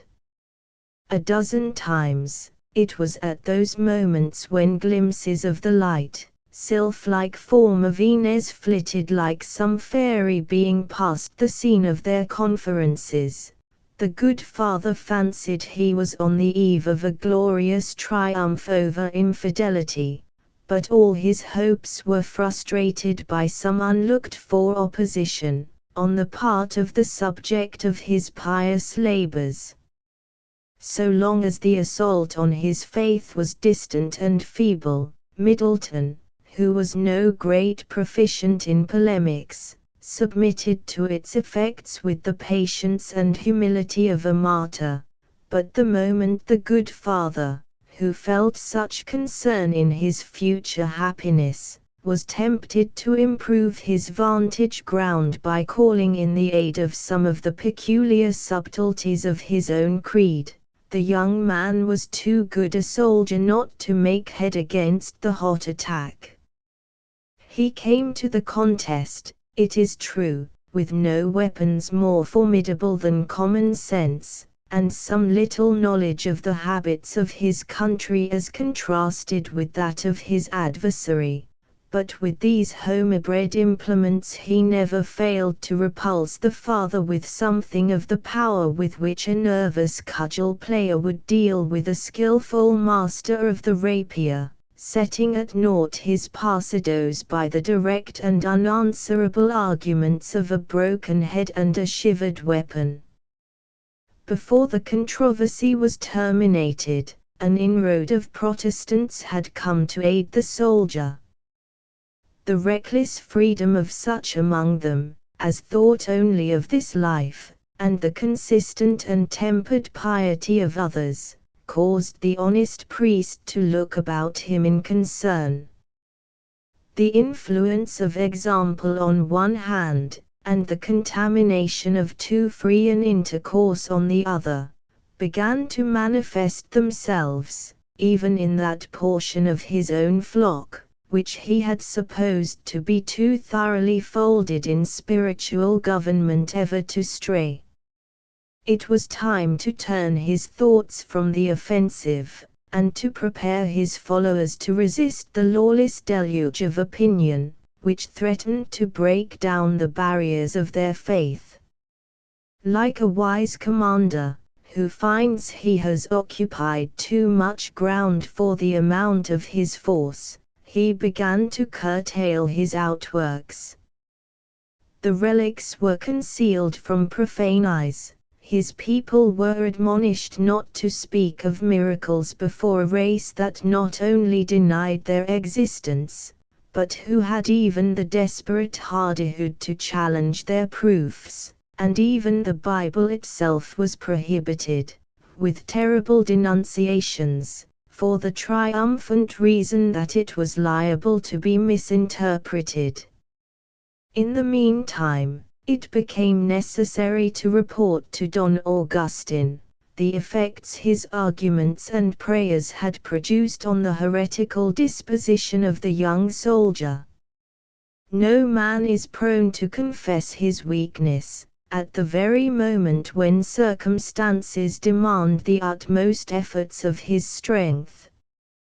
By a species of pious fraud, for which no doubt the worthy priest found his absolution in the purity of his motives, he declared that, while no positive change was actually wrought in the mind of Middleton, there was every reason to hope the entering wedge of argument had been driven to its head, and that in consequence an opening was left, through which, it might rationally be hoped, the blessed seeds of a religious fructification would find their way, especially if the subject was left uninterruptedly to enjoy the advantage of Catholic communion.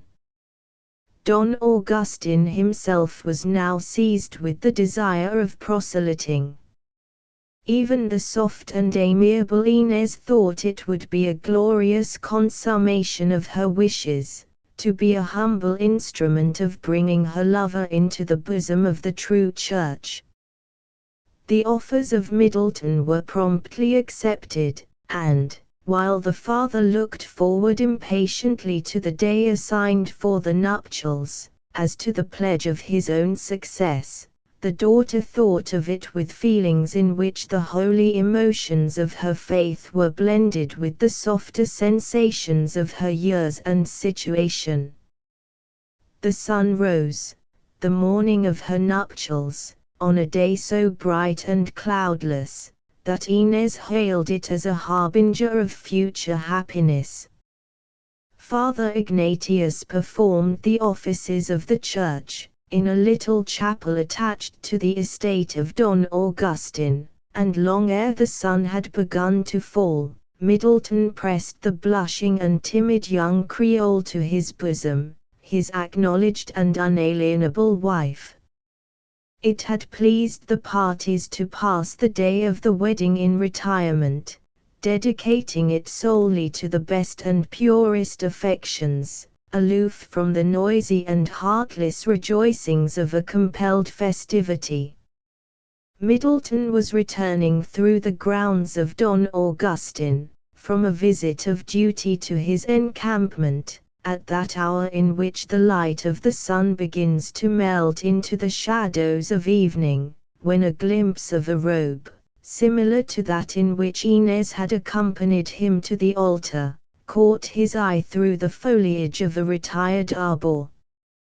He approached the spot, with a delicacy that was rather increased than diminished by the claim she had perhaps given him to intrude on her private moments, but the sounds of her soft voice, which was offering up prayers, in which he heard himself named by the dearest of all appellations, overcame his scruples, and induced him to take a position where he might listen without the fear of detection. It was certainly grateful to the feelings of a husband to be able in this manner to lay bare the spotless soul of his wife, and to find that his own image lay enshrined amid its purest and holiest aspirations. His self-esteem was too much flattered not to induce him to overlook the immediate object of the petitioner. While she prayed that she might become the humble instrument of bringing him into the flock of the faithful, she petitioned for forgiveness, on her own behalf, if presumption or indifference to the counsel of the Church had caused her to set too high a value on her influence, and led her into the dangerous error of hazarding her own soul by espousing a heretic. There was so much of fervent piety, mingled with so strong a burst of natural feeling, so much of the woman blended with the angel, in her prayers, that Middleton could have forgiven her, had she termed him a pagan, for the sweetness and interest with which she petitioned in his favor. The young man waited until his bride arose from her knees, and then he joined her, as if entirely ignorant of what had occurred. "It is getting late, my Inez," he said, "and Don Augustin would be apt to reproach you with inattention to your health, in being abroad at such an hour. What then am I to do, who am charged with all his authority, and twice his love? Be like him in everything, she answered, looking up in his face, with tears in her eyes, and speaking with emphasis, in everything. Imitate my father, Middleton, and I can ask no more of you. Nor for me, Inez. I doubt not that I should be all you can wish, were I to become as good as the worthy and respectable Don Augustin. But you are to make some allowances for the infirmities and habits of a soldier. Now let us go and join this excellent father.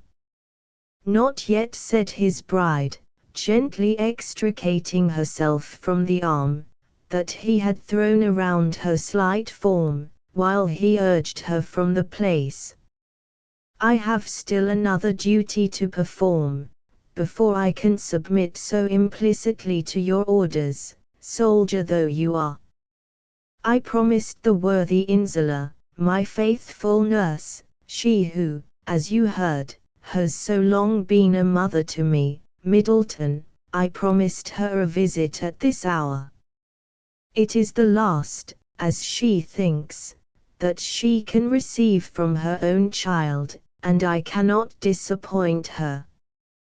Go you then to Don Augustin, in 1 short hour I will rejoin you. Remember it is but an hour. 1 hour, repeated Inez, as she kissed her hand to him, and then blushing, ashamed at her own boldness, she darted from the arbour, and was seen for an instant gliding towards the cottage of her nurse, in which, at the next moment, she disappeared. Middleton returned slowly and thoughtfully to the house, often bending his eyes in the direction in which he had last seen his wife, as if he would fain trace her lovely form, in the gloom of the evening, still floating through the vacant space. Don Augustin received him with warmth, and for many minutes his mind was amused by relating to his new kinsman plans for the future. The exclusive old Spaniard listened to his glowing but true account of the prosperity and happiness of those states, of which he had been an ignorant neighbor half his life, partly in wonder, and partly with that sort of incredulity with which one attends to what he fancies are the exaggerated descriptions of a too partial friendship. In this manner the hour for which Inez had conditioned passed away, much sooner than her husband could have thought possible, in her absence. At length his looks began to wander to the clock, and then the minutes were counted, as one rolled by after another and Inez did not appear. The hand had already made half of another circuit, around the face of the dial, when Middleton arose and announced his determination to go and offer himself, as an escort to the absentee. He found the night dark, and the heavens charged with threatening vapor, which in that climate was the infallible forerunner of a gust. Stimulated no less by the unpropitious aspect of the skies, than by his secret uneasiness, he quickened his pace, making long and rapid strides in the direction of the cottage of Insula. 20 times he stopped, fancying that he caught glimpses of the fairy form of Inez, tripping across the grounds, on her return to the mansion house, and as often he was obliged to resume his course, in disappointment. He reached the gate of the cottage, knocked, opened the door, entered, and even stood in the presence of the aged nurse, without meeting the person of her he sought. She had already left the place, on her return to her father's house. Believing that he must have passed her in the darkness, Middleton retraced his steps to meet with another disappointment. Inez had not been seen.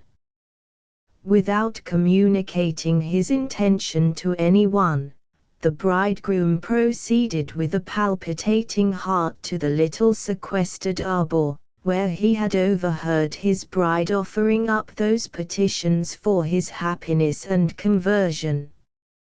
Here, too, he was disappointed, and then all was afloat, in the painful incertitude of doubt and conjecture. For many hours, a secret distrust of the motives of his wife caused Middleton to proceed in the search with delicacy and caution. But as day dawned, without restoring her to the arms of her father or her husband, reserve was thrown aside, and her unaccountable absence was loudly proclaimed. The enquiries after the lost Inez were now direct and open, but they proved equally fruitless.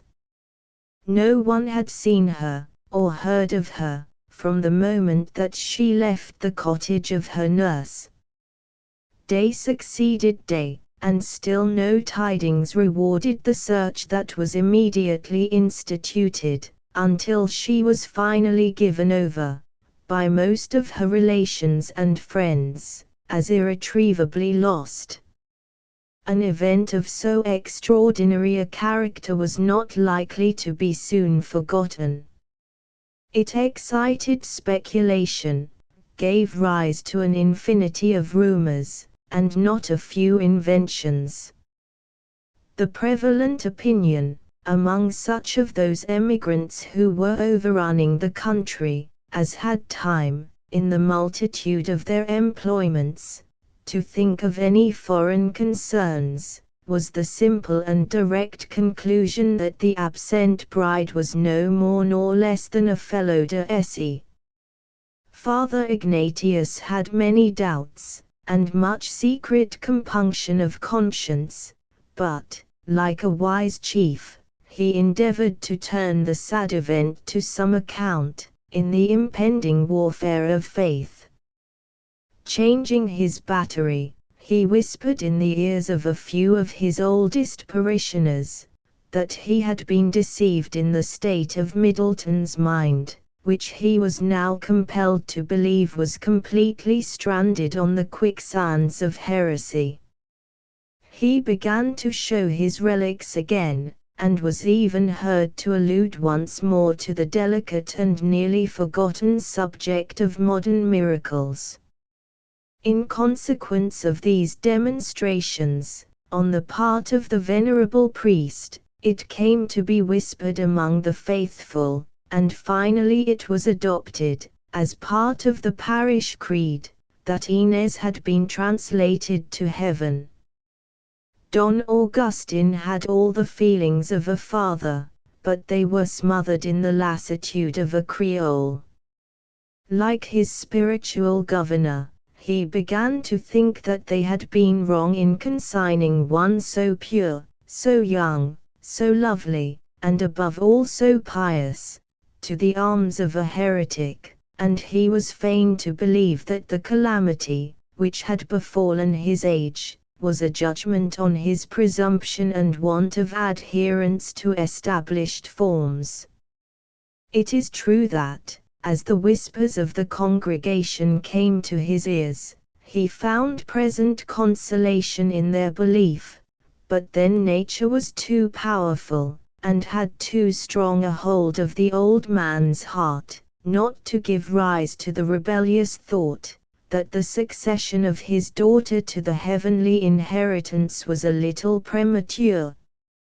But Middleton, the lover, the husband, the bridegroom, Middleton was nearly crushed by the weight of the unexpected and terrible blow. Educated himself under the dominion of a simple and rational faith, in which nothing is attempted to be concealed from the believers, he could have no other apprehensions for the fate of Inez than such as grew out of his knowledge of the superstitious opinions she entertained of his own church. It is needless to dwell on the mental tortures that he endured, or all the various surmises, hopes, and disappointments that he was fated to experience in the first few weeks of his misery.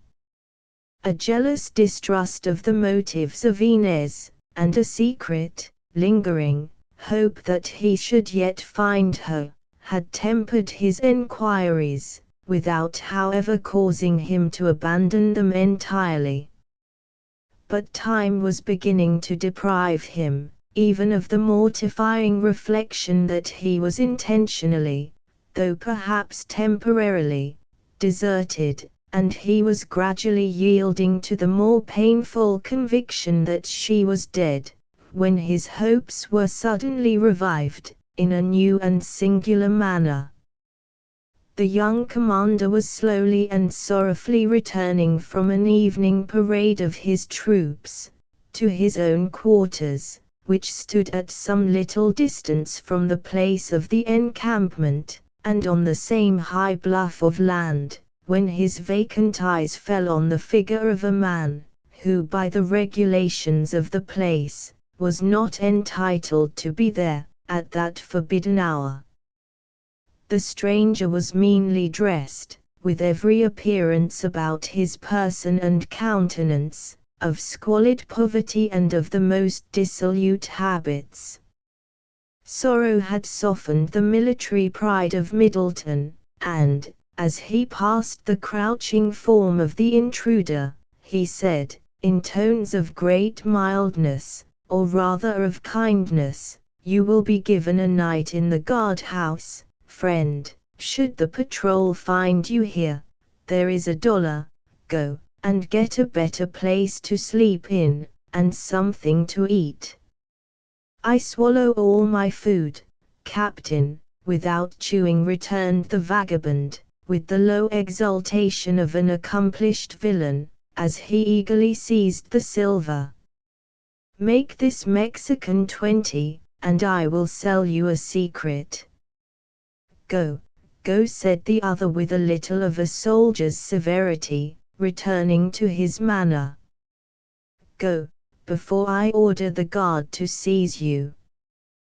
"Well, go I will, but if I do go, Captain, I shall take my knowledge with me, and then you may live a widower bewitched till the tattoo of life is beat off." "What mean you, fellow?" exclaimed Middleton, turning quickly towards the wretch, who was already dragging his diseased limbs from the place. "I mean to have the value of this $1 in Spanish brandy, and then come back and sell you my secret for enough to buy a barrel." "If you have anything to say, speak now," continued Middleton, restraining with difficulty the impatience that urged him to betray his feelings. "I am dry, and I can never talk with elegance when my throat is husky, Captain." "How much will you give to know what I can tell you? Let it be something handsome, such as one gentleman can offer to another." "I believe it would be better justice to order the drummer to pay you a visit, fellow." "To what does your boasted secret relate?" "Matrimony, a wife and no wife, a pretty face and a rich bride. Do I speak plain, now, Captain?"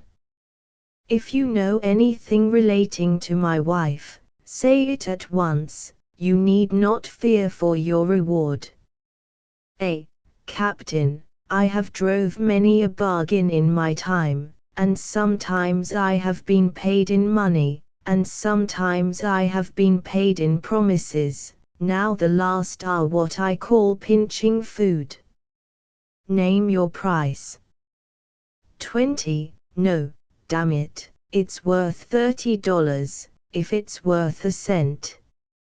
"Here, then, is your money, but remember, if you tell me nothing worth knowing, I have a force that can easily deprive you of it again, and punish your insolence in the bargain." The fellow examined the bank bills he received, with a jealous eye, and then pocketed them, apparently well satisfied of their being genuine. "I like a northern note," he said very coolly. "They have a character to lose like myself." "No fear of me, Captain. I am a man of honor, and I shall not tell you a word more, nor a word less than I know of my own knowledge to be true." "Proceed then without further delay, or I may repent, and order you to be deprived of all your gains, the silver as well as the notes." "Honor, if you die for it," returned the miscreant, holding up a hand in affected horror at so treacherous a threat. "Well, Captain, you must know that gentlemen don't all live by the same calling. Some keep what they've got, and some get what they can." "You have been a thief." "I scorn the word. I have been a humanity hunter." "Do you know what that means?" It has many interpretations. Some people think the woollyheads are miserable, working on hot plantations under a broiling sun, and all such sorts of inconveniences. Well, Captain, I have been, in my time, a man who has been willing to give them the pleasures of variety, at least, by changing the scene for them. You understand me? You are, in plain language, a kidnapper. Have been, my worthy captain, have been, but just now a little reduced, like a merchant who leaves off selling tobacco by the hogshead, to deal in it by the yard. I have been a soldier, too, in my day. What is said to be the great secret of our trade, can you tell me that?" "I know not," said Middleton, beginning to tire of the fellow's trifling courage. "No, legs, legs to fight with, and legs to run away with, and therein you see my two callings agreed. My legs are none of the best just now, and without legs a kidnapper would carry on a losing trade, but then there are men enough left, better provided than I am." "Stolen," groaned the horror-struck husband. "On her travels, as sure as you are standing still." "Villain, what reason have you for believing a thing so shocking?" "Hands off, hands off. Do you think my tongue can do its work the better, for a little squeezing of the throat? Have patience, and you shall know it all, but if you treat me so ungenteelly again, I shall be obliged to call in the assistance of the lawyers." "Say on, but if you utter a single word more or less than the truth, expect instant vengeance." "Are you fool enough to believe what such a scoundrel as I am tells you, Captain, unless it has probability to back it?" "I know you are not, therefore I will give my facts and my opinions, and then leave you to chew on them, while I go and drink of your generosity. I know a man who is called Abiram White. I believe the knave took that name to show his enmity to the race of blacks. But this gentleman is now, and has been for years, to my certain knowledge, a regular translator of the human body from one state to another. I have dealt with him in my time, and a cheating dog he is. No more honor in him than meat in my stomach. I saw him here in this very town, the day of your wedding. He was in company with his wife's brother, and pretended to be a settler on the hunt for new land. A noble set they were, to carry on business, 7 sons, each of them as tall as your sergeant with his cap on. Well, The moment I heard that your wife was lost, I saw at once that Abiram had laid his hands on her. Do you know this? Can this be true? What reason have you to fancy a thing so wild? Reason enough, I know Abiram White. Now, will you add a trifle just to keep my throat from parching? Go, go, you are stupefied with drink already, miserable man, and know not what you say. Go, go, and beware the drummer. Experience is a good guide, the fellow called after the retiring Middleton, and then turning with a chuckling laugh, like one well satisfied with himself, he made the best of his way towards the shop of the sutler.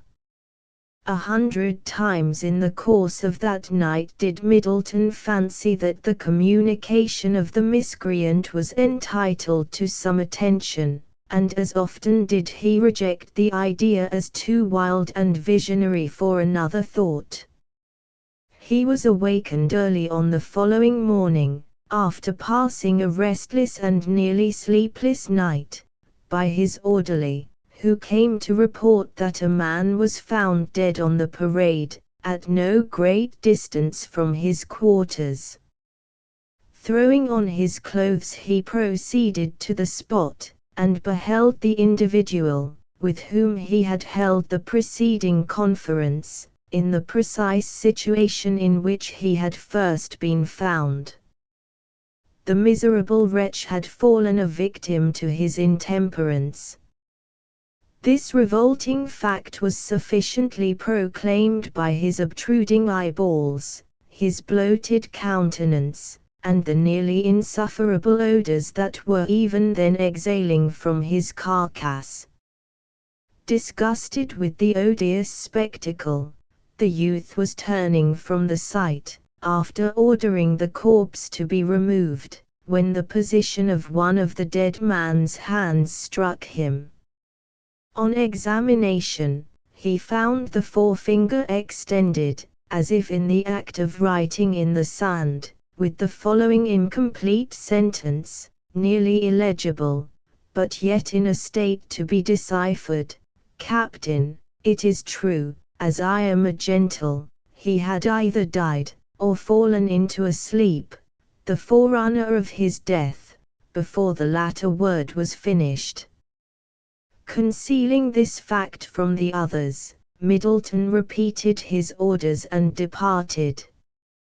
The pertinacity of the deceased, and all the circumstances united, induced him to set on foot some secret enquiries. He found that a family answering the description which had been given him, had in fact passed the place the day of his nuptials. They were traced along the margin of the Mississippi, for some distance, until they took boat and ascended the river to its confluence with the Missouri. Here they had disappeared like hundreds of others, in pursuit of the hidden wealth of the interior. Furnished with these facts, Middleton detailed a small guard of his most trusty men, took leave of Don Augustine, without declaring his hopes or his fears, and having arrived at the indicated point, he pushed into the wilderness in pursuit. It was not difficult to trace a train like that of Ishmael, until he was well assured its object lay far beyond the usual limits of the settlements. This circumstance, in itself, quickened his suspicions, and gave additional force to his hopes of final success. After getting beyond the assistance of verbal directions, the anxious husband had recourse to the usual signs of a trail, in order to follow the fugitives. This he also found a task of no difficulty, until he reached the hard and unyielding soil of the rolling prairies. Here, indeed, he was completely at fault. He found himself, at length, compelled to divide his followers, appointing a place of rendezvous at a distant day, and to endeavor to find the lost trail by multiplying, as much as possible, the number of his eyes. He had been alone a week, when accident brought him in contact with the trapper and the bee hunter. Part of their interview has been related, and the reader can readily imagine the explanations that succeeded the tale he recounted, and which led, as has already been seen, to the recovery of his bride. Chapter 16. These likelihoods confirm her flight from hence, therefore, I pray you, stay not to discourse, but mount you presently. Shakespeare. An hour had slid by, in hasty and nearly incoherent questions and answers, before Middleton, hanging over his recovered treasure with that sort of jealous watchfulness with which a miser would regard his hoards, closed the disjointed narrative of his own proceedings by demanding, "And you, my Inez, in what manner were you treated?" "In everything, but the great injustice they did in separating me so forcibly from my friends, as well perhaps as the circumstances of my captors would allow. I think the man, who is certainly the master here, is but a new beginner in wickedness. He quarreled frightfully in my presence, with the wretch who seized me, and then they made an impious bargain, to which I was compelled to acquiesce, and to which they bound me as well as themselves by oaths. Ah! Middleton, I fear the heretics are not so heedful of their vows as we who are nurtured in the bosom of the true Church. Believe it not, these villains are of no religion, did they forswear themselves.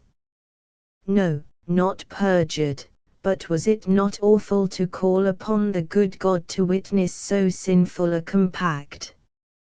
And so we think, Inez, as truly as the most virtuous Cardinal of Rome. But how did they observe their oath, and what was its purport? They conditioned to leave me unmolested, and free from their odious presence, provided I would give a pledge to make no effort to escape, and that I would not even show myself, until a time that my masters saw fit to name. And that time, demanded the impatient Middleton, who so well knew the religious scruples of his wife, that time. It is already past. I was sworn by my patron saint, and faithfully did I keep the vow, until the man they call Ishmael forgot the terms by offering violence. I then made my appearance on the rock, for the time too was past, though I even think Father Ignatius would have absolved me from the vow, on account of the treachery of my keepers. If he had not muttered the youth between his compressed teeth, I would have absolved him forever from his spiritual care of your conscience.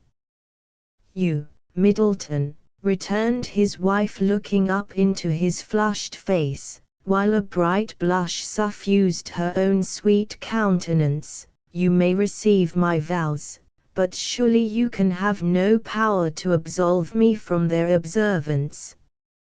No, no, no. Inez, you are right. I know but little of these conscientious subtleties, and I am anything but a priest, yet tell me, what has induced these monsters to play this desperate game, to trifle thus with my happiness? You know my ignorance of the world, and how ill I am qualified to furnish reasons for the conduct of beings so different from any I have ever seen before. But does not love of money drive men to acts even worse than this? I believe they thought that an aged and wealthy father could be tempted to pay them a rich ransom for his child, and, perhaps she added, stealing an enquiring glance through her tears, at the attentive Middleton, they counted something on the fresh affections of a bridegroom.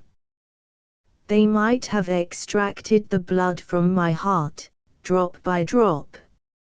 Yes, resumed his young and timid wife, instantly withdrawing the stolen look she had hazarded, and hurriedly pursuing the train of the discourse, as if glad to make him forget the liberty she had just taken. I have been told, there are men so base as to perjure themselves at the altar, in order to command the gold of ignorant and confiding girls, and if love of money will lead to such baseness, we may surely expect it will hurry those, who devote themselves to gain, into acts of lesser fraud. It must be so, and now, Inez, though I am here to guard you with my life, and we are in possession of this rock, our difficulties, perhaps our dangers, are not ended. You will summon all your courage to meet the trial and prove yourself a soldier's wife, my Inez. I am ready to depart this instant. The letter you sent by the physician had prepared me to hope for the best, and I have everything arranged for flight, at the shortest warning. Let us then leave this place and join our friends. Friends, interrupted Inez, glancing her eyes around the little tent in quest of the form of Ellen. I, too, have a friend who must not be forgotten, but who is pledged to pass the remainder of her life with us. She is gone. Middleton gently led her from the spot, as he smilingly answered, she may have had, like myself, her own private communications for some favored ear. The young man had not, however, done justice to the motives of Ellen Wade. The sensitive and intelligent girl had readily perceived how little her presence was necessary in the interview that has just been related, and had retired with that intuitive delicacy of feeling which seems to belong more properly to her sex. She was now to be seen seated on a point of the rock, with her person so entirely enveloped in her dress as to conceal her features. Here she had remained for near an hour, no one approaching to address her, and as it appeared to her own quick and jealous eyes, totally unobserved. In the latter particular, however, even the vigilance of the quick-sighted Ellen was deceived. The first act of Paul Hover, on finding himself the master of Ishmael's citadel, had been to sound the note of victory, after the quaint and ludicrous manner that is so often practiced among the borderers of the West. Flapping his sides with his hands, as the conquering gamecock is wont to do with his wings, he raised a loud and laughable imitation of the exultation of this bird, a cry which might have proved a dangerous challenge had any one of the athletic sons of the squatter been within hearing.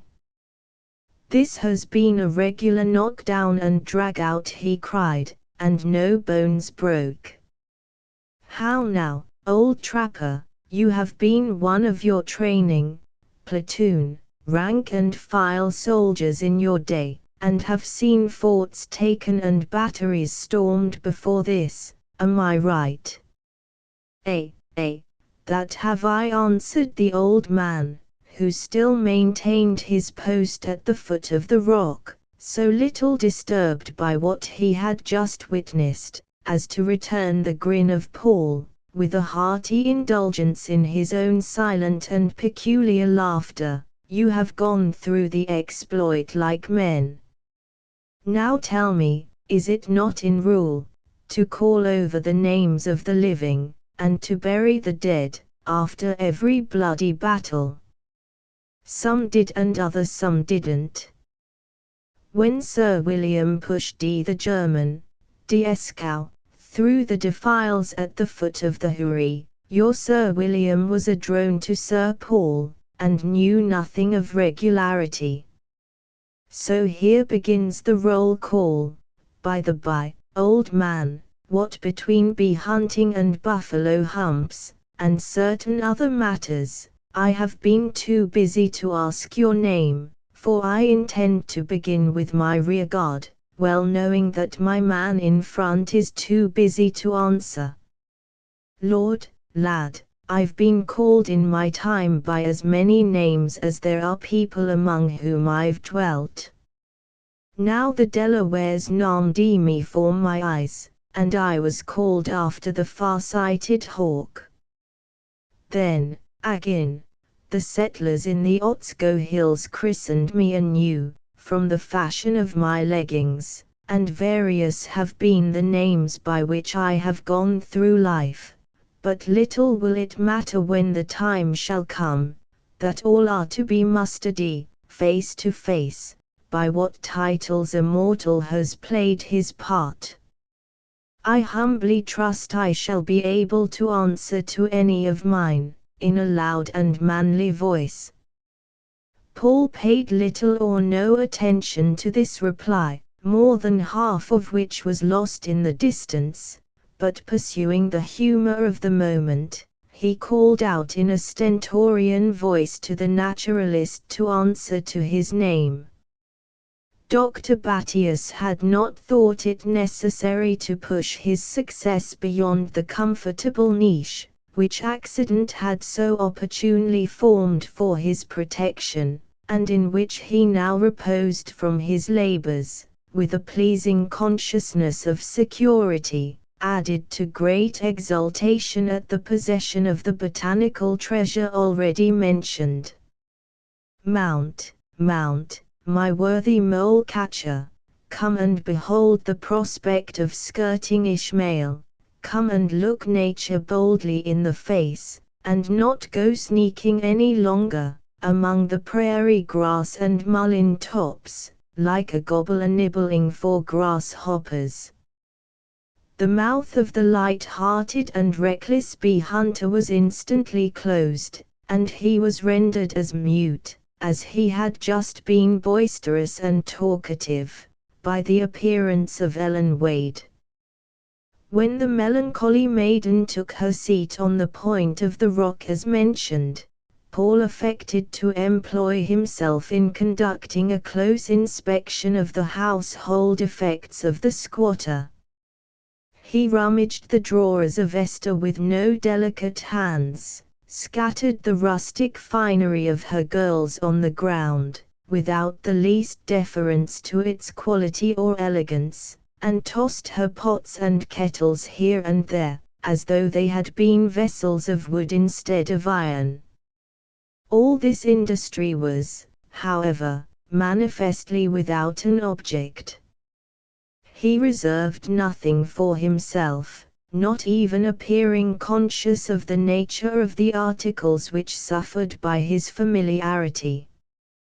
When he had examined the inside of every cabin, taken a fresh survey of the spot where he had confined the children, and where he had thoroughly secured them with cords, and kicked one of the pails of the woman, like a football, 50 feet into the air, in sheer wantonness, he returned to the edge of the rock, and thrusting both his hands through his wampum belt, he began to whistle the Kentucky hunters as diligently as if he had been hired to supply his auditors with music by the hour. In this manner passed the remainder of the time, until Middleton, as has been related, led Inez forth from the tent, and gave a new direction to the thoughts of the whole party.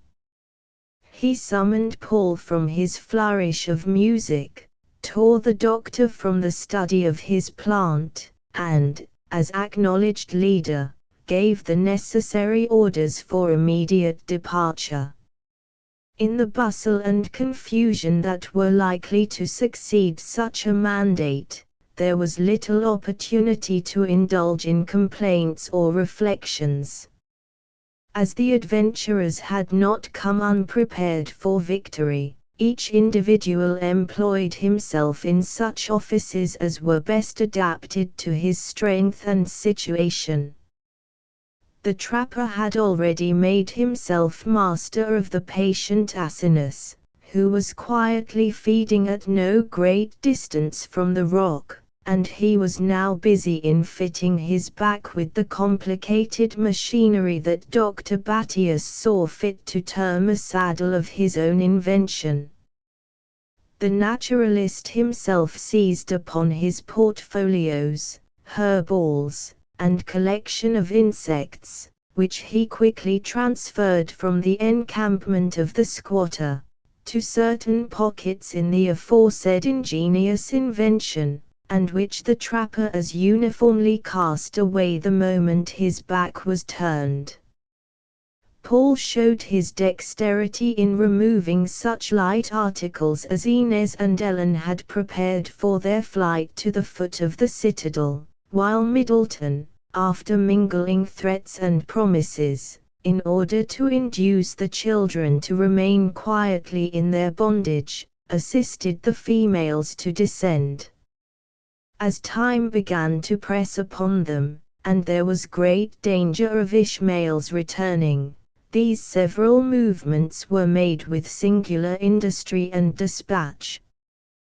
The trapper bestowed such articles as he conceived were necessary to the comfort of the weaker and more delicate members of the party, in those pockets from which he had so unceremoniously expelled the treasures of the unconscious naturalist, and then gave way for Middleton to place Inez in one of those seats which he had prepared on the back of the animal for her and her companion. "Go, child," the old man said, motioning to Ellen to follow the example of the lady, and turning his head a little anxiously to examine the waste behind him. "It cannot be long afore the owner of this place will be coming to look after his household, and he is not a man to give up his property, however obtained, without complaint." "It is true," cried Middleton, "we have wasted moments that are precious, and have the utmost need of industry." I thought it, and would have said it, Captain, but I remembered how your grandmother used to love to look upon the face of her he led away for a wife, in the days of his youth and his happiness. "'Tis nature, and 'tis wiser to give way a little before its feelings, than to try to stop a current that will have its course." Ellen advanced to the side of the beast, and seizing Inez by the hand, she said, with heartfelt warmth, after struggling to suppress an emotion that nearly choked her, "God bless you, sweet lady. I hope you will forget and forgive the wrongs you have received from my uncle." The humbled and sorrowful girl could say no more, her voice becoming entirely inaudible in an ungovernable burst of grief. "How is this?" cried Middleton. "Did you not say, Inez, that this excellent young woman was to accompany us, and to live with us for the remainder of her life, or, at least, until she found some more agreeable residence for herself?" "I did, and I still hope it. She has always given me reason to believe that after having shown so much commiseration and friendship in my misery, she would not desert me, should happier times return." "I ought not," continued Ellen, getting the better of her momentary weakness. "It has pleased God to cast my lot among these people, and I ought not to quit them. It would be adding the appearance of treachery to what will already seem bad enough, with one of his opinions. He has been kind to me, an orphan, after his rough customs, and I cannot steal from him at such a moment. She is just as much a relation of skirting Ishmael as I am a bishop, said Paul, with a loud hem, as if his throat wanted clearing. If the old fellow has done the honest thing by her, in giving her a morsel of venison now and then, or a spoon around his hominy dish, hasn't she paid him in teaching the young devils to read their Bible, or in helping old Esther to put her finery in shape and fashion? Tell me that a drone has a sting, and I'll believe you as easily as I will that this young woman is a debtor to any of the tribe of Bush. It is but little matter who owes me, or where I am in debt. There are none to care for a girl who is fatherless and motherless, and whose nearest kin are the offcasts of all honest people. No, no, go, lady, and heaven forever bless you.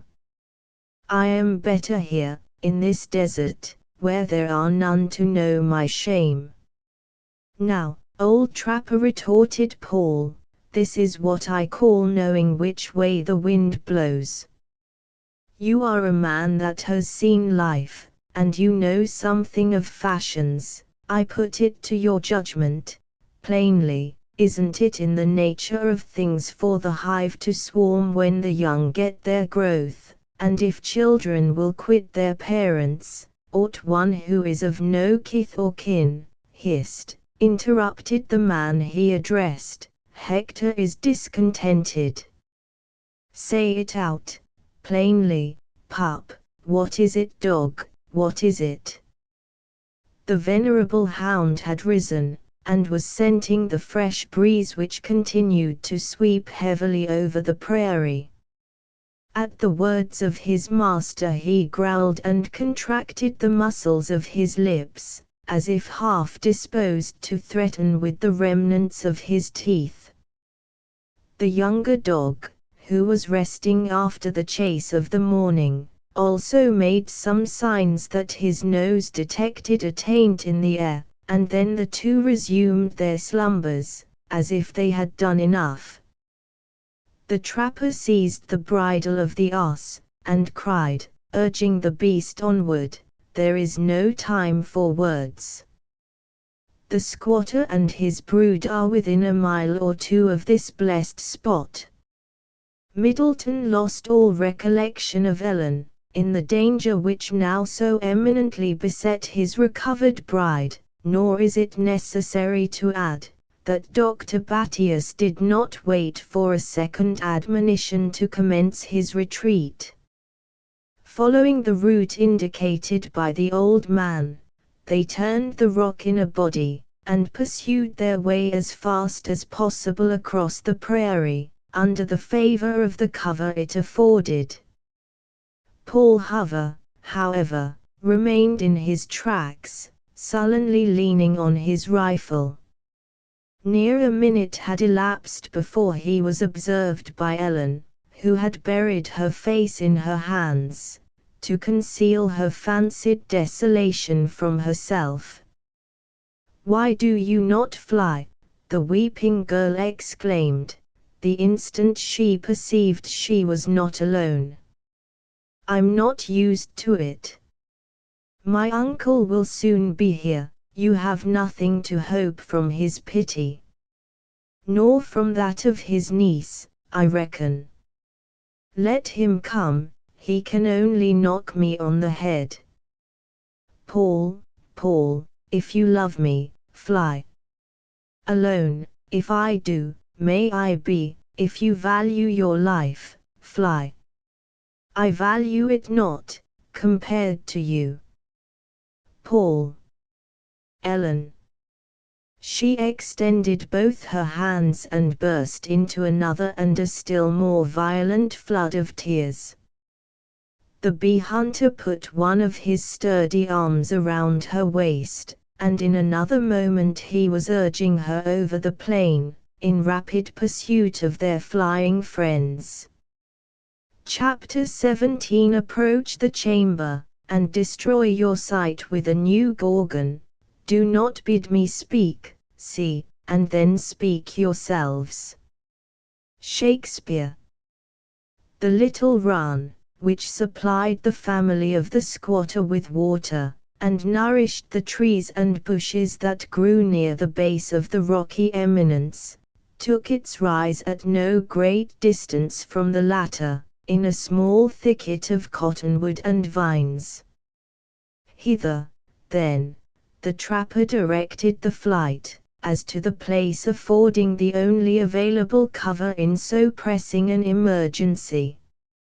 It will be remembered that the sagacity of the old man, which, from long practice in similar scenes, amounted nearly to an instinct in all cases of sudden danger, had first induced him to take this course, as it placed the hill between them and the approaching party. Favored by this circumstance, he succeeded in reaching the bushes in sufficient time, and Paul Hover had just hurried the breathless Ellen into the tangled bush, as Ishmael gained the summit of the rock, in the manner already described, where he stood like a man momentarily bereft of sense, gazing at the confusion which had been created among his chattels, or at his gagged and bound children, who had been safely bestowed, by the forethought of the bee hunter, under the cover of a bark roof, in a sort of irregular pile. A long rifle would have thrown a bullet from the height, on which the squatter now stood, into the very cover where the fugitives, who had wrought all this mischief, were clustered. The trapper was the first to speak, as the man on whose intelligence and experience they all depended for counsel, after running his eye over the different individuals who gathered about him, in order to see that none were missing. "Ah, nature is nature, and has done its work," he said, nodding to the exulting Paul, with a smile of approbation.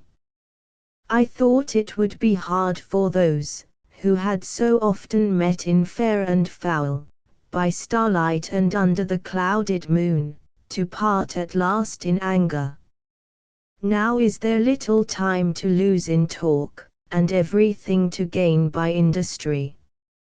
It cannot be long afore some of yonder brood will be nosing along the earth for our trail, and should they find it, as find it they surely will, and should they push us to a stand on our courage, the dispute must be settled with the rifle, which may he in heaven forbid. Captain, can you lead us to the place where any of your warriors lie, for the stout sons of the squatter will make a manly brush of it, or I am but little of a judge in warlike dispositions. The place of rendezvous is many leagues from this, on the banks of La Platte. It is bad, it is bad. If fighting is to be done, it is always wise to enter on it on equal terms. But what has one so near his time to do with ill blood and hot blood at his heart? Listen to what a grey head and some experience have to offer, and then if any among you can point out a wiser fashion for a retreat, we can just follow his design, and forget that I have spoken. This thicket stretches for near a mile as it may be slanting from the rock, and leads towards the sunset instead of the settlements." "Enough, enough," cried Middleton, too impatient to wait until the deliberative and perhaps loquacious old man could end his minute explanation. "Time is too precious for words. Let us fly." The trapper made a gesture of compliance, and turning in his tracks, he led Asinus across the trembling earth of the swale, and quickly emerged on the hard ground, on the side opposite to the encampment of the squatter. "If old Ishmael gets a squint at that highway through the brush," cried Paul, casting, as he left the place, a hasty glance at the broad trail the party had made through the thicket, "he'll need no fingerboard to tell him which way his road lies. But let him follow. I know the vagabond would gladly cross his breed with a little honest blood, but if any son of his ever gets to be the husband of—" "Hush, Paul, hush," said the terrified young woman, who leaned on his arm for support, "your voice might be heard." The bee hunter was silent, though he did not cease to cast ominous looks behind him, as they flew along the edge of the run, which sufficiently betrayed the belligerent condition of his mind. As each one was busy for himself, but a few minutes elapsed before the party rose a swell of the prairie, and descending without a moment's delay on the opposite side, they were at once removed from every danger of being seen by the sons of Ishmael, unless the pursuers should happen to fall upon their trail. The old man now profited by the formation of the land to take another direction, with a view to elude pursuit, as a vessel changes her course in fogs and darkness, to escape from the vigilance of her enemies. 2 hours, passed in the utmost diligence, enabled them to make a half-circuit around the rock, and to reach a point that was exactly opposite to the original direction of their flight. To most of the fugitives their situation was as entirely unknown as is that of a ship in the middle of the ocean to the uninstructed voyager, but the old man proceeded at every turn, and through every bottom, with a decision that inspired his followers with confidence, as it spoke favorably of his own knowledge of the localities. His hound, stopping now and then to catch the expression of his eye, had preceded the trapper throughout the whole distance, with as much certainty as though a previous and intelligible communion between them had established the route by which they were to proceed. But, at the expiration of the time just named, the dog suddenly came to a stand, and then seating himself on the prairie, he snuffed the air a moment, and began a low and piteous whining. Pup, I know the spot, and reason there is to remember it well," said the old man, stopping by the side of his uneasy associate, until those who followed had time to come up.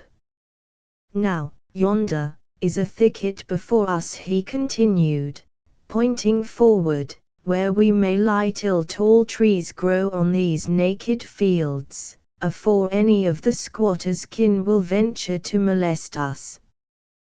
This is the spot where the body of the dead man lay," cried Middleton, examining the place with an eye that revolted at the recollection. "The very same. But whether his friends have put him in the bosom of the ground or not, remains to be seen. The hound knows the scent, but seems to be a little at a loss, too. It is therefore necessary that you advance, friend bee hunter, to examine, while I tarry to keep the dogs from complaining in too loud a voice."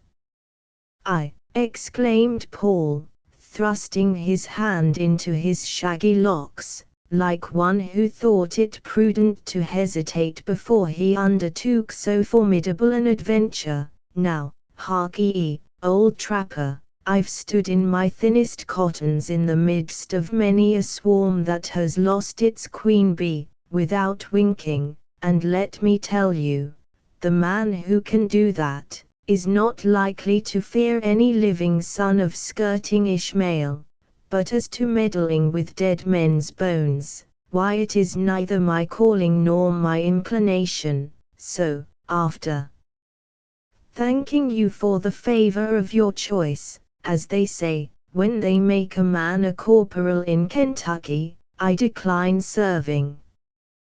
The old man turned a disappointed look towards Middleton, who was too much occupied in solacing Inez to observe his embarrassment, which was, however, suddenly relieved from a quarter, whence, from previous circumstances, there was little reason to expect such a demonstration of fortitude. Dr. Battius had rendered himself a little remarkable throughout the whole of the preceding retreat, for the exceeding diligence with which he had labored to effect that desirable object. So very conspicuous was his zeal, indeed, as to have entirely gotten the better of all his ordinary predilections. The worthy naturalist belonged to that species of discoverers, who make the worst possible travelling companions to a man who has reason to be in a hurry. No stone, no bush, no plant is ever suffered to escape the examination of their vigilant eyes, and thunder may mutter, and rain fall, without disturbing the abstraction of their reveries. Not so, however, with the disciple of Linnaeus. During the momentous period that it remained a mooted point at the tribunal of his better judgment, whether the stout descendants of the squatter were not likely to dispute his right to traverse the prairie in freedom. The highest-blooded and best-trained hound, with his game in view, could not have run with an eye more riveted than that with which the doctor had pursued his curvilinear course. It was perhaps lucky for his fortitude that he was ignorant of the artifice of the trapper in leading them around the citadel of Ishmael, and that he had imbibed the soothing impression that every inch of prairie he traversed was just so much added to the distance between his own person and the detested rock. Notwithstanding the momentary shock he certainly experienced, when he discovered this error, he now boldly volunteered to enter the thicket in which there was some reason to believe the body of the murdered Asa still lay. Perhaps the naturalist was urged to show his spirit, on this occasion, by some secret consciousness that his excessive industry in the retreat might be liable to misconstruction, and it is certain that, whatever might be his peculiar notions of danger from the quick, his habits and his knowledge had placed him far above the apprehension of suffering harm from any communication with the dead. If there is any service to be performed, which requires the perfect command of the nervous system, said the man of science, with a look that was slightly blustering, you have only to give a direction to his intellectual faculties, and here stands one on whose physical powers you may depend. The man is given to speak in parables, muttered the single-minded trapper, but I conclude there is always some meaning hidden in his words, though it is as hard to find sense in his speeches, as to discover 3 eagles on the same tree. It will be wise, friend, to make a cover, lest the sons of the squatter should be out skirting on our trail, and, as you well know, there is some reason to fear yonder thicket contains a sight that may horrify a woman's mind. Are you man enough to look death in the face, or shall I run the risk of the hounds raising an outcry, and go in myself? You see the pup is willing to run with an open mouth, already. Am I man enough? Venerable trapper, our communications have a recent origin, or thy interrogator might have a tendency to embroil us in angry disputation. Am I man enough? I claim to be of the class, Mammalia, order, primates, genus, Homo. Such are my physical attributes. Of my moral properties, let posterity speak, it becomes me to be mute. Physic may do for such as relish it, to my taste and judgment it is neither palatable nor healthy, but morals never did harm to any living mortal, be it that he was a sojourner in the forest, or a dweller in the midst of glazed windows and smoking chimneys. It is only a few hard words that divide us, friend, for I am of an opinion that, with use and freedom, we should come to understand one another, and mainly settle down into the same judgments of mankind, and of the ways of world. Quiet, Hector, quiet, what ruffles your temper, pup, is it not used to the scent of human blood? The doctor bestowed a gracious but commiserating smile on the philosopher of nature, as he retrograded a step or two from the place whither he had been impelled by his excess of spirit, in order to reply with less expenditure of breath, and with a greater freedom of air and attitude. A homo is certainly a homo, he said, stretching forth an arm in an argumentative manner. So far as the animal functions extend, there are the connecting links of harmony, order, conformity, and design, between the whole genus, but there the resemblance ends. Man may be degraded to the very margin of the line which separates him from the brute, by ignorance, or he may be elevated to a communion with the great master spirit of all, by knowledge. Nay, I know not, if time and opportunity were given him, but he might become the master of all learning, and consequently equal to the great moving principle. The old man, who stood leaning on his rifle in a thoughtful attitude, shook his head, as he answered with a native steadiness that entirely eclipsed the imposing air which his antagonist had seen fit to assume. This is neither more nor less than mortal wickedness. Here have I been a dweller on the earth for 66 changes of the seasons, and all that time have I looked at the growing and the dying trees, and yet do I not know the reasons why the bud starts under the summer sun, or the leaf falls when it is pinched by the frosts. Your learning, though it is man's boast, is folly in the eyes of him who sits in the clouds, and looks down, in sorrow, at the pride and vanity of his creatures. Many is the hour that I've passed, lying in the shades of the woods, or stretched upon the hills of these open fields, looking up into the blue skies, where I could fancy the Great One had taken his stand, and was solemnizing on the waywardness of man and brute, below, as I myself had often looked at the ants tumbling over each other in their eagerness, though in a way and a fashion more suited to his mightiness and power. Knowledge.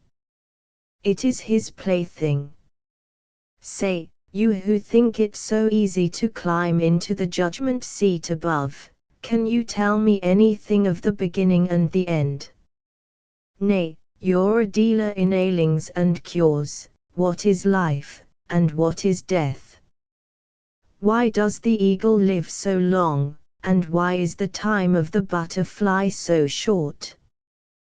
Tell me a simpler thing, why is this hound so uneasy, while you, who have passed your days in looking into books, can see no reason to be disturbed?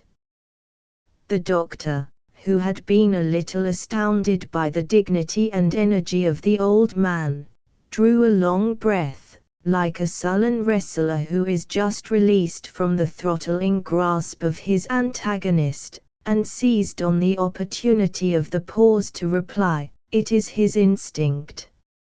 And what is the gift of instinct? An inferior gradation of reason. A sort of mysterious combination of thought and matter. And what is that which you call thought? Venerable Venator, this is a method of reasoning which sets at naught the uses of definitions, and such as I do assure you is not at all tolerated in the schools. Then is there more cunning in your schools than I had thought, for it is a certain method of showing them their vanity, returned the trapper, suddenly abandoning a discussion, from which the naturalist was just beginning to anticipate great delight, by turning to his dog, whose restlessness he attempted to appease by playing with his ears. "This is foolish, Hector, more like an untrained pup than a sensible hound, one who has got his education by hard experience, and not by nosing over the trails of other dogs, as a boy in the settlements follows on the track of his masters, be it right or be it wrong." "Well, friend, you who can do so much, are you equal to looking into the thicket? Or must I go in myself?" The doctor again assumed his air of resolution, and, without further parlance, proceeded to do as desired. The dogs were so far restrained, by the remonstrances of the old man, as to confine their noise to low but often repeated whinings. When they saw the naturalist advance, the pup, however, broke through all restraint, and made a swift circuit around his person, scenting the earth as he proceeded, and then, returning to his companion, he howled aloud. "The squatter and his brood have left a strong scent on the earth," said the old man, watching as he spoke for some signal from his learned pioneer to follow. "I hope yonder school-bred man knows enough to remember the errand on which I have sent him." Dr. Battius had already disappeared in the bushes, and the trapper was beginning to betray additional evidences of impatience, when the person of the former was seen retiring from the thicket backwards, with his face fastened on the place he had just left, as if his look was bound in the thraldom of some charm. "Here is something scary, by the wildness of the creature's countenance," exclaimed the old man, relinquishing his hold of Hector, and moving stoutly to the side of the totally unconscious naturalist. "How is it, friend, have you found a new leaf in your book of wisdom?"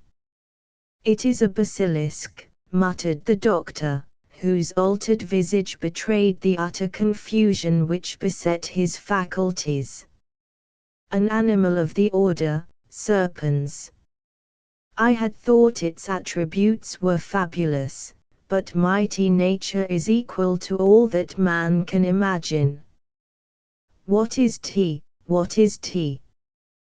"The snakes of the prairies are harmless, unless it be now and then an angered rattler, and he always gives you notice with his tail, afore he works his mischief with his fangs. Lord, Lord, what a humbling thing is fear! Here is one who in common delivers words too big for a humble mouth to hold, so much beside himself, that his voice is as shrill as the whistle of the whippoorwill. Courage, what is it, man, what is it? A prodigy, a luscious naturi, a monster, that nature has delighted to form, in order to exhibit her power. Never before have I witnessed such an utter confusion in her laws, or a specimen that so completely bids defiance to the distinctions of class and genera. Let me record its appearance fumbling for his tablets with hands that trembled too much to perform their office, while time and opportunity are allowed, eyes, enthralling, color, various, complex, and profound. One would think the man was Krasdi, with his enthralling looks and piebaldy colors, interrupted the discontented trapper, who began to grow a little uneasy that his party was all this time neglecting to seek the protection of some cover. If there is a reptile in the brush, show me the creature, and should it refuse to depart peaceably, why there must be a quarrel for the possession of the place. There, said the doctor, pointing into a dense mass of the thicket, to a spot within 50 feet of that where they both stood. The trapper turned his look, with perfect composure, in the required direction, but the instant his practiced glance met the object which had so utterly upset the philosophy of the naturalist, he gave a start himself, threw his rifle rapidly forward, and as instantly recovered it, as if a second flash of thought convinced him he was wrong. Neither the instinctive movement, nor the sudden recollection, was without a sufficient object.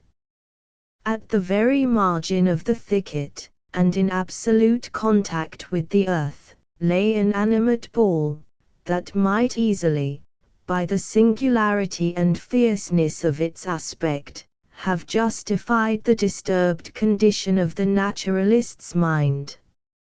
It were difficult to describe the shape or colors of this extraordinary substance, except to say, in general terms, that it was nearly spherical, and exhibited all the hues of the rainbow, intermingled without reference to harmony, and without any very ostensible design. The predominant hues were a black and a bright vermilion.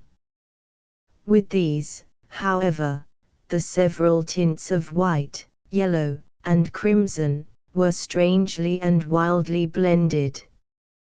Had this been all, it would have been difficult to have pronounced that the object was possessed of life, for it lay motionless as any stone, but a pair of dark, glaring, and moving eyeballs which watched with jealousy the smallest movement of the trapper and his companion, sufficiently established the important fact of its possessing vitality. Your reptile is a scouter, or I'm no judge of Indian paints and Indian deviltries, muttered the old man, dropping the butt of his weapon to the ground, and gazing with a steady eye at the frightful object, as he leaned on its barrel, in an attitude of great composure.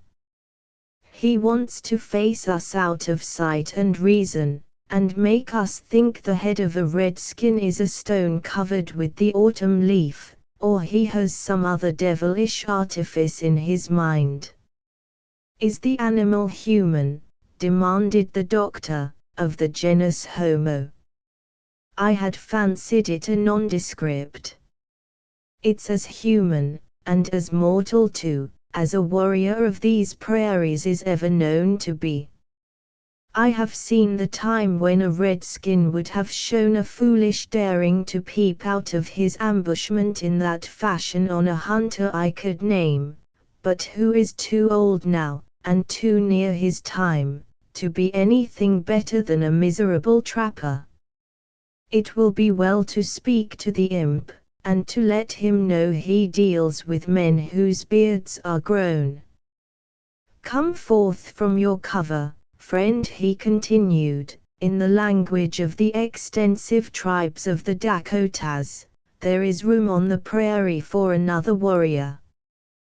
The eyes appeared to glare more fiercely than ever, but the mass which, according to the trapper's opinion, was neither more nor less than a human head, shone, as usual among the warriors of the West, of its hair, still continued without motion, or any other sign of life. "It is a mistake," exclaimed the doctor. "The animal is not even of the class, Mammalia, much less a man." "So much for your knowledge," returned the trapper, laughing with great exultation.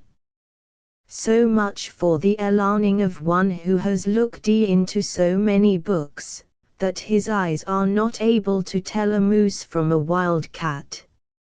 Now my Hector, here, is a dog of education after his fashion, and, though the meanest primer in the settlements would puzzle his information, you could not cheat the hound in a matter like this.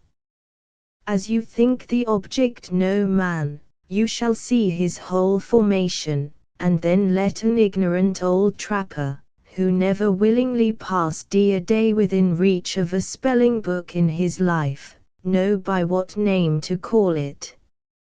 Mind, I mean no violence, but just to start the devil from his ambushment." The trapper very deliberately examined the priming of his rifle, taking care to make as great a parade as possible of his hostile intentions, in going through the necessary evolutions with the weapon. When he thought the stranger began to apprehend some danger, he very deliberately presented the piece, and called aloud, "Now, friend, I am all for peace, or all for war, as you may say." "No." "Well, it is no man, as the wiser one, here, says, and there can be no harm in just firing into a bunch of leaves." The muzzle of the rifle fell as he concluded, and the weapon was gradually settling into a steady, and what would easily have proved a fatal aim, when a tall Indian sprang from beneath that bed of leaves and brush, which he had collected about his person at the approach of the party, and stood upright, uttering the exclamation, "Wah!" Chapter 18. My visor is Philemon's roof, within the house is Jove. Shakespeare. The trapper, who had meditated no violence, dropped his rifle again, and laughing at the success of his experiment, with great seeming self-complacency, he drew the astounded gaze of the naturalist from the person of the savage to himself, by saying, "The imps will lie for hours, like sleeping alligators, brooding their deviltries in dreams and other craftiness, until such time as they see some real danger is at hand, and then they look to themselves the same as other mortals." But this is a scouter in his war paint. There should be more of his tribe at no great distance. Let us draw the truth out of him, for an unlucky war party may prove more dangerous to us than a visit from the whole family of the squatter. "It is truly a desperate and a dangerous species," said the doctor, relieving his amazement by a breath that seemed to exhaust his lungs of air, "a violent race, and one that it is difficult to define or class, within the usual boundaries of definitions. Speak to him, therefore, but let thy words be strong in amity." The old man cast a keen eye on every side of him, to ascertain the important particular whether the stranger was supported by any associates, and then making the usual signs of peace, by exhibiting the palm of his naked hand, he boldly advanced. In the meantime, the Indian betrayed no evidence of uneasiness. He suffered the trapper to draw nigh, maintaining by his own mien and attitude a striking air of dignity and fearlessness. Perhaps the wary warrior also knew that, owing to the difference in their weapons, he should be placed more on an equality, by being brought nearer to the strangers. As a description of this individual may furnish some idea of the personal appearance of a whole race, it may be well to detain the narrative, in order to present it to the reader, in our hasty and imperfect manner. Would the truant eyes of Alston or Greenough turn, but for a time, from their gaze at the models of antiquity, to contemplate this wronged and humbled people, little would be left for such inferior artists as ourselves to delineate. The Indian in question was in every particular a warrior of fine stature and admirable proportions. As he cast aside his mask, composed of such parti-colored leaves, as he had hurriedly collected, his countenance appeared in all the gravity, the dignity, and, it may be added, in the terror of his profession.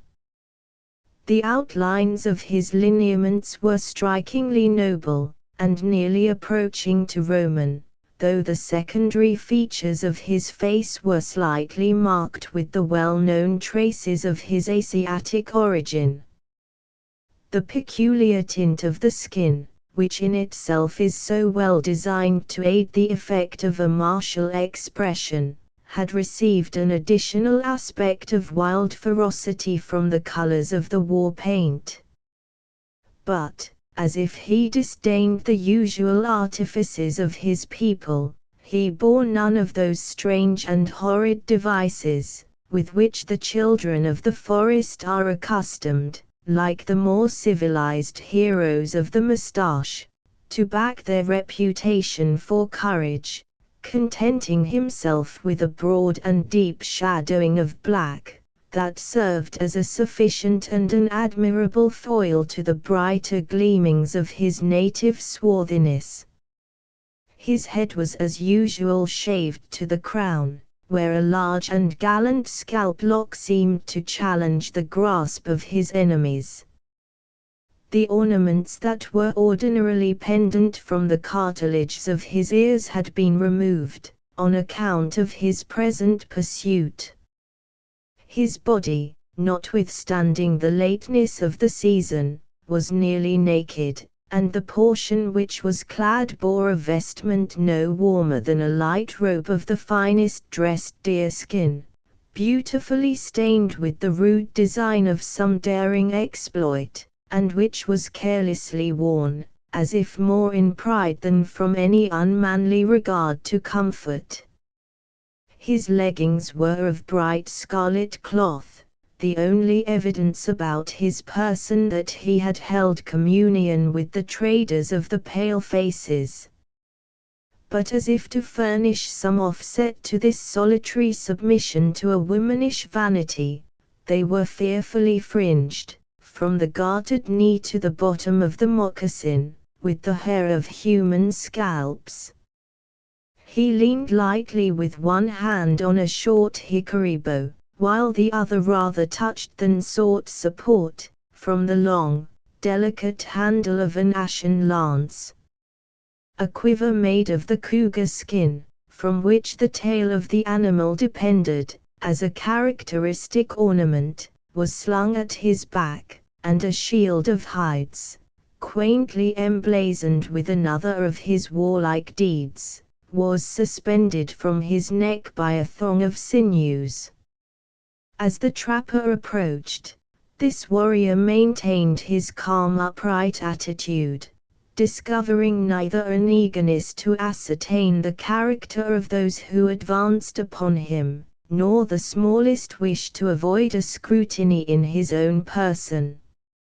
An eye, that was darker and more shining than that of the stag, was incessantly glancing, however, from one to another of the stranger party, seemingly never knowing rest for an instant.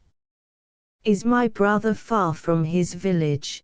demanded the old man, in the Pawnee language, after examining the paint, and those other little signs by which a practiced eye knows the tribe of the warrior he encounters in the American deserts, with the same readiness, and by the same sort of mysterious observation, as that by which the seaman knows the distant sail.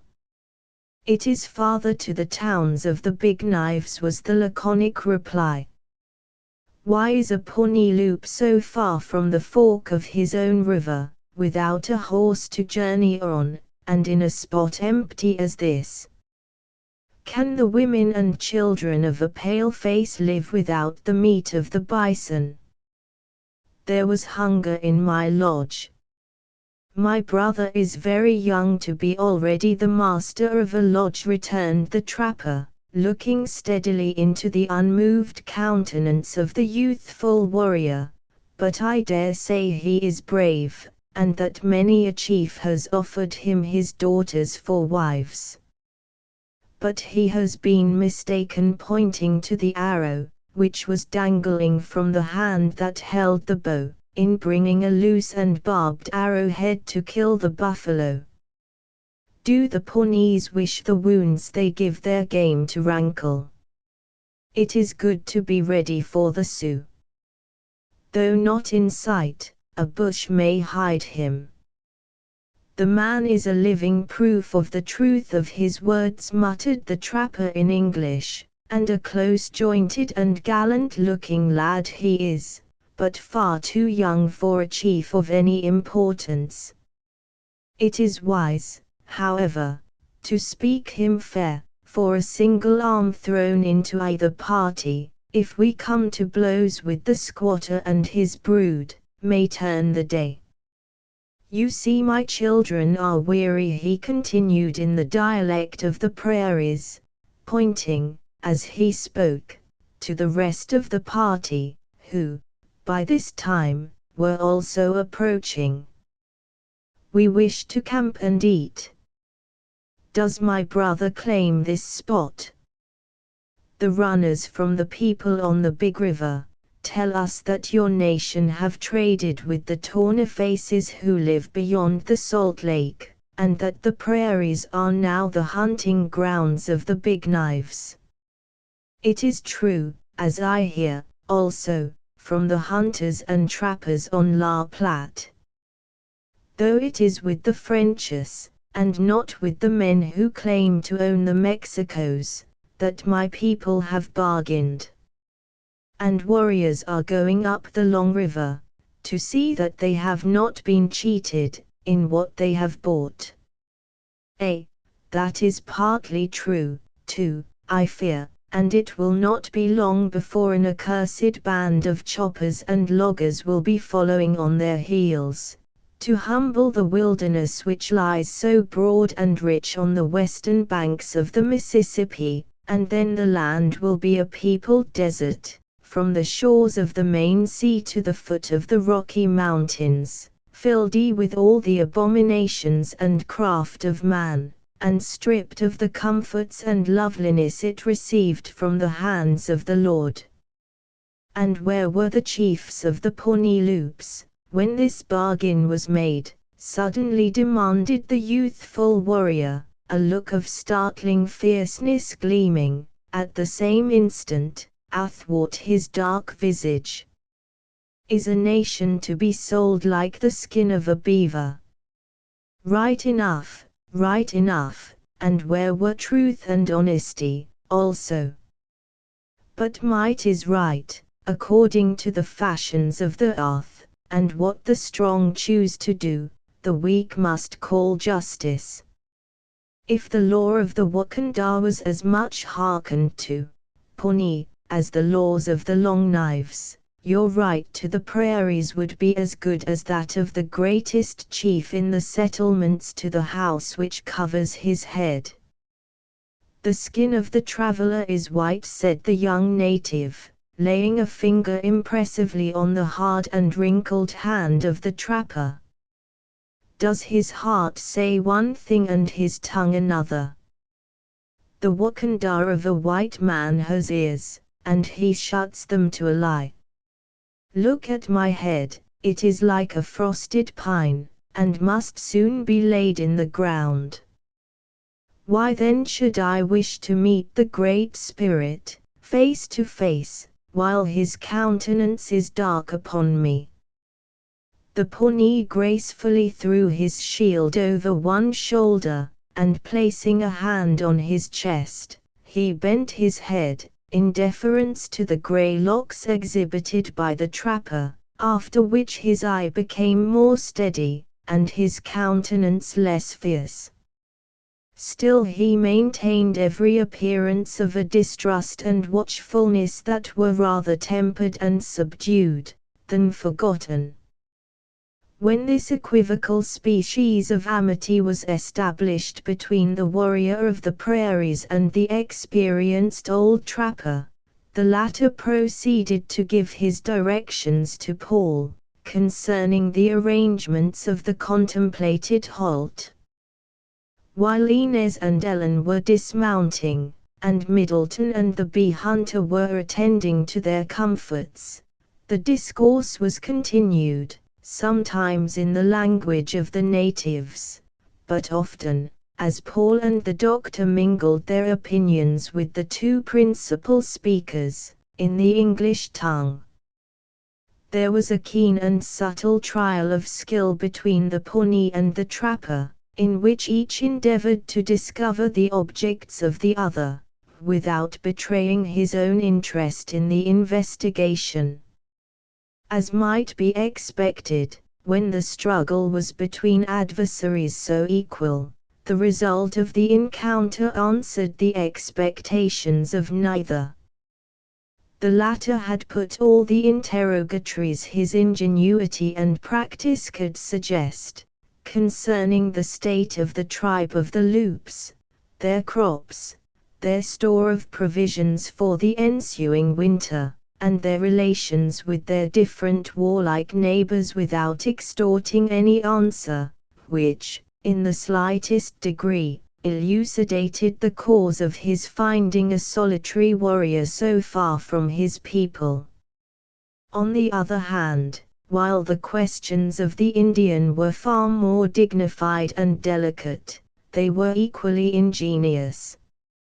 He commented on the state of the trade in peltries, spoke of the good or ill success of many white hunters, whom he had either encountered, or heard named, and even alluded to the steady march, which the nation of his great father, as he cautiously termed the government of the states, was making towards the hunting grounds of his tribe. It was apparent, however, by the singular mixture of interest, contempt, and indignation, that were occasionally gleaming through the reserved manner of this warrior, that he knew the strange people, who were thus trespassing on his native rights, much more by report than by any actual intercourse. This personal ignorance of the whites was as much betrayed by the manner in which he regarded the females, as by the brief, but energetic, expressions which occasionally escaped him. While speaking to the trapper he suffered his wandering glances to stray towards the intellectual and nearly infantile beauty of Inez, as one might be supposed to gaze upon the loveliness of an ethereal being. It was very evident that he now saw, for the first time, one of those females, of whom the fathers of his tribe so often spoke, and who were considered of such rare excellence as to equal all that savage ingenuity could imagine in the way of loveliness. His observation of Ellen was less marked, but notwithstanding the warlike and chastened expression of his eye, there was much of the homage, which man is made to pay to woman, even in the more cursory look he sometimes turned on her maturer and perhaps more animated beauty. This admiration, however, was so tempered by his habits, and so smothered in the pride of a warrior, as completely to elude every eye but that of the trapper, who was too well skilled in Indian customs, and was too well instructed in the importance of rightly conceiving the character of the stranger, to let the smallest trait, or the most trifling of his movements, escape him.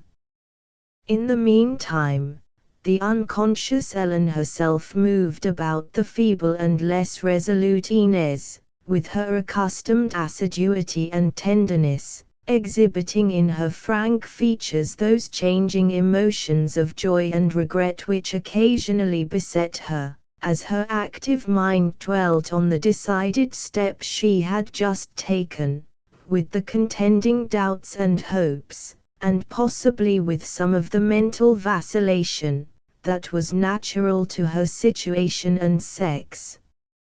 Not so Paul, conceiving himself to have obtained the two things dearest to his heart, the possession of Ellen and a triumph over the sons of Ishmael. He now enacted his part, in the business of the moment, with as much coolness as though he was already leading his willing bride, from solemnizing their nuptials before a border magistrate, to the security of his own dwelling.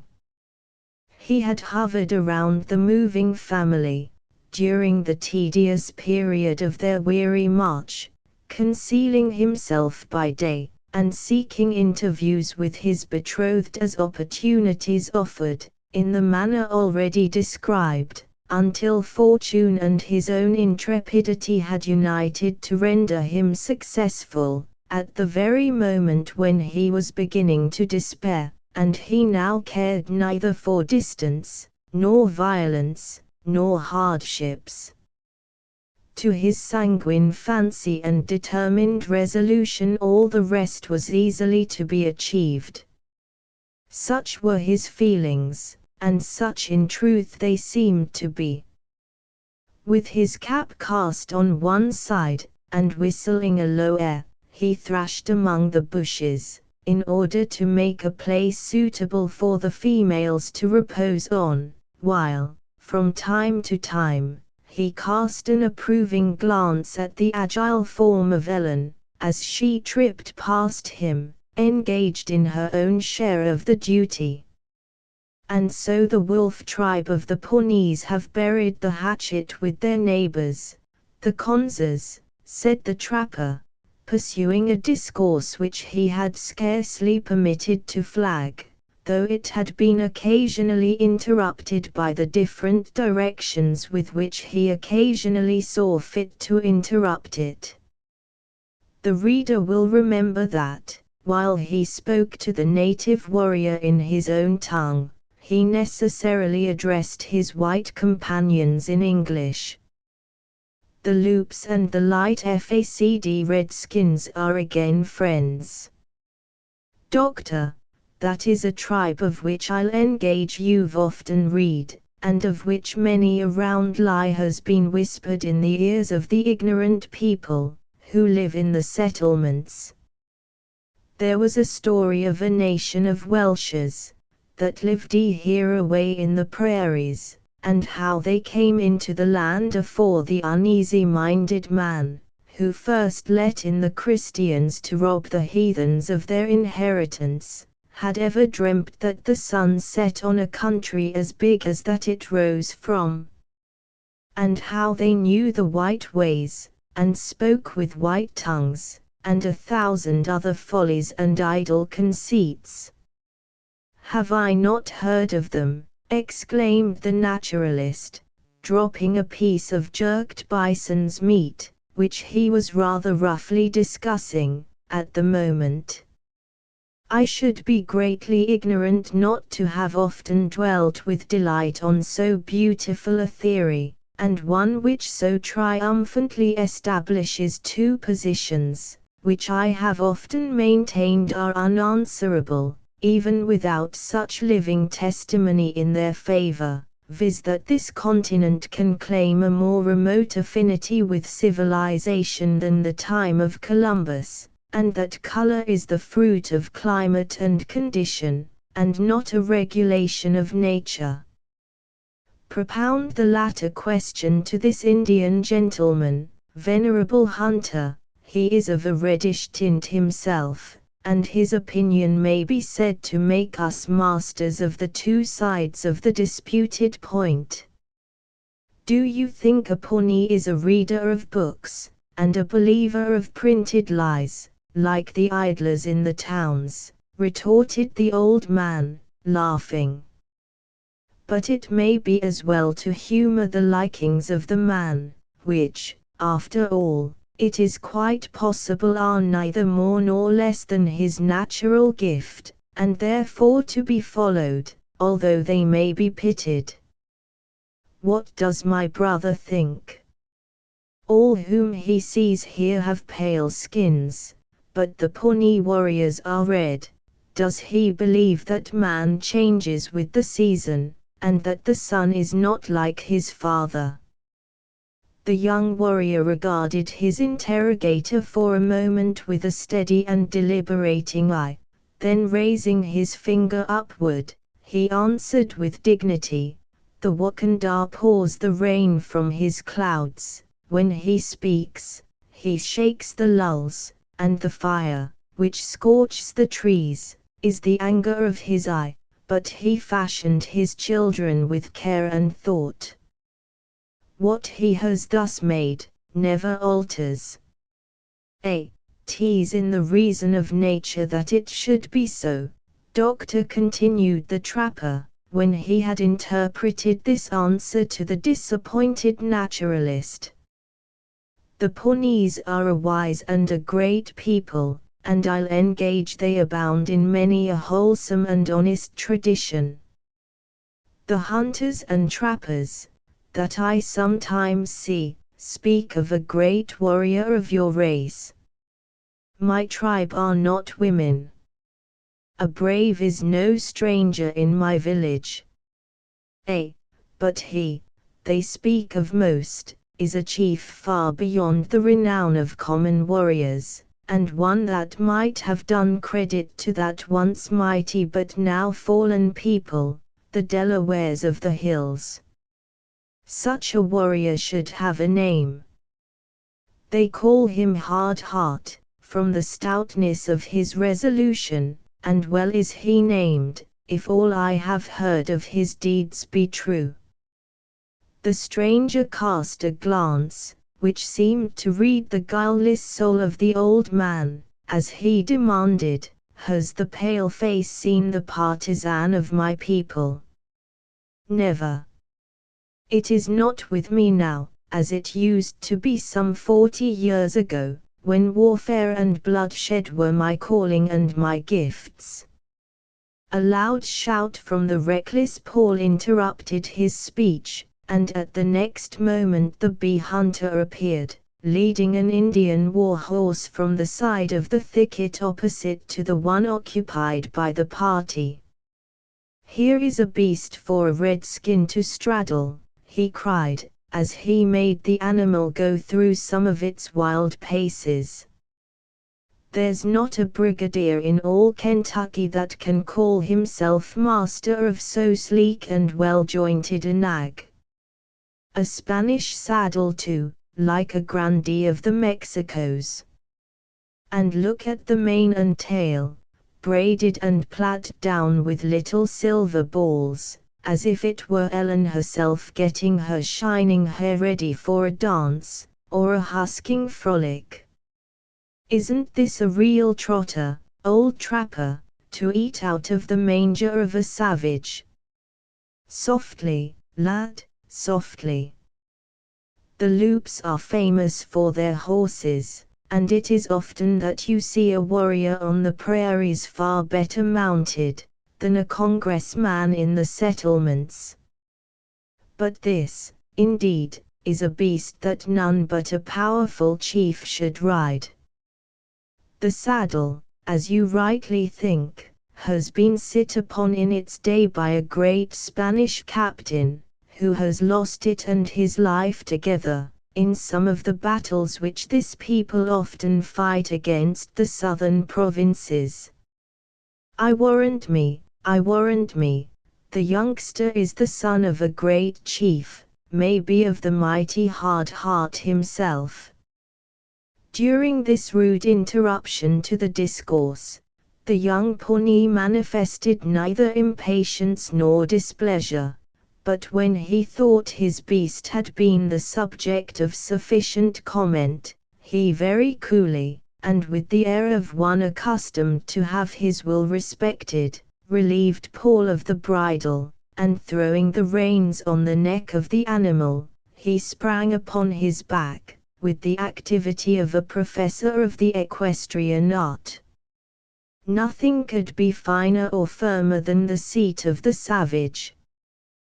The highly wrought and cumbrous saddle was evidently more for show than use. Indeed, it impeded rather than aided the action of limbs, which disdained to seek assistance, or admit of restraint from so womanish inventions as stirrups. The horse, which immediately began to prance, was, like its rider, wild and untutored in all his motions, but while there was so little of art, there was all the freedom and grace of nature in the movements of both. The animal was probably indebted to the blood of Arabe for its excellence, through a long pedigree, that embraced the steed of Mexico, the Spanish bob, and the Moorish charger. The rider, in obtaining his steed from the provinces of Central America, had also obtained that spirit and grace in controlling him, which unite to form the most intrepid and perhaps the most skillful horseman in the world. Notwithstanding this sudden occupation of his animal, the Pawnee discovered no hasty wish to depart. More at his ease, and possibly more independent, now he found himself secure of the means of retreat, he rode back and forth, eyeing the different individuals of the party with far greater freedom than before. But, at each extremity of his ride, just as the sagacious trapper expected to see him profit by his advantage and fly, he would turn his horse, and pass over the same ground, sometimes with the rapidity of the flying deer, and at others more slowly, and with greater dignity of mien and attitude. Anxious to ascertain such facts as might have an influence on his future movements, the old man determined to invite him to a renewal of their conference. He therefore made a gesture expressive at the same time of his wish to resume the interrupted discourse, and of his own pacific intentions. The quick eye of the stranger was not slow to note the action, but it was not until a sufficient time had passed to allow him to debate the prudence of the measure in his own mind, that he seemed willing to trust himself again, so near a party that was so much superior to himself in physical power, and consequently one that was able, at any instant, to command his life, or control his personal liberty. When he did approach nigh enough to converse with facility, it was with a singular mixture of haughtiness and of distrust. "It is far to the village of the Loops," he said, stretching his arm in a direction contrary to that in which, the trapper well knew, the tribe dwelt, and the road is crooked. "What has the big knife to say?" Crooked enough," muttered the old man in English, "if you are to set out on your journey by that path, but not half so winding as the cunning of an Indian's mind. Say, my brother, do the chiefs of the Pawnees love to see strange faces in their lodges?" The young warrior bent his body gracefully, though but slightly, over the saddlebow, as he replied, "When have my people forgotten to give food to the stranger? If I lead my daughters to the doors of the Loops, will the women take them by the hand, and will the warriors smoke with my young men? The country of the pale-faces is behind them. Why do they journey so far towards the setting sun? Have they lost the path, or are these the women of the white warriors, that I hear are wading up the river of the troubled waters? Neither. They, who wade the Missouri, are the warriors of my great father, who has sent them on his message, but we are peace runners. The white men and the red are neighbors, and they wish to be friends. Do not the Omahas visit the Loops, when the tomahawk is buried in the path between the two nations? The Omahas are welcome. And the Yanktons, and the Burntwood Tetons, who live in the elbow of the river, with muddy water, do they not come into the lodges of the Loops and smoke? The Tetons are liars, exclaimed the other. They dare not shut their eyes in the night. No, they sleep in the sun. See, he added, pointing with fierce triumph to the frightful ornaments of his leggings, their scalps are so plenty, that the Pawnees tread on them. Go, let us who live in banks of snow, the plains and buffaloes are for men. Ah, the secret is out, said the trapper to Middleton, who was an attentive, because a deeply interested, observer of what was passing. This good-looking young Indian is scouting on the track of the Skzes, you may see it by his arrowheads, and his paint, and by his eye, too, for a redskin lets his nature follow the business he is on, be it for peace, or be it for war. Quiet, Hector, quiet. Have you never scented a Pawnee afore? Pup, keep down. Dog, keep down, my brother is right. The Skzes are thieves. Men of all colors and nations say it of them, and say it truly. But the people from the rising sun are not Skzes, and they wish to visit the lodges of the Loops. The head of my brother is white, returned the Pawnee, throwing one of those glances at the trapper, which were so remarkably expressive of distrust, intelligence, and pride, and then pointing, as he continued, towards the eastern horizon, and his eyes have looked on many things.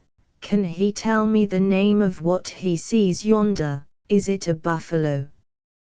It looks more like a cloud, peeping above the skirt of the plain with the sunshine lighting its edges. It is the smoke of the heavens. It is a hill of the earth, and on its top are the lodges of pale faces.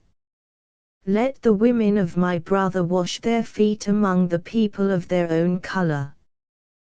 The eyes of a Pawnee are good, if he can see a white skin so far. The Indian turned slowly towards the speaker, and after a pause of a moment he sternly demanded, "Can my brother hunt?" Alas! I claim to be no better than a miserable trapper. When the plain is covered with the buffaloes, can he see them? No doubt, it is far easier to see than to take a scampering bull. And when the birds are flying from the cold, and the clouds are black with their feathers, can he see them too? It is not hard to find a duck, or a goose, when millions are darkening the heavens. When the snow falls, and covers the lodges of the Long Knives, can the stranger see flakes in the air?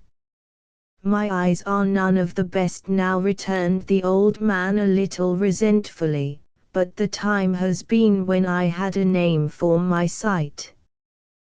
The redskins find the big knives as easily as the strangers see the buffalo, or the traveling birds, or the falling snow. Your warriors think the Master of Life has made the whole earth white. They are mistaken. They are pale, and it is their own faces that they see. Go. A Pawnee is not blind, that he need look long for your people. The warrior suddenly paused, and bent his face aside, like one who listened with all his faculties absorbed in the act. Then turning the head of his horse, he rode to the nearest angle of the thicket, and looked intently across the bleak prairie, in a direction opposite to the side on which the party stood. Returning slowly from this unaccountable, and to his observers, startling procedure, he riveted his eyes on Inez, and paced back and forth several times, with the air of one who maintained a warm struggle on some difficult point, in the recesses of his own thoughts. He had drawn the reins of his impatient steed, and was seemingly about to speak, when his head again sunk on his chest, and he resumed his former attitude of attention. Galloping like a deer, to the place of his former observations, he rode for a moment swiftly, in short and rapid circles, as if still uncertain of his course, and then darted away, like a bird that had been fluttering around its nest before it takes a distant flight. After scouring the plain for a minute, he was lost to the eye behind a swell of the land. The hounds, who had also manifested great uneasiness for some time, followed him for a little distance, and then terminated their chase by seating themselves on the ground, and raising their usual low, whining, and warning howls. Chapter 19 How if he will not stand? Shakespeare. The several movements, related in the close of the preceding chapter, had passed in so short a space of time, that the old man, while he neglected not to note the smallest incident, had no opportunity of expressing his opinion concerning the stranger's motives. After the Pawnee had disappeared, however, he shook his head and muttered, while he walked slowly to the angle of the thicket that the Indian had just quitted, "There are both scents and sounds in the air, though my miserable senses are not good enough to hear the one, or to catch the taint of the other." "There is nothing to be seen," cried Middleton, who kept close at his side. "My eyes and my ears are good, and yet I can assure you that I neither hear nor see anything." "Your eyes are good, and you are not deaf," returned the other with a slight air of contempt. "No, lad, no. They may be good to see across a church, or to hear a town bell, but afore you had passed a year in these prairies you would find yourself taking a turkey for a buffalo, or conceiting, 50 times, that the roar of a buffalo bull was the thunder of the Lord. There is a deception of nature in these naked plains, in which the air throws up the images like water, and then it is hard to tell the prairies from a sea. But yonder is a sign that a hunter never fails to know." The trapper pointed to a flight of vultures, that were sailing over the plain at no great distance, and apparently in the direction in which the Pawnee had riveted his eye.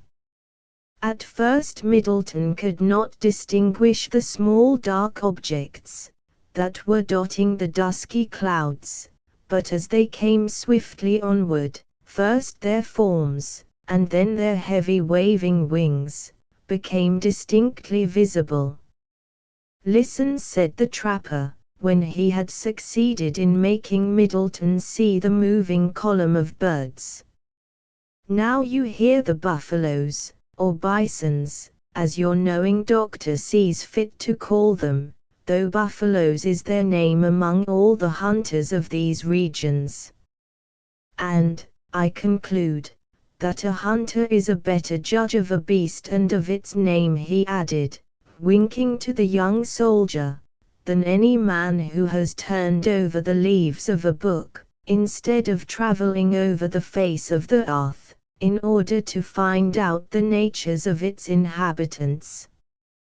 Of their habits, I will grant you, cried the naturalist, who rarely missed an opportunity to agitate any disputed point in his favorite studies. That is, provided always, deference is had to the proper use of definitions, and that they are contemplated with scientific eyes. Eyes of a mole, as if man's eyes were not as good for names as the eyes of any other creature. Who named the works of his hand?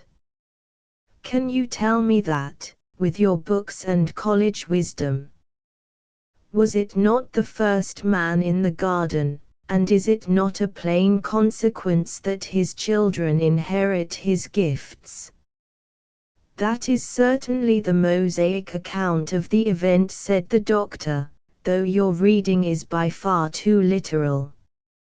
My reading, nay, if you suppose that I have wasted my time in schools, you do such a wrong to my knowledge, as one mortal should never lay to the door of another without sufficient reason.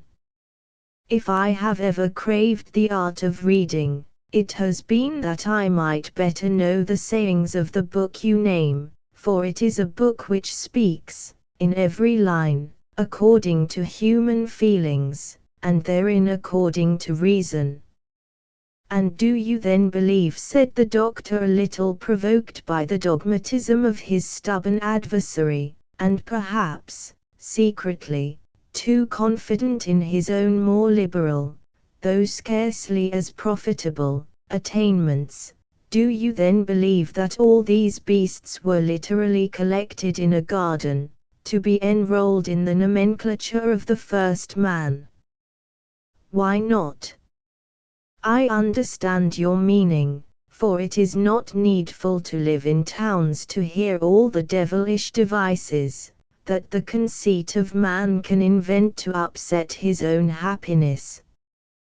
What does it prove, except indeed it may be said to prove that the garden he made was not after the miserable fashions of our times, thereby directly giving the lie to what the world calls its civilizing? No, no, the garden of the Lord was the forest then, and is the forest now, where the fruits do grow, and the birds do sing, according to his own wise ordering. Now, lady, you may see the mystery of the vultures. There come the buffaloes themselves, and a noble herd it is. I warrant me, that Pawnee has a troop of his people in some of the hollows, nigh by, and as he has gone scampering after them, you are about to see a glorious chase. It will serve to keep the squatter and his brood under cover, and for ourselves there is little reason to fear. A Pawnee is not apt to be a malicious savage. Every eye was now drawn to the striking spectacle that succeeded. Even the timid Inez hastened to the side of Middleton to gaze at the sight, and Paul summoned Ellen from her culinary labors, to become a witness of the lively scene. Throughout the whole of those moving events, which it has been our duty to record, the prairies had lain in the majesty of perfect solitude. The heavens had been blackened with the passage of the migratory birds, it is true, but the dogs of the party, and the ass of the doctor, were the only quadrupeds that had enlivened the broad surface of the waste beneath. There was now a sudden exhibition of animal life, which changed the scene, as it were, by magic, to the very opposite extreme. A few enormous bison bulls were first observed, scouring along the most distant roll of the prairie, and then succeeded long files of single beasts, which, in their turns, were followed by a dark mass of bodies, until the dun-colored herbage of the plain was entirely lost, in the deeper hue of their shaggy coats. The herd, as the column spread and thickened, was like the endless flocks of the smaller birds, whose extended flanks are so often seen to heave up out of the abyss of the heavens, until they appear as countless as the leaves in those forests, over which they wing their endless flight. Clouds of dust shot up in little columns from the center of the mass, as some animal, more furious than the rest, plowed the plain with his horns, and, from time to time, a deep hollow bellowing was borne along on the wind, as if 1,000 throats vented their plaints in a discordant murmuring. A long and musing silence reigned in the party, as they gazed on this spectacle of wild and peculiar grandeur. It was at length broken by the trapper, who, having been long accustomed to similar sights, felt less of its influence, or, rather, felt it in a less thrilling and absorbing manner, than those to whom the scene was more novel. There go 10,000 oxen in one drove, without keeper or master, except him who made them, and gave them these open plains for their pasture. It is here that man may see the proofs of his wantonness and folly. Can the proudest governor in all the states go into his fields, and slaughter a nobler bullock than is here offered to the meanest hand, and when he has gotten his sirloin, or his steak, can he eat it with as good a relish as he who has sweetened his food with wholesome toil, and earned it according to the law of nature, by honestly mastering that which the Lord hath put before him? If the prairie platter is smoking with a buffalo's hump, I answer, no, interrupted the luxurious bee hunter. Boy, you have tasted, and you feel the genuine reasoning of the thing. But the herd is heading a little this way, and it behoves us to make ready for their visit. If we hide ourselves, altogether, the horned brutes will break through the place and trample us beneath their feet, like so many creeping worms, so we will just put the weak ones apart, and take post, as becomes men and hunters, in the van. As there was but little time to make the necessary arrangements, the whole party set about them in good earnest. Inez and Ellen were placed in the edge of the thicket on the side farthest from the approaching herd. Asinus was posted in the center, in consideration of his nerves, and then the old man, with his 3 male companions, divided themselves in such a manner as they thought would enable them to turn the head of the rushing column, should it chance to approach too nigh their position. By the vacillating movements of some 50 or 100 bulls, that led the advance, it remained questionable, for many moments, what course they intended to pursue. But a tremendous and painful roar, which came from behind the cloud of dust that rose in the center of the herd, and which was horridly answered by the screams of the carrion birds, that were greedily sailing directly above the flying drove, appeared to give a new impulse to their flight, and at once to remove every symptom of indecision. As if glad to seek the smallest signs of the forest, the whole of the affrighted herd became steady in its direction, rushing in a straight line toward the little cover of bushes, which has already been so often named. The appearance of danger was now, in reality, of a character to try the stoutest nerves. The flanks of the dark, moving mass, were advanced in such a manner as to make a concave line of the front, and every fierce eye, that was glaring from the shaggy wilderness of hair in which the entire heads of the males were enveloped, was riveted with mad anxiety on the thicket. It seemed as if each beast strove to outstrip his neighbor, in gaining this desired cover, and as thousands in the rear pressed blindly on those in front, there was the appearance of an imminent risk that the leaders of the herd would be precipitated on the concealed party, in which case the destruction of every one of them was certain. Each of our adventurers felt the danger of his situation in a manner peculiar to his individual character and circumstances. Middleton wavered. At times he felt inclined to rush through the bushes, and, seizing Inez, attempt to fly. Then recollecting the impossibility of outstripping the furious speed of an alarmed bison, he felt for his arms, determined to make head against the countless drove. The faculties of Dr. Battius were quickly wrought up to the very summit of mental delusion. The dark forms of the herd lost their distinctness, and then the naturalist began to fancy he beheld a wild collection of all the creatures of the world, rushing upon him in a body, as if to revenge the various injuries, which in the course of a life of indefatigable labor in behalf of the natural sciences, he had inflicted on their several genera. The paralysis it occasioned in his system, was like the effect of the incubus.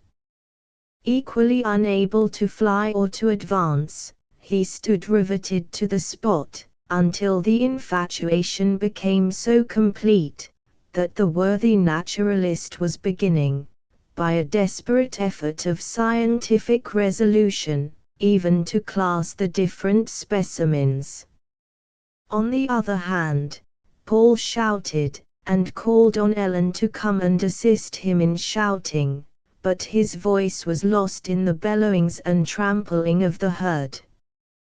Furious, and yet strangely excited by the obstinacy of the brutes and the wildness of the sight, and nearly maddened by sympathy and a species of unconscious apprehension, in which the claims of nature were singularly mingled with concern for his mistress, he nearly split his throat in exhorting his aged friend to interfere.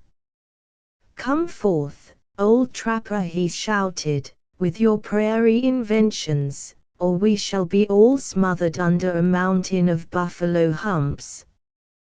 The old man, who had stood all this while leaning on his rifle, and regarding the movements of the herd with a steady eye, now deemed it time to strike his blow. Leveling his piece at the foremost bull, with an agility that would have done credit to his youth, he fired. The animal received the bullet on the matted hair between his horns, and fell to his knees, but shaking his head he instantly arose, the very shock seeming to increase his exertions. There was now no longer time to hesitate. Throwing down his rifle, the trapper stretched forth his arms, and advanced from the cover with naked hands, directly towards the rushing column of the beasts. The figure of a man, when sustained by the firmness and steadiness that intellect can only impart, rarely fails of commanding respect from all the inferior animals of the creation. The leading bulls recoiled, and for a single instant there was a sudden stop to their speed, a dense mass of bodies rolling up in front, until hundreds were seen floundering and tumbling on the plain. Then came another of those hollow bellowings from the rear, and set the herd again in motion. The head of the column, however, divided. The immovable form of the trapper, cutting it, as it were, into two gliding streams of life. Middleton and Paul instantly profited by his example, and extended the feeble barrier by a similar exhibition of their own persons. For a few moments, the new impulse given to the animals in front, served to protect the thicket. But, as the body of the herd pressed more and more upon the open line of its defenders, and the dust thickened, so as to obscure their persons, there was, at each instant, a renewed danger of the beasts breaking through. It became necessary for the trapper and his companions to become still more and more alert, and they were gradually yielding before the headlong multitude, when a furious bull darted by Middleton, so near as to brush his person, and, at the next instant, swept through the thicket with the velocity of the wind. "Close, and die for the ground," shouted the old man, "or 1,000 of the devils will be at his heels." All their efforts would have proved fruitless, however, against the living torrent, had not Asinus, whose domains had just been so rudely entered, lifted his voice, in the midst of the uproar. The most sturdy and furious of the bulls trembled at the alarming and unknown cry, and then each individual brute was seen madly pressing from that very thicket, which, the moment before, he had endeavored to reach, with the eagerness with which the murderer seeks the sanctuary. As the stream divided, the place became clear, the two dark columns moving obliquely from the copse, to unite again at the distance of a mile, on its opposite side. The instant the old man saw the sudden effect which the voice of Asinus had produced, he coolly commenced reloading his rifle, indulging at the same time in a heartfelt fit of his silent and peculiar merriment. "There they go, like dogs with so many half-filled shot pouches dangling at their tails, and no fear of their breaking their order, for what the brutes in the rear didn't hear with their own ears, they'll concede they did. Besides, if they change their minds, it may be no hard matter to get the jack to sing the rest of his tune. The ass has spoken, but Balaam is silent," cried the bee hunter, catching his breath after a repeated burst of noisy mirth, that might possibly have added to the panic of the buffaloes by its vociferation. The man is as completely dumbfounded, as if a swarm of young bees had settled on the end of his tongue, and he not willing to speak, for fear of their answer. "How now, friend," continued the trapper, addressing the still motionless and entranced naturalist, "how now, friend, are you, who make your livelihood by booking the names and natures of the beasts of the fields and the fowls of the air, frightened at a herd of scampering buffaloes? Though, perhaps, you are ready to dispute my right to call them by a word that is in the mouth of every hunter and trader on the frontier." The old man was however mistaken, in supposing he could excite the benumbed faculties of the doctor, by provoking a discussion. From that time, henceforth, he was never known, except on one occasion, to utter a word that indicated either the species, or the genus, of the animal. He obstinately refused the nutritious food of the whole ox family, and even to the present hour, now that he is established in all the scientific dignity and security of a savant in one of the maritime towns, he turns his back with a shudder on those delicious and unrivaled viands that are so often seen at the suppers of the craft, and which are unequalled by anything that is served under the same name at the boasted chop houses of London, or at the most renowned of the Parisian restaurants. In short, the distaste of the worthy naturalist for beef was not unlike that which the shepherd sometimes produces, by first muzzling and fettering his delinquent dog, and then leaving him as a stepping stone for the whole flock to use in its transit over a wall, or through the opening of a sheepfold, a process which is said to produce in the culprit a species of surfeit, on the subject of mutton, forever after. By the time Paul and the trapper saw fit to terminate the fresh bursts of merriment, which the continued abstraction of their learned companion did not fail to excite, he commenced breathing again, as if the suspended action of his lungs had been renewed by the application of a pair of artificial bellows, and was heard to make use of the ever afterwards prescribed term, on that solitary occasion, to which we have just alluded. "Bovs Americani horridi," exclaimed the doctor, laying great stress on the latter word, after which he continued mute, like one who pondered on strange and unaccountable events. Horridi's enough, I will willingly allow," returned the trapper, "and altogether the creature has a frightful look, to one unused to the sights and bustle of a natural life, but then the courage of the beast is in no way equal to its countenance. Lord, man, if you should once get fairly beset by a brood of grizzly bears, as happened to Hector and I, at the great falls of the Miss, here comes the tail of the herd, and yonder goes a pack of hungry wolves, ready to pick up the sick, or such as get a disjointed neck by a tumble. There are mounted men on their trail, or I'm no sinner. Here, lad, you may see them hereaway, just where the dust is scattering afore the wind. They are hovering around a wounded buffalo, making an end of the surly devil with their arrows." Middleton and Paul soon caught a glimpse of the dark group that the quick eye of the old man had so readily detected.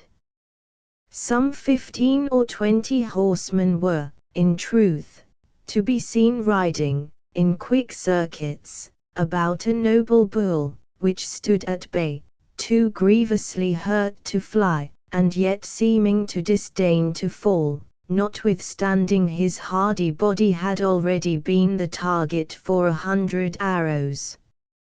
A thrust from the lance of a powerful Indian, however, completed his conquest, and the brute gave up his obstinate hold of life with a roar that passed bellowing over the place where our adventurers stood, and, reaching the ears of the affrighted herd, added a new impulse to their flight. "How well the Pawnee knew the philosophy of a buffalo hunt," said the old man, after he had stood regarding the animated scene for a few moments, with evident satisfaction. "You saw how he went off like the wind before the drove. It was in order that he might not taint the air, and that he might turn the flank, and join. How is this? Yonder redskins are no Pawnees. The feathers in their heads are from the wings and tails of owls. As I am but a miserable, half-sighted trapper, it is a band of the accursed Skzis. To cover, lads, to cover. A single cast of an eye this way, would strip us of every rag of clothes, as surely as the lightning scorches the bush, and it might be that our very lives would be far from safe. Middleton had already turned from the spectacle, to seek that which pleased him better, the sight of his young and beautiful bride. Paul seized the doctor by the arm, and, as the trapper followed with the smallest possible delay, the whole party was quickly collected within the cover of the thicket.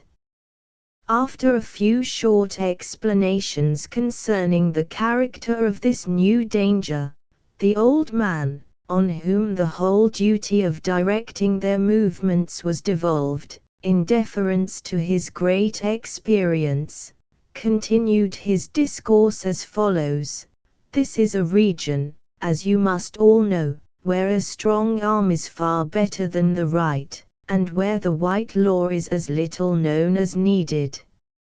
Therefore does everything, now, depend on judgment and power." If he continued, laying his finger on his cheek, like one who considered deeply all sides of the embarrassing situation in which he found himself, if an invention could be framed, which would set these skzes and the brood of the squatter by the ears, then might we come in, like the buzzards after a fight atween the beasts, and pick up the gleanings of the ground. There are pawnees nigh us, too. It is a certain matter, for yonder lad is not so far from his village without an errand.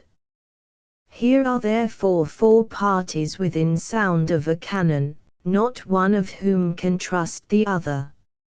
All which makes movement a little difficult, in a district where covers are far from plenty.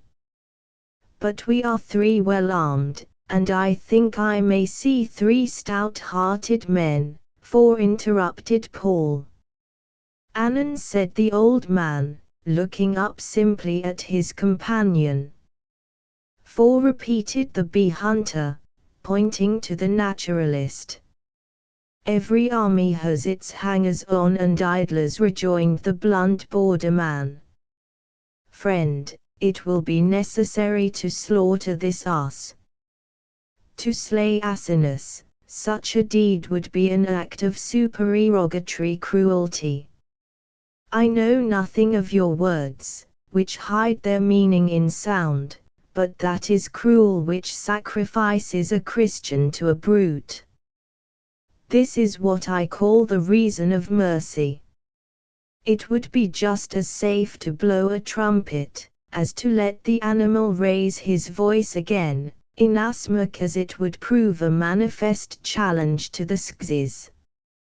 I will answer for the discretion of Asinus, who seldom speaks without a reason. They say a man can be known by the company he keeps, retorted the old man, and why not a brute? I once made a forced march, and went through a great deal of jeopardy, with a companion who never opened his mouth but to sing, and trouble enough and great concern of mind did the fellow give me. It was in that very business with your grandmother, Captain. But then he had a human throat, and well did he know how to use it, on occasion, though he didn't always stop to regard the time and seasons fit for such outcries. Ask me. If I was now, as I was then, it wouldn't be a band of thieving skzes that should easily drive me from such a logment as this. But what signifies boasting, when sight and strength are both failing? The warrior, that the Delawares once saw fit to call after the hawk, for the goodness of his eyes, would now be better termed the mole. In my judgment, therefore, it will be well to slay the brute. There's argument and good logic in it, said Paul. Music is music, and it's always noisy, whether it comes from a fiddle or a jackass. Therefore I agree with the old man, and say, kill the beast. Friends, said the naturalist, looking with a sorrowful eye from one to another of his bloodily disposed companions, slay not Asinus, he is a specimen of his kind, of whom much good and little evil can be said. Hardy and docile for his genus, abstemious and patient, even for his humble species. We have journeyed much together, and his death would grieve me. How would it trouble thy spirit, venerable Venator, to separate, in such an untimely manner, from your faithful hound? The animal shall not die, said the old man, suddenly clearing his throat, in a manner that proved he felt the force of the appeal, but his voice must be smothered. Bind his jaws with the halter, and then I think we may trust the rest to Providence. With this double security for the discretion of Asinus, for Paul instantly bound the muzzle of the ass in the manner required, the trapper seemed content. After which he proceeded to the margin of the thicket to reconnoiter. The uproar, which attended the passage of the herd, was now gone, or rather it was heard rolling along the prairie, at the distance of a mile. The clouds of dust were already blown away by the wind, and a clear range was left to the eye, in that place where 10 minutes before there existed a scene of so much wildness and confusion. The Skzes had completed their conquest, and, apparently satisfied with this addition to the numerous previous captures they had made, they now seemed content to let the remainder of the herd escape. A dozen remained around the carcass, over which a few buzzards were balancing themselves with steady wings and greedy eyes, while the rest were riding about, in quest of such further booty as might come in their way, on the trail of so vast a drove. The trapper measured the proportions, and scanned the equipments of such individuals as drew nearer to the side of the thicket, with careful eyes. At length he pointed out one among them, to Middleton, as Wooker. Now, know we not only who they are, but their errand, the old man continued, deliberately shaking his head. They have lost the trail of the squatter, and are on its hunt.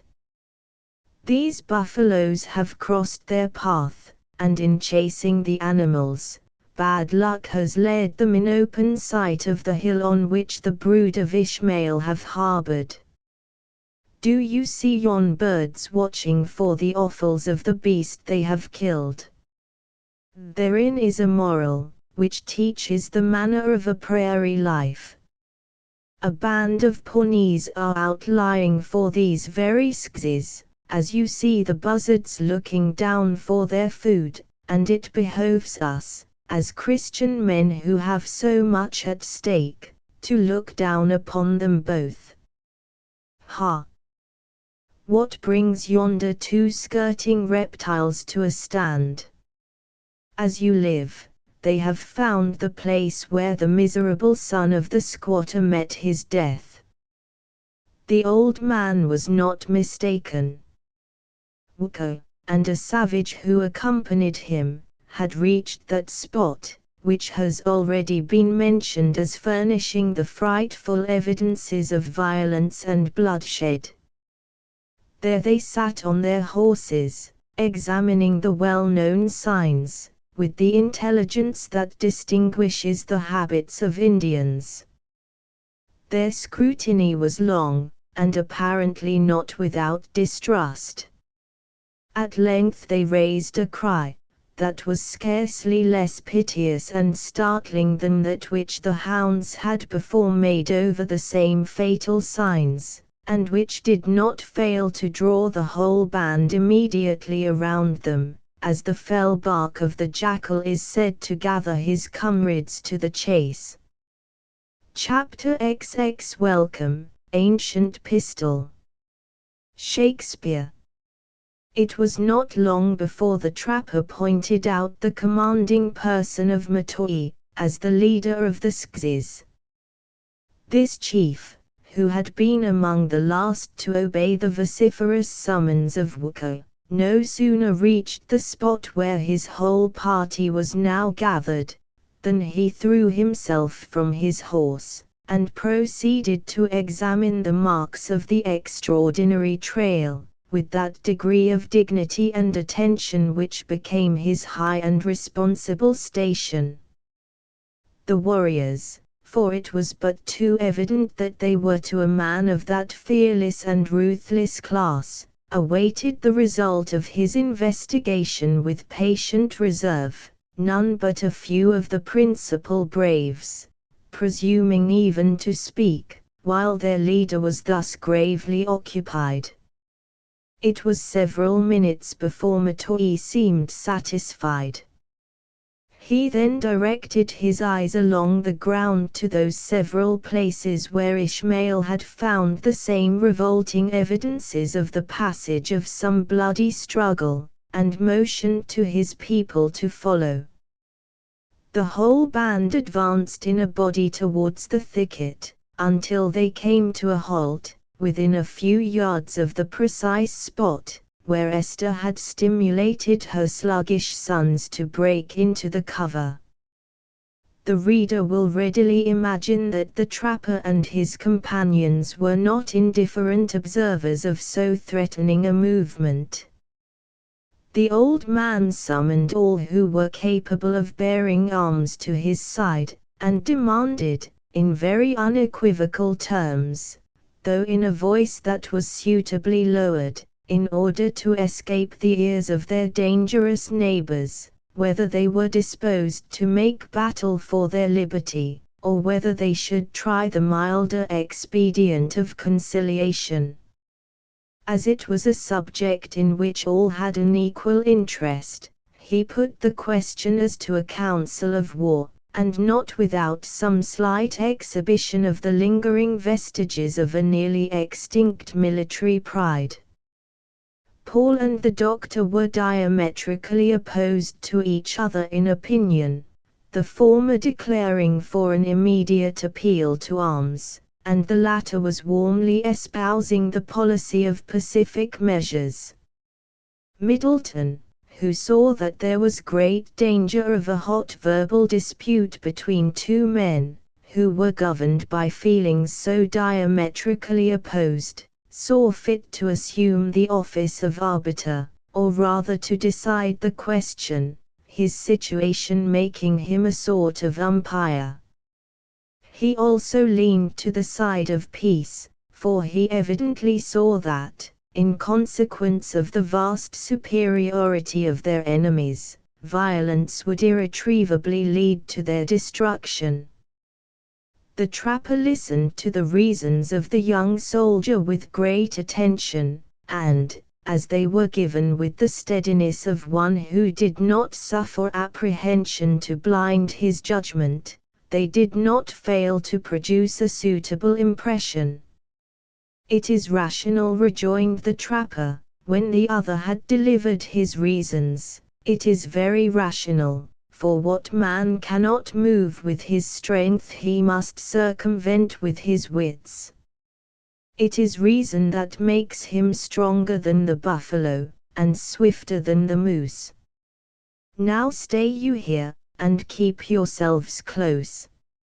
My life and my traps are but of little value, when the welfare of so many human souls are concerned, and, moreover, I may say that I know the windings of Indian cunning. Therefore will I go alone upon the prairie. It may so happen, that I can yet draw the eyes of a Sioux from this spot and give you time and room to fly." As if resolved to listen to no remonstrance, the old man quietly shouldered his rifle, and moving leisurely through the thicket, he issued on the plain, at a point whence he might first appear before the eyes of the Skzys, without exciting their suspicions that he came from its cover. The instant that the figure of a man dressed in the garb of a hunter, and bearing the well-known and much-dreaded rifle, appeared before the eyes of the Skzys, there was a sensible, though a suppressed sensation in the band. The artifice of the trapper had so far succeeded, as to render it extremely doubtful whether he came from some point on the open prairie, or from the thicket, though the Indians still continued to cast frequent and suspicious glances at the cover. They had made their halt at the distance of an arrow flight from the bushes, but when the stranger came sufficiently nigh to show that the deep coating of red and brown, which time and exposure had given to his features, was laid upon the original color of a pale face, they slowly receded from the spot, until they reached a distance that might defeat the aim of firearms. In the meantime the old man continued to advance, until he had got nigh enough to make himself heard without difficulty. Here he stopped, and dropping his rifle to the earth, he raised his hand with the palm outward, in token of peace. After uttering a few words of reproach to his hound, who watched the savage group with eyes that seemed to recognize them, he spoke in the Sioux tongue. "My brothers are welcome," he said, cunningly constituting himself the master of the region in which they had met, and assuming the offices of hospitality. "They are far from their villages, and are hungry. Will they follow to my lodge, to eat and sleep?" No sooner was his voice heard, than the yell of pleasure, which burst from a dozen mouths, convinced the sagacious trapper that he also was recognized. Feeling that it was too late to retreat, he profited by the confusion which prevailed among them, while Wooka was explaining his character, to advance, until he was again face to face with the redoubtable Matoi. The second interview between these two men, each of whom was extraordinary in his way, was marked by the usual caution of the frontiers. They stood, for nearly a minute, examining each other without speaking. "Where are your young men?" sternly demanded the Teton chieftain, after he found that the immovable features of the trapper refused to betray any of their master's secrets, under his intimidating look. "The Long Knives do not come in bands to trap the beaver. I am alone. Your head is white, but you have a forked tongue. Matoi has been in your camp. He knows that you are not alone. Where is your young wife, and the warrior that I found upon the prairie?" "I have no wife. I have told my brother that the woman and her friend were strangers." The words of a grey-head should be heard, and not forgotten. The Dakotas found travelers asleep, and they thought they had no need of horses. The women and children of a pale-face are not used to go far on foot. Let them be sought where you left them. The eyes of the Teton flashed fire as he answered, "They are gone, but Matoi is a wise chief, and his eyes can see a great distance."